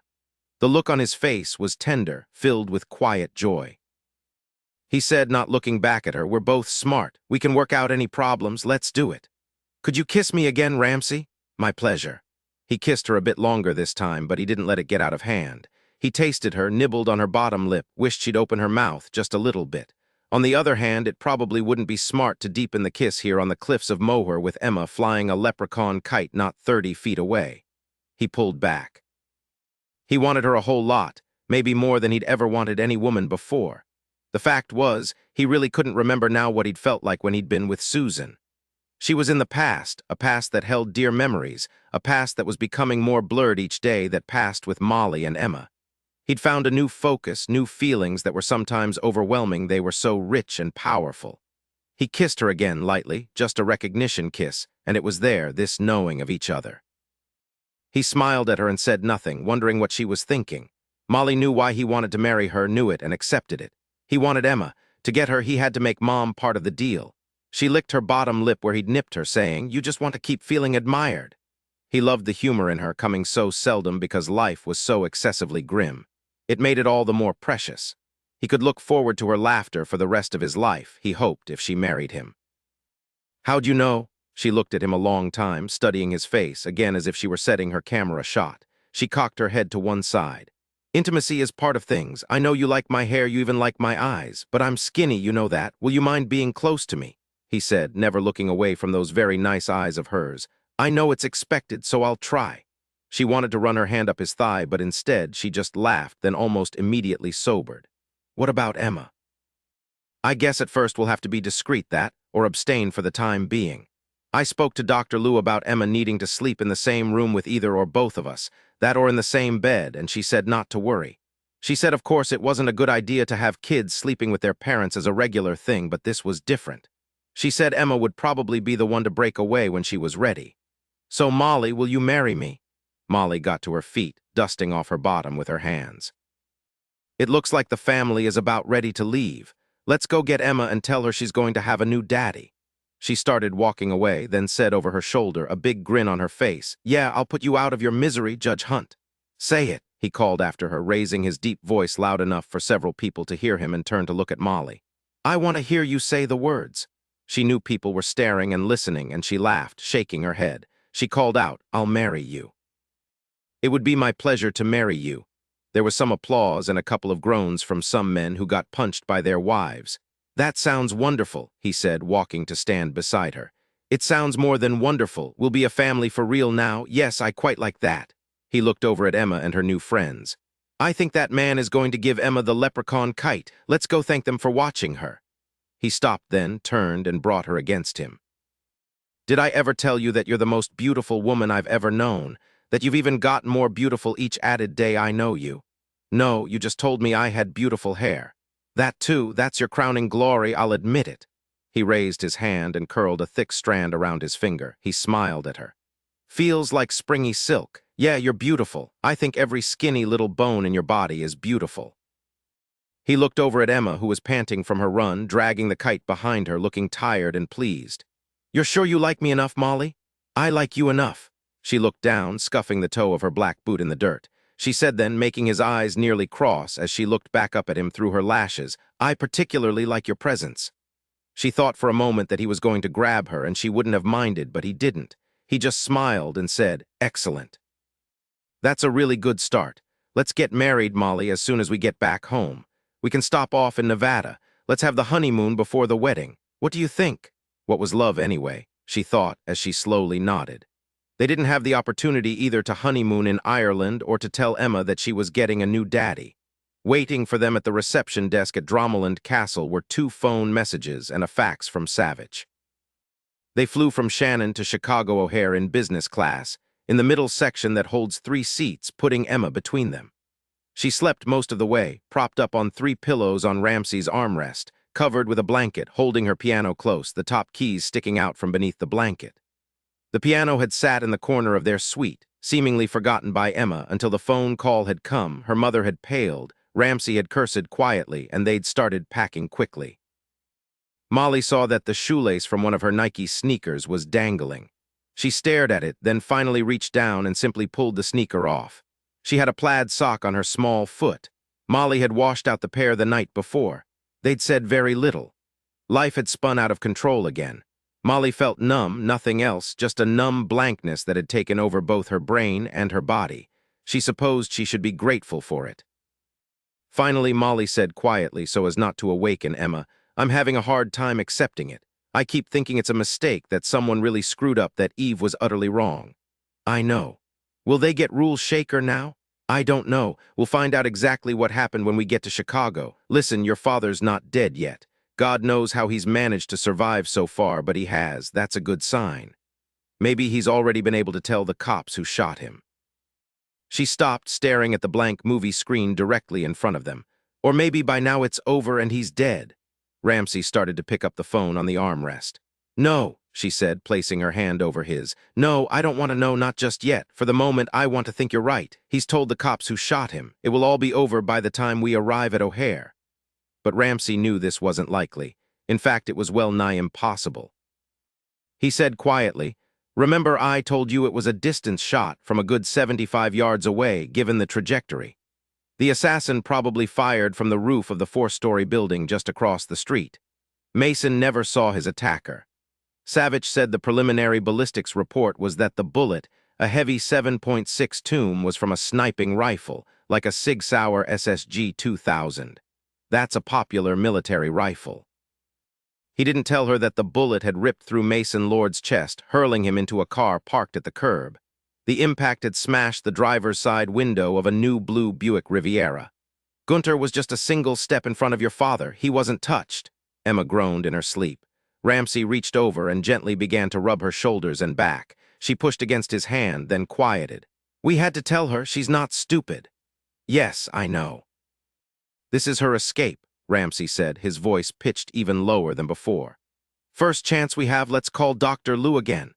"He's not dead, Ramsey." Ramsey didn't say anything. He kept lightly rubbing Emma's back. He leaned his head back against the headrest and closed his eyes. They'd just gotten over the jet lag of flying to Ireland when they'd gotten word. Now they'd get to do it all over again. He wanted to get married. He wanted Emma to know he'd always be with her, as in forever, as in she was his now. The woman who would be his wife as soon as it could be managed was 2 feet away from him. He didn't know what to say to her either. He wondered what the hell was going to happen now. Ramsey? Yes, Molly. We're going to have to wait until things are sorted out. He looked over at her and said, well, hell. 29 Detective O'Connor was waiting for them at the Lord Mansion. Miles was there, but no one else. Coulter and Mrs. Lord, Miles told them at the front door, were at the hospital. Do come in. Mr. Lord is holding his own. He's not out of the woods yet, but he's holding steady. I'm sorry, Molly. Thanks, Miles. This is hard on everyone. Thanks for being here to hold down the fort. Hello, Judge Hunt, Mrs. Santara, Detective O'Connor said, stepping out of the living room and walking toward them. I'm sorry you had to come back to this. It's unexpected. No one quite knows what to make of things. I hope you don't mind, Mrs. Santara, that I waited for you here.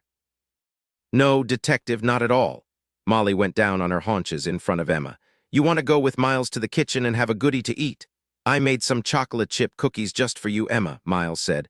They're still warm right out of the oven. Emma gave her mother a long, patient look. There was such weariness in her eyes that Molly wanted to fold her up against her and cry. Your grandfather is in the hospital, Emma. He was hurt. We told you that. Now Detective O'Connor needs to speak to Ramsey and me. He wants to know what we think about things. All right, Mama, I'll go with Mr. Miles. Thanks, Em. I'll be in to see you soon. I want one of those cookies myself. She got another long-suffering look. She didn't get back to her feet until Miles had taken Emma's hand in his and they were walking toward the kitchen, Emma holding her piano close against her chest. She rose and sighed. Do come into the living room, Detective. It was verified, Detective O'Connor said. The bullet was a 7.6 Tomb sniping round. He turned toward Ramsey. You probably know that this bullet is heavier to give it more energy and a flatter trajectory. That's particularly important over a long distance. Any sign of the shooter? We went to the Ames building to the roof, which is the top of the 4th floor. We found a couple of cigarette butts, a to-go coffee container, and wonder of wonders, there was this small wet spot. Molly blinked at the detective. Wet spot? Why is that a wonder? He spit, Mrs. Santara. The shooter spit. That means DNA if we're lucky. That means if and when we catch the guy, we'll have indisputable proof that he's guilty. The forensics folks think he's a smoker with a bad hacking cough. His vices might end up bringing him down. Since Mason Lord is a very powerful man, despite his more questionable associations and business practices, this case is very high profile. The press is starting to understand there isn't much to see around here. But they'll start showing up again at dawn. You can count on it. I'm glad you made it back so early. They'll find out soon enough that you're back, Judge Hunt. What do the doctors say about Mason's condition? Detective O'Connor checked his watch. It's nearly midnight. I told his surgeon that you'd be arriving about now. He said you could call and he'd give you the latest word. Detective O'Connor pulled out his cell phone and dialed. After 5 minutes of being sent from one person to the next, he handed the phone to Molly. Ramsey watched her face as she took in what was being said to her. Her expression didn't change. That was odd. He watched her press the end button, then hand the phone back to Detective O'Connor.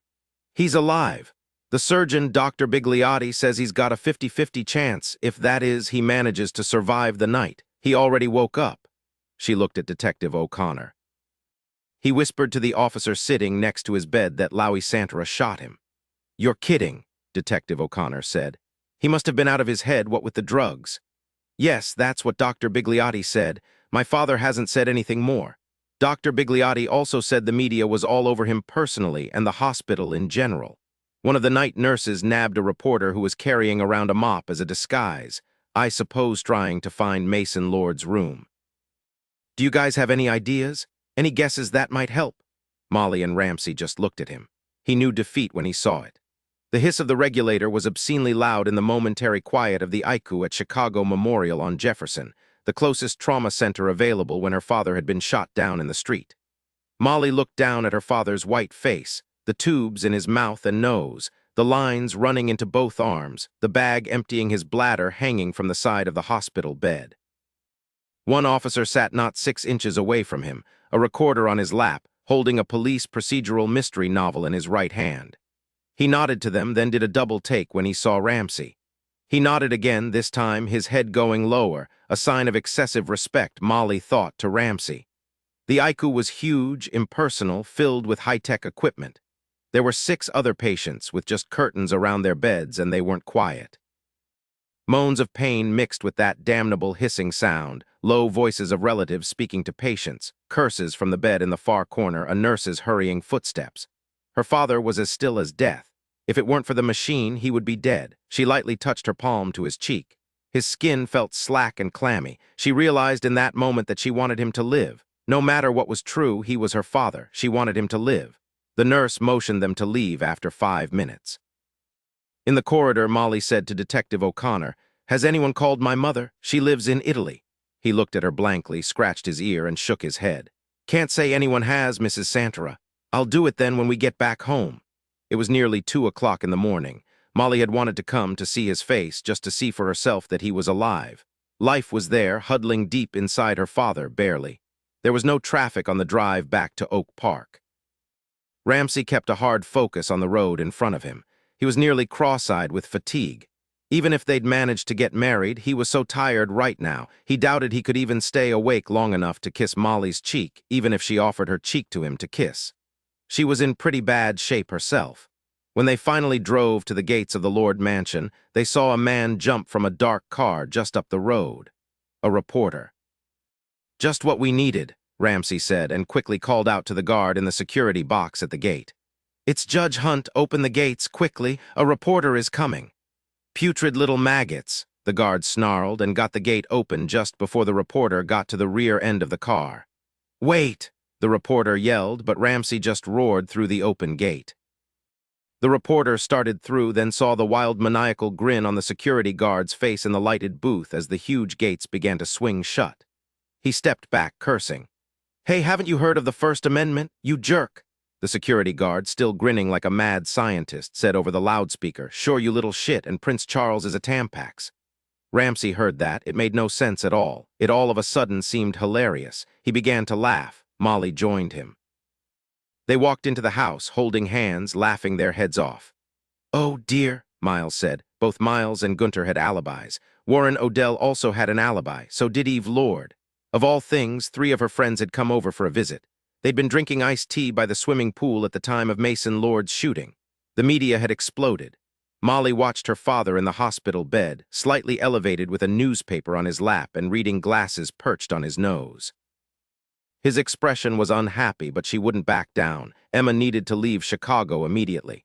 "You will marry here," Mason said, his tone laced with mild contempt. She simply shook her head, refusing to argue. "You've already seen me get married once. You don't need to do it a second time." Ramsey stepped forward.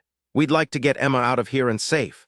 "She's so safe in San Francisco." Mason's sarcasm was sharp. "That bastard took her from right under your goddamned nose, Ramsey." Eve interjected, "Mason, there are Ramsey's parents. It isn't fair to them." Mason ignored her completely. "Keep out of it, Eve. This doesn't concern you." Eve merely smiled, unfazed. "I think I'll go get some tea. Oh yes, Ramsey, the car's coming for you at 3 o'clock if that's what you decide." She glanced at her Cartier watch with a small, amused smile. They left at 5 minutes after 3, Molly's goodbye to her father Kurt. The media knew their plans, likely leaked by the limo company. Ramsey and Molly watched the swarm chase after the town car with its tinted windows. Ramsey smiled. "Let's go, Gunter. Good idea. Well done." Staring at her pale reflection in the mirror, Molly thought, "I'm married again. Only this time I'm an adult, not a stupid kid. This time I married a good man, and he's so sexy I don't think I can stand it. And he loves Emma to death." She grinned at herself, applied lipstick, and slipped the gorgeous peach silk nightgown Ramsey had given her over her head. He'd presented it right in front of Emma since there was no choice. "No more cotton tents," he'd whispered in her ear. "This is for both of us. Actually, tonight I guess it's for Emma too." He looked overwhelmed with emotion. Molly left the bathroom light on, knowing it backlit her nicely. Emma called out, sounding awed, "Mama, you look like a fairy princess. Ramsey and I have been waiting for you, and waiting. I want to get married so I can wear that too." Emma was bright and enthusiastic, far from sleepy. It didn't matter. The wedding night would happen when the time was right. Molly hugged her tightly. "We're married and we're all together. We're lucky, Em. I really like our man." Ramsey still wore his dark suit and pristine white shirt, though his tie was a psychedelic mix of purple, pink, and yellow squiggles. He looked big and tough, his smile disarming. "He promised me he wouldn't ever get fat, Mama," Emma said. "That's right," Ramsey confirmed. "I don't believe in it. But to help me keep that promise, you've got to get me to a gym soon." "Well, Emma, we're married. Do you approve?" Tension threaded his voice. Molly cocked her head, studying him. Surely he knew Emma adored him. Emma pulled away and walked to him, holding up her arms. He lifted her clothes. She drew back, her face inches from his. "You're the best man in the whole world, Ramsey." "Thanks, Emma. I think you're about the greatest little kid. And just look at your mama. She's not bad either." "I got myself a fairy princess." He hugged her again, then told Molly, "Emma and I are going to wake you up every hour and tell you how beautiful you are." "In theory, I like that sound," Molly said, moving toward the king-size bed. "Now, you cutthroats, how about we play some old maid?" "No, Mama, you know I like gin rummy better." "Emma, you always win at gin rummy. I just got married. Can't you give me a break?" "All right," Emma agreed. "We'll play 5-card draw." Ramsey laughed loudly. Emma looked pleased. After winning the first hand with 3 jacks, she said, "This marriage thing isn't any different. We did this in Ireland. Nothing's changed. That's good."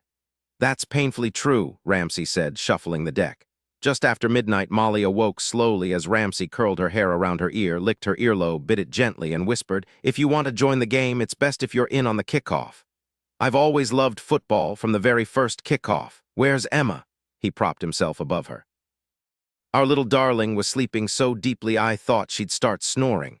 I tucked her in the other bedroom and left the door open a crack so we can hear her. No yelling from either of us, okay?" She raised her hand to his face, her eyes adjusted to the dark. She touched his nose, eyebrows, and lips. "You're a beautiful man, Ramsey. When I walked in on you in the bathroom at Dromoland, I wanted to jump you." He pulled her tightly against him, groaning against her hair. "I wish you had. I wanted you so badly I was shaking." She touched his shoulders and back, realizing he'd removed his boxer shorts.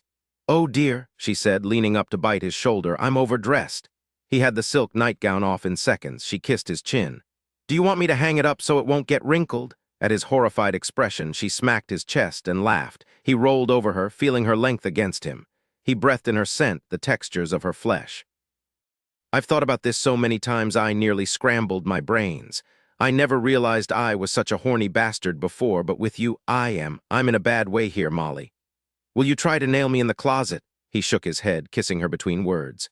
"No, that's got no class. Well, maybe a closet would be all right if Emma's clothes." She arched against him, finding his mouth. "You don't know what a bad way is. I want to eat you up."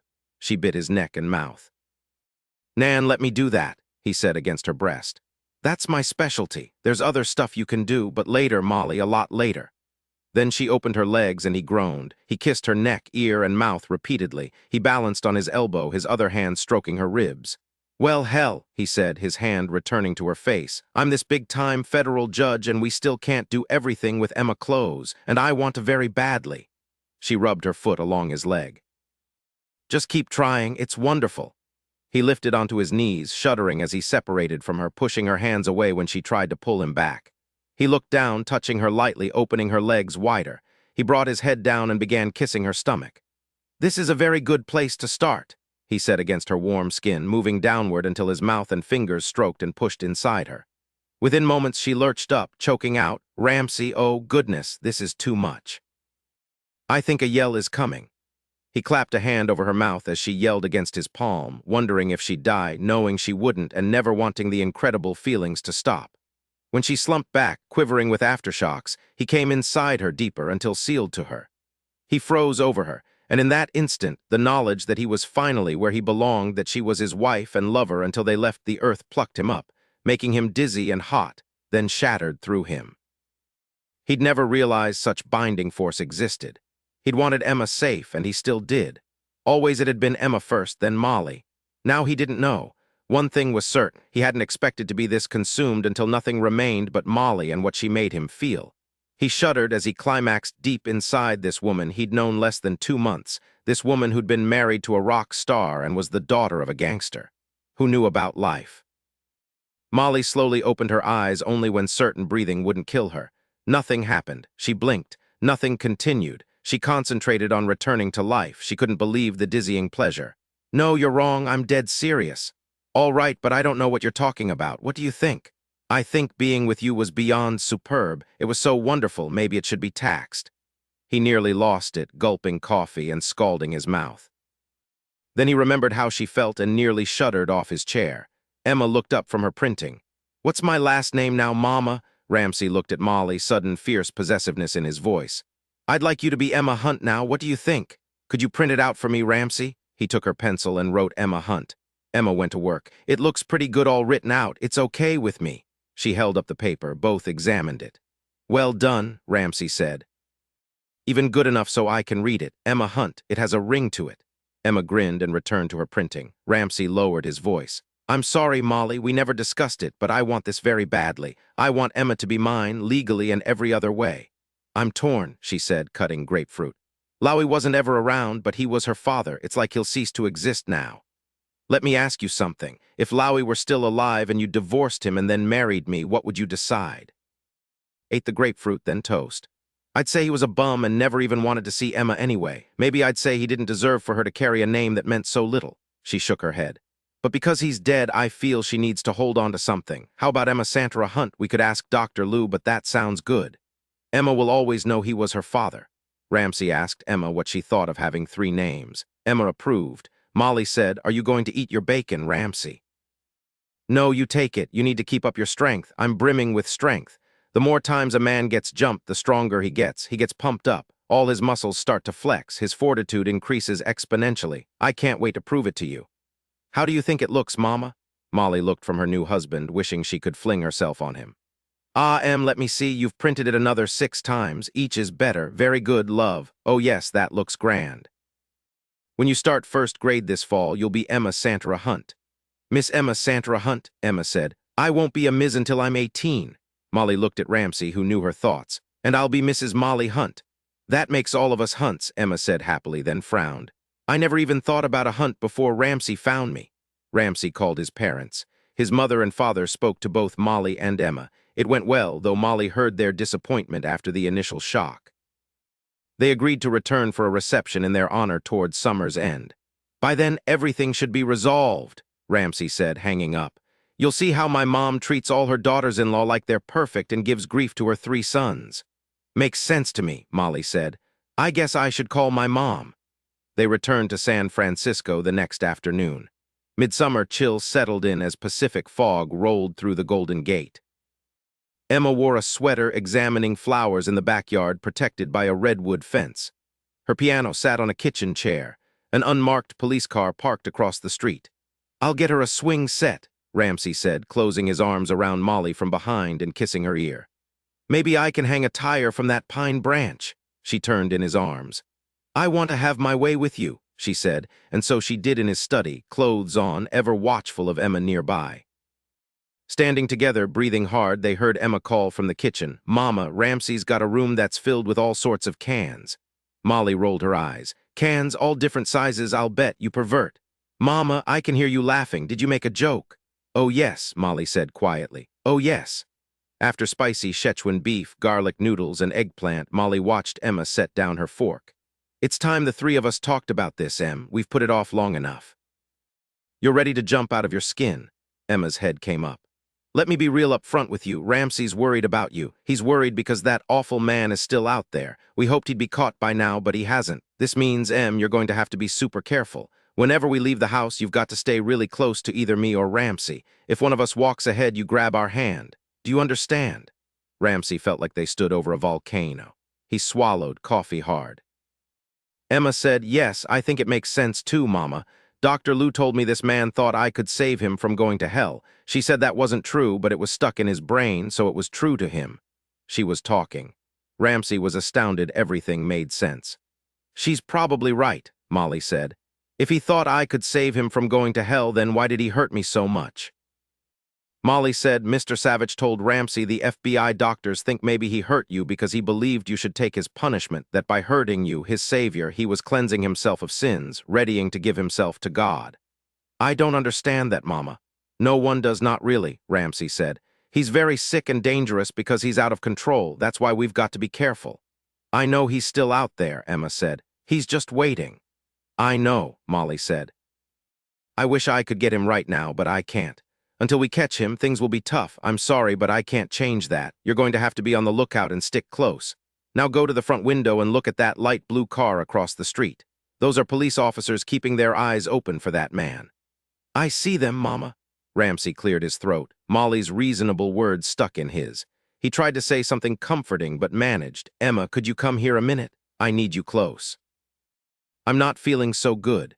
Emma ran back. Ramsey pushed his chair back and lifted her onto his legs, drawing her close. Emma patted his arms. It's going to be all right, Ramsey. We'll get through this, I promise. He buried his face in her braid. I love you, Emma Hunt. I love you too, Ramsey, a whole lot. She kept stroking his arm and shoulder. That weekend, they went to Monterey, first to the aquarium where Emma loved the jellyfish. They sat watching them for 30 minutes. They walked through Carmel, played on the beach at Ocean Avenue's Cove, drove to Big Sur and picnicked off 17-Mile Drive. They kept Sonny Dickerson at bay for 3 days. Ramsey called Virginia Trolley at the hotel, giving their number and saying everyone was settled. Molly called her father. He was improving daily. Miles missed them, especially Emma. Her father was sleeping, Eve said, but maybe they could call next week. Bitch, Molly said quietly, hanging up. Ramsey looked up from the blackjack game he'd taught Emma 2 days before. She was beating him, which surprised and prouded him. He grinned over his shoulder at Molly. It's easier for Eve to deal with your father when no one else is around, particularly a stepdaughter older than she is, a step-granddaughter smarter at gambling, and a handsome, witty guy not interested in her. Darn it, Emma, I can't believe you took a hit on 16. You should have held. Emma looked withdrawn, concentrating. Now she looked up seriously. I've been counting cards real hard, Ramsey, just like you told me. I knew there were 2 more 3s and 2 more aces. I don't remember how many 2s. He snarled, picking Emma up and falling back, lifting her over him and shaking her. She screamed with laughter. Molly, he called over her laughter, can I go throw her in the jellyfish tank? Then you and I can sit there and watch her make friends. I remember now, there's 1 more 2. It would be stupid to hold on 16. No, there aren't any more 2s. He let her down. Let's look, I'll prove it. 12 cards remained. The last was the 2 of hearts. The next afternoon they walked on Monterey Wharf. Ramsey loved the smell salt, wood, creosote. Seagulls were thick and loud, begging like aggressive panhandlers. Fish stalls dominated, the late afternoon briny odor overwhelming. Decaying seaweed smelled strong, flies swarming it. Sea lions hooted near pilings, fat and bold, with mesmerized children begging parents for food. Endless souvenir shops lined the wharf. Emma wore a Carmel t-shirt, white jeans, Nike sneakers, and plaid socks Molly wished Ramsey had bought a dozen pairs of. Summer brought tons of tourists. The sun was bright but not hot. Ramsey preferred carrying Emma, knowing she was safe, but she was independent. After a while, she gave him a long look. Ramsey, I'll be all right. I'm not going to run off. She walked beside him, holding his hand, eyeing a particular sea lion who honked loudly at easy marks. He was immense. Ramsey asked a fisherman how long he'd been there. 2 years, the man said. Bloody beggar never stops eating. His name's Old Chester, the gay blade. Hey, what do you expect with San Francisco up the road? No one's supposed to feed them, but they do. You can buy cheap sardines over there. The beggar's got no shame. All right, Ramsey said finally. But you're tossing the sardines, Emma. I draw the line there, and don't get too close. She gave him a tolerant nod, bought 3 dead sardines, and got a paper towel. Ramsey stood behind her as she eased up to feed the behemoth. She yelled with laughter when he honked loudly. At that moment, Molly yelled his name. Ramsey nearly tripped, swinging around. A boy was trying to wrest Molly's purse from her hands. He ran full tilt toward the tussle, yelling, "Let her go, you little punk, Emma." Ramsey jerked back to see her standing near the sea lion, unaware. People surrounded her. She was all right. Then, just as he turned back to Molly, Ramsey saw him slithering through kids and parents near the sea lions. He'd recognize the man anywhere. A few more feet and he'd grab her. He was nearly on her, not 3 feet away, moving fast, knowing his distraction couldn't last. His hand was out when Ramsey grabbed his collar, jerked him around, and sent his fist into his jaw. Hey, buddy. Why'd you hit that guy? He wasn't doing nothing. Yeah, you can't go around hitting people. What is it with you? Half a dozen people swarmed close. Emma, get over to your mother. Dickerson stumbled up, rubbing his jaw and spitting blood. Why'd you hit me? I'm a priest. Why'd you hit a holy man? Hey, buddy, you shouldn't ought to done that. Ramsey was shoved back. Another man punched him in the shoulder. No, stop. He's my papa and he was saving me. But they didn't hear the little girl. Just kept telling him what a bum he was. Ramsey was desperate. He didn't want to, but he saw Dickerson going for Emma again. Leave her alone, he yelled, but Dickerson ignored him, so intent on Emma that Ramsey wondered if he'd even heard him. Sorry about this. Ramsey levered himself up and kicked one man high on the thigh, sent his fist into another man's shoulder, and one final kick into a man's belly. He was free. Dickerson was close to Emma again. This time, Ramsey didn't yell. He wanted to get his bare hands on Dickerson and beat the living daylights out of him. He felt rage pour through him, violent, pure vengeance. Dickerson was 2 feet away from her. The look on his face was calm, even serene, as if he were looking at a beautiful scene, and perhaps he was, somewhere in his demented brain. A man turned sharply and bumped into Ramsey. Ramsey couldn't stop himself. He shoved the guy hard out of the way. Then Dickerson looked up. Ramsey heard him curse, saw him weighing his chances of getting caught. He must have seen the death in Ramsey's eyes. He stumbled away down the wharf, weaving in and out of people. Ramsey yelled after him to stop. He stumbled faster, then straightened when the wharf was clear and began running, Ramsey behind him, Emma running behind them both. People cleared from their path. Dickerson looked back, saw that Ramsey was closing, then turned sharply and jumped into the water. Ramsey grabbed up Emma, turned to a large woman who was surrounded by little kids and looked tough as nails, and said, "He's a child molester. He was after my daughter. Please hold her and keep her safe." He nearly threw Emma into the woman's arms. He jumped into the icy water of Monterey Bay after Sonny Dickerson. He thought his flesh would freeze off his body. He felt as if his lungs had seized up. He got to the surface, looking for Dickerson. He couldn't see him. He couldn't be far. He felt as though he'd jumped right on top of him. He heard Molly yell, "He's heading for the pilings, Ramsey. Hurry, be careful, damn you, be careful." He was a strong swimmer, but the surge was vicious, yanking one way, then the other. There were rocks around them, sharp and dangerous. The water was so cold his chest was tight and his arms and legs felt rubbery. Then finally he saw Dickerson slipping in between the slimy pilings. This time he wasn't about to let that monster escape him. Not again. He believed in the laws and in the courts to his very fiber. He believed in the order of law, but he knew that no lawyer was ever going to get the chance to represent this man, not if he could help it. He surged through the wildly slapping waves, nearly on him, when Dickerson, his hair plastered to his skull, suddenly waved a gun. "Stay away from me," he yelled, then got a mouthful of water. He choked and spat it out. "I mean it, Hunt. I'll shoot you if I have to." Ramsey treaded water, yelling back, his voice strong and calm, even persuasive in his rage. "Listen to me, Dickerson, you'll never get Emma. All the cops have your photo, and so does the FBI. Given what you've done, all of them want to shoot you down like the pathetic bastard you are. You're not going to get Emma or any other little kid ever again. It's all over for you. Give it up." Ramsey grabbed one of the pilings, his palms slipping because it was so slimy. "Come on, Dickerson, don't be stupid." "It's over." "That's a lie. No one knows who I am. I'm an expert at makeup and disguises. All she saw was Clinton. It was good." "Not on the beach. You didn't wear any makeup. Emma described you very well. It's not as if you just emerged newly hatched from under a rock. You have a record, fingerprints, photos, the whole shooting match. It's over. You're never going to get near her again." "Did Rule Shaker know you were a child molester when he hired you to kidnap Emma?" "I never met him. It was one of his men who hired me. He told me over and over that I wasn't to hurt the little girl, that she had to go back to her mother after her father cooperated with Shaker. Sure, I agreed. I needed the money, but when I saw Emma, I knew that she'd been sent to me. I knew she belonged to me. A week was only a beginning for us, but then she fooled me and ran away. It's just a matter of time and she'll be mine again." Ramsey nearly lost it, but he wasn't stupid. "You called up after she was gone and got those men up there to kill me, right?" "Yes, I had to have her back, but you managed to escape." "Yeah, and I got you too, didn't I?" Dickerson yelled at that. He pushed forward away from Ramsey, then veered toward a wobbly wooden ladder that looked as if it should have crumbled into the water years ago. He got himself halfway up before Ramsey was beneath him, grabbing his foot. "Let me go. She's mine, do you hear me? I have to have her. She's all I've got. I can't survive without her. What I am is far more important than what she could ever be. I need her." Ramsey yanked as hard as he could on Dickerson's foot as Dickerson fired. Ramsey felt the heat of the bullet as it whizzed past his left ear. An instant later, there was another shot. It felt like a heavy blow striking his shoulder. He lurched backward, nearly losing his hold on Dickerson's foot. He didn't feel any pain, just more numbing cold. This numbness was different, colder than the water. It froze through his chest and down his arm, making it useless.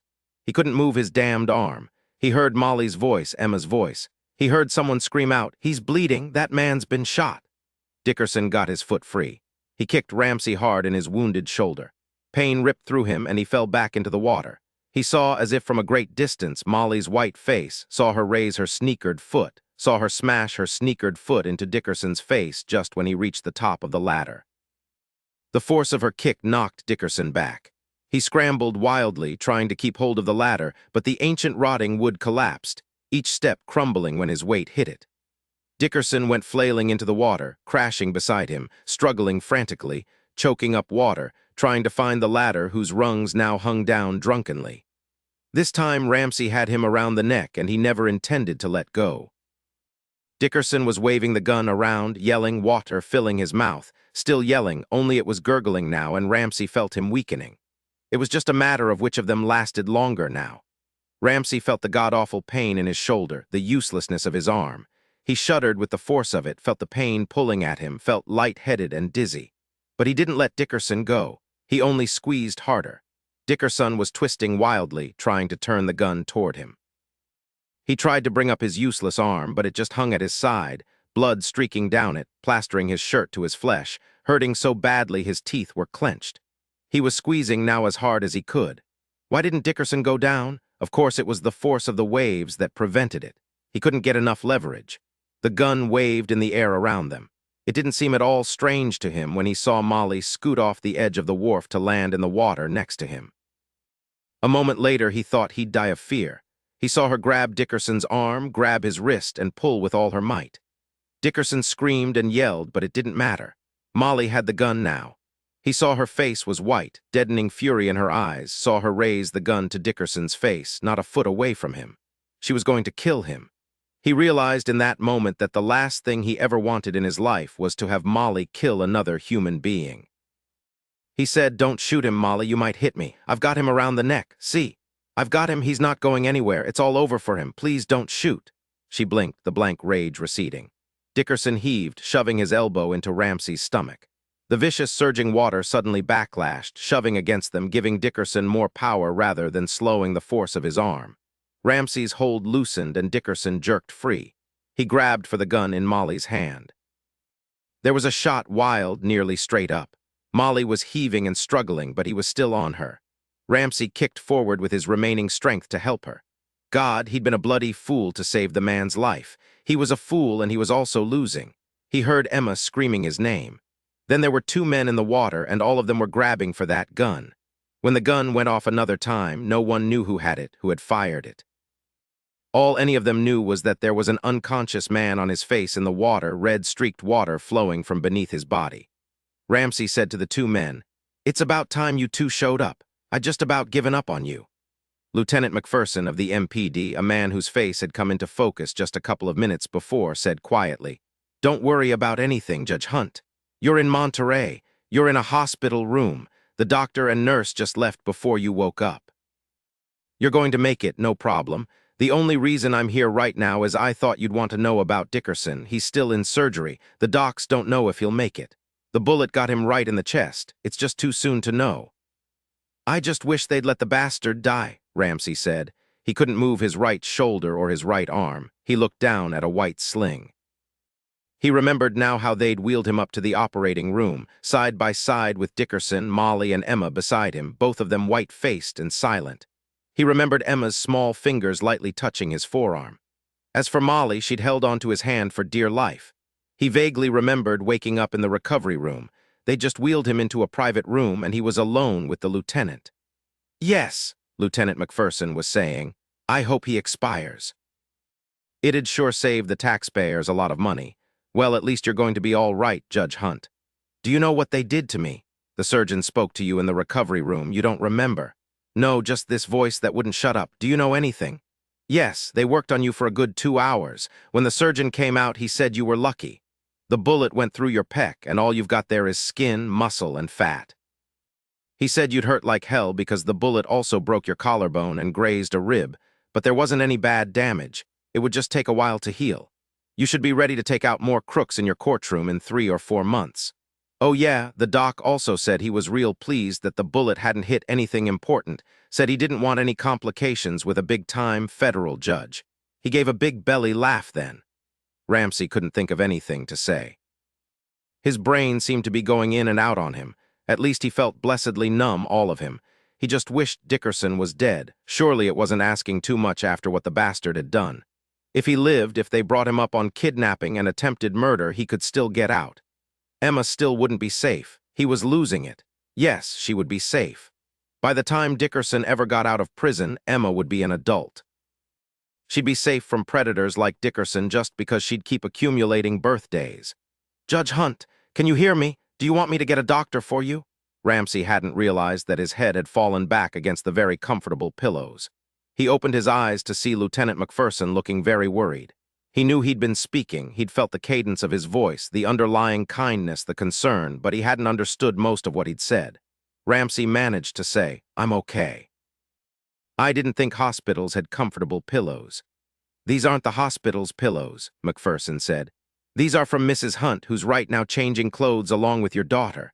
Actually, they're from Mrs. Rally's, who went out and bought you pillows and your wife and daughter new clothes. She didn't like seeing them in hospital scrubs. Evidently, she saw the whole thing on the wharf. She's a big name here in Monterey. If she says that you should have soft pillows, no one's going to argue with her." Ramsey wanted to ask about Molly and Emma, find out if they were okay, but somehow he just couldn't get the words out. It was a weird feeling, this knowing words, feeling what those words meant to him, yet being unable to get them out of his mouth. He felt the man lightly pat his arm. "The doc gave you a shot of something really strong. He said you didn't seem like the sort to kick back and relax, so he said he'd lay you out. It would be the best thing." "Did you hear me tell you about your daughter and Mrs. Hunt? They should be here soon. The last I heard, Mrs. Rally's insisted that your wife and Emma have coffee and hot chocolate. I tried to stop the doc from giving you that shot, but I couldn't. Can you talk, Judge Hunt?" "No, I'm laid out," Ramsey said, but McPherson never said anything more, so he guessed he'd spoken to him only in his mind. He smiled at Molly and Emma coming into his hospital room. Emma was wearing a new outfit he'd never seen on her before. As for Molly, she looked like a fashion plate in a pale yellow, silky-looking pants outfit and high-heeled shoes of all things on her feet. Her beautiful hair was combed back, fastened with a fat gold clip at her neck. They both looked incredible to him, just incredible. He wanted to shout to them that this time they'd won. He wanted to yell at Molly for jumping in the water like that. He also wanted to thank her for saving his bacon. He wanted to tell them that he loved them more than he'd loved any two people in his entire life. But his mouth wouldn't say anything. He wondered again where the words were that would say what he wanted to say. He heard McPherson say, "No, he's all right, ma'am, I promise. He's been in and out. The doc wants him to rest, and so he's resting. You and Emma sure look like $1 million. How do you feel, Mrs. Hunt? Would you like to give me a statement now?" Then he heard Virginia Trolley's voice, telling McPherson to leave Molly alone, that she'd speak to him once she was convinced that Ramsey would be all right. Boy, she'd gotten down here fast. He knew she'd take care of everything. He also knew she'd take a strip off her 2 cops who were supposedly protecting them. He thought he remembered one of the young cops telling him that he'd had to take a leak, and that's why they'd just been a couple of minutes late helping him. What about his partner? Ramsey had wanted to ask, but hadn't been able to. He smiled now vaguely at Emma, who'd slipped away from her mama to come to him. "I'm okay, Em," he thought he said, but her face didn't change expression. He felt her soft mouth on his cheek. He heard her whisper against his ear, "We got him, Ramsey. Mrs. Rally's promised me he wasn't going to escape from her hospital." He wanted to laugh, but he didn't. He just slid away. The last thing he felt was the touch of Emma's fingers on the back of his left hand. "He's going to live," Molly said. "They spent hours on him in the operating room, and now he's going to live." Virginia Trolley said from his other side with a deep sigh, "They knew who and what he was. I wish they'd just let him go. Now we'll have to try him. There'll be more garbage for you guys to go through." "It's all right, Virginia," Ramsey said, his voice deep and gravelly this morning. He wanted a cup of coffee badly, but they wouldn't give it to him. The nurse had said he'd puke up his toenails if he drank coffee now. He wanted desperately to prove her either right or wrong. "Where's Emma?"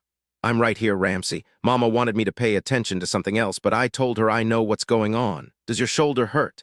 "Nan, I'm a big guy just like I told you. This isn't anything. I seem to be getting better at having my body parts shot all the time." "I was afraid he would kill you, Ramsey," Emma said.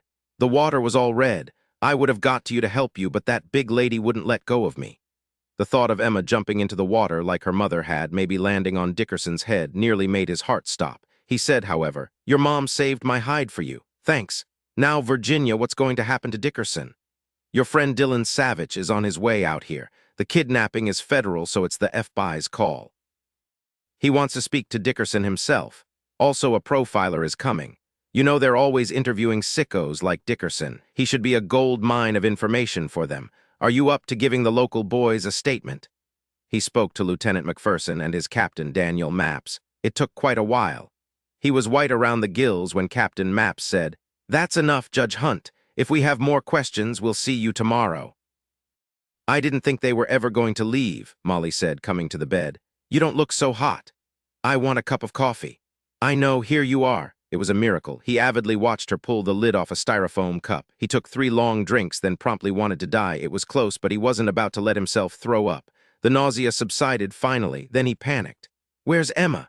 "She's all right. She's with Virginia, telling her exactly what happened." From a child's perspective, it should be very interesting. Now you're to rest for a while longer. It sounds stupid to tell you how lucky you were when you're lying flat on your back feeling awful, but you are. You'll mend. The surgeon said you'd be ready to take me dancing by tomorrow night. Well, maybe Wednesday night. Molly smiled at him, closed the door, and climbed up with him on the narrow hospital bed. She kissed his ear, his nose, his mouth. "You taste like hospital," she said, nuzzling his neck.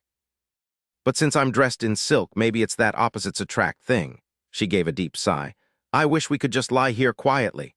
"Molly, please don't get me excited. I can't begin to imagine what Nurse Heyman would do if she walked in and saw me unable to rest. She adores you. She'd probably pull me off you and take my place." "Okay, enough of this newlywed stuff," said a man from the doorway. "Not nearly as bad as Nurse Heyman," Molly said and scooted off the bed. It was Dylan Savich, grinning from ear to ear.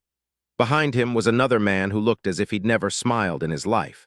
He looked like a medieval monk, all stiff and long and narrow, with a thin rim of gray hair circling his head. "Hi, Ramsey, glad you're well enough to kiss Molly. Guys, this is Thomas Galviani, otherwise known as Tommy the Eye, a gentleman whose specialty is child molesters. He's one of the world's leading experts." The man didn't change expression, just calmly nodded and shook Ramsey's hand. He said, "Savich thinks I'm too serious, but I'm not. I'm glad to meet you, Judge Hunt. I read about what a hell of a good job you did on those drug dealers in your courtroom. Everyone in the Bureau is still talking about it. I'm more than glad that this time our perp was caught before he killed. Congratulations on bringing him down." "Thank you, Mr. Galviani." "Tommy the Eye," he said without skipping a beat, his expression all bland, and Savich laughed. "Where's Sherlock?" Savich said to Molly. "She's in the women's room cursing me. I said the P word to a doctor who was worried because she looked a bit on the pale side. I told him it had been a long trip and she was tired because she was pregnant. That was all it took." "I hope," Tommy the Eye said, "that Sherlock doesn't shoot you before she stops having morning sickness." They were still grinning when Sherlock came into Di's room. She walked up to her husband and punched him in the arm. Then she greeted Molly and Ramsey, all smiles. She said, "I stopped by the ICU. Dickerson is still out of it. They'll let us know if and when he wakes up." "I would like to speak to him," said Tommy the Eye. "I've read everything we've got, all the reports from his first trial, the transcripts of what he said when and to whom. He was a preferential child molester, that is to say, he's a pedophile who sexually molests children.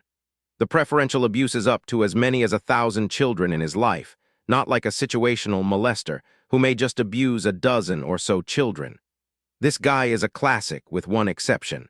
He brutalized Emma as well as sexually abused her. We call that a sadistic molester. Add to that the fact that with Emma he became obsessional. You don't see this all that often in child molesters, but it does happen.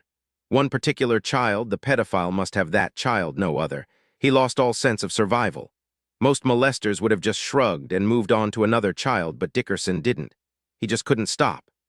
He's not a stupid man, but he had to have known on some level that this obsession he had with Emma would bring him down. But he just couldn't help himself, couldn't stop himself, couldn't leave and forget her.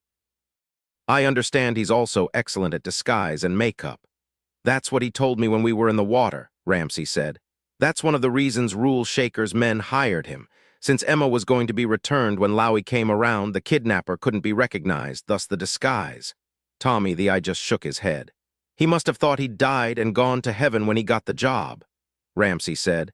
How does all this get confused with his religious needs? He told Emma that he needed her, actually needed her. I would really like to talk to him about that. He seems like a boiling cauldron with all sorts of things tossed in indiscriminately, from beliefs of how Emma would save him to hurting her so that she would be taking his punishments for him. I can't wait to dig into his brain, but we're mostly just thankful that he's out of commission now. Molly said. If and when you reach any understanding about him, Tommy, please tell us. I will, Mrs. Hunt. He was rubbing his palms together. 33 by the time everyone had all the answers he or she wanted, Ramsey was feeling human enough to walk down to see Emma. She and Virginia Trolley were sitting in a corner of the cafeteria, their heads closed together. Emma looked up and saw him. She let out a yelp and dashed to him, wrapping herself around his leg. It's all right, Emma, he said, patting her head. See, I'm walking, it's for real, nobody's holding me up. It was just another little bullet to a big macho guy like me. Now let me pick you up so you can give me a proper hug. No, let me do it, Savich said and hoisted Emma up to eye level with Ramsey. She reached out and hugged him. He kissed her ear. You smell good, Em. What is that? Oscar de la Renta. No, that's the soap from the hotel. Then Emma drew back and said, Was that a joke, Ramsey? Molly said to Sherlock, who was looking fit and quite beautiful and watching her husband with new eyes, Ramsey loves her so much. Maybe someday he'll even love me. The man's found nirvana and he knows it, Molly, Sherlock said in a matter-of-fact voice, still looking at her husband holding Emma, a besotted look on his face. I've always liked Ramsey. Now that he's got you, everything will be just fine. What do you think, Molly? Does Dylan look like a natural holding Emma or what? The orderly had brought 2 cots into Ramsey's room the night before. The whole family was together. They were sound asleep when the door suddenly burst open and Lieutenant McPherson ran in. Ramsey was out of bed in an instant, ready to fight, and he nearly passed out cold. He fell back against the bed, breathing hard. What the hell's wrong? No, it's all right, Judge Hunt, McPherson said, panting. I was just worried that something could have happened to you as well. Here, let me help you back into bed. What are you talking about? Molly said, helping Ramsey herself. Emma was halfway to Ramsey's bed, intent, he knew, on protecting him. It's Dickerson, McPherson said. They think somebody put something, maybe potassium, into one of his FVS. He's dead. Burr, there are staff all over the place in the ICU, Virginia Trolley said, shaking her head, still looking utterly incredulous even though McPherson had been talking about it for a good 10 minutes. She'd thrown on clothes and rushed to his hospital room when Ramsey had called her. Ramsey had never seen her without makeup before and her hair uncombed and her red blazer wrinkled. She looked cute. He'd never tell her that, of course, because she'd knock him out. How could anybody get in there? She continued. Stick a needle into the Roman 4 tube and get out again, all without being seen by anybody. There weren't any guards on him, why would there be? He wasn't going anywhere on his own, and no one ever thought he'd need protection. We've spoken to security, and they've sealed off the hospital, but good luck on that. They're checking videotape right now to see if there's anything suspicious. Lieutenant McPherson said a nurse saw someone dressed in hospital whites, Molly said. But that's no big deal. It's a little like wearing a uniform at the Pentagon. Nobody gives you much of a second glance if you appear to be someone who's supposed to belong. She's right, Ramsey said. It's the only reasonable answer. Actually, I don't think it's all that reasonable, but hey, this is a hospital, not a top security area. The hospital staff weren't alerted to keep an eye out. He closed his eyes a minute. He was exhausted, his rib hurt, his shoulder ached like the devil, and he was ready to call in the cavalry for a pain pill. He suddenly felt Emma's hand slip into his. He turned his head to see her studying him, knowing that he hurt, not knowing what to do about it. It was a lie, but he said cleanly, I'm just fine, Emma, but I like you right here holding my hand. He also felt incredible relief. Dickerson was dead, long gone, no more threat to anyone. Emma was safe. Lieutenant McPherson cleared his throat. I also ran in here, Judge Hunt, because to tell you the truth, you're the best suspect. I'm not moving too quickly right now, Ramsey said. I nearly hung it up when you burst through that door. I think stealing a white coat, finding some potassium since I don't carry any around with me, and walking nonchalantly into the ICU just might have been beyond even my abilities, astounding though they be. That was a joke, Emma said to Lieutenant McPherson. I know. I'm glad all of you were here. It makes things easier. Not an hour later, when the 3 of them were finally alone again, though they could see news vans below them in the street, they discovered they were all still too hyped to go back to sleep. The phone rang. Molly answered it, then with a strange look on her face, she handed it to Ramsey. I don't understand. It's my father. He wants to speak to you. Ramsey thought briefly about pressing the speaker button. No, Emma was here. He picked up the phone and identified himself. It was indeed Mason Lord. He said, I'm much better and I understand that you'll survive as well, Ramsey. Oh yes, I'm also given to understand that there will be no more problems with that animal who was after Emma and shot you. Ramsey said very quietly, though he could feel the blood pounding through him. How did you know, sir? Surely there hasn't been enough time for it to be on the news yet. Mason laughed softly, then said, amusement lacing his voice. I have friends everywhere, Ramsey. Of course, I find things out very quickly. Actually, one could almost say that I find some things out almost before they happen. Had it been Coulter who killed Dickerson? Or had Mason hired local talent for just this one assignment? Now that he'd had a second or two to think about it, he wasn't at all surprised. He didn't say anything. Why bother? What was there to say anyway? Now Emma doesn't have to be afraid, nor do you or Molly. I will expect the three of you here for Thanksgiving. That's my favorite holiday. No one expects extravagant gifts, just a great meal, which Miles always delivers. Yes, Ramsey said. We'll be there. Slowly, he placed the phone back in the receiver. He looked at Molly and shook his head. She frowned a moment, then he knew she understood. She made a big deal out of yawning. I'm ready to fold my tent. How about you, Em? I'm sleepy too, Mama. What did Grandpa want, Ramsey? He wanted to make sure we were all right, nothing more. Was nice to call, Emma said, kissed Ramsey, and let her mother tuck her in. Ramsey leaned back and closed his eyes. His shoulder was hurting like the devil. His fingertips tingled. His head ached. Now this. Molly leaned down to kiss him. He whispered, he had Dickerson killed. What am I supposed to do? Tell McPherson the truth. It won't matter, you know it won't. No one will ever take down my father. In fact, I'll bet my father wants you to tell the cops. He's probably laughing right now, imagining it. He suspected she was right. He called out, Good night, Emma. Sleep well. You too, Molly. It was all over, Ramsey thought, as he walked up the stairs of their San Francisco home, Emma at his side. All over. He was thinking about Dickerson's mother in Duluth. She had paid for his cremation. Ramsey had actually gone Savich with him, just to be sure, just to see the man before he was reduced to gray silt. Mama's asleep, Emma said. She was really tired. I don't think she slept well last night. That was true enough. He hadn't either. Emma had said she'd wanted to sleep in her own room, which was the reason neither of them had slept much. It was odd, but he'd missed her cuddling against them, at least in the morning he had. I hope she's not still asleep, Ramsey said.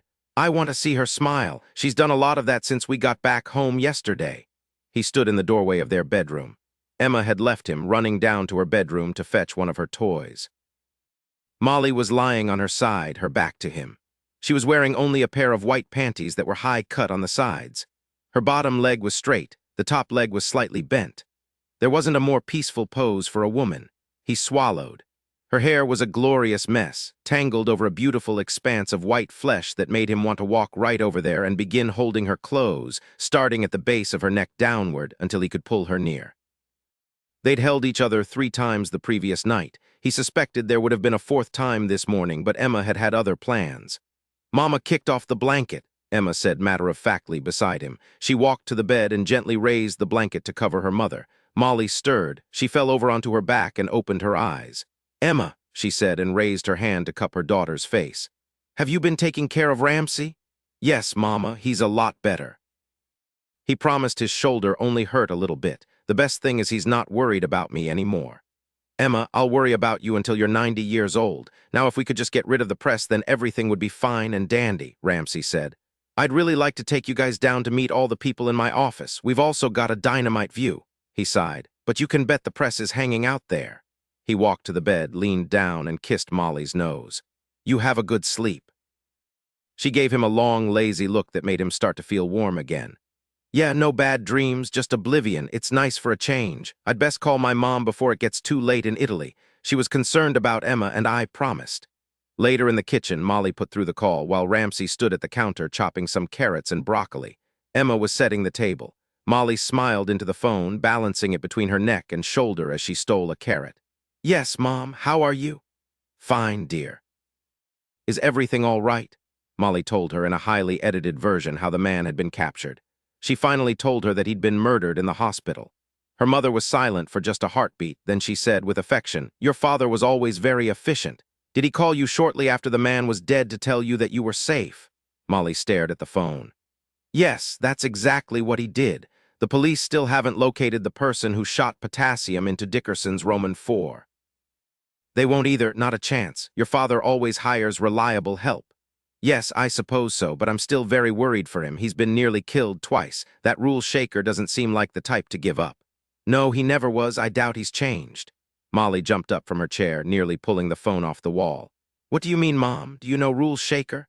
Certainly, dear. I knew him a very long time ago when both he and your father were just getting started in their businesses. They were excellent friends way back when.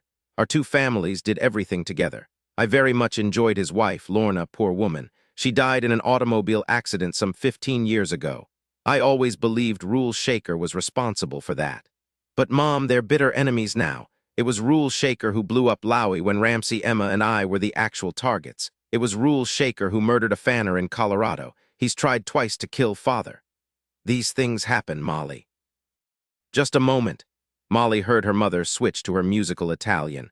What, Maria? Oh yes, just put my tea on the table. That's fine. Do go to bed. Her mother returned, switching back to English. Yes, dear, what were we speaking about? The good Lord give me patience, Molly thought, looking upward. We were talking about the fact that my father and Rule Shaker are trying to kill each other. Why didn't I ever know about this? Why don't the police know about this? What happened between them? I don't know about the police, dear. Surely they know. The split was no secret. As for you, why would you have ever known? The split happened when you were a little girl, just before I left your father, actually. It was only a year later that Rule's wife left him. Do you know what happened? Yes, dear, I don't suppose it matters now. You're all grown up with a daughter of your own. Rule Shaker wanted me to sleep with him, but you see, I was in love with your father, too. I didn't really care for him. Rule looked like a gangster, if you know what I mean, the kind of gangster Hollywood put on the screen if they wanted no sympathy for the character, the kind who smokes. Your father never did look like anything but an aristocrat. He still does in the photos I've seen of him over the years. But what happened? Your father walked in on us. Rule Shaker was trying to force me, actually, and in a very crude way. Being a man, your father blamed me as well as his friend. It was the end of our marriage and the end of their friendship and business dealings. It was a very difficult time. I remember we went to Italy, Molly said slowly. That was just after this had happened. That's right, but it's a long time in the past, 20 years. Now, Molly, let me speak to Emma. I would like all of you to come to Italy for Thanksgiving. No worry about giving anyone a gift they won't like, just a very good meal. Our cook here, Magdalena, is just excellent. She'd never cooked a turkey in her life until she came to me. Will you come? I'll have to get back to you on that, Mom. Oh, yes, I did see a photo of your father in Time magazine with his wife. It appears he's going to live yet again. Well, I suppose that's good. After all, he did remove the threat from Emma. He had Dickerson murdered, Mother, Molly said, then realized she was a damned hypocrite and said quickly, although I wanted to kill him myself. You're right. No matter what else Father is, he did save Emma from a horrible experience in the courtroom at the very least. Well, he still should be careful, don't you think? Naturally, Molly said. I don't think Rule Shaker is the kind of man to give up. I'm sure Father knows him well enough to realize that as well. Oh yes, he'll think he's being careful, but it isn't Rule I'm talking about. I just hope your father knows what he's doing. Doing about what? Well, dear, it's his wife. I hadn't realized whom he'd married. In fact, it seems incredible to me that he would marry her, but evidently he didn't see any harm. Men are strange, don't you think? They think with their desires. That's what my mother always told me. Molly shook her head. I don't understand, Mom. What's strange about Eve? Admittedly, she's younger than I am, but many older men have trophy wives, and yeah, I'd probably agree that most men do think with their impulses. Molly, dear, that's such a crude word. Now, that isn't what I meant. There was so much bad blood between your father and Rule Shaker, and it just kept getting worse. They went after the same deals. Sometimes one would win, sometimes the other, but the rivalry has just gotten stronger over the years. That's why this is such a surprise. What's such a surprise? Molly rolled her eyes toward Ramsey, who raised a black eyebrow. Your father's wife, dear, Eve. There was an excellent photo of her in Time magazine just after your father was shot that first time. Didn't you know, dear? She's Rule Shaker's eldest daughter. 34 Molly walked into her father's magnificent study and quietly closed the huge double doors behind her. Her father rose slowly from his desk, raised an eyebrow, and said, What is it, Molly? I wasn't expecting you. Is everything all right? He was dressed immaculately. Very few people who knew him would realize that he was thinner, that the flesh on his face was drawn more tautly, that his color wasn't exactly right, that actually he should still be in bed recovering from a gunshot wound to his chest. She smiled at him. Oh yes, we're all just fine. You're looking well. Miles said you've been up 3 hours today. He's worried, you know. He thinks you're overdoing it too quickly. He also said you ate a big piece of chocolate cake last night. Yes. There was some of Miles's homemade vanilla ice cream on top. I was growing mold in that bed. I'm fine. Where is Ramsey? Both Ramsey and Emma are with Miles. I do believe Gunter is hovering, eating some of Miles's chocolate chip cookies himself. She paused a moment, smiled at him, and said, "Actually, I wanted to see you by myself." "What's this all about? Why are you here?" The slant of his eyebrows, she thought, was identical to her own. She wondered that she'd never noticed that before. She'd have to ask Ramsey if he saw the similarity. "As a matter of fact," she said, "I'm here to do you a very big favor." He frowned at that, just as she'd expected, since it was something he couldn't imagine. He waved her to a huge leather chair. "It's my favorite chair," he said, "but right now I can't sit in it. It's too difficult to get back out of it. Sort of like a pregnant woman." "I doubt it. Now, what is this favor, Molly?" When she didn't answer immediately, he glanced at a paper he'd been reading, ignoring her. She'd seen him do this before. It really rattled a person wanting his attention. Odd how she saw and understood it, and was only tempted to tell him that he was a fine actor. She let him scan a full page, then said finally, "Mother told me all about you and Rule Shaker, that you were best friends for so many years, your two families close. She told me how you blamed her as well as Rule Shaker when you came in on them." His head came up with a snap. "I'll just bet she told you how innocent she was, that Rule was trying to rape her." "Yes, that's what she said. She said she didn't really like him, that he was crude, that she loved you, but of course you blamed her as well as him. You threw her out. You kept my brother and I went with her to Italy." He shrugged and winced a bit with pain. "It was a very long time ago. I can't imagine why she chose to tell you now. As for Rule Shaker, I've dealt with him over the years without much problem. Perhaps not as well as I'd like recently," he added, frowning down at a letter opener that looked as sharp as a stiletto. He looked up at her. "Actually, he's taken more business than I'd have liked over the past couple of years, but it's a temporary thing. He's become a thug, nothing more. He's always been jealous of me and what's mine. He had bad teeth when we were young. I'll bet he's got false teeth by now." He paused a moment, a frown settling on his forehead, looking beyond her into the past, perhaps. "I accepted him, made him my friend," he continued after a moment. "I can't believe I didn't see him clearly until I happened to walk in on him and your mother. He's tried to kill me twice. I'm going to have to deal with him once and for all. I don't like having to constantly look over my shoulder." Gunter worries. "He isn't happy about any of this either. Rule Shaker didn't try to kill you." Her father looked at her with amazed contempt. "What did you say?" "No," she said very slowly, as if she were speaking to a dim child. "He didn't ever try to kill you. Actually, it was your wife." Her father bounded to his feet, his face paling, then weaved where he stood. She saw waves of pain washing over him, started to go to him, then stopped, realizing that he hated anyone, particularly her, to see any weakness in him. He chopped his hand in the air, waving her back. "Eve, you're saying that Eve tried to kill me? You're trying to blame Eve? That's absurd, Molly, absolutely absurd." Then he turned to dial his private telephone. "We'll see about this. Where the hell do you get off accusing Eve of anything? You're just jealous of her, aren't you, Molly? You can't stand her because she's everything you're not. She blew Lowy up as well." He slowly straightened and looked at her. He slowly laid down the receiver. He was shaking his head as he said, "No, it was Rule. He wanted you and Emma and Ramsey dead in order to bring Lowy into line. That silly little bitch daughter of Rule's wanted the jerk. No, Rule blew Lowy up by mistake. Because his intention was to kill you and Emma, I had to retaliate. He would have taken my daughter, so I took his. Now enough of your venom, Molly. I won't have any more of this. I'm getting even here." "She's not here. She left." Molly looked down at her watch, probably about 10 minutes ago. "She's not coming back and you're not going after her." She would swear she saw a fine tremor in his right hand. But his voice was calm with authority as he asked in that barely tolerant, cold voice of his, "What is this all about, Molly?" Slowly, Molly rose from the leather chair. She walked to her father's desk and splayed her palms on the rich mahogany surface. "Listen to me, Dad. Eve is Rule Shaker's daughter. After her mother's death, Eve continued her schooling in Europe, then went to school at Harvard. She didn't go back to live with her father and younger sister, which is why you never heard of her. Your wife has a master's degree in business, Dad. Her forte is financial analysis. She and Rule Shaker planned to take you for as much as they could. You just admitted that you'd lost more to him in the past couple of years than you'd wanted to lose. It wasn't just coincidental. Eve was feeding him business information." She realized the instant he believed her.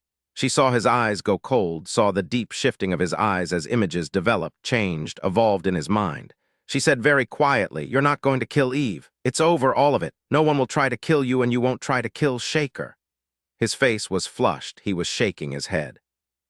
No, it's impossible. I knew Eve. Do you think I'm stupid? I had her checked out completely before I married her. She's Swedish from a little town north of Stockholm called Uppsala. I know all about her family. Her father's an engineer. He let her keep one of his diplomas. It's in our bedroom. Her mother is a schoolteacher. She teaches French, for God's sake. She has 2 younger sisters. I know everything about her. She's fluent in English because of an English nanny she had all during her childhood. I know she never went to college. That's she. Her name is Janice Claire Shaker. The last time you saw her, she was all of 4 years old, just a very little girl. You probably have no memory of her at all. When Rule Shaker and his wife divorced, Janice went with her mother to Boston, and Rule Shaker kept Melissa, who was just 2 years old at the time. They split their kids just the way you did with me and Teddy. Janice married a Swedish engineer when she was only 18, her freshman year in college. Her husband was killed on a dam project a year later. She obviously got all her Swedish antecedents from her husband's family, including her husband's engineering degree that's hanging on your wall. In any case, somewhere along the line, Janice or her father came up with the idea to take you in. And they did take you in, fooled you completely. She admitted to me that she murdered Lowy. She hated him, didn't want her sister to be with him. She smuggled in the bomb that blew him up. Emma and I weren't the targets. And then when you killed Melissa, her sister, she tried to murder you. Maybe Eve would have tried to murder you eventually regardless of what happened. She didn't volunteer her plans. I don't know, and neither will you. It doesn't matter. All of it's going to stop right now. She watched him straighten, knew that the effect must be hurting his chest. Then he was utterly still, even his hands silent at his sides. He said, his voice as gentle as a soft spring rain, "If what you say is true, if she did betray me, then how could it possibly be over?" She would have preferred rage, not this calm, dead coldness. She didn't know where she found it, but she reached down deep inside her and brought up a very big smile. "Because, Dad, I've saved your life, and now I'm going to end it all. No one is going to kill anyone. You try to harm Eve or Rule Shaker, and I'm going to turn you in.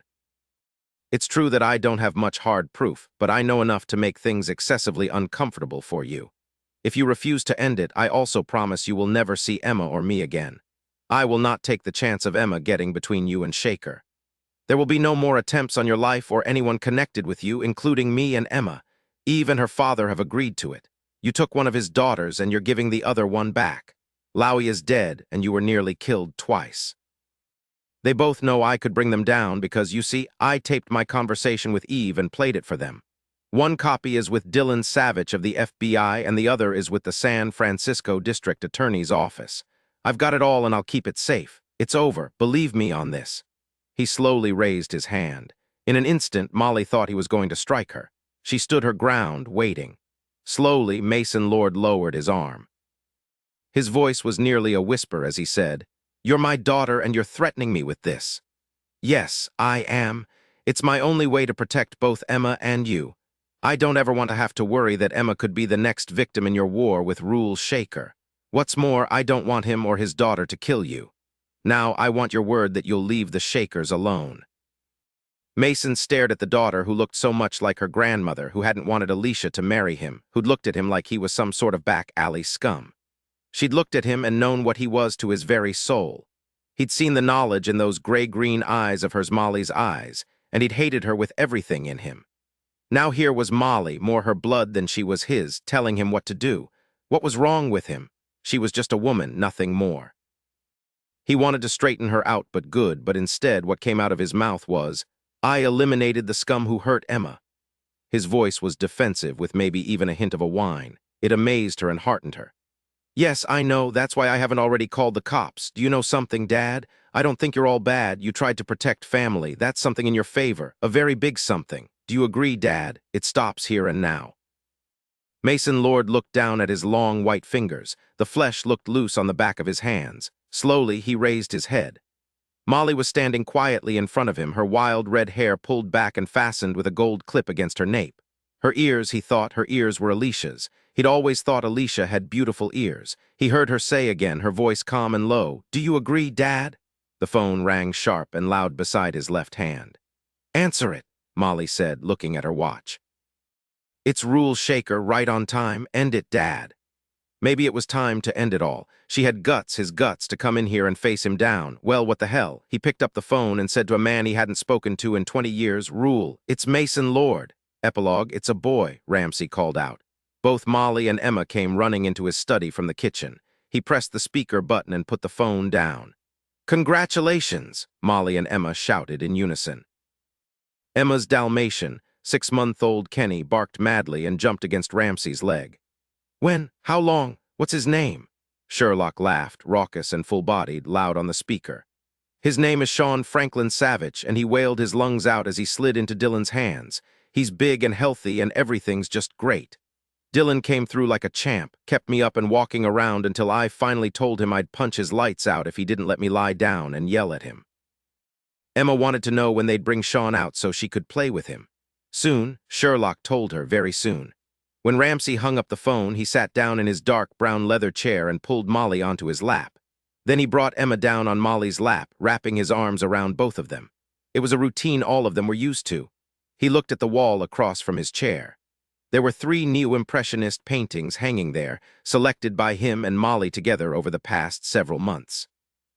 "I got a request from my law clerks and my secretary today, all 3 of them, that they want to see Emma," he said, kissing Molly's ear. "It's been at least a month," they said. "They said I was being selfish with her. So, guys, would you like to come down to my office? Emma, you've got a holiday Monday so you won't miss any school. What do you say?" "Will Mrs. Berger have some of her lemon bars?" Emma asked. Ramsey laughed. "Greed always wins out. I'll ask her." "If the answer's yes, then count us in," Molly said and kissed Emma's ear. When Emma jumped down to go play with Kenny in the backyard, Ramsey said to Molly, "I got a call from Lieutenant O'Connor from the Oak Park Police. They found the man they believe shot your father in a dump site somewhere in southern Ohio. He'd been dead quite a while, about 6 months. Rule Shaker didn't want any loose ends." "Exactly." Eve must have told her father about the saliva the cops found and could do a DNA match on if they came up with a suspect. His spitting cost him his life. "Yeah, probably no big loss. That's over. No doubt it's a relief for your dad." He leaned close to her, gently touched the small gold hoop in her left ear, and said, "Have you decided yet, Molly? Are we going to Italy or to Chicago for Thanksgiving?" "You'd best make up your mind. It's only a few days away, and I imagine that there aren't many airline tickets left." "No problem," she said, giving him a big grin. "We're going to Italy for Thanksgiving and to Chicago for Christmas. I told my dad that Emma wanted lots of really neat presents, and that's why he got Christmas." He huffed and puffed, but then he laughed, said Coulter was already talking about getting Emma a G.I. Jane doll for Christmas, replete with appropriate weaponry. Can you beat that? "No, I'm not even going to try." Molly rolled her eyes. "Well, since I still have my detonics all safe and snug in a box on the top shelf of a closet, I guess I can't say much. Oh yes, I returned Mrs. Garcia's call. She said that Dr. Lou sends her love, that she's planning on spring skiing." "What did she say about Emma?"